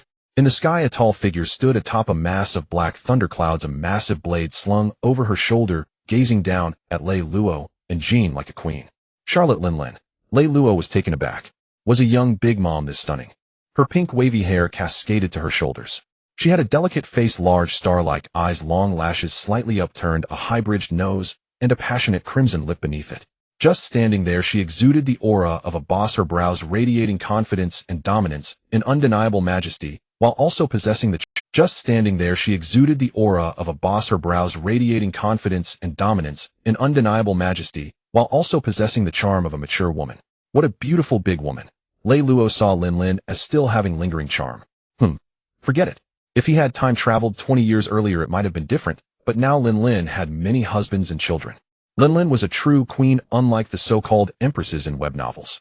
Rather than saying many men had slept with Linlin, it was more accurate to say Linlin had slept with many men. Linlin was a true queen, unlike the so-called empresses in web novels. Rather than saying many men had slept with Linlin, after all, the mimic fruit would soon be in his hands, so it wasn't like he wouldn't get a chance to ride a big woman later. Linlin had arrived full of fury, but upon seeing Jean's black wings, white hair, and brown skin, her expression changed. The incident at the waterfall had been sudden, and Jean had been wrapped in flames, so she hadn't gotten a good look, and thought it was a mythical Zoan. Now she realized it was one of the divine clans. The Lunaria clan still had survivors on the seas. Linlin's eyes burned with passion, and she couldn't help but so want to sleep with him. Jean felt as if something ominous had set its sights on him, his skin crawling with goosebumps. Lei Luo smiled and greeted Linlin in the sky. Yo, Charlotte, Linlin, right? Our captain isn't here. Although Linlin was no weakling, Lei Luo wasn't afraid of her, even if she brought her entire crew for an all-out war. The Beast's pirates were unafraid. Though Kaido had gone on an expedition taking several officers with him, Lei Luo and Jean were still in Wano. Linlin's current children were mostly undeveloped. If it came to a real fight, they would be no match for the Beast's pirates. At that moment, the Queen Mama Chanter leaped over the waterfall and successfully landed in Wano country. On the deck, Linlin's children glared at Jean with murderous intent. Having narrowly escaped death, they now wished to. Jean looked at the familiar pirate ship, recalling his own feat. So, it wasn't just some random nobody. He had kicked the ship of this great pirate who was once a comrade of his captain down the waterfall. Just thinking about it made Jean puff out his chest. The frustration of losing to everyone in recent days vanished. He felt so awesome. Linlin snapped out of her thoughts, her red lips curving into a slight smile as she chuckled dismissively, Mama. It doesn't matter whether Kaido is here or not. She had indeed come for Kaido, but now she had changed her target. Lei Luo tilted his head in confusion. Then you came here shouting for Kaido. Linlin raised an eyebrow. You're the vice captain of the Beast's pirates, Lei Luo, right? Lei Luo nodded. Yes. A sly glint flickered in Linlin's eyes as she coaxed. Since Kaido isn't here, then you as vice captain are in charge of the Beast's pirates, right? Lei Luo actually wanted to tell her that even when Kaido was around, the vice captain was the one in charge. But he decided to give Kaido some face and nodded again. Yes, when the captain is away, I make the decisions. Linlin's smile grew even brighter. Good. Then that Jean of yours kicked my ship over. How do you want to settle this? Lei Luo turned to Jean in surprise. You said nothing happened, but you went and kicked over her ship. But, so what if he did? What could Linlin do? Lei Luo was curious about what scheme Linlin was spinning. So he asked, then what settlement do you propose? Linlin thought Lei Luo was ready to compromise, and her covetous gaze was no longer hidden. She pointed at Jean and revealed her true intention. Lei Luo refused without hesitation. That won't do. He had only wanted to hear her out, not that he would actually offer compensation. And such an outrageous demand. Linlin sensed that Lei Luo might have misunderstood and laughed to explain, Mama, don't get me wrong. I'm not trying to steal your crewmate. I just need him to keep me company for a while. Wasn't that treating Jean like a breeding stud? But given Linlin's current appearance, Jean might not be losing out. Let's ask, wasn't that treating Jean like a breeding stud? But given Linlin's current appearance, Jean might not be losing out. Let's ask, Lei Luo asked with keen interest. Jean, how do you feel? Without waiting for Jean's reply, Lei Luo added, anyway, just think of it as going to the pleasure district to find a lady. Lingling is quite beautiful now, isn't she? Lingling, who was in the sky, frowned displeasedly upon hearing this. Hey, Brett, you're very rude. Oh, sorry, my apologies. Lei Luo apologized insincerely, as Lingling could see no trace of her. Lingling didn't care about such things. If she did, she wouldn't have married so many husbands. She spread her arms wide, staring intently at Jean. How about it, Jean? You must have heard of my story. If we join together, my talent combined with your bloodline of the Lunaria clan will give birth to the most powerful person on this sea. Whether it's pirates, the navy, or the world government, all will fall at the hands of this great being. I will create a nation where all races coexist peacefully, and you will restore the glory of the Lunaria clan as gods. Lingling voiced her grand ambitions. Lei Luo couldn't be bothered to rain on her parade. You think having a child together can overthrow the world government? However, Lei Luo was indeed curious to see what kind of terrifying monster would be born from the union of the Lunaria clan and the steel balloon. As for the child, Lingling would never be able to snatch it from the beast pirates. Is this considered surrogacy? That's a bit much. But who cares? I'm a pirate. However, the key is Jean's own will.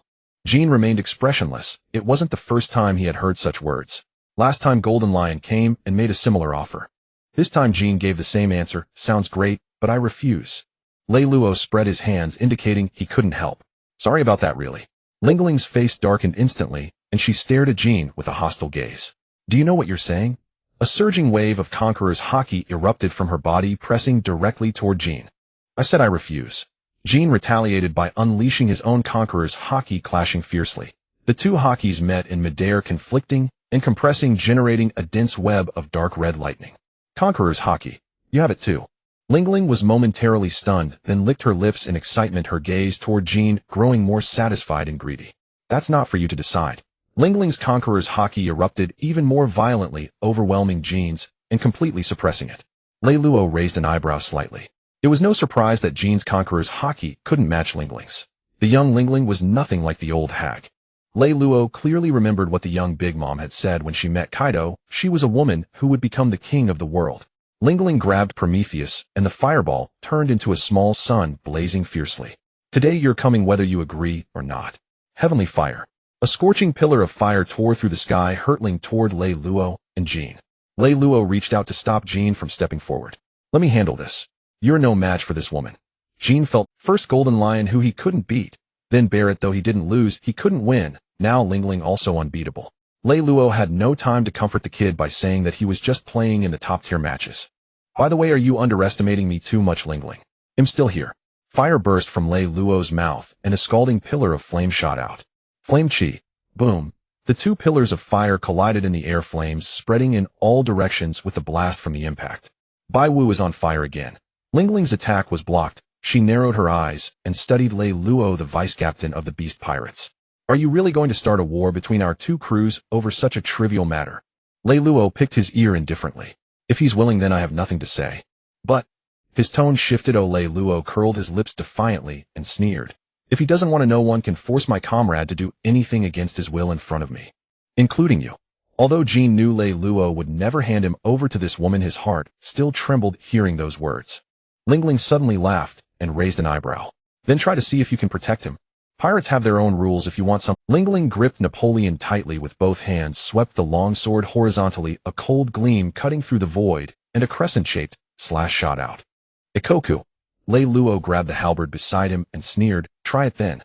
He thrust the halberd forward to block the incoming slash, then swung it fiercely, sending the slash back. Reylo stamped his feet, instantly cratering the ground, and shot forward like a cannonball, halberd in hand. On the Sun Devourer, halberd dark red, lightning crackled restlessly. Reylo knew the rules of the Yonko. First, a clash of Conqueror's haki-infused strikes to split the sky as a greeting. Lingling didn't even use armament haki. She clenched her fist and swung it, deflecting the returned slash again, sending it into the waterfall below. The ceaseless waterfall was split open, its flow severed, and the wound remained unhealed for a long time. Seeing the halberd wrapped in Conqueror's haki, a flicker of surprise passed through Lingling's eyes. She curled her lips upward and gripped Napoleon tightly. On Napoleon's sly grin, dark red lightning also danced. Mwahaha. Well met.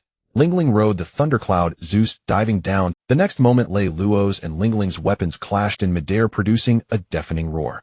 Dark red lightning intertwined in the sky, and the surrounding air seemed to ignite. The collision of their powers generated a powerful shockwave that uprooted trees and cracked the ground with massive fissures. Wind fanned the flames, and with the trees as fuel, the fire in Baiwu grew fiercer.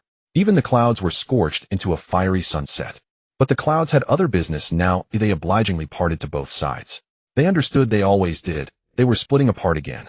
Lingling's beautiful face suddenly broke into a smile, and her eyes covetously appraised the Beast Pirate's vice-captain, who had matched her Conqueror's haki. Lingling's beautiful face suddenly broke into a smile, and her eyes covetously appraised the Reylo. His silence at this moment was deafening. Since traversing worlds, he had imagined all sorts of absurd things, but never once had he thought someone would want to take him into their harem. Jean below had an indecipherable look. Initially, he was very resistant, but after hearing Lingling's words, he found that Lingling was actually quite charming, and gradually a different feeling grew in his heart. As for being with the vice-captain, Lingling's children were already accustomed to it. Mother was just like that. When she saw rare races or powerful individuals, she wanted to sleep with them and then have a child. A few of the older children, when they were on Fengchao Dao, had heard Gloriusa complain about their mother giving birth like popcorn. In midair, Seeing Lei Luo's silence, Lingling puffed out her chest, as if showing off how ample her assets were. How about it? To be honest, it was indeed ample. At least the child wouldn't go hungry. But he, a man of stature, how could he become someone else's harem member? Not good at all. Lei Luo's pupils began to elongate, scales grew all over his body, and his form rapidly expanded. Human beast form. This freak Lingling had terrifying strength. Lei Luo opened his ferocious serpentine maw and sprayed thick venom toward Lingling. Seeing this, thick pool Mixusi beside Lingling puffed up its mouth and spat a stream of flame to collide with the venom. The venom and flame collided, producing a sizzling sound and rising into a large purple mist. Mama. Lingling laughed triumphantly, but the next moment, as the smoke entered her nose and mouth, she immediately realized something was wrong. Even the venom turned into smoke was poisonous. Lingling no longer fought Lei Luo heat and tea, but she quickly rode the thundercloud to escape the poison mist zone. She wasn't foolish enough to fight Lei Luo inside the poison mist. Although the thundercloud Zhou Si granted Lingling the ability to fly, there was still a gap compared to someone like Lei Luo, who could naturally fly. Lei Luo's figure flickered, reaching maximum speed, and in an instant, he was above Lingling's head, gripping the Fangtian Huaji, on which flames blazed brilliantly. He swung down fiercely at Lingling. He only had 2 women already, and yet this woman wanted to add him to her harem. This was simply outrageous. After all, he was a transmigrator. Puluwamixisi, created from Lingling's soul, and sharing her, will voluntarily attached itself to Napoleon, transforming into a divine weapon wreathed in flames, and slashed out to meet the Fangtian Huaji. This once again proved the saying, the flame fruit. Even a dog wouldn't eat it. Clang. Metal met metal, flames clashed, and an overwhelming wave of heat swept in all directions. This impact was nothing to Lingling, but the Zhou Si, under her feet, couldn't withstand it, pushed down repeatedly by Lei Luo's pressure. Lingling simply dismissed the thundercloud Zhou Si and let herself fall. Lingling landed firmly on the ground. The immense impact and her over 8-meter-tall colossal body shattered the earth beneath her feet. Zhou Si shot straight into the sky, filling the entire sky with purple thunder. Tianmandazization Shun. Lei Luo, who had intended to press the attack, halted his figure and looked up to the sky, only to see boundless thunderbolts crashing down. The thunder poured down on Lei Luo like a torrential rain, completely engulfing his figure. Heaven and earth changed color as far as the eye could see. Only dazzling purple thunder bombarded the ground. Roar. A cry that sounded both like a dragon's roar and a serpent's hiss rose from the thunderstorm, and a winding, soaring serpent rose upon the mist.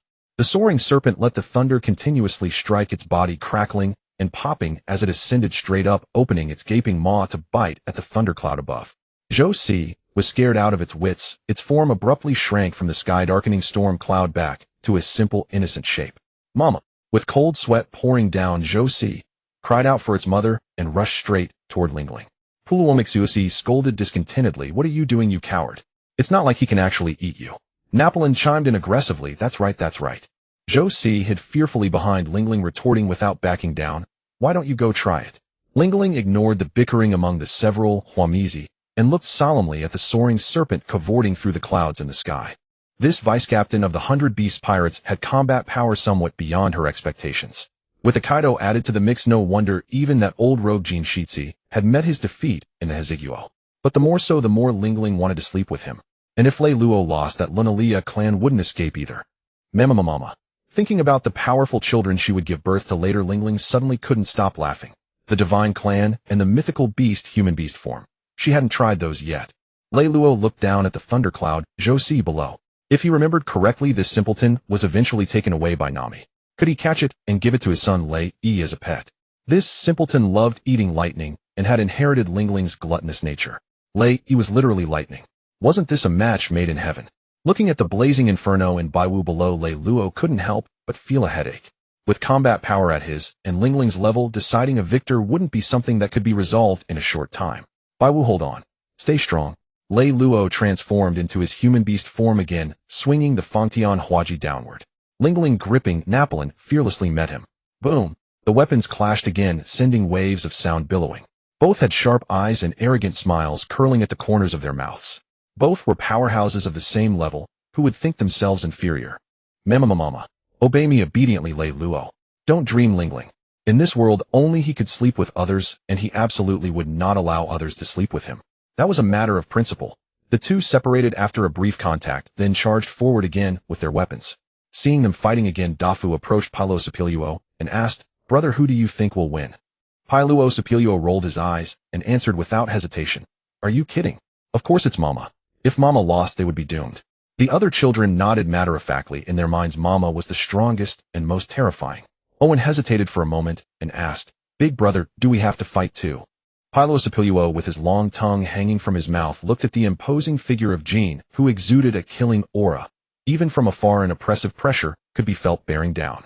With his younger brother Katakali not present and lacking a pillar of support, he truly dared not start a war with that third-in-command of the 100 Beast Pirates.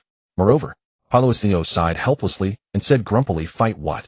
Between these two we might end up calling them. The younger brothers and sisters nodded silently. That made sense. At Marine Headquarters Marineford, Kong and Tsuru sat facing each other while a Marine soldier reported intelligence on the pirates of the New World. After hearing the report, Kong blurted out in disbelief, Are you serious? A two-front war. Having held a high position for many years, Kong was not one to be easily unsettled, yet this intelligence was too shocking. Kaido, captain of the Beast's pirates, had launched an expedition and clashed with the Whitebeard pirates. Meanwhile, the vice-captain Reylo, stationed in Wano, had engaged in battle with Lingling. Whitebeard's might was beyond doubt, and Lingling's combat prowess was equally formidable. She was a renowned great pirate in the New World. Had the Beast's pirates grown so powerful already? The Marine soldier stood still, knowing that the question was not directed at him. It was merely a sigh of astonishment. Tsuru frowned and asked, Should the Marines mobilize? Kong sighed helplessly and countered, Tsuru, what do you think? Tsuru had only asked casually. She shook her head and said, The Marines are not suited to enter the New World now, especially the waters that once belonged to Golden Lion's territory. Kong was well aware of this. In the past, although the New World was a pirate's paradise, a single Marine ship could still navigate through without a full-scale invasion. But now, with Golden Lion dead, every pirate in the New World was scrambling for territory. If the Marines dared to enter now, the squabbling pirates would unite and tear them to pieces. But now, with Golden Lion dead, every pirate in the New World was scrambling for territory. If the Marines dared to enter now, the squabbling pirates, he had heard that the world government was already closing in on a lead. If they truly obtained it, would they even grant the fruit to the? Kong massaged his throbbing temples and said, Let them tear each other apart. In the New World, the battle between Whitebeard and Kaido continued. The fight had yet to be decided, but the small island was already crumbling. A single punch from Whitebeard brought forth a localized earthquake, splitting mountains and shattering the earth. This fruit, hailed as one capable of destroying the world, fully displayed its terror. The Azure Dragon, a legendary creature, was equally no mere boast. Dark clouds churned in the sky, lightning flashed, gales howled, and flames erupted across the land. The Azure Dragon commanded wind, fire, thunder, and lightning. Its destructive power rivaled that of earthquakes. Under their collision, two forces rampaged unchecked, tearing the earth apart. Cracks crisscrossed in every direction, and the entire island began to totter. Even the sea surface was affected by the tremors. Waves surged violently, and the two pirate ships, observing the battle, rocked with the currents. The crew members of both pirate crews stared unblinkingly at the battlefield ahead. Though they could barely make out anything, they simply couldn't tear their eyes away. Gururara, Ororo. The clash between Murakamajiri and the 8 Precept staff became the final straw that broke the island's back. The overburdened island began to sink. A flicker of red light flashed in Whitebeard and Kaido's eyes as they shouted simultaneously, Not good. Kaido transformed into a divine dragon, soaring through clouds and mist to hover above the Azure Dragon. He used flame clouds to lift the ship and fled without looking back.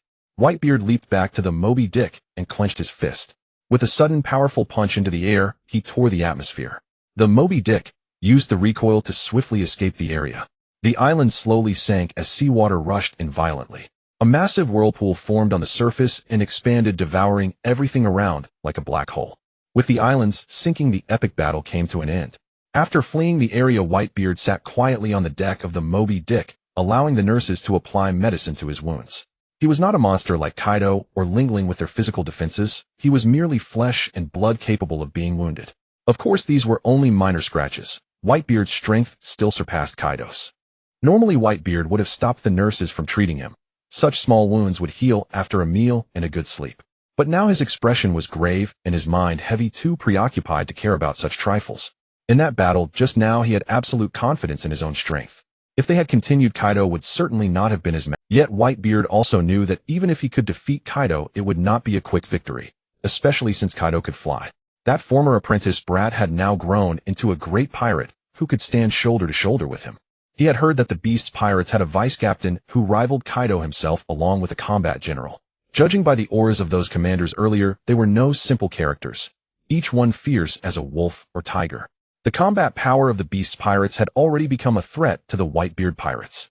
A sense of crisis filled Marco saw Whitebeard's furrowed brow and approached with concern. "Pops, are you all right?" Whitebeard shook his head and laughed heartily. "Gurara. Silly son, what could happen to me?" Whitebeard. Marco smiled. "That's good, that's good."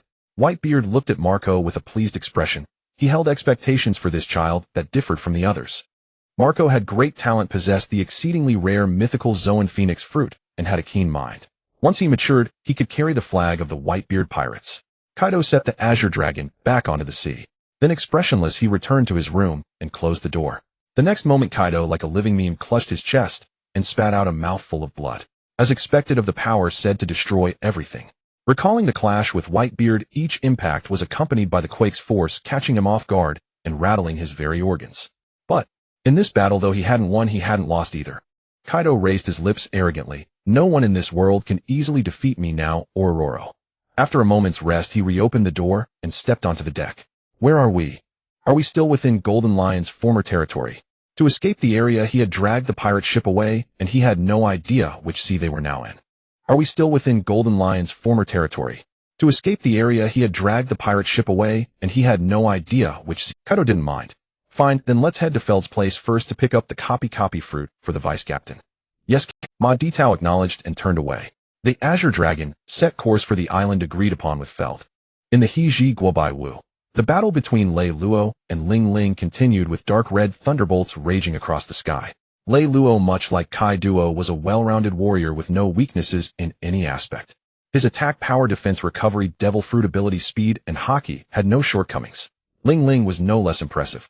Though she didn't possess a mythical Zoan fruit, her naturally born steel balloon body maximized her defense. Ling Ling's haki physical techniques, swordsmanship, attack power, and devil fruit ability were equally flawless. The two were evenly matched, exchanging blows recklessly in Bai Wu. Shortly after the battle began, Ba Lei Kue In C2, Shilaya, and others also arrived at Bai Wu. Pei Luo looked at the group opposite him, tightening his grip on his candy cane. Originally, dealing with Jean alone was already overwhelming for him, but now the newcomers each exuded an even more terrifying aura. Without Changmian Bao and his younger brother Kata coolly present, he truly felt insecure. Pei Luo silently prayed in his heart, "Mom, you must win." Owen Defu and the other brothers and sisters, including the crew members, were all the same, praying that Ling Ling could defeat Lei Luo. Otherwise today they would be finished in Hijigua. Ba Lei was ecstatic, craving a battle with the strong, a thrilling, all-out fight. His eyes were now filled with fighting spirit. Indeed, heroes across the land were as numerous as fish in a river, each one stronger than the last, making him tremble. Jean stared intently at the battle, trying to learn the technique of Conqueror's haki infusion from the figures of Lei Luo and Ling Ling. He couldn't keep losing. Suddenly, Jean and Ba Lei simultaneously turned their heads to look at each other. A cold smile curled up at the corner of Ba Lei's mouth. Jean's eyes were cold and expressionless. But at this moment the thoughts in both their minds were strikingly similar. First, defeat this guy? Kuei-in bit his cigar, observing Jean and Ba Lei with great interest. It felt as if an electric arc connected the eyes of the two men staring at each other. Laya clenched her fists tightly, gazing at Lei Luo with determination, believing that he would surely achieve victory. This snake could only be defeated by her hand, no by her foot. C2, she however paid no attention to the battle. She smiled and greeted Ling Ling's child. "Hey Pei Luo, long time no see. You've grown so big, but you were cuter when you were little." Pei Luo initially didn't want to respond, but given the situation, he was at a disadvantage and thought it best not to upset the other party. So he reluctantly called out, "Aunt C2 she." C2 she laughed with satisfaction. Meanwhile, the battle between Lei Luo and Ling Ling grew more intense as Conqueror's haki and devil fruit abilities clashed continuously. Deafening sounds erupted, and everything around was destroyed by the shock waves. Their battle lasted for a day and a night. No winner was decided, but the battle ended nonetheless. Neither Lei Luo nor Ling Ling could defeat the other unless they fought to the death. The outcome of the duel was uncertain, but Jean Kuei-in and the others could eliminate Big Mom and all the children she had brought. Ling Ling also realized this. After a brief clash that separated them, she shouted, "I'm done." The two pirate crews didn't have a mortal enmity. It was just that unfortunate Bai Wu had been burned, and Ling Ling had already said she would compensate for it. Then there was no need for a fight to the death. Besides, Ling Ling actually had a favor to Kaido. The Azure Dragon fruit meant so much to him. Just like the later battle between Big Mom and Kaido, under the astonished gazes of both crews, Reylo and Ling Ling announced the start of a banquet.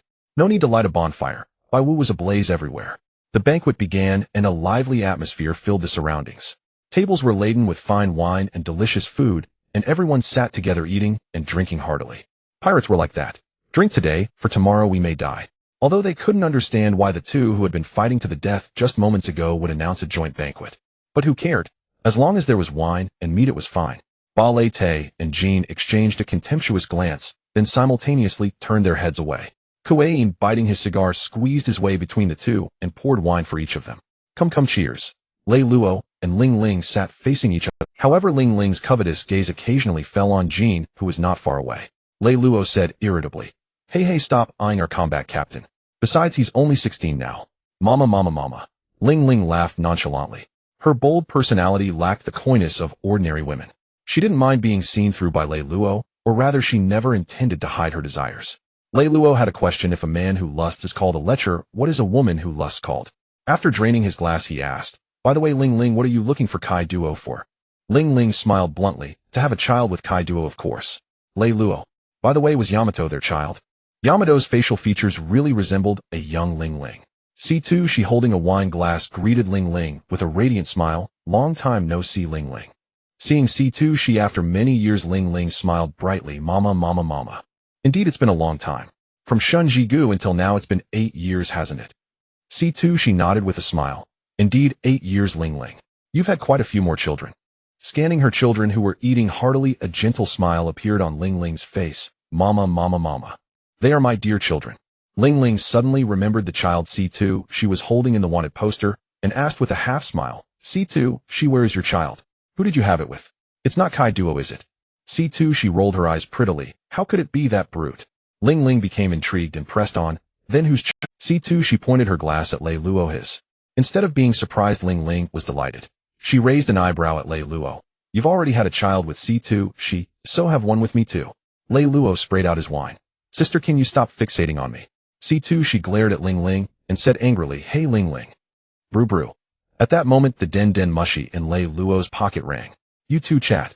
Then Reylo stood up and walked aside to answer the call. The den mushy transformed into the appearance of Kaido. Reylo was puzzled about what could have happened for Kaido to call him. He asked in confusion, What's wrong, Kaido? But to his surprise, Kaido's next words made Reylo's jaw drop. What the hell? What did you say, you snatched? But to his surprise, Kaido's next word, the timeline was pulled back. A warship was speeding through the new world. Inside the cabin, a man in a white suit and mask stared intently at the crate beside him, not daring to relax for a moment. He was the person in charge of this escort mission. And inside this crate was a legendary Paramecia devil fruit, the float. As for how powerful this fruit was, Golden Lion had already demonstrated it to the world. The agent couldn't help but feel a trace of relief. At least the fruit wasn't discovered in Golden Lion's original territory. Right now, pirates in the New World were all scrambling for Golden Lion's territory, leaving the rest relatively safe. All he had to do was deliver the fruit to the world government, and his mission would be complete. Moreover, with this achievement, he would likely be promoted. For anyone else, the temptation of the float fruit would be hard to resist, but a CP0 agent brainwashed since childhood was different. He only considered how to safely transport it to the world government, his only ulterior thought being whether he would get a promotion afterward. The weather in the New World was always fickle, and a violent storm suddenly erupted on the sea. The agent frowned as he looked out the window, unable to help complaining, what rotten luck. A storm in the New World could capsize even the most experienced navigator's ship. Before he could take any action, an explosion sounded from the deck. A sense of foreboding surged in his heart. Had he inadvertently set up some kind of death flag just now? The agent rushed out of the cabin and asked, What's happening? A black-suited agent holding a telescope with a grave expression replied, A suspicious vessel has been spotted behind us. On the distant sea, and Galilite was also observing through a telescope and reported to Kaido beside him, Captain, it looks like a CP0 ship. Normal pirates would never attack world government ships. Slapping the world government in the face was far more serious than slapping the Navy. Besides, these were CP0, the world government's elite agents, and ordinary pirates were no match for them. But Kaido was clearly no ordinary pirate. This guy was a brute through and through. Kaido grinned savagely and sneered, Doesn't matter. Let's go. Roger that. The beast's pirates were now swimming in riches and had no need for plunder. But as the saying goes, the stolen fruit tastes the sweetest. Attacking a world government warship gave Kaido a thrill. Even the raging storm couldn't obscure the massive hull of the Azure Dragon. Seeing the fluttering beast's skull flag, the CP0 agent's composure completely shattered. Why is the beast's pirate ship here? Shouldn't they be fighting for Golden Lion's territory? No one could answer why. The only response was the ever-closing Azure Dragon. The CP0 agent made a snap decision, sending out a distress call to the world government and the Navy while ordering all hands to prepare for battle. The warship's cannons swiveled toward the Azure Dragon muzzles, spitting flames as cannonballs rained down upon it. Facing the whistling cannonballs, Kaido stood at the dragon's head, unmoving. His captain stepped forward to intercept them. In the storm, the Azure Dragon charged at the warship like a colossal beast. The beast's pirates' crew members wearing cruel smiles. Like captain, like crew, they were just as reckless as their leader. Knowing he couldn't avoid this fight, the CP0 agent gritted his teeth and shouted, "Hold on. Reinforcements from the world government and the Navy will arrive soon." Kaido stood at the bow, exuding an aura of terror. With one step, he was already on the warship's deck. "You're quite confident, thinking you can hold out until reinforcements arrive against me." The CP0 agent didn't reply, his gaze fixed on Kaido with intense focus. This was perhaps the most formidable enemy he had ever faced on a mission. Kaido didn't care. With a probing look and a half-smile, he asked, entering the new world at this time with the world government's elite CP0 agents, "What precious cargo is on this ship that warrants such caution?" Kaido didn't need an answer. He curled his lips into a vicious grin and said, "Well, whatever. I'll just beat you all to death and find it myself." Ragnaraku, Marine Headquarters. Kong gripped the transponder snail, unable to maintain his usual deference as he demanded loudly, "Why didn't you inform the Navy about such an important matter in advance?" The transponder snail paused for a moment, then a cold, authoritative voice came through, "Watch your tone, Kong. The Navy is merely the world government's facade. Since when do we need to explain ourselves to you?" Kong clenched his jaw, suppressing his fury. "I understand." Without waiting for the five elders to say more, he ended the call. Without venting his anger, Kong immediately called Sengoku. Then, still uneasy, he picked up the phone again and called Garp. "Hope we can make it in time." Kong slumped into his chair, muttering to himself. In the power chamber, Saint Saturn, whose call had been hung up on, was still in shock. As one of the nominal highest rulers of the world government, this was the first time a subordinate agency had hung up on him. After a moment, he roared, "Insolent! The Navy is getting more and more unruly." That shout from Kong had shaken his confidence. The other four elders shared the sentiment. The Navy's purpose was not to uphold justice, but to obey their orders and maintain the rule of the celestial dragons. After some deliberation, the five old men decided to cut the Navy's budget next year. On Sengoku's warship, Sengoku ordered a marine who radiated a lazy aura, "Borsalino, you're fast." On Sengoku's warship, Sengoku ordered a marine who radiated a lazy aura, "Borsalino, you're fast." Sengoku patted Borsalino on the shoulder and said solemnly, "Don't engage Kaido directly. Try to stall him until I arrive. If you can't hold him, just follow from a distance." Raja searched the warship's cabin and found a treasure chest which he presented to Kaido. Kaido opened the chest, his eyes gleaming. He couldn't be mistaken. This was the float fruit his vice-captain had been longing. Raja searched the warship's cabin and found a treasure chest which he presented to Kaido. Kaido opened the chest, his eyes gleaming. He couldn't be mistaken. This was the float fruit his vice-captain had been longing for. Kaido couldn't contain himself and immediately pulled out a transponder snail to call Reylo.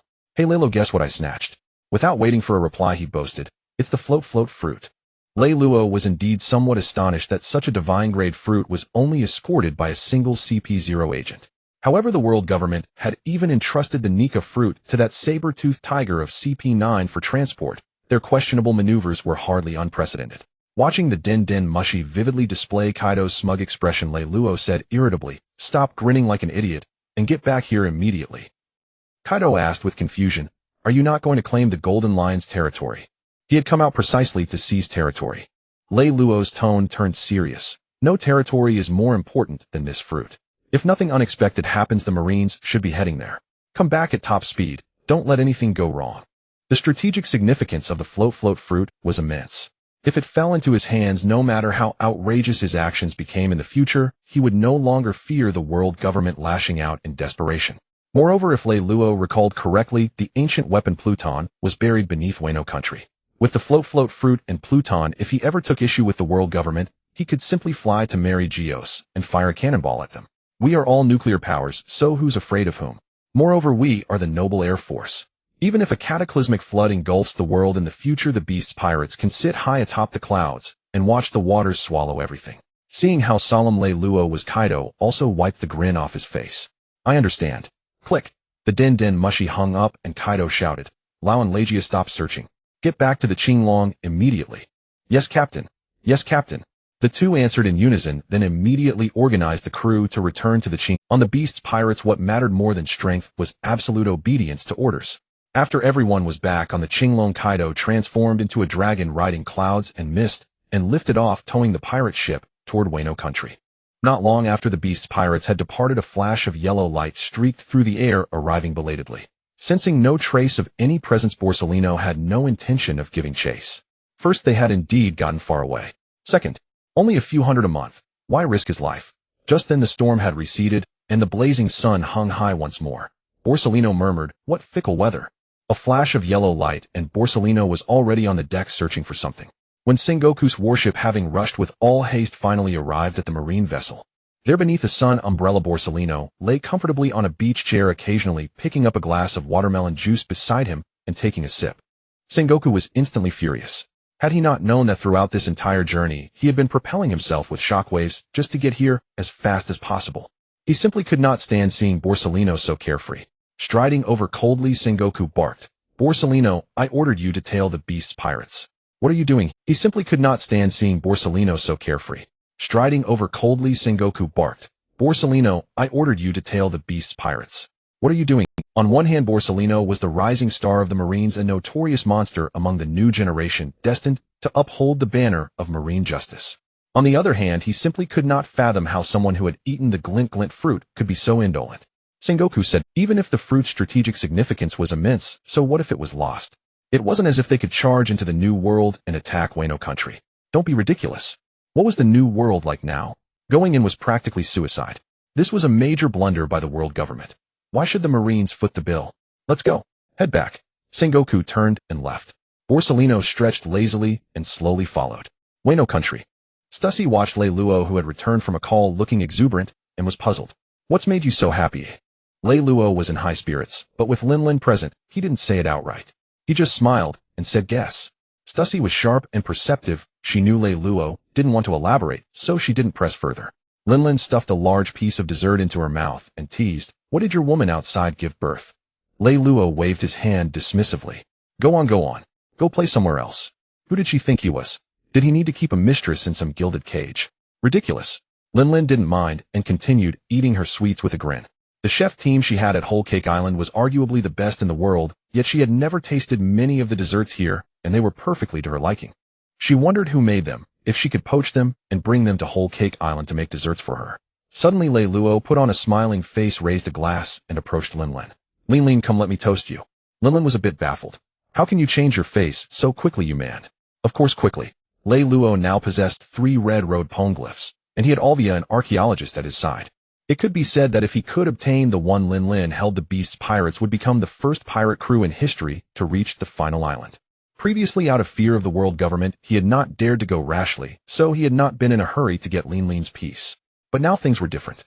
The Beast's pirates had the float fruit. In this timeline, few knew the purpose of the road poneglyphs. Reylo didn't beat around the bush and asked directly, "Linlin, do you have a redstone tablet inscribed with indecipherable writing?" Linlin was not foolish, yet her eyes instantly turned wary. How do you know? This was the first time she had met this man, so how did he know she had a redstone tablet hidden away? Reylo had no way to explain this to her, so he could only play the rogue. "Never mind how I know. I'm asking you, are you selling it?" "What?" Linlin was confused. Reylo explained, "I'm asking if you're selling that stone tablet. If you are, name your price." Seeing Reylo's attitude, Linlin's confusion deepened. Could that stone tablet really be something valuable? But she had had it for so long and never figured out anything about it. Seeing that Linlin was taking too long to answer, Reylo pressed again, "Give it or not? Say something." Reylo left the rest unsaid. If she wouldn't give it, he would just come and take it by force. The Beast's pirates' current strength meant they no longer needed to pretend with Linlin. A flicker of cunning flashed in Linlin's eyes. She was certain now that stone tablet was indeed something good. She pondered, but still couldn't figure out what use it could be. Could the writing on it record some treasure? That was the only function Linlin could think of. Treasure certainly held allure for her, but right now she wanted something else more. "I can't give you the stone tablet. At most I can give you a rubbing. And I have one condition. The rubbing is sufficient. I don't need that piece of broken stone anyway. Even if I want to study what material it is, I already have several poneglyphs in my hands." Reylo nodded slightly. "All right then, tell me, what are the conditions?" Ling Ling wore a triumphant smile, pointed at Jean, and said bluntly, I want him. Lei Luo refused without a second thought. Choose another one. This one is impossible. Didn't you say you would fulfill one condition for me? Ling Ling retorted in dissatisfaction. If she hadn't known that there were still members of the Lunaria clan alive, it would have been fine. But now that she knew and couldn't have them, she was truly unwilling. Lei Luo waved his hand dismissively. I just asked you to state your conditions, but I never said I would agree to them. Ling Ling gritted her teeth and settled for the next best thing, moving her finger toward Lei Luo. Then I want you instead. Lei Luo narrowed his eyes and said, so you still remember Brother Luo? I'm pleased, but I'm not happy with the way you said it. What do you mean by, I want you instead? Ling Ling didn't mind Lei Luo's attitude and asked with a smile, Mwaha. So does that mean you agree? No, I refuse. Lei Luo remained as cold and heartless, even cruel. Ling Ling's smile instantly vanished, her face darkened, and she said coldly, this is not allowed, that is not allowed, then what is there to talk about? No, I refuse. Lei Luo remained as cold and heartless, even cruel. Ling Ling's smile instantly vanished, her face darkened, and she said coldly, this is not allowed, that is not allowed, then what is there to talk about? Lei Luo couldn't help but roll his eyes. You really never forget your original intention. Ling Ling's patience was wearing thin, and she pressed impatiently, just tell me yes or no, will you? No. Lei Luo shook his head in refusal, speaking with righteous indignation, not to mention that the captain is not someone I can decide for. Even if I could, how could I possibly betray the captain? Then there's no need to talk. Ling Ling had lost all interest, turned back, and continued devouring desserts. Lei Luo swirled his wine glass with a faint smile. But, come to think of it. Ling Ling paused in eating her cake, her eyes rolled back, anticipating Lei Luo's next word. A wicked smile curled at the corner of Lei Luo's mouth. You know our captain is fond of drinking and often blacks out. If the captain does something he shouldn't after drinking, it's not convenient for me, the vice captain, to stop him. After saying that, Lei Luo raised an eyebrow at Ling Ling. Don't you think so, Ling Ling? Ling Ling understood, and a smile bloomed on her face again. She picked up her wine glass and gently clinked it with Lei Luo's. Then it settled. No problem. Mwaha. Hee hee. Lei Luo laughed like a villain. Amid their knowing smiles, Kaido, who had not yet returned to the country, had already been sold out by Lei Luo. To become the pirate king, some insignificant sacrifices were necessary. Stussy covered her mouth, her shoulders shaking with laughter. She really looked forward to what Kaido, that reckless man, would be like if he had children. All good things must come to an end. The feast ended. Ling Ling, drunk and dizzy-eyed, said, Lei Luo, how much longer until Kaido returns to Wano? Lei Luo rubbed his slightly throbbing temples and casually replied, soon. He's already rushing back as fast as he can. Kaido had gone too far. Lei Luo couldn't be sure exactly when he would return. However, Lei Luo wasn't worried. Although Kaido is not invincible now in the new world, those stronger than him cannot fly, and those who can fly are not as strong as him. Moreover, unlike the Golden Lion, Kaido is not vulnerable to storms. As a dragon, he moves unimpeded through wind and rain. It could be said that there was no danger at all. Lei Luo only needed to patiently wait for Kaido to bring back the float fruit and the mimic fruit. Stussy, with a smile on her face, warmly invited Ling Ling, if you have nothing else to do, why not stay in Wano for a few days? He'll take you around to have some fun. Ling Ling wasn't the type to be shy. She laughed heartily. Mwaha. I was thinking the same even before you said it. Lei Luo thought that Ling Ling was really a carefree mother, leaving her children on Whole Cake Island without worry. Could it be that the old man Chong Yinbao is very strong? That's why Ling Ling doesn't worry at all about the safety of Whole Cake Island. Stussy and Ling Ling were barely old friends of many years. She led Ling Ling and the children she had brought to Wano to arrange accommodations. After eating and drinking his fill, Barrett's skin itched again. Lei Luo, let's have another hearty battle. Barrett clashed his fists together, a defiant smirk on his lips, his fighting spirit soaring, feeling as if the beast sleeping inside him had awakened again. Jean suddenly drew the enma from his waist, pointing the blade at Barrett, and said coldly, if you want to challenge Mr.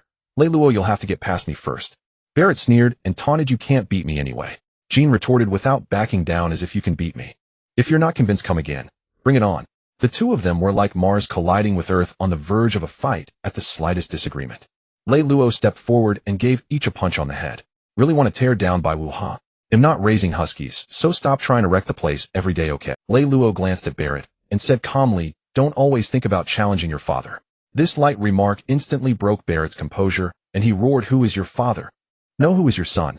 Seeing Barrett furious, Jean added fuel to the fire, and don't think about challenging your uncle either. Lei Luo looked at Jean in surprise, wondering how he hadn't noticed that this guy, though cold on the surface, was actually mischievous inside. So cheeky. Barrett glared at Jean. What did you say? Jean replied in an old-fashioned tone, I said, don't try to challenge your uncle. You're asking for death. You can't speak to your uncle like that either. Seeing the two about to start fighting again, Lei Luo quickly separated them. Jean stayed here to continue dealing with the pirates who came to challenge. This challenge was far from over. Barrett was pulled by Lei Luo to rebuild Bai Wu. It must be said the fusion fruit was quite authoritative when it came to rebuilding homes. Decompose, fuse, reassemble. Barrett frowned and retorted, my fusion fruit is not meant to be used like this. Well said, but Lei Luo didn't accept it.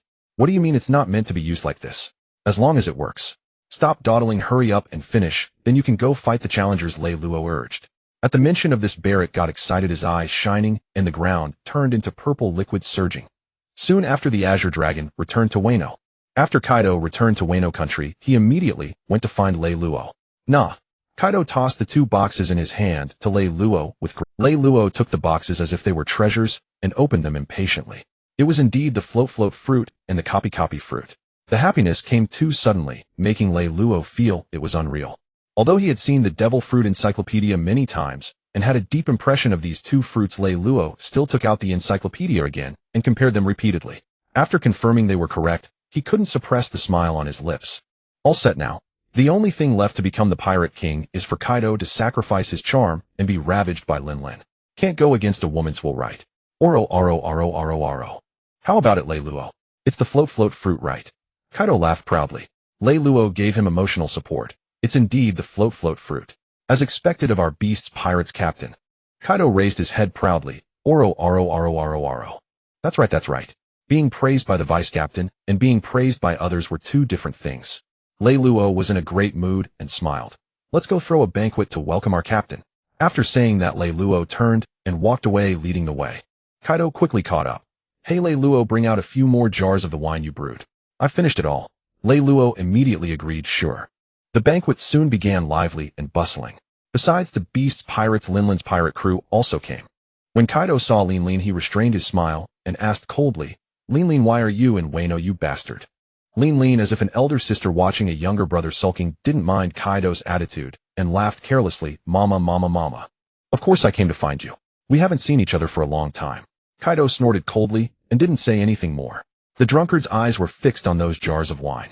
When the crew members moved them in front of Kaido, he eagerly poured himself a full cup and drank heartily. A sly glint flashed in Lei Luo's eyes. You got drunk yourself, so don't blame me.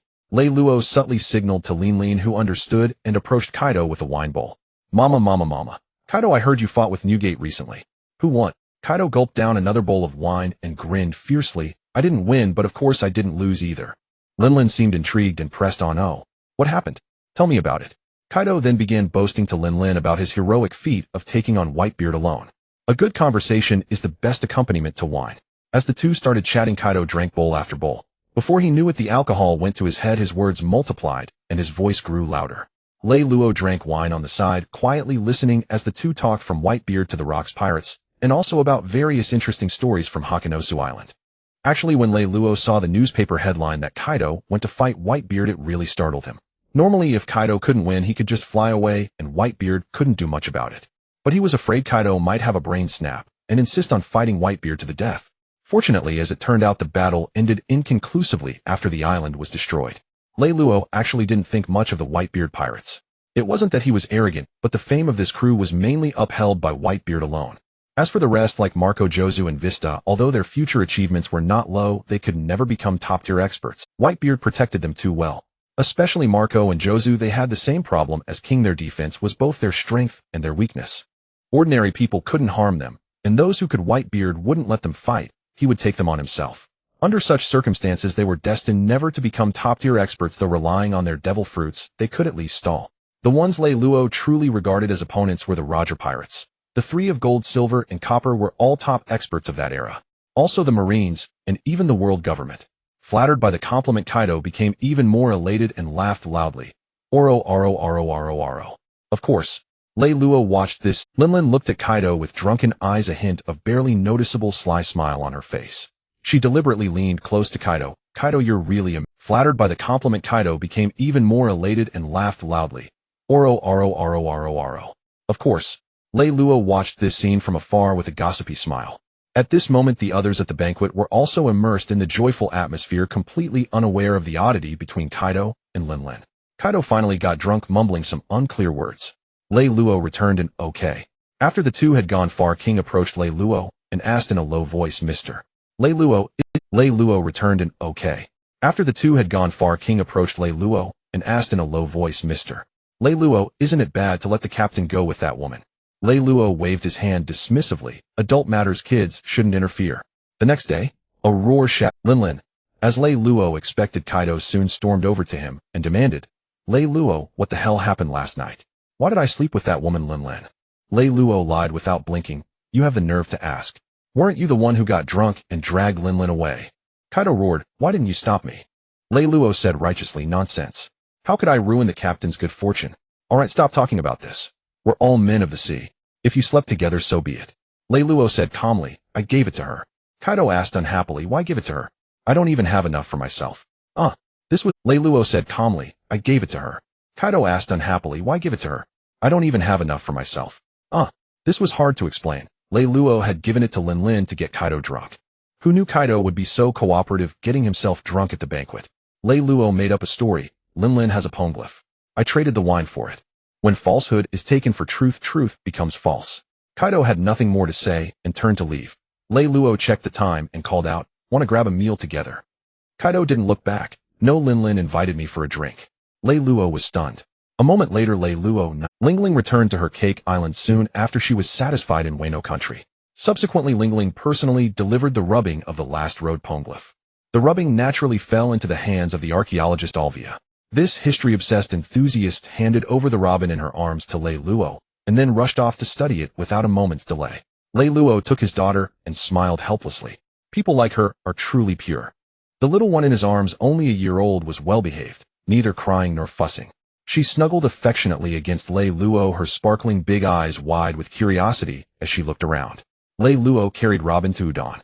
Under the effect of Barrett's combined fruit, the place had already been rebuilt.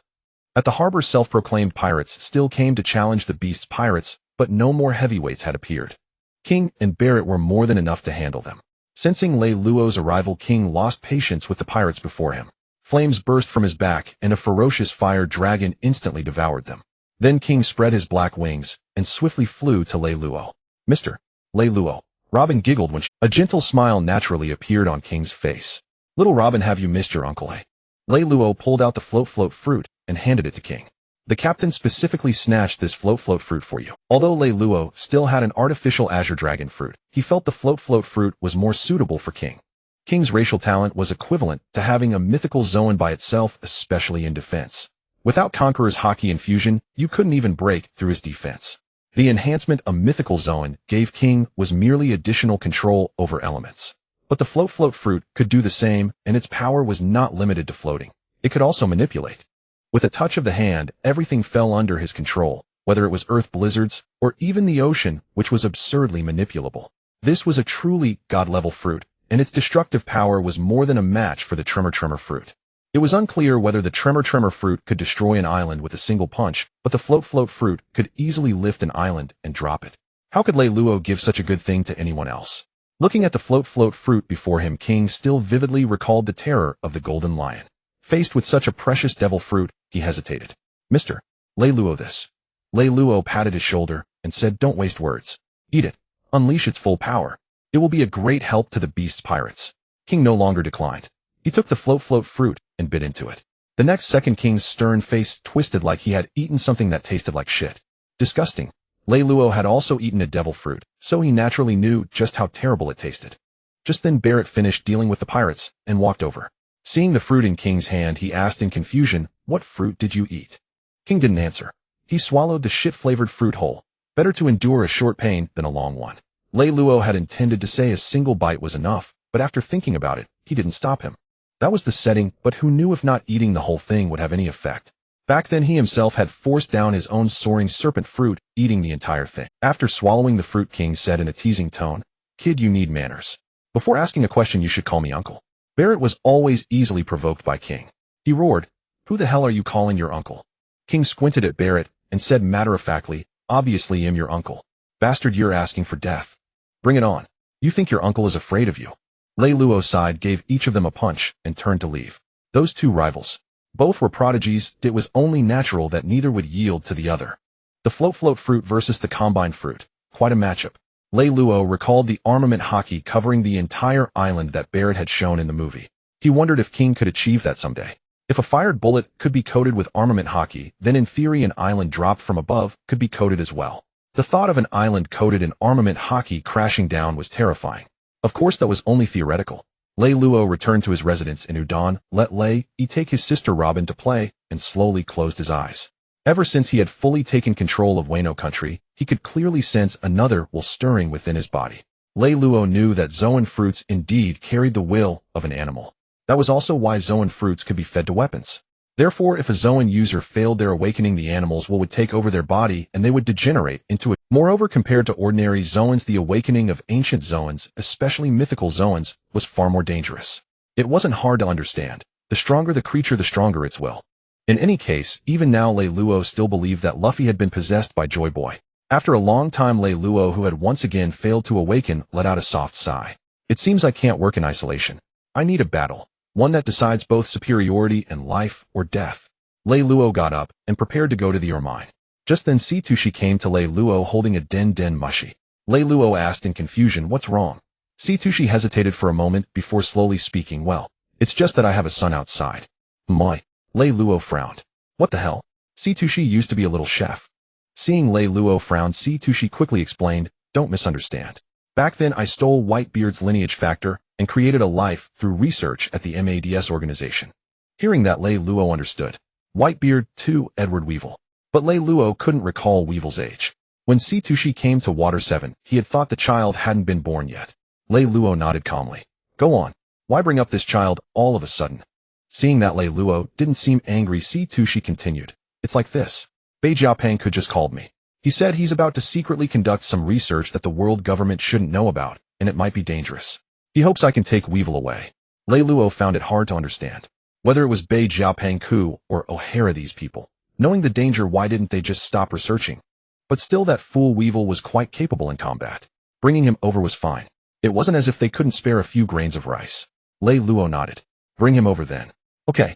By the way, there's also a clone created from my lineage factor. Bei Jiaopeng hopes I can bring her over too." As for Stussie's question, Reylo could only think, isn't that obvious? Double the happiness. He stated matter-of-factly, "He'll take them both in." Vegapunk said, "Where to pick them up?" Stussie smiled and explained, "Vegapunk just asked for my opinion. If it's fine, we'll have them come to Wano country to meet us. Since you agree, you'll call Vegapunk back right away." Reylo frowned. "That's reckless, isn't it? The new world is so chaotic now. How could we let them come to us? Let them stay on a safe island, and we'll go fetch them." Stussie nodded. "I understand. They'll call Vegapunk back now." Reylo then flew to the flower capital to find Kaido. Unsurprisingly, Kaido was drinking again. A true drunkard, never far from his liquor. Especially after taking down Golden Lion and rising to the ranks of the three great pirates, Kaido had grown arrogant, spending his days reveling in drink. Reylo wondered if his Azure Dragon form had shown any signs of awakening. Seeing Reylo, Kaido waved with a laugh. "Ororo." Reylo, perfect timing. "Join me for a few drinks." He tossed a bottle of sake to Reylo. Reylo caught the bottle, opened it, and gulped down a few mouthfuls before stating his purpose. "Kaido will be away for a while. You'll have to guard Wano in my absence." Kaido paused mid-sip from his gourd. "What do you mean you're leaving? What about me?" Reylo. "What do you mean, what about me?" Kaido chuckled. "I mean, with you gone, what about my conquests? No more territory grabbing." Reylo raised an eyebrow and smiled. "Times have changed. We don't need to fight for territory anymore." He paused, then explained. "Once King masters the float fruit, we can just float any island we want into the sky. The beast's pirates will build a new kingdom up in the heavens." Reylo had even thought of the name Celestial Kingdom. That was the kind of bold, unruly spirit they needed. Kaido's lips curled into a smug grin. "Ororo. That does sound good. But staying in Wano is boring." Reylo smirked mischievously. "How could it be? There's someone who's been dying to challenge." That brat Barrett. Kaido knew exactly who he meant. Ever since they returned to Wano, a hot-headed kid had been constantly shouting for a fight with him. He had shut him up with a Thunderbagua. In truth, Kaido rather liked the kid, not just for his combat prowess and talent, which stirred a sense of appreciation. More importantly, he sensed the same aura in Barrett as in himself, a killing intent and ferocity honed through countless battles. After learning about Barrett's past, he liked him even more. Their experiences were strikingly similar. Both orphans, both thrown into war as youths, both becoming the strongest soldiers of their kingdoms at a young age, both betrayed. These shared experiences naturally fostered a mutual respect between them. Of course, the 8 precepts didn't apply. Reylo nodded with a smile. "Don't break him." "Ororo. Don't worry, I won't." After leaving Kaido, Reylo headed to the lab to find Queen. The nimble fat man wasn't working. Instead, he was dancing with a group of underlings in a hilarious manner. Reylo didn't interrupt, just found a sofa and sat down. Thanks to his arrival, the Beast's pirates had lost much of their original brutality. Though competition still existed, it was Vice Captain, Vice Captain. Soon crew members noticed Reylo and greeted him with smiles. Reylo nodded in return. Queen stopped dancing, bit his cigar, and plopped down on the sofa beside Reylo, asking with a grin, "Vice Captain, you're here to pick up the item, right?" Reylo nodded with a smile. Queen then led him to a lab and handed him a box. Opening it, Reylo was almost blinded by a dazzling golden light. This was something Reylo had specially ordered Queen to make, but it wasn't pure gold. Queen couldn't produce that yet. It was just bait for Reylo's fishing. To obtain pure gold, Reylo would need to find the lanternfish. But searching the vast sea for that creature was no easy task. So he had to exploit the lanternfish's attraction to light. In the movie, the lanternfish emerged precisely because of the golden glow. Though Queen couldn't make pure gold, he could create a similar dazzling light. Of course, fishing could always result in a catch, or nothing, but it was worth a try. Reylo took the box back to his residence, gathered Stussy, Alvia, and the others, and set sail from the White Dance port aboard the Tengu Snake. This voyage wasn't just about picking up the two clones and fishing for the lanternfish. There were other things to do. In the original story, Stussy's Bat fruit model vampire likely came from the one Red Count 8 after his release from prison. Reylo wasn't certain, but what mattered was that this mythical Zoan was currently unclaimed. With Alvia, an archaeologist, on board, they could search for it in the sleeping ancient town. After that, Reylo planned to visit the North Blue to meet the Beast's pirates Joker. According to the timeline, Doflamingo was now 10 years old, having already committed patricide in front of his brother Rosanani, shooting their father with his own hands. He then took his father's head to marry Geos, hoping to regain his status as a celestial dragon. After being rejected, he ate Treble's string fruit and returned to the North Blue with Treble and the others to found the Don Quixote family. Reylo was curious about the celestial dragon's national treasure that Doflamingo often mentioned. He also intended to recruit this flamingo. Though his combat power was average, the kid had a knack for business, and he had an uncanny connection with devil fruits, including some incredibly powerful ones. The hobby fruit, snow fruit, gold fruit, weapon fruit, and even the op fruit in Law's hands. If not for Rosanani's betrayal, that fruit would have been Doflamingo's too. With all those treasures, did Doflamingo even know how to use them properly? As for him refusing, that wasn't up for debate. Even if he were at his peak in Dressrosa, Reylo could cure him of his kingly addiction. He had no idea how long this trip would take. That's why he specifically instructed Kaido never to leave Wano. The current forces in Wano, Kaido, King Barrett, Queen, and the various Toby Rappo, were already among the top powers in the New World. Even without Reylo, they were a formidable force. The Tungsha sailed onward until it reached a nameless isle in the New World. Luo and his party disembarked, and two figures were already waiting there, eagerly looking forward to their arrival. A woman who looked exactly like Stussy, but was younger and radiated beauty. As for the other one, how to describe him? He was barely human-shaped. Weibel was enormous. According to Stussy, he was only 4 years old, but his height, as judged by Luo, had already exceeded 3 meters. Luo almost blurted out the hell he's for. Weibel had a bulky upper body and slender legs, a classic case of skipping leg day, and his face seemed designed to broadcast his dullness. Luo almost blurted out the hell he's for. Weibel had a bulky upper body and slender legs, a classic case of skipping leg day, and his face seemed designed. Better yet, he could be made to look like a young Whitebeard, and then call him Dad. Hee. Weibel looked at the arrivals in confusion, then glanced beside him. Why did they look exactly the same? His tiny head couldn't comprehend what was going on. How come there are two moms? Weibel asked stupidly. The clone of Stussy standing beside him stared at the identical face before her, her expression complex and emotions unreadable. For a moment, she didn't know what to say. Ever since she was created, she had known that her existence was merely an experiment. She was nothing but a clone, a replica of the woman before her. Everything she had, even the name Stussy, came from that woman. Mom. Weibel's cries pulled the clone Stussy back to reality. She forced a smile and said, "I'm not your mother." "She is." Weibel was even more confused. Huh? The clone Stussy urged him with a smile, "Go on. Don't keep your mother waiting." But Stussy stepped forward, her face beaming with maternal warmth. "Silly boy, don't you recognize your own mother?" Weibel lacked the ability to distinguish. He believed whatever the clone Stussy said. He grinned foolishly at Stussy and said, "Mom." "Good," Luo confirmed it. This guy was a lost cause. Stussy smiled and nodded, then extended her slender hand toward the clone Stussy. "Vegapunk told me you've been taking care of Weibel all these years. Thank you for your hard work." The clone Stussy hesitated for a moment, then took Stussy's hand, mirroring her smile. "It's nothing. You're too kind." There was an unspoken thought. She was actually grateful that Stussy hadn't taken Weibel away back then. She had come into this world alone. No parents, no siblings, no friends. She lived in loneliness and confusion, unsure of the meaning of her own existence. Until Vegapunk brought Weibel to her, a clone just like her, simple-minded, who called her mom the moment they met. Sensing her clone's unease, Stussy gently patted her hand. What are you troubled about? Stussy let out a soft laugh. The moment you thought that you were no longer just a clone, Stussy let out a soft laugh. The moment you thought that you were no longer just a clone or a replica, you are a new life with independent thoughts. The clone Stussy was momentarily stunned, a flicker of light shining in her eyes. Stussy continued, you were cloned from my bloodline, factors carrying the same blood as me. In theory, we are the closest family in the world. Come with us from now on, we're all one family. The clone Stussy's eyes reddened slightly. She had never imagined such acceptance, and she was speechless with emotion. Lei Luo watched the scene, stroking his chin with great interest. He remembered that Vegapunk had tried countless times to console the clone Stussy when she was lost, but it didn't help. She remained confused. Was this the power of the original body? However, if that were the case, in a sense, could this clone be considered Stussy's daughter? He decided not to dwell on it. Any further thought would be too provocative. Come to think of it, was Stussy sensing his thoughts? So gentle, so understanding. He decided not to dwell on it. Any further thought would be too provocative. Come to think of it, was Stussy. Stussy smiled warmly and squeezed her hand firmly. Of course. From now on, what's mine is yours and my family. With that, Stussy took her hand and led her to Lei Luo, saying with a gentle smile, let me introduce you. This is my husband. The clone Stussy was speechless. Sister, were you doing that on purpose or by accident? You just said, what's yours is mine, and then the next sentence is, this is my husband. Doesn't that seem off? Does that mean your husband is also my husband? Lei Luo saw the clone Stussy's embarrassed and flustered expression and couldn't help laughing. Don't be nervous. From now on, we're all family. No need to be so formal. The clone Stussy blushed slightly and replied softly, hello, Mr. Lei Luo.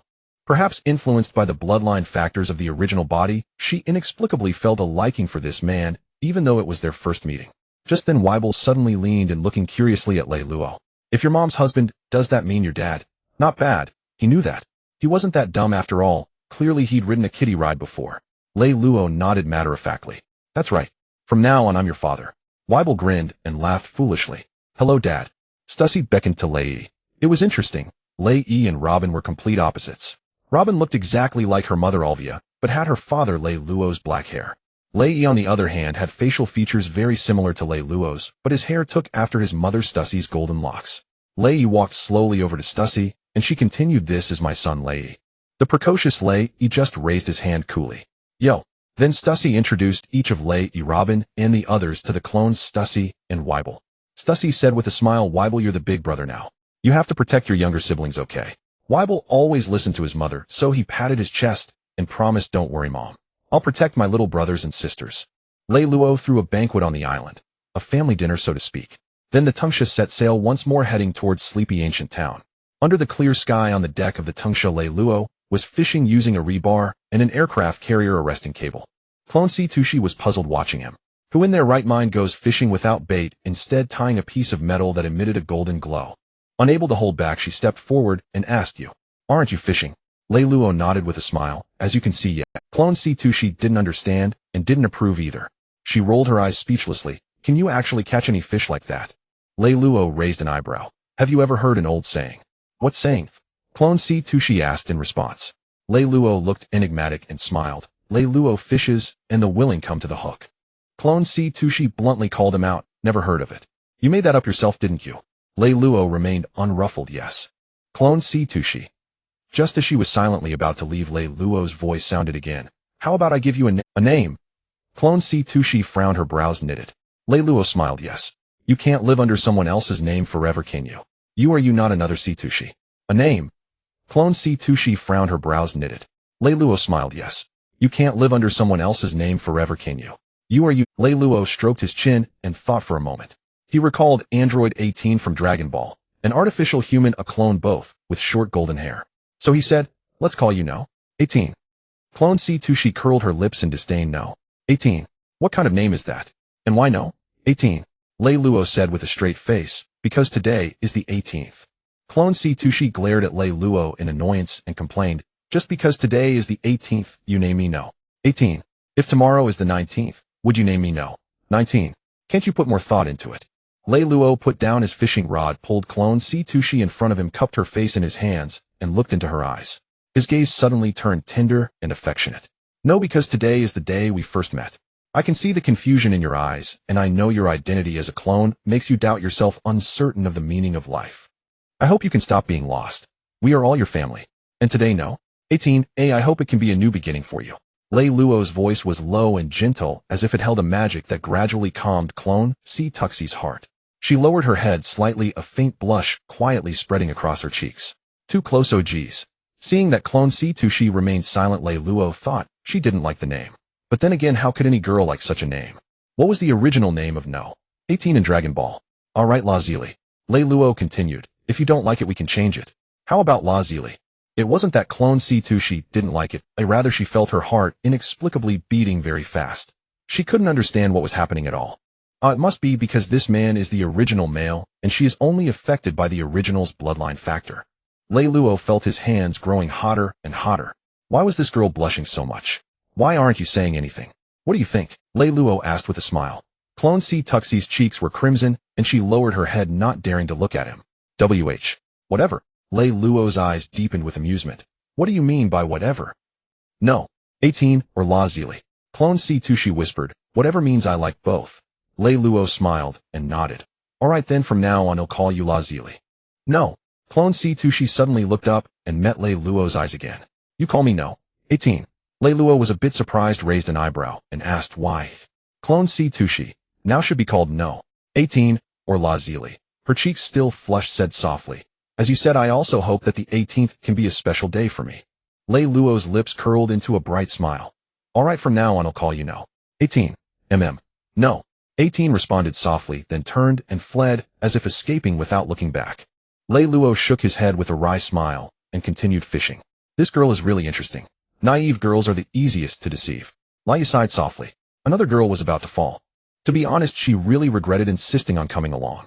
At the time when Lei Luo set out to sea, he hadn't planned to bring the captain, but she had insisted on following just to be able to challenge Lei Luo anytime. Now it turned out that they were all a family. Although there were other crew members and maids on the ship, she still felt awkward. On the other side of the railing, Lei was sitting on Wei Buer's shoulders, extending his index finger to electrocute the fish below. He found that this brother of his was a bit silly. As long as he called out brother, he would do anything to help. Just now a flying fish leaped out of the water and was stunned by his electricity. He thought the fish was beautiful, so he asked this brother to jump down and retrieve it. Without a word, the brother jumped into the sea, startling everyone on board. In the end, the flying fish was retrieved, and this brother also conveniently killed a shark that had come looking for a meal. But he himself got his butt spanked by his stinky dad. This silly brother of his even tried to stop his dad from hitting him. C. Tuxie watched Wei Buer and Lei with a smile, amused by the pair. She didn't expect them to get along so well in such a short time. But Lei was a bit naughty.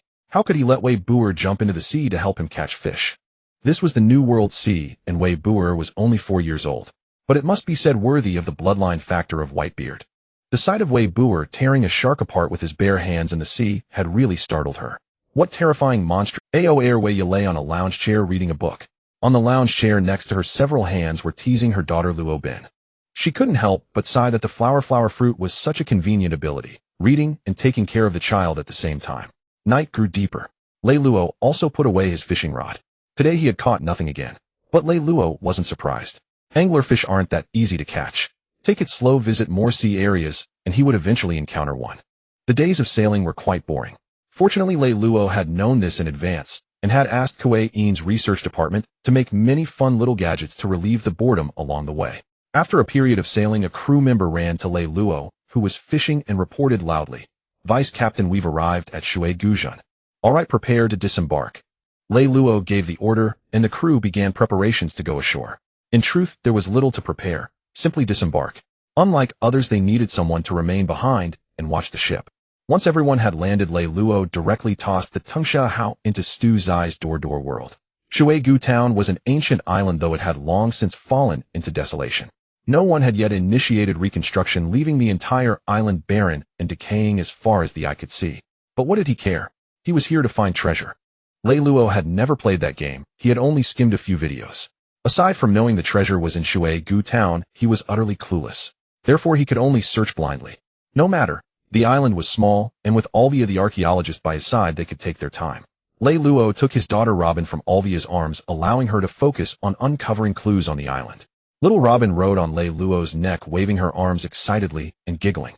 That rascal Lei, he also sat on Wee Bull's shoulders and Weeble, far from minding, grinned foolishly. Stushi and number 18 walked hand in hand like a pair of twin sisters. Behind them, Laya followed with a face full of resentment, trailing after Lei Luo's large family. At that moment, she reached a conclusion: surely one should never work at a company where all the staff are the boss relatives. Laya barked at the crew members lagging behind her. Keep up. Stop dawdling. The crew wore looks of utter bewilderment. The group arrived at a forest, and the vast throng startled a sky full of bats. An eerie feeling crept over them, as if they were wandering through the Ileo Mountains. As they walked, a dilapidated castle emerged before their eyes. Weeble volunteered and ran up, pushing open the heavy stone door with great effort. Lei Luo glanced at the thickness of the stone door, roughly estimated its weight, and exclaimed, "This brute strength kid." At only 4 years old, he already possessed such power. When he grew up, stopping a ship with one hand would certainly be no problem. That was Owen's lifelong dream. Who knew how terrifying the boy would be if he ate the Riki no Mi? However, Lei Luo did not intend to give Weeble the Riki no Mi, partly because he didn't have it, and partly because it wasn't suitable. By adulthood, Weeble's strength would surpass that of the vast majority in the pirate world. Even Huang Yuan had remarked that he possessed the power of a young Baihuzi. Adding more strength to him would be of little use, since combat is not merely a contest of brute force. After pushing the door open, Weeble turned around and grinned at Lei Luo and the others. "Dad, Mom, the door is open." Children, especially simple-minded ones, need emotional validation the most. Lei Luo smiled and nodded. "Well done, Weeble." Weeble scratched his head and chuckled. Lei Luo shook his head helplessly and said to Stushi, "Give him the Brachiosaurus fruit." Stushi now obeyed Lei Luo almost without question. She said nothing, opened the door world, took out the Brachiosaurus fruit, and approached Weeble. "Come, good child, eat it." Weeble likewise obeyed Stushi without question. He took the devil fruit, and like Zhu Beiji eating the ginseng fruit, swallowed it, and, well, fools have fortune. Beiji never knew the taste of the ginseng fruit, and Weeble never knew how terrible devil fruits taste. In truth, the most suitable fruit would have been the Momo no Mi, which provides pure numerical enhancement, but Wolde was currently incarcerated in the undersea prison. Lei Luo had no immediate intention of storming the undersea prison, and even if he did kill Wolde, the Momo no Mi would not necessarily fall into his hands. A thankless task. Lei Luo had given careful thought to giving Weeble the Brachiosaurus fruit. If he were to eat a mythical Zoan, he feared that, like the jailers of the undersea prison, the will within the fruit might consume his personality. The ancient Zoan Brachiosaurus fruit was just right. The Brachiosaurus had a small brain and was not clever. Let's have a look inside. Lei Luo was the first to step in. Everything in sight was covered in thick dust. Lei Luo ordered again, "Search. All of you search carefully." "Yes, fine." The crew responded in unison and immediately dispersed to search the castle thoroughly. Lei Luo's sharp eyes spotted a stone coffin. He walked over, and with a light flick of his Fong Tianhua Ji pride, opened the coffin lid. A mummy lay quietly inside. Lei Luo frowned. "Nothing. It wasn't here. If it wasn't here, why would you put a coffin here? Really? You scared my little Robin, you know." Just then a crew member shouted, "Vice Captain, there's a stone tablet here with indecipherable writing on it." Lei Luo hurried over to the tablet. The crew had already wiped the dust off it. He couldn't read it either. But that was expected. Lei Luo smiled at Alvia. "It's up to you, my archaeologist. Leave it to me." Alvia crouched down confidently and began studying the inscriptions. Shortly after, Alvia slowly stood up. Lei Luo asked with a grin, "Well, can you read it?" Alvia reached out her palm and lightly tapped Lei Luo, pretending to be annoyed, "Still doubting my archaeological skills, even now?" Lei Luo just smiled and said nothing. Alvia knew he was only joking, so she didn't take it to heart. "Follow me." Alvia turned and headed toward a direction in the castle. Lei Luo followed slowly. Based on the writing on the tablet, Alvia successfully opened a secret door and led Lei Luo into a stone chamber. Stu's eyes instantly turned into star shapes, glowing with alarming intensity. For the chamber was piled high with gold, silver, and jewels. Without needing Lei Luo to say a word, the money grubber had already opened her door fruit and started moving everything into her door world. Lei Luo was not drawn to the treasure. He truly didn't lack money.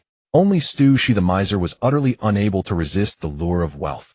Lei Luo's gaze swept the chamber and soon spotted deep within a purple devil fruit quietly resting on a stone platform. "Found it." Lei Luo strode forward and took the fruit in his hand. "Got it. Bat fruit, mythical Zoan type van." The wind continues to blow. The voyage goes on. On the deck of the Tingsha, Reylo still insists on fishing every day, only to catch nothing each time. Ray spends all day running around the ship with Weibel, while Robin, still young, is held in her mother's arms watching her brother play, without her eyes full of longing. Stussy, Alvia, Leia, and number 18 often gather together to play mahjong. No one can resist the allure of mahjong. With exactly 4 players at the table, they lose themselves in the game, oblivious to the world. After a period of sailing, the Tungsha arrives before the red line. Love and indifference are starkly clear. Reylo dislikes traveling through Fishman Island. Unless necessary, he would never take that route. He can fly. The Tungsha lifts its flame clouds and continues toward the North Blue. The North Blue. The cold wind howls. This is the most chaotic sea among the 4 seas. The climate is harsh, resources scarce. Pirates run rampant, plundering at will. Gangs and various underworld factions constantly clash and fight over territory. War between kingdoms is frequent and nearly endless. Chaos is precisely what the Don Quixote family need. Shortly after arriving in the North Blue, Doflamingo led the Don Quixote family in a bold assault on local forces. Those who had dominated the region for years were uprooted entirely. They then annexed their territories and began recruiting soldiers. The Don Quixote family's influence expanded rapidly, and they now control several islands. But Doflamingo and his family's ambitions are far from satisfied. Tonight, the Don Quixote family launches another attack on a neighboring island. A dark, moonless night perfect for murder and arson. Bang, bang, bang. In the town, gunfire and cannon fire roar. The Don Quixote family is locked in battle with a local gang. Flames from the artillery ignite buildings and pillars of fire surge into the sky, illuminating the night. As for the townspeople, who cares about them? The civilians flee in panic through the sea of fire, their cries and wails unending. Yet they have no idea where to run. In the firelight, Doflamingo, accompanied by his 4 elites, steadily approaches another gang dressed in black suits. Fufufufu. Listening to the shrill screams and seeing the terror in the gang members' eyes before him, Doflamingo squints his eyes, a look of pleasure spreading across his face, his lips curling into a mad and cruel grin. As a celestial dragon, he truly enjoys hearing the pleas and cries of these lowlifes. The lament of insects is the most delightful melody. The gang leader's eyes are bloodshot as he stares at the blonde-haired boy before him. He doesn't understand why a boy who looks no more than 10 years old possesses such terrifying power. How could he so easily crush the gang he had spent years building? The gang leader swallows hard, suppressing his fear, and shouts, "Wait, Don Quixote family. Spare us and well abandon this island and hand over all our treasure." As a gangster in the North Blue, a sea where the strong prey on the weak, he isn't foolish enough to ask why they attacked. He only hopes the blonde boy will show him mercy. Hearing the gang leader's words, Doflamingo covers his face with his right hand and laughs exaggeratedly. Fufufufu.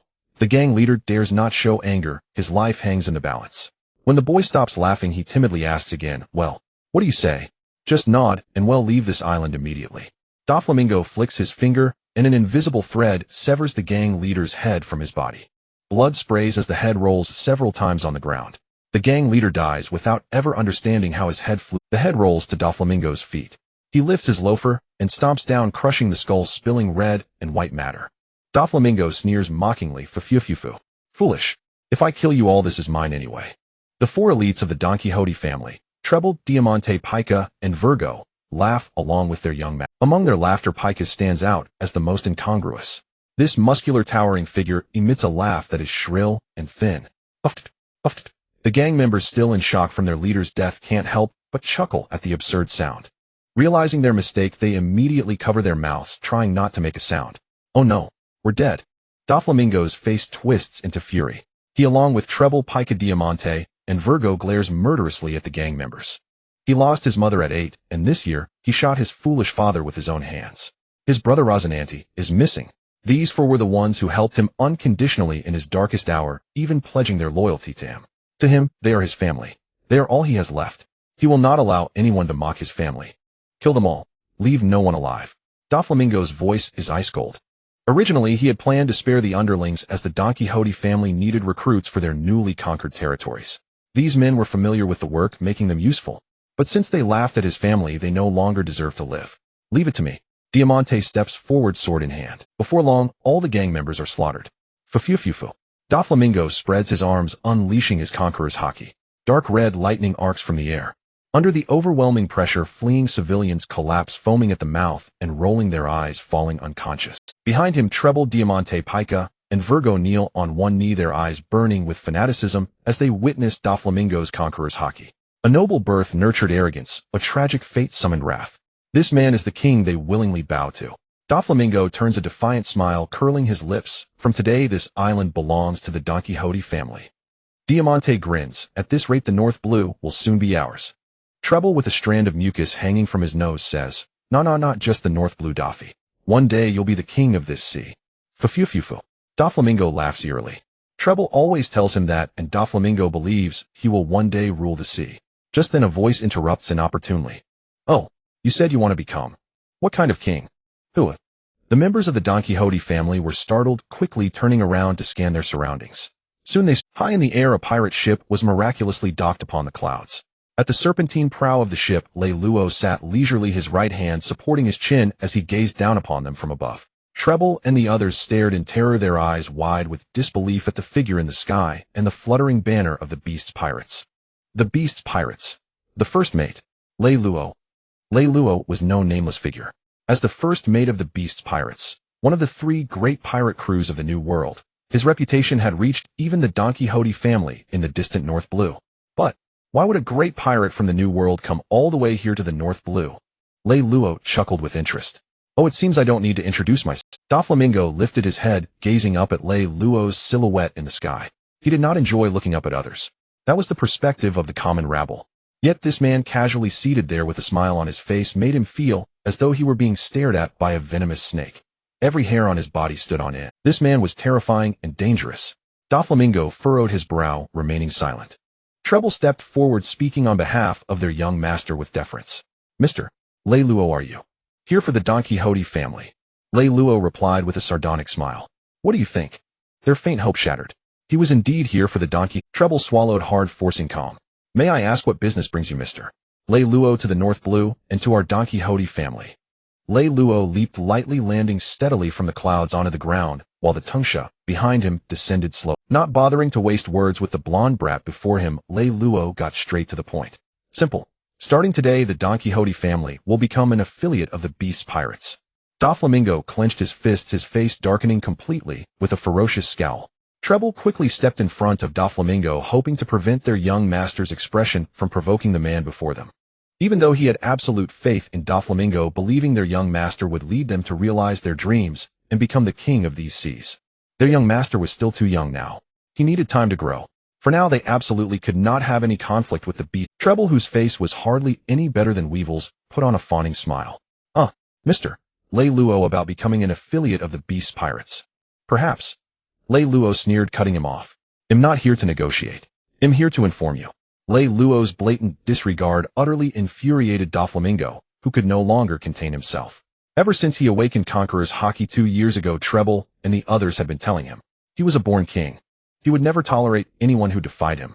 And on top of that, he was once a lofty god, a celestial dragon. Doflamingo shoved Treble aside and glared at Reylo in fury. What the hell are you talking about? You think a few words can make our Don Quixote family your affiliate? There's a limit to how much you can look down on someone. Doflamingo erupted, stamping the ground with both feet, launching himself like a cannonball toward Reylo. Invisible threads connected to the 5 fingers of his right hand. At his level of mastery, these threads were sharp enough to cut through rock and kill without a trace. Doffy! Treble and the others cried out in unison. It happened so suddenly that even Treble, who was closest, couldn't stop him. The key point was, he never expected Doflamingo to be this reckless. The other party was a great pirate with a bounty of 2.5 billion berries. At that moment, Treble felt a pang of regret. He shouldn't have kept telling Doffy that he was a king who would tolerate no defiance. But then again, wasn't that the very essence of Conqueror's Haki? Reylo raised an eyebrow, watching Doflamingo charge at him with evident interest. Suddenly Reylo smiled. This blonde brat actually dared to attack him first. He never would have guessed that this was the same Doflamingo who would later break into a cold sweat at the mere mention of Kaido. So in the original story, had he also charged straight at Kaido, only to be taught a lesson by the thunderous Bagua. The razor-sharp threads sliced into Reylo's neck, but they had no effect, only sparking harmlessly. At this stage, Doflamingo couldn't even break through Reylo's defense. Impossible! Doflamingo roared in disbelief. His threads, which had always been unstoppable, were utterly useless. Refusing to accept it, Doflamingo conjured a whip formed from countless threads in his palm and lashed it at Reylo's neck once more. Die! Reylo casually reached out with his right hand and caught the whip Doflamingo had thrown. With a slight tug, Doflamingo, whose palm was still connected to the whip, was yanked forward by an irresistible force. Reylo released the whip, and before Doflamingo could react, his hand was seized by Reylo. With a gentle squeeze, a crisp sound of bone cracking echoed. Oh! Excruciating pain surged through Doflamingo, and he let out a heart-wrenching scream. Doffy! Treble and the others watched in horror, disregarding the gap in strength as they rushed forward in an attempt to rescue their young master from Reylo's grasp. Before they could even get close amid the screams, Doflamingo's Conqueror's haki erupted violently, surging toward Reylo. Ignoring the searing pain of his shattered bones, Doflamingo glared defiantly at Reylo. Who do you think I am? I am the one who will become the king of the seas. Reylo arched an eyebrow. That's more like it. Without Doflamingo shouting that line himself, it would have felt incomplete. A far more overwhelming Conqueror's haki exploded from Reylo, crushing Doflamingo's haki with devastating force. Even the charging Treble and the others were forced to one knee under the terrifying pressure of that Conqueror's haki struggling to. The clash of Conqueror's haki failed, and as if suffering backlash, Doflamingo's body convulsed. A surge of blood rushed to his throat, and he spat out a mouthful of blood. Reylo sneered. This time let me help you break your addiction to kingship. Gripping Doflamingo's hand, he hoisted the blonde brat high into the air. With his left hand clenched into a fist, he drove it toward Doflamingo. Without any Conqueror's haki imbued, nor even armament haki, just a casual punch. Otherwise Reylo wouldn't be merely rehabilitating Doflamingo from his addiction to dominance, he'd be sending him to the afterlife. Reylo still intended to have this blonde brat help with business and collect devil fruits. Even so, that casual punch sent Doflamingo spitting blood, his eyes rolling back, completely losing consciousness. Reylo released his grip and Doflamingo collapsed to the ground like a heap of mud. Doffy, Treble and the others were shocked. Doflamingo was the king they had acknowledged. By then Reylo had withdrawn his Conqueror's haki. Ignoring the disparity in strength, they rose to their feet, each unleashing their devil fruit abilities as they charged at Reylo. Treble's cane shot out a blue viscous fluid that latched onto a residential building. With a fierce yank, the building was uprooted and dragged hurtling toward Reylo. Eyeing the oncoming building, Reylo casually blew a puff of air. A fierce gale arose, and the dragged building shattered like paper, its debris scattering in all directions. Treble and the others, who had barely advanced a few steps, were sent tumbling even farther back by the gust. They stared wide-eyed at Reylo, warily yet gritting their teeth, charging at him again. Reylo chuckled mockingly. Knowing you can't win and still daring to attack me. You're loyal, I'll give you that. But your opponent isn't me. Reylo snapped his fingers. Make your entrance, kids.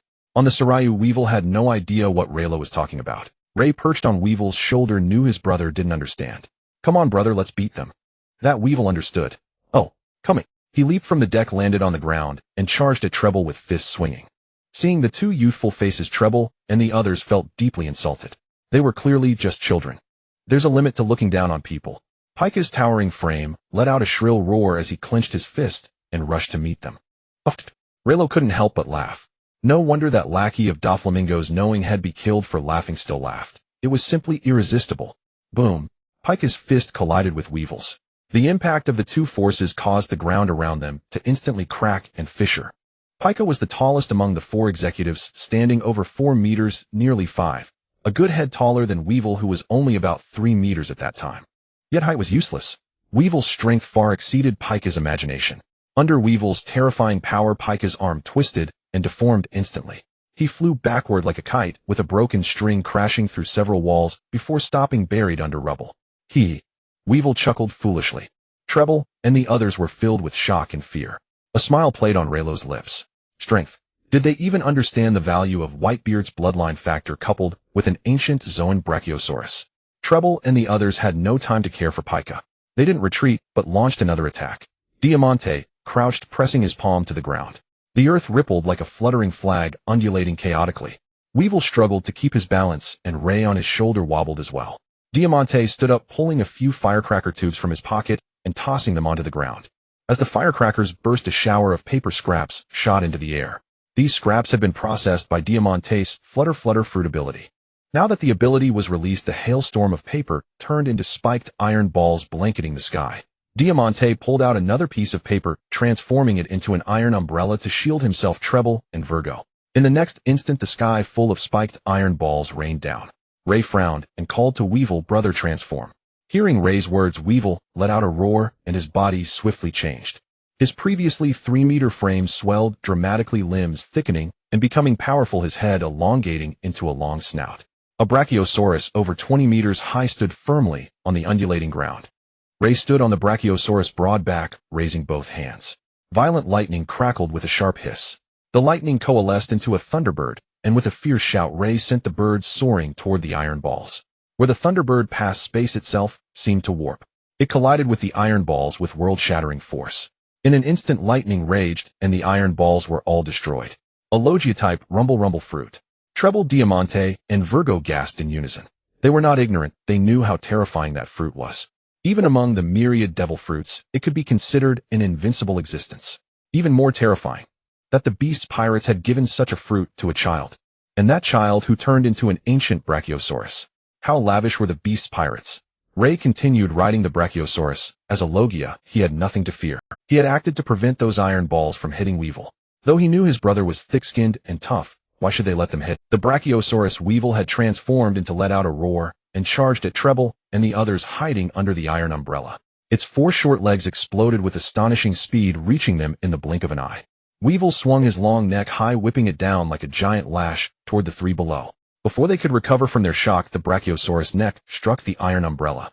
Diamante, gripping the iron umbrella, felt a tremendous force surging.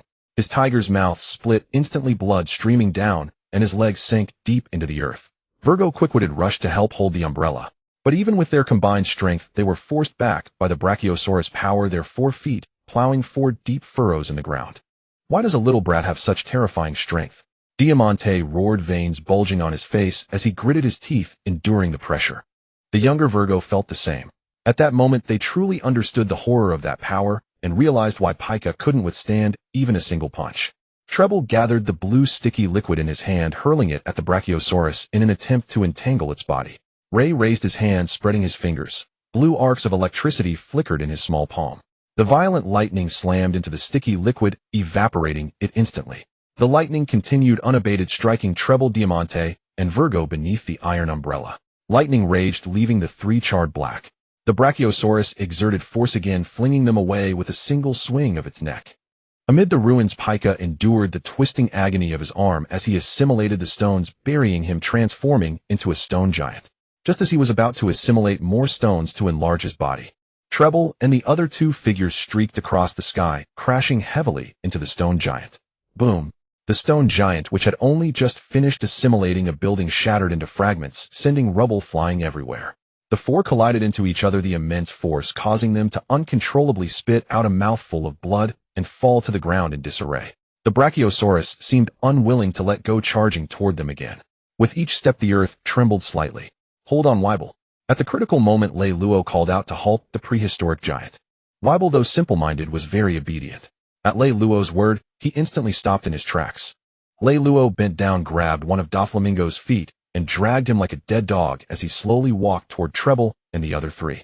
The 4 looked on in terror and despair as Reylo approached them step by step. The young master's ambition had been cut short before it even began. No, not even begun, it was just starting.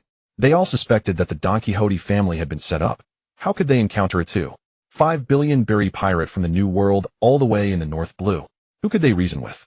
Reylo stood before them, his gaze cold and indifferent, and asked sternly, submit or die. Doflamingo dreamed again. Of the lofty celestial dragons. Fallen into the mundane world. Hounded like rats in the streets. From heaven to hell, all because their naive father made a foolish decision.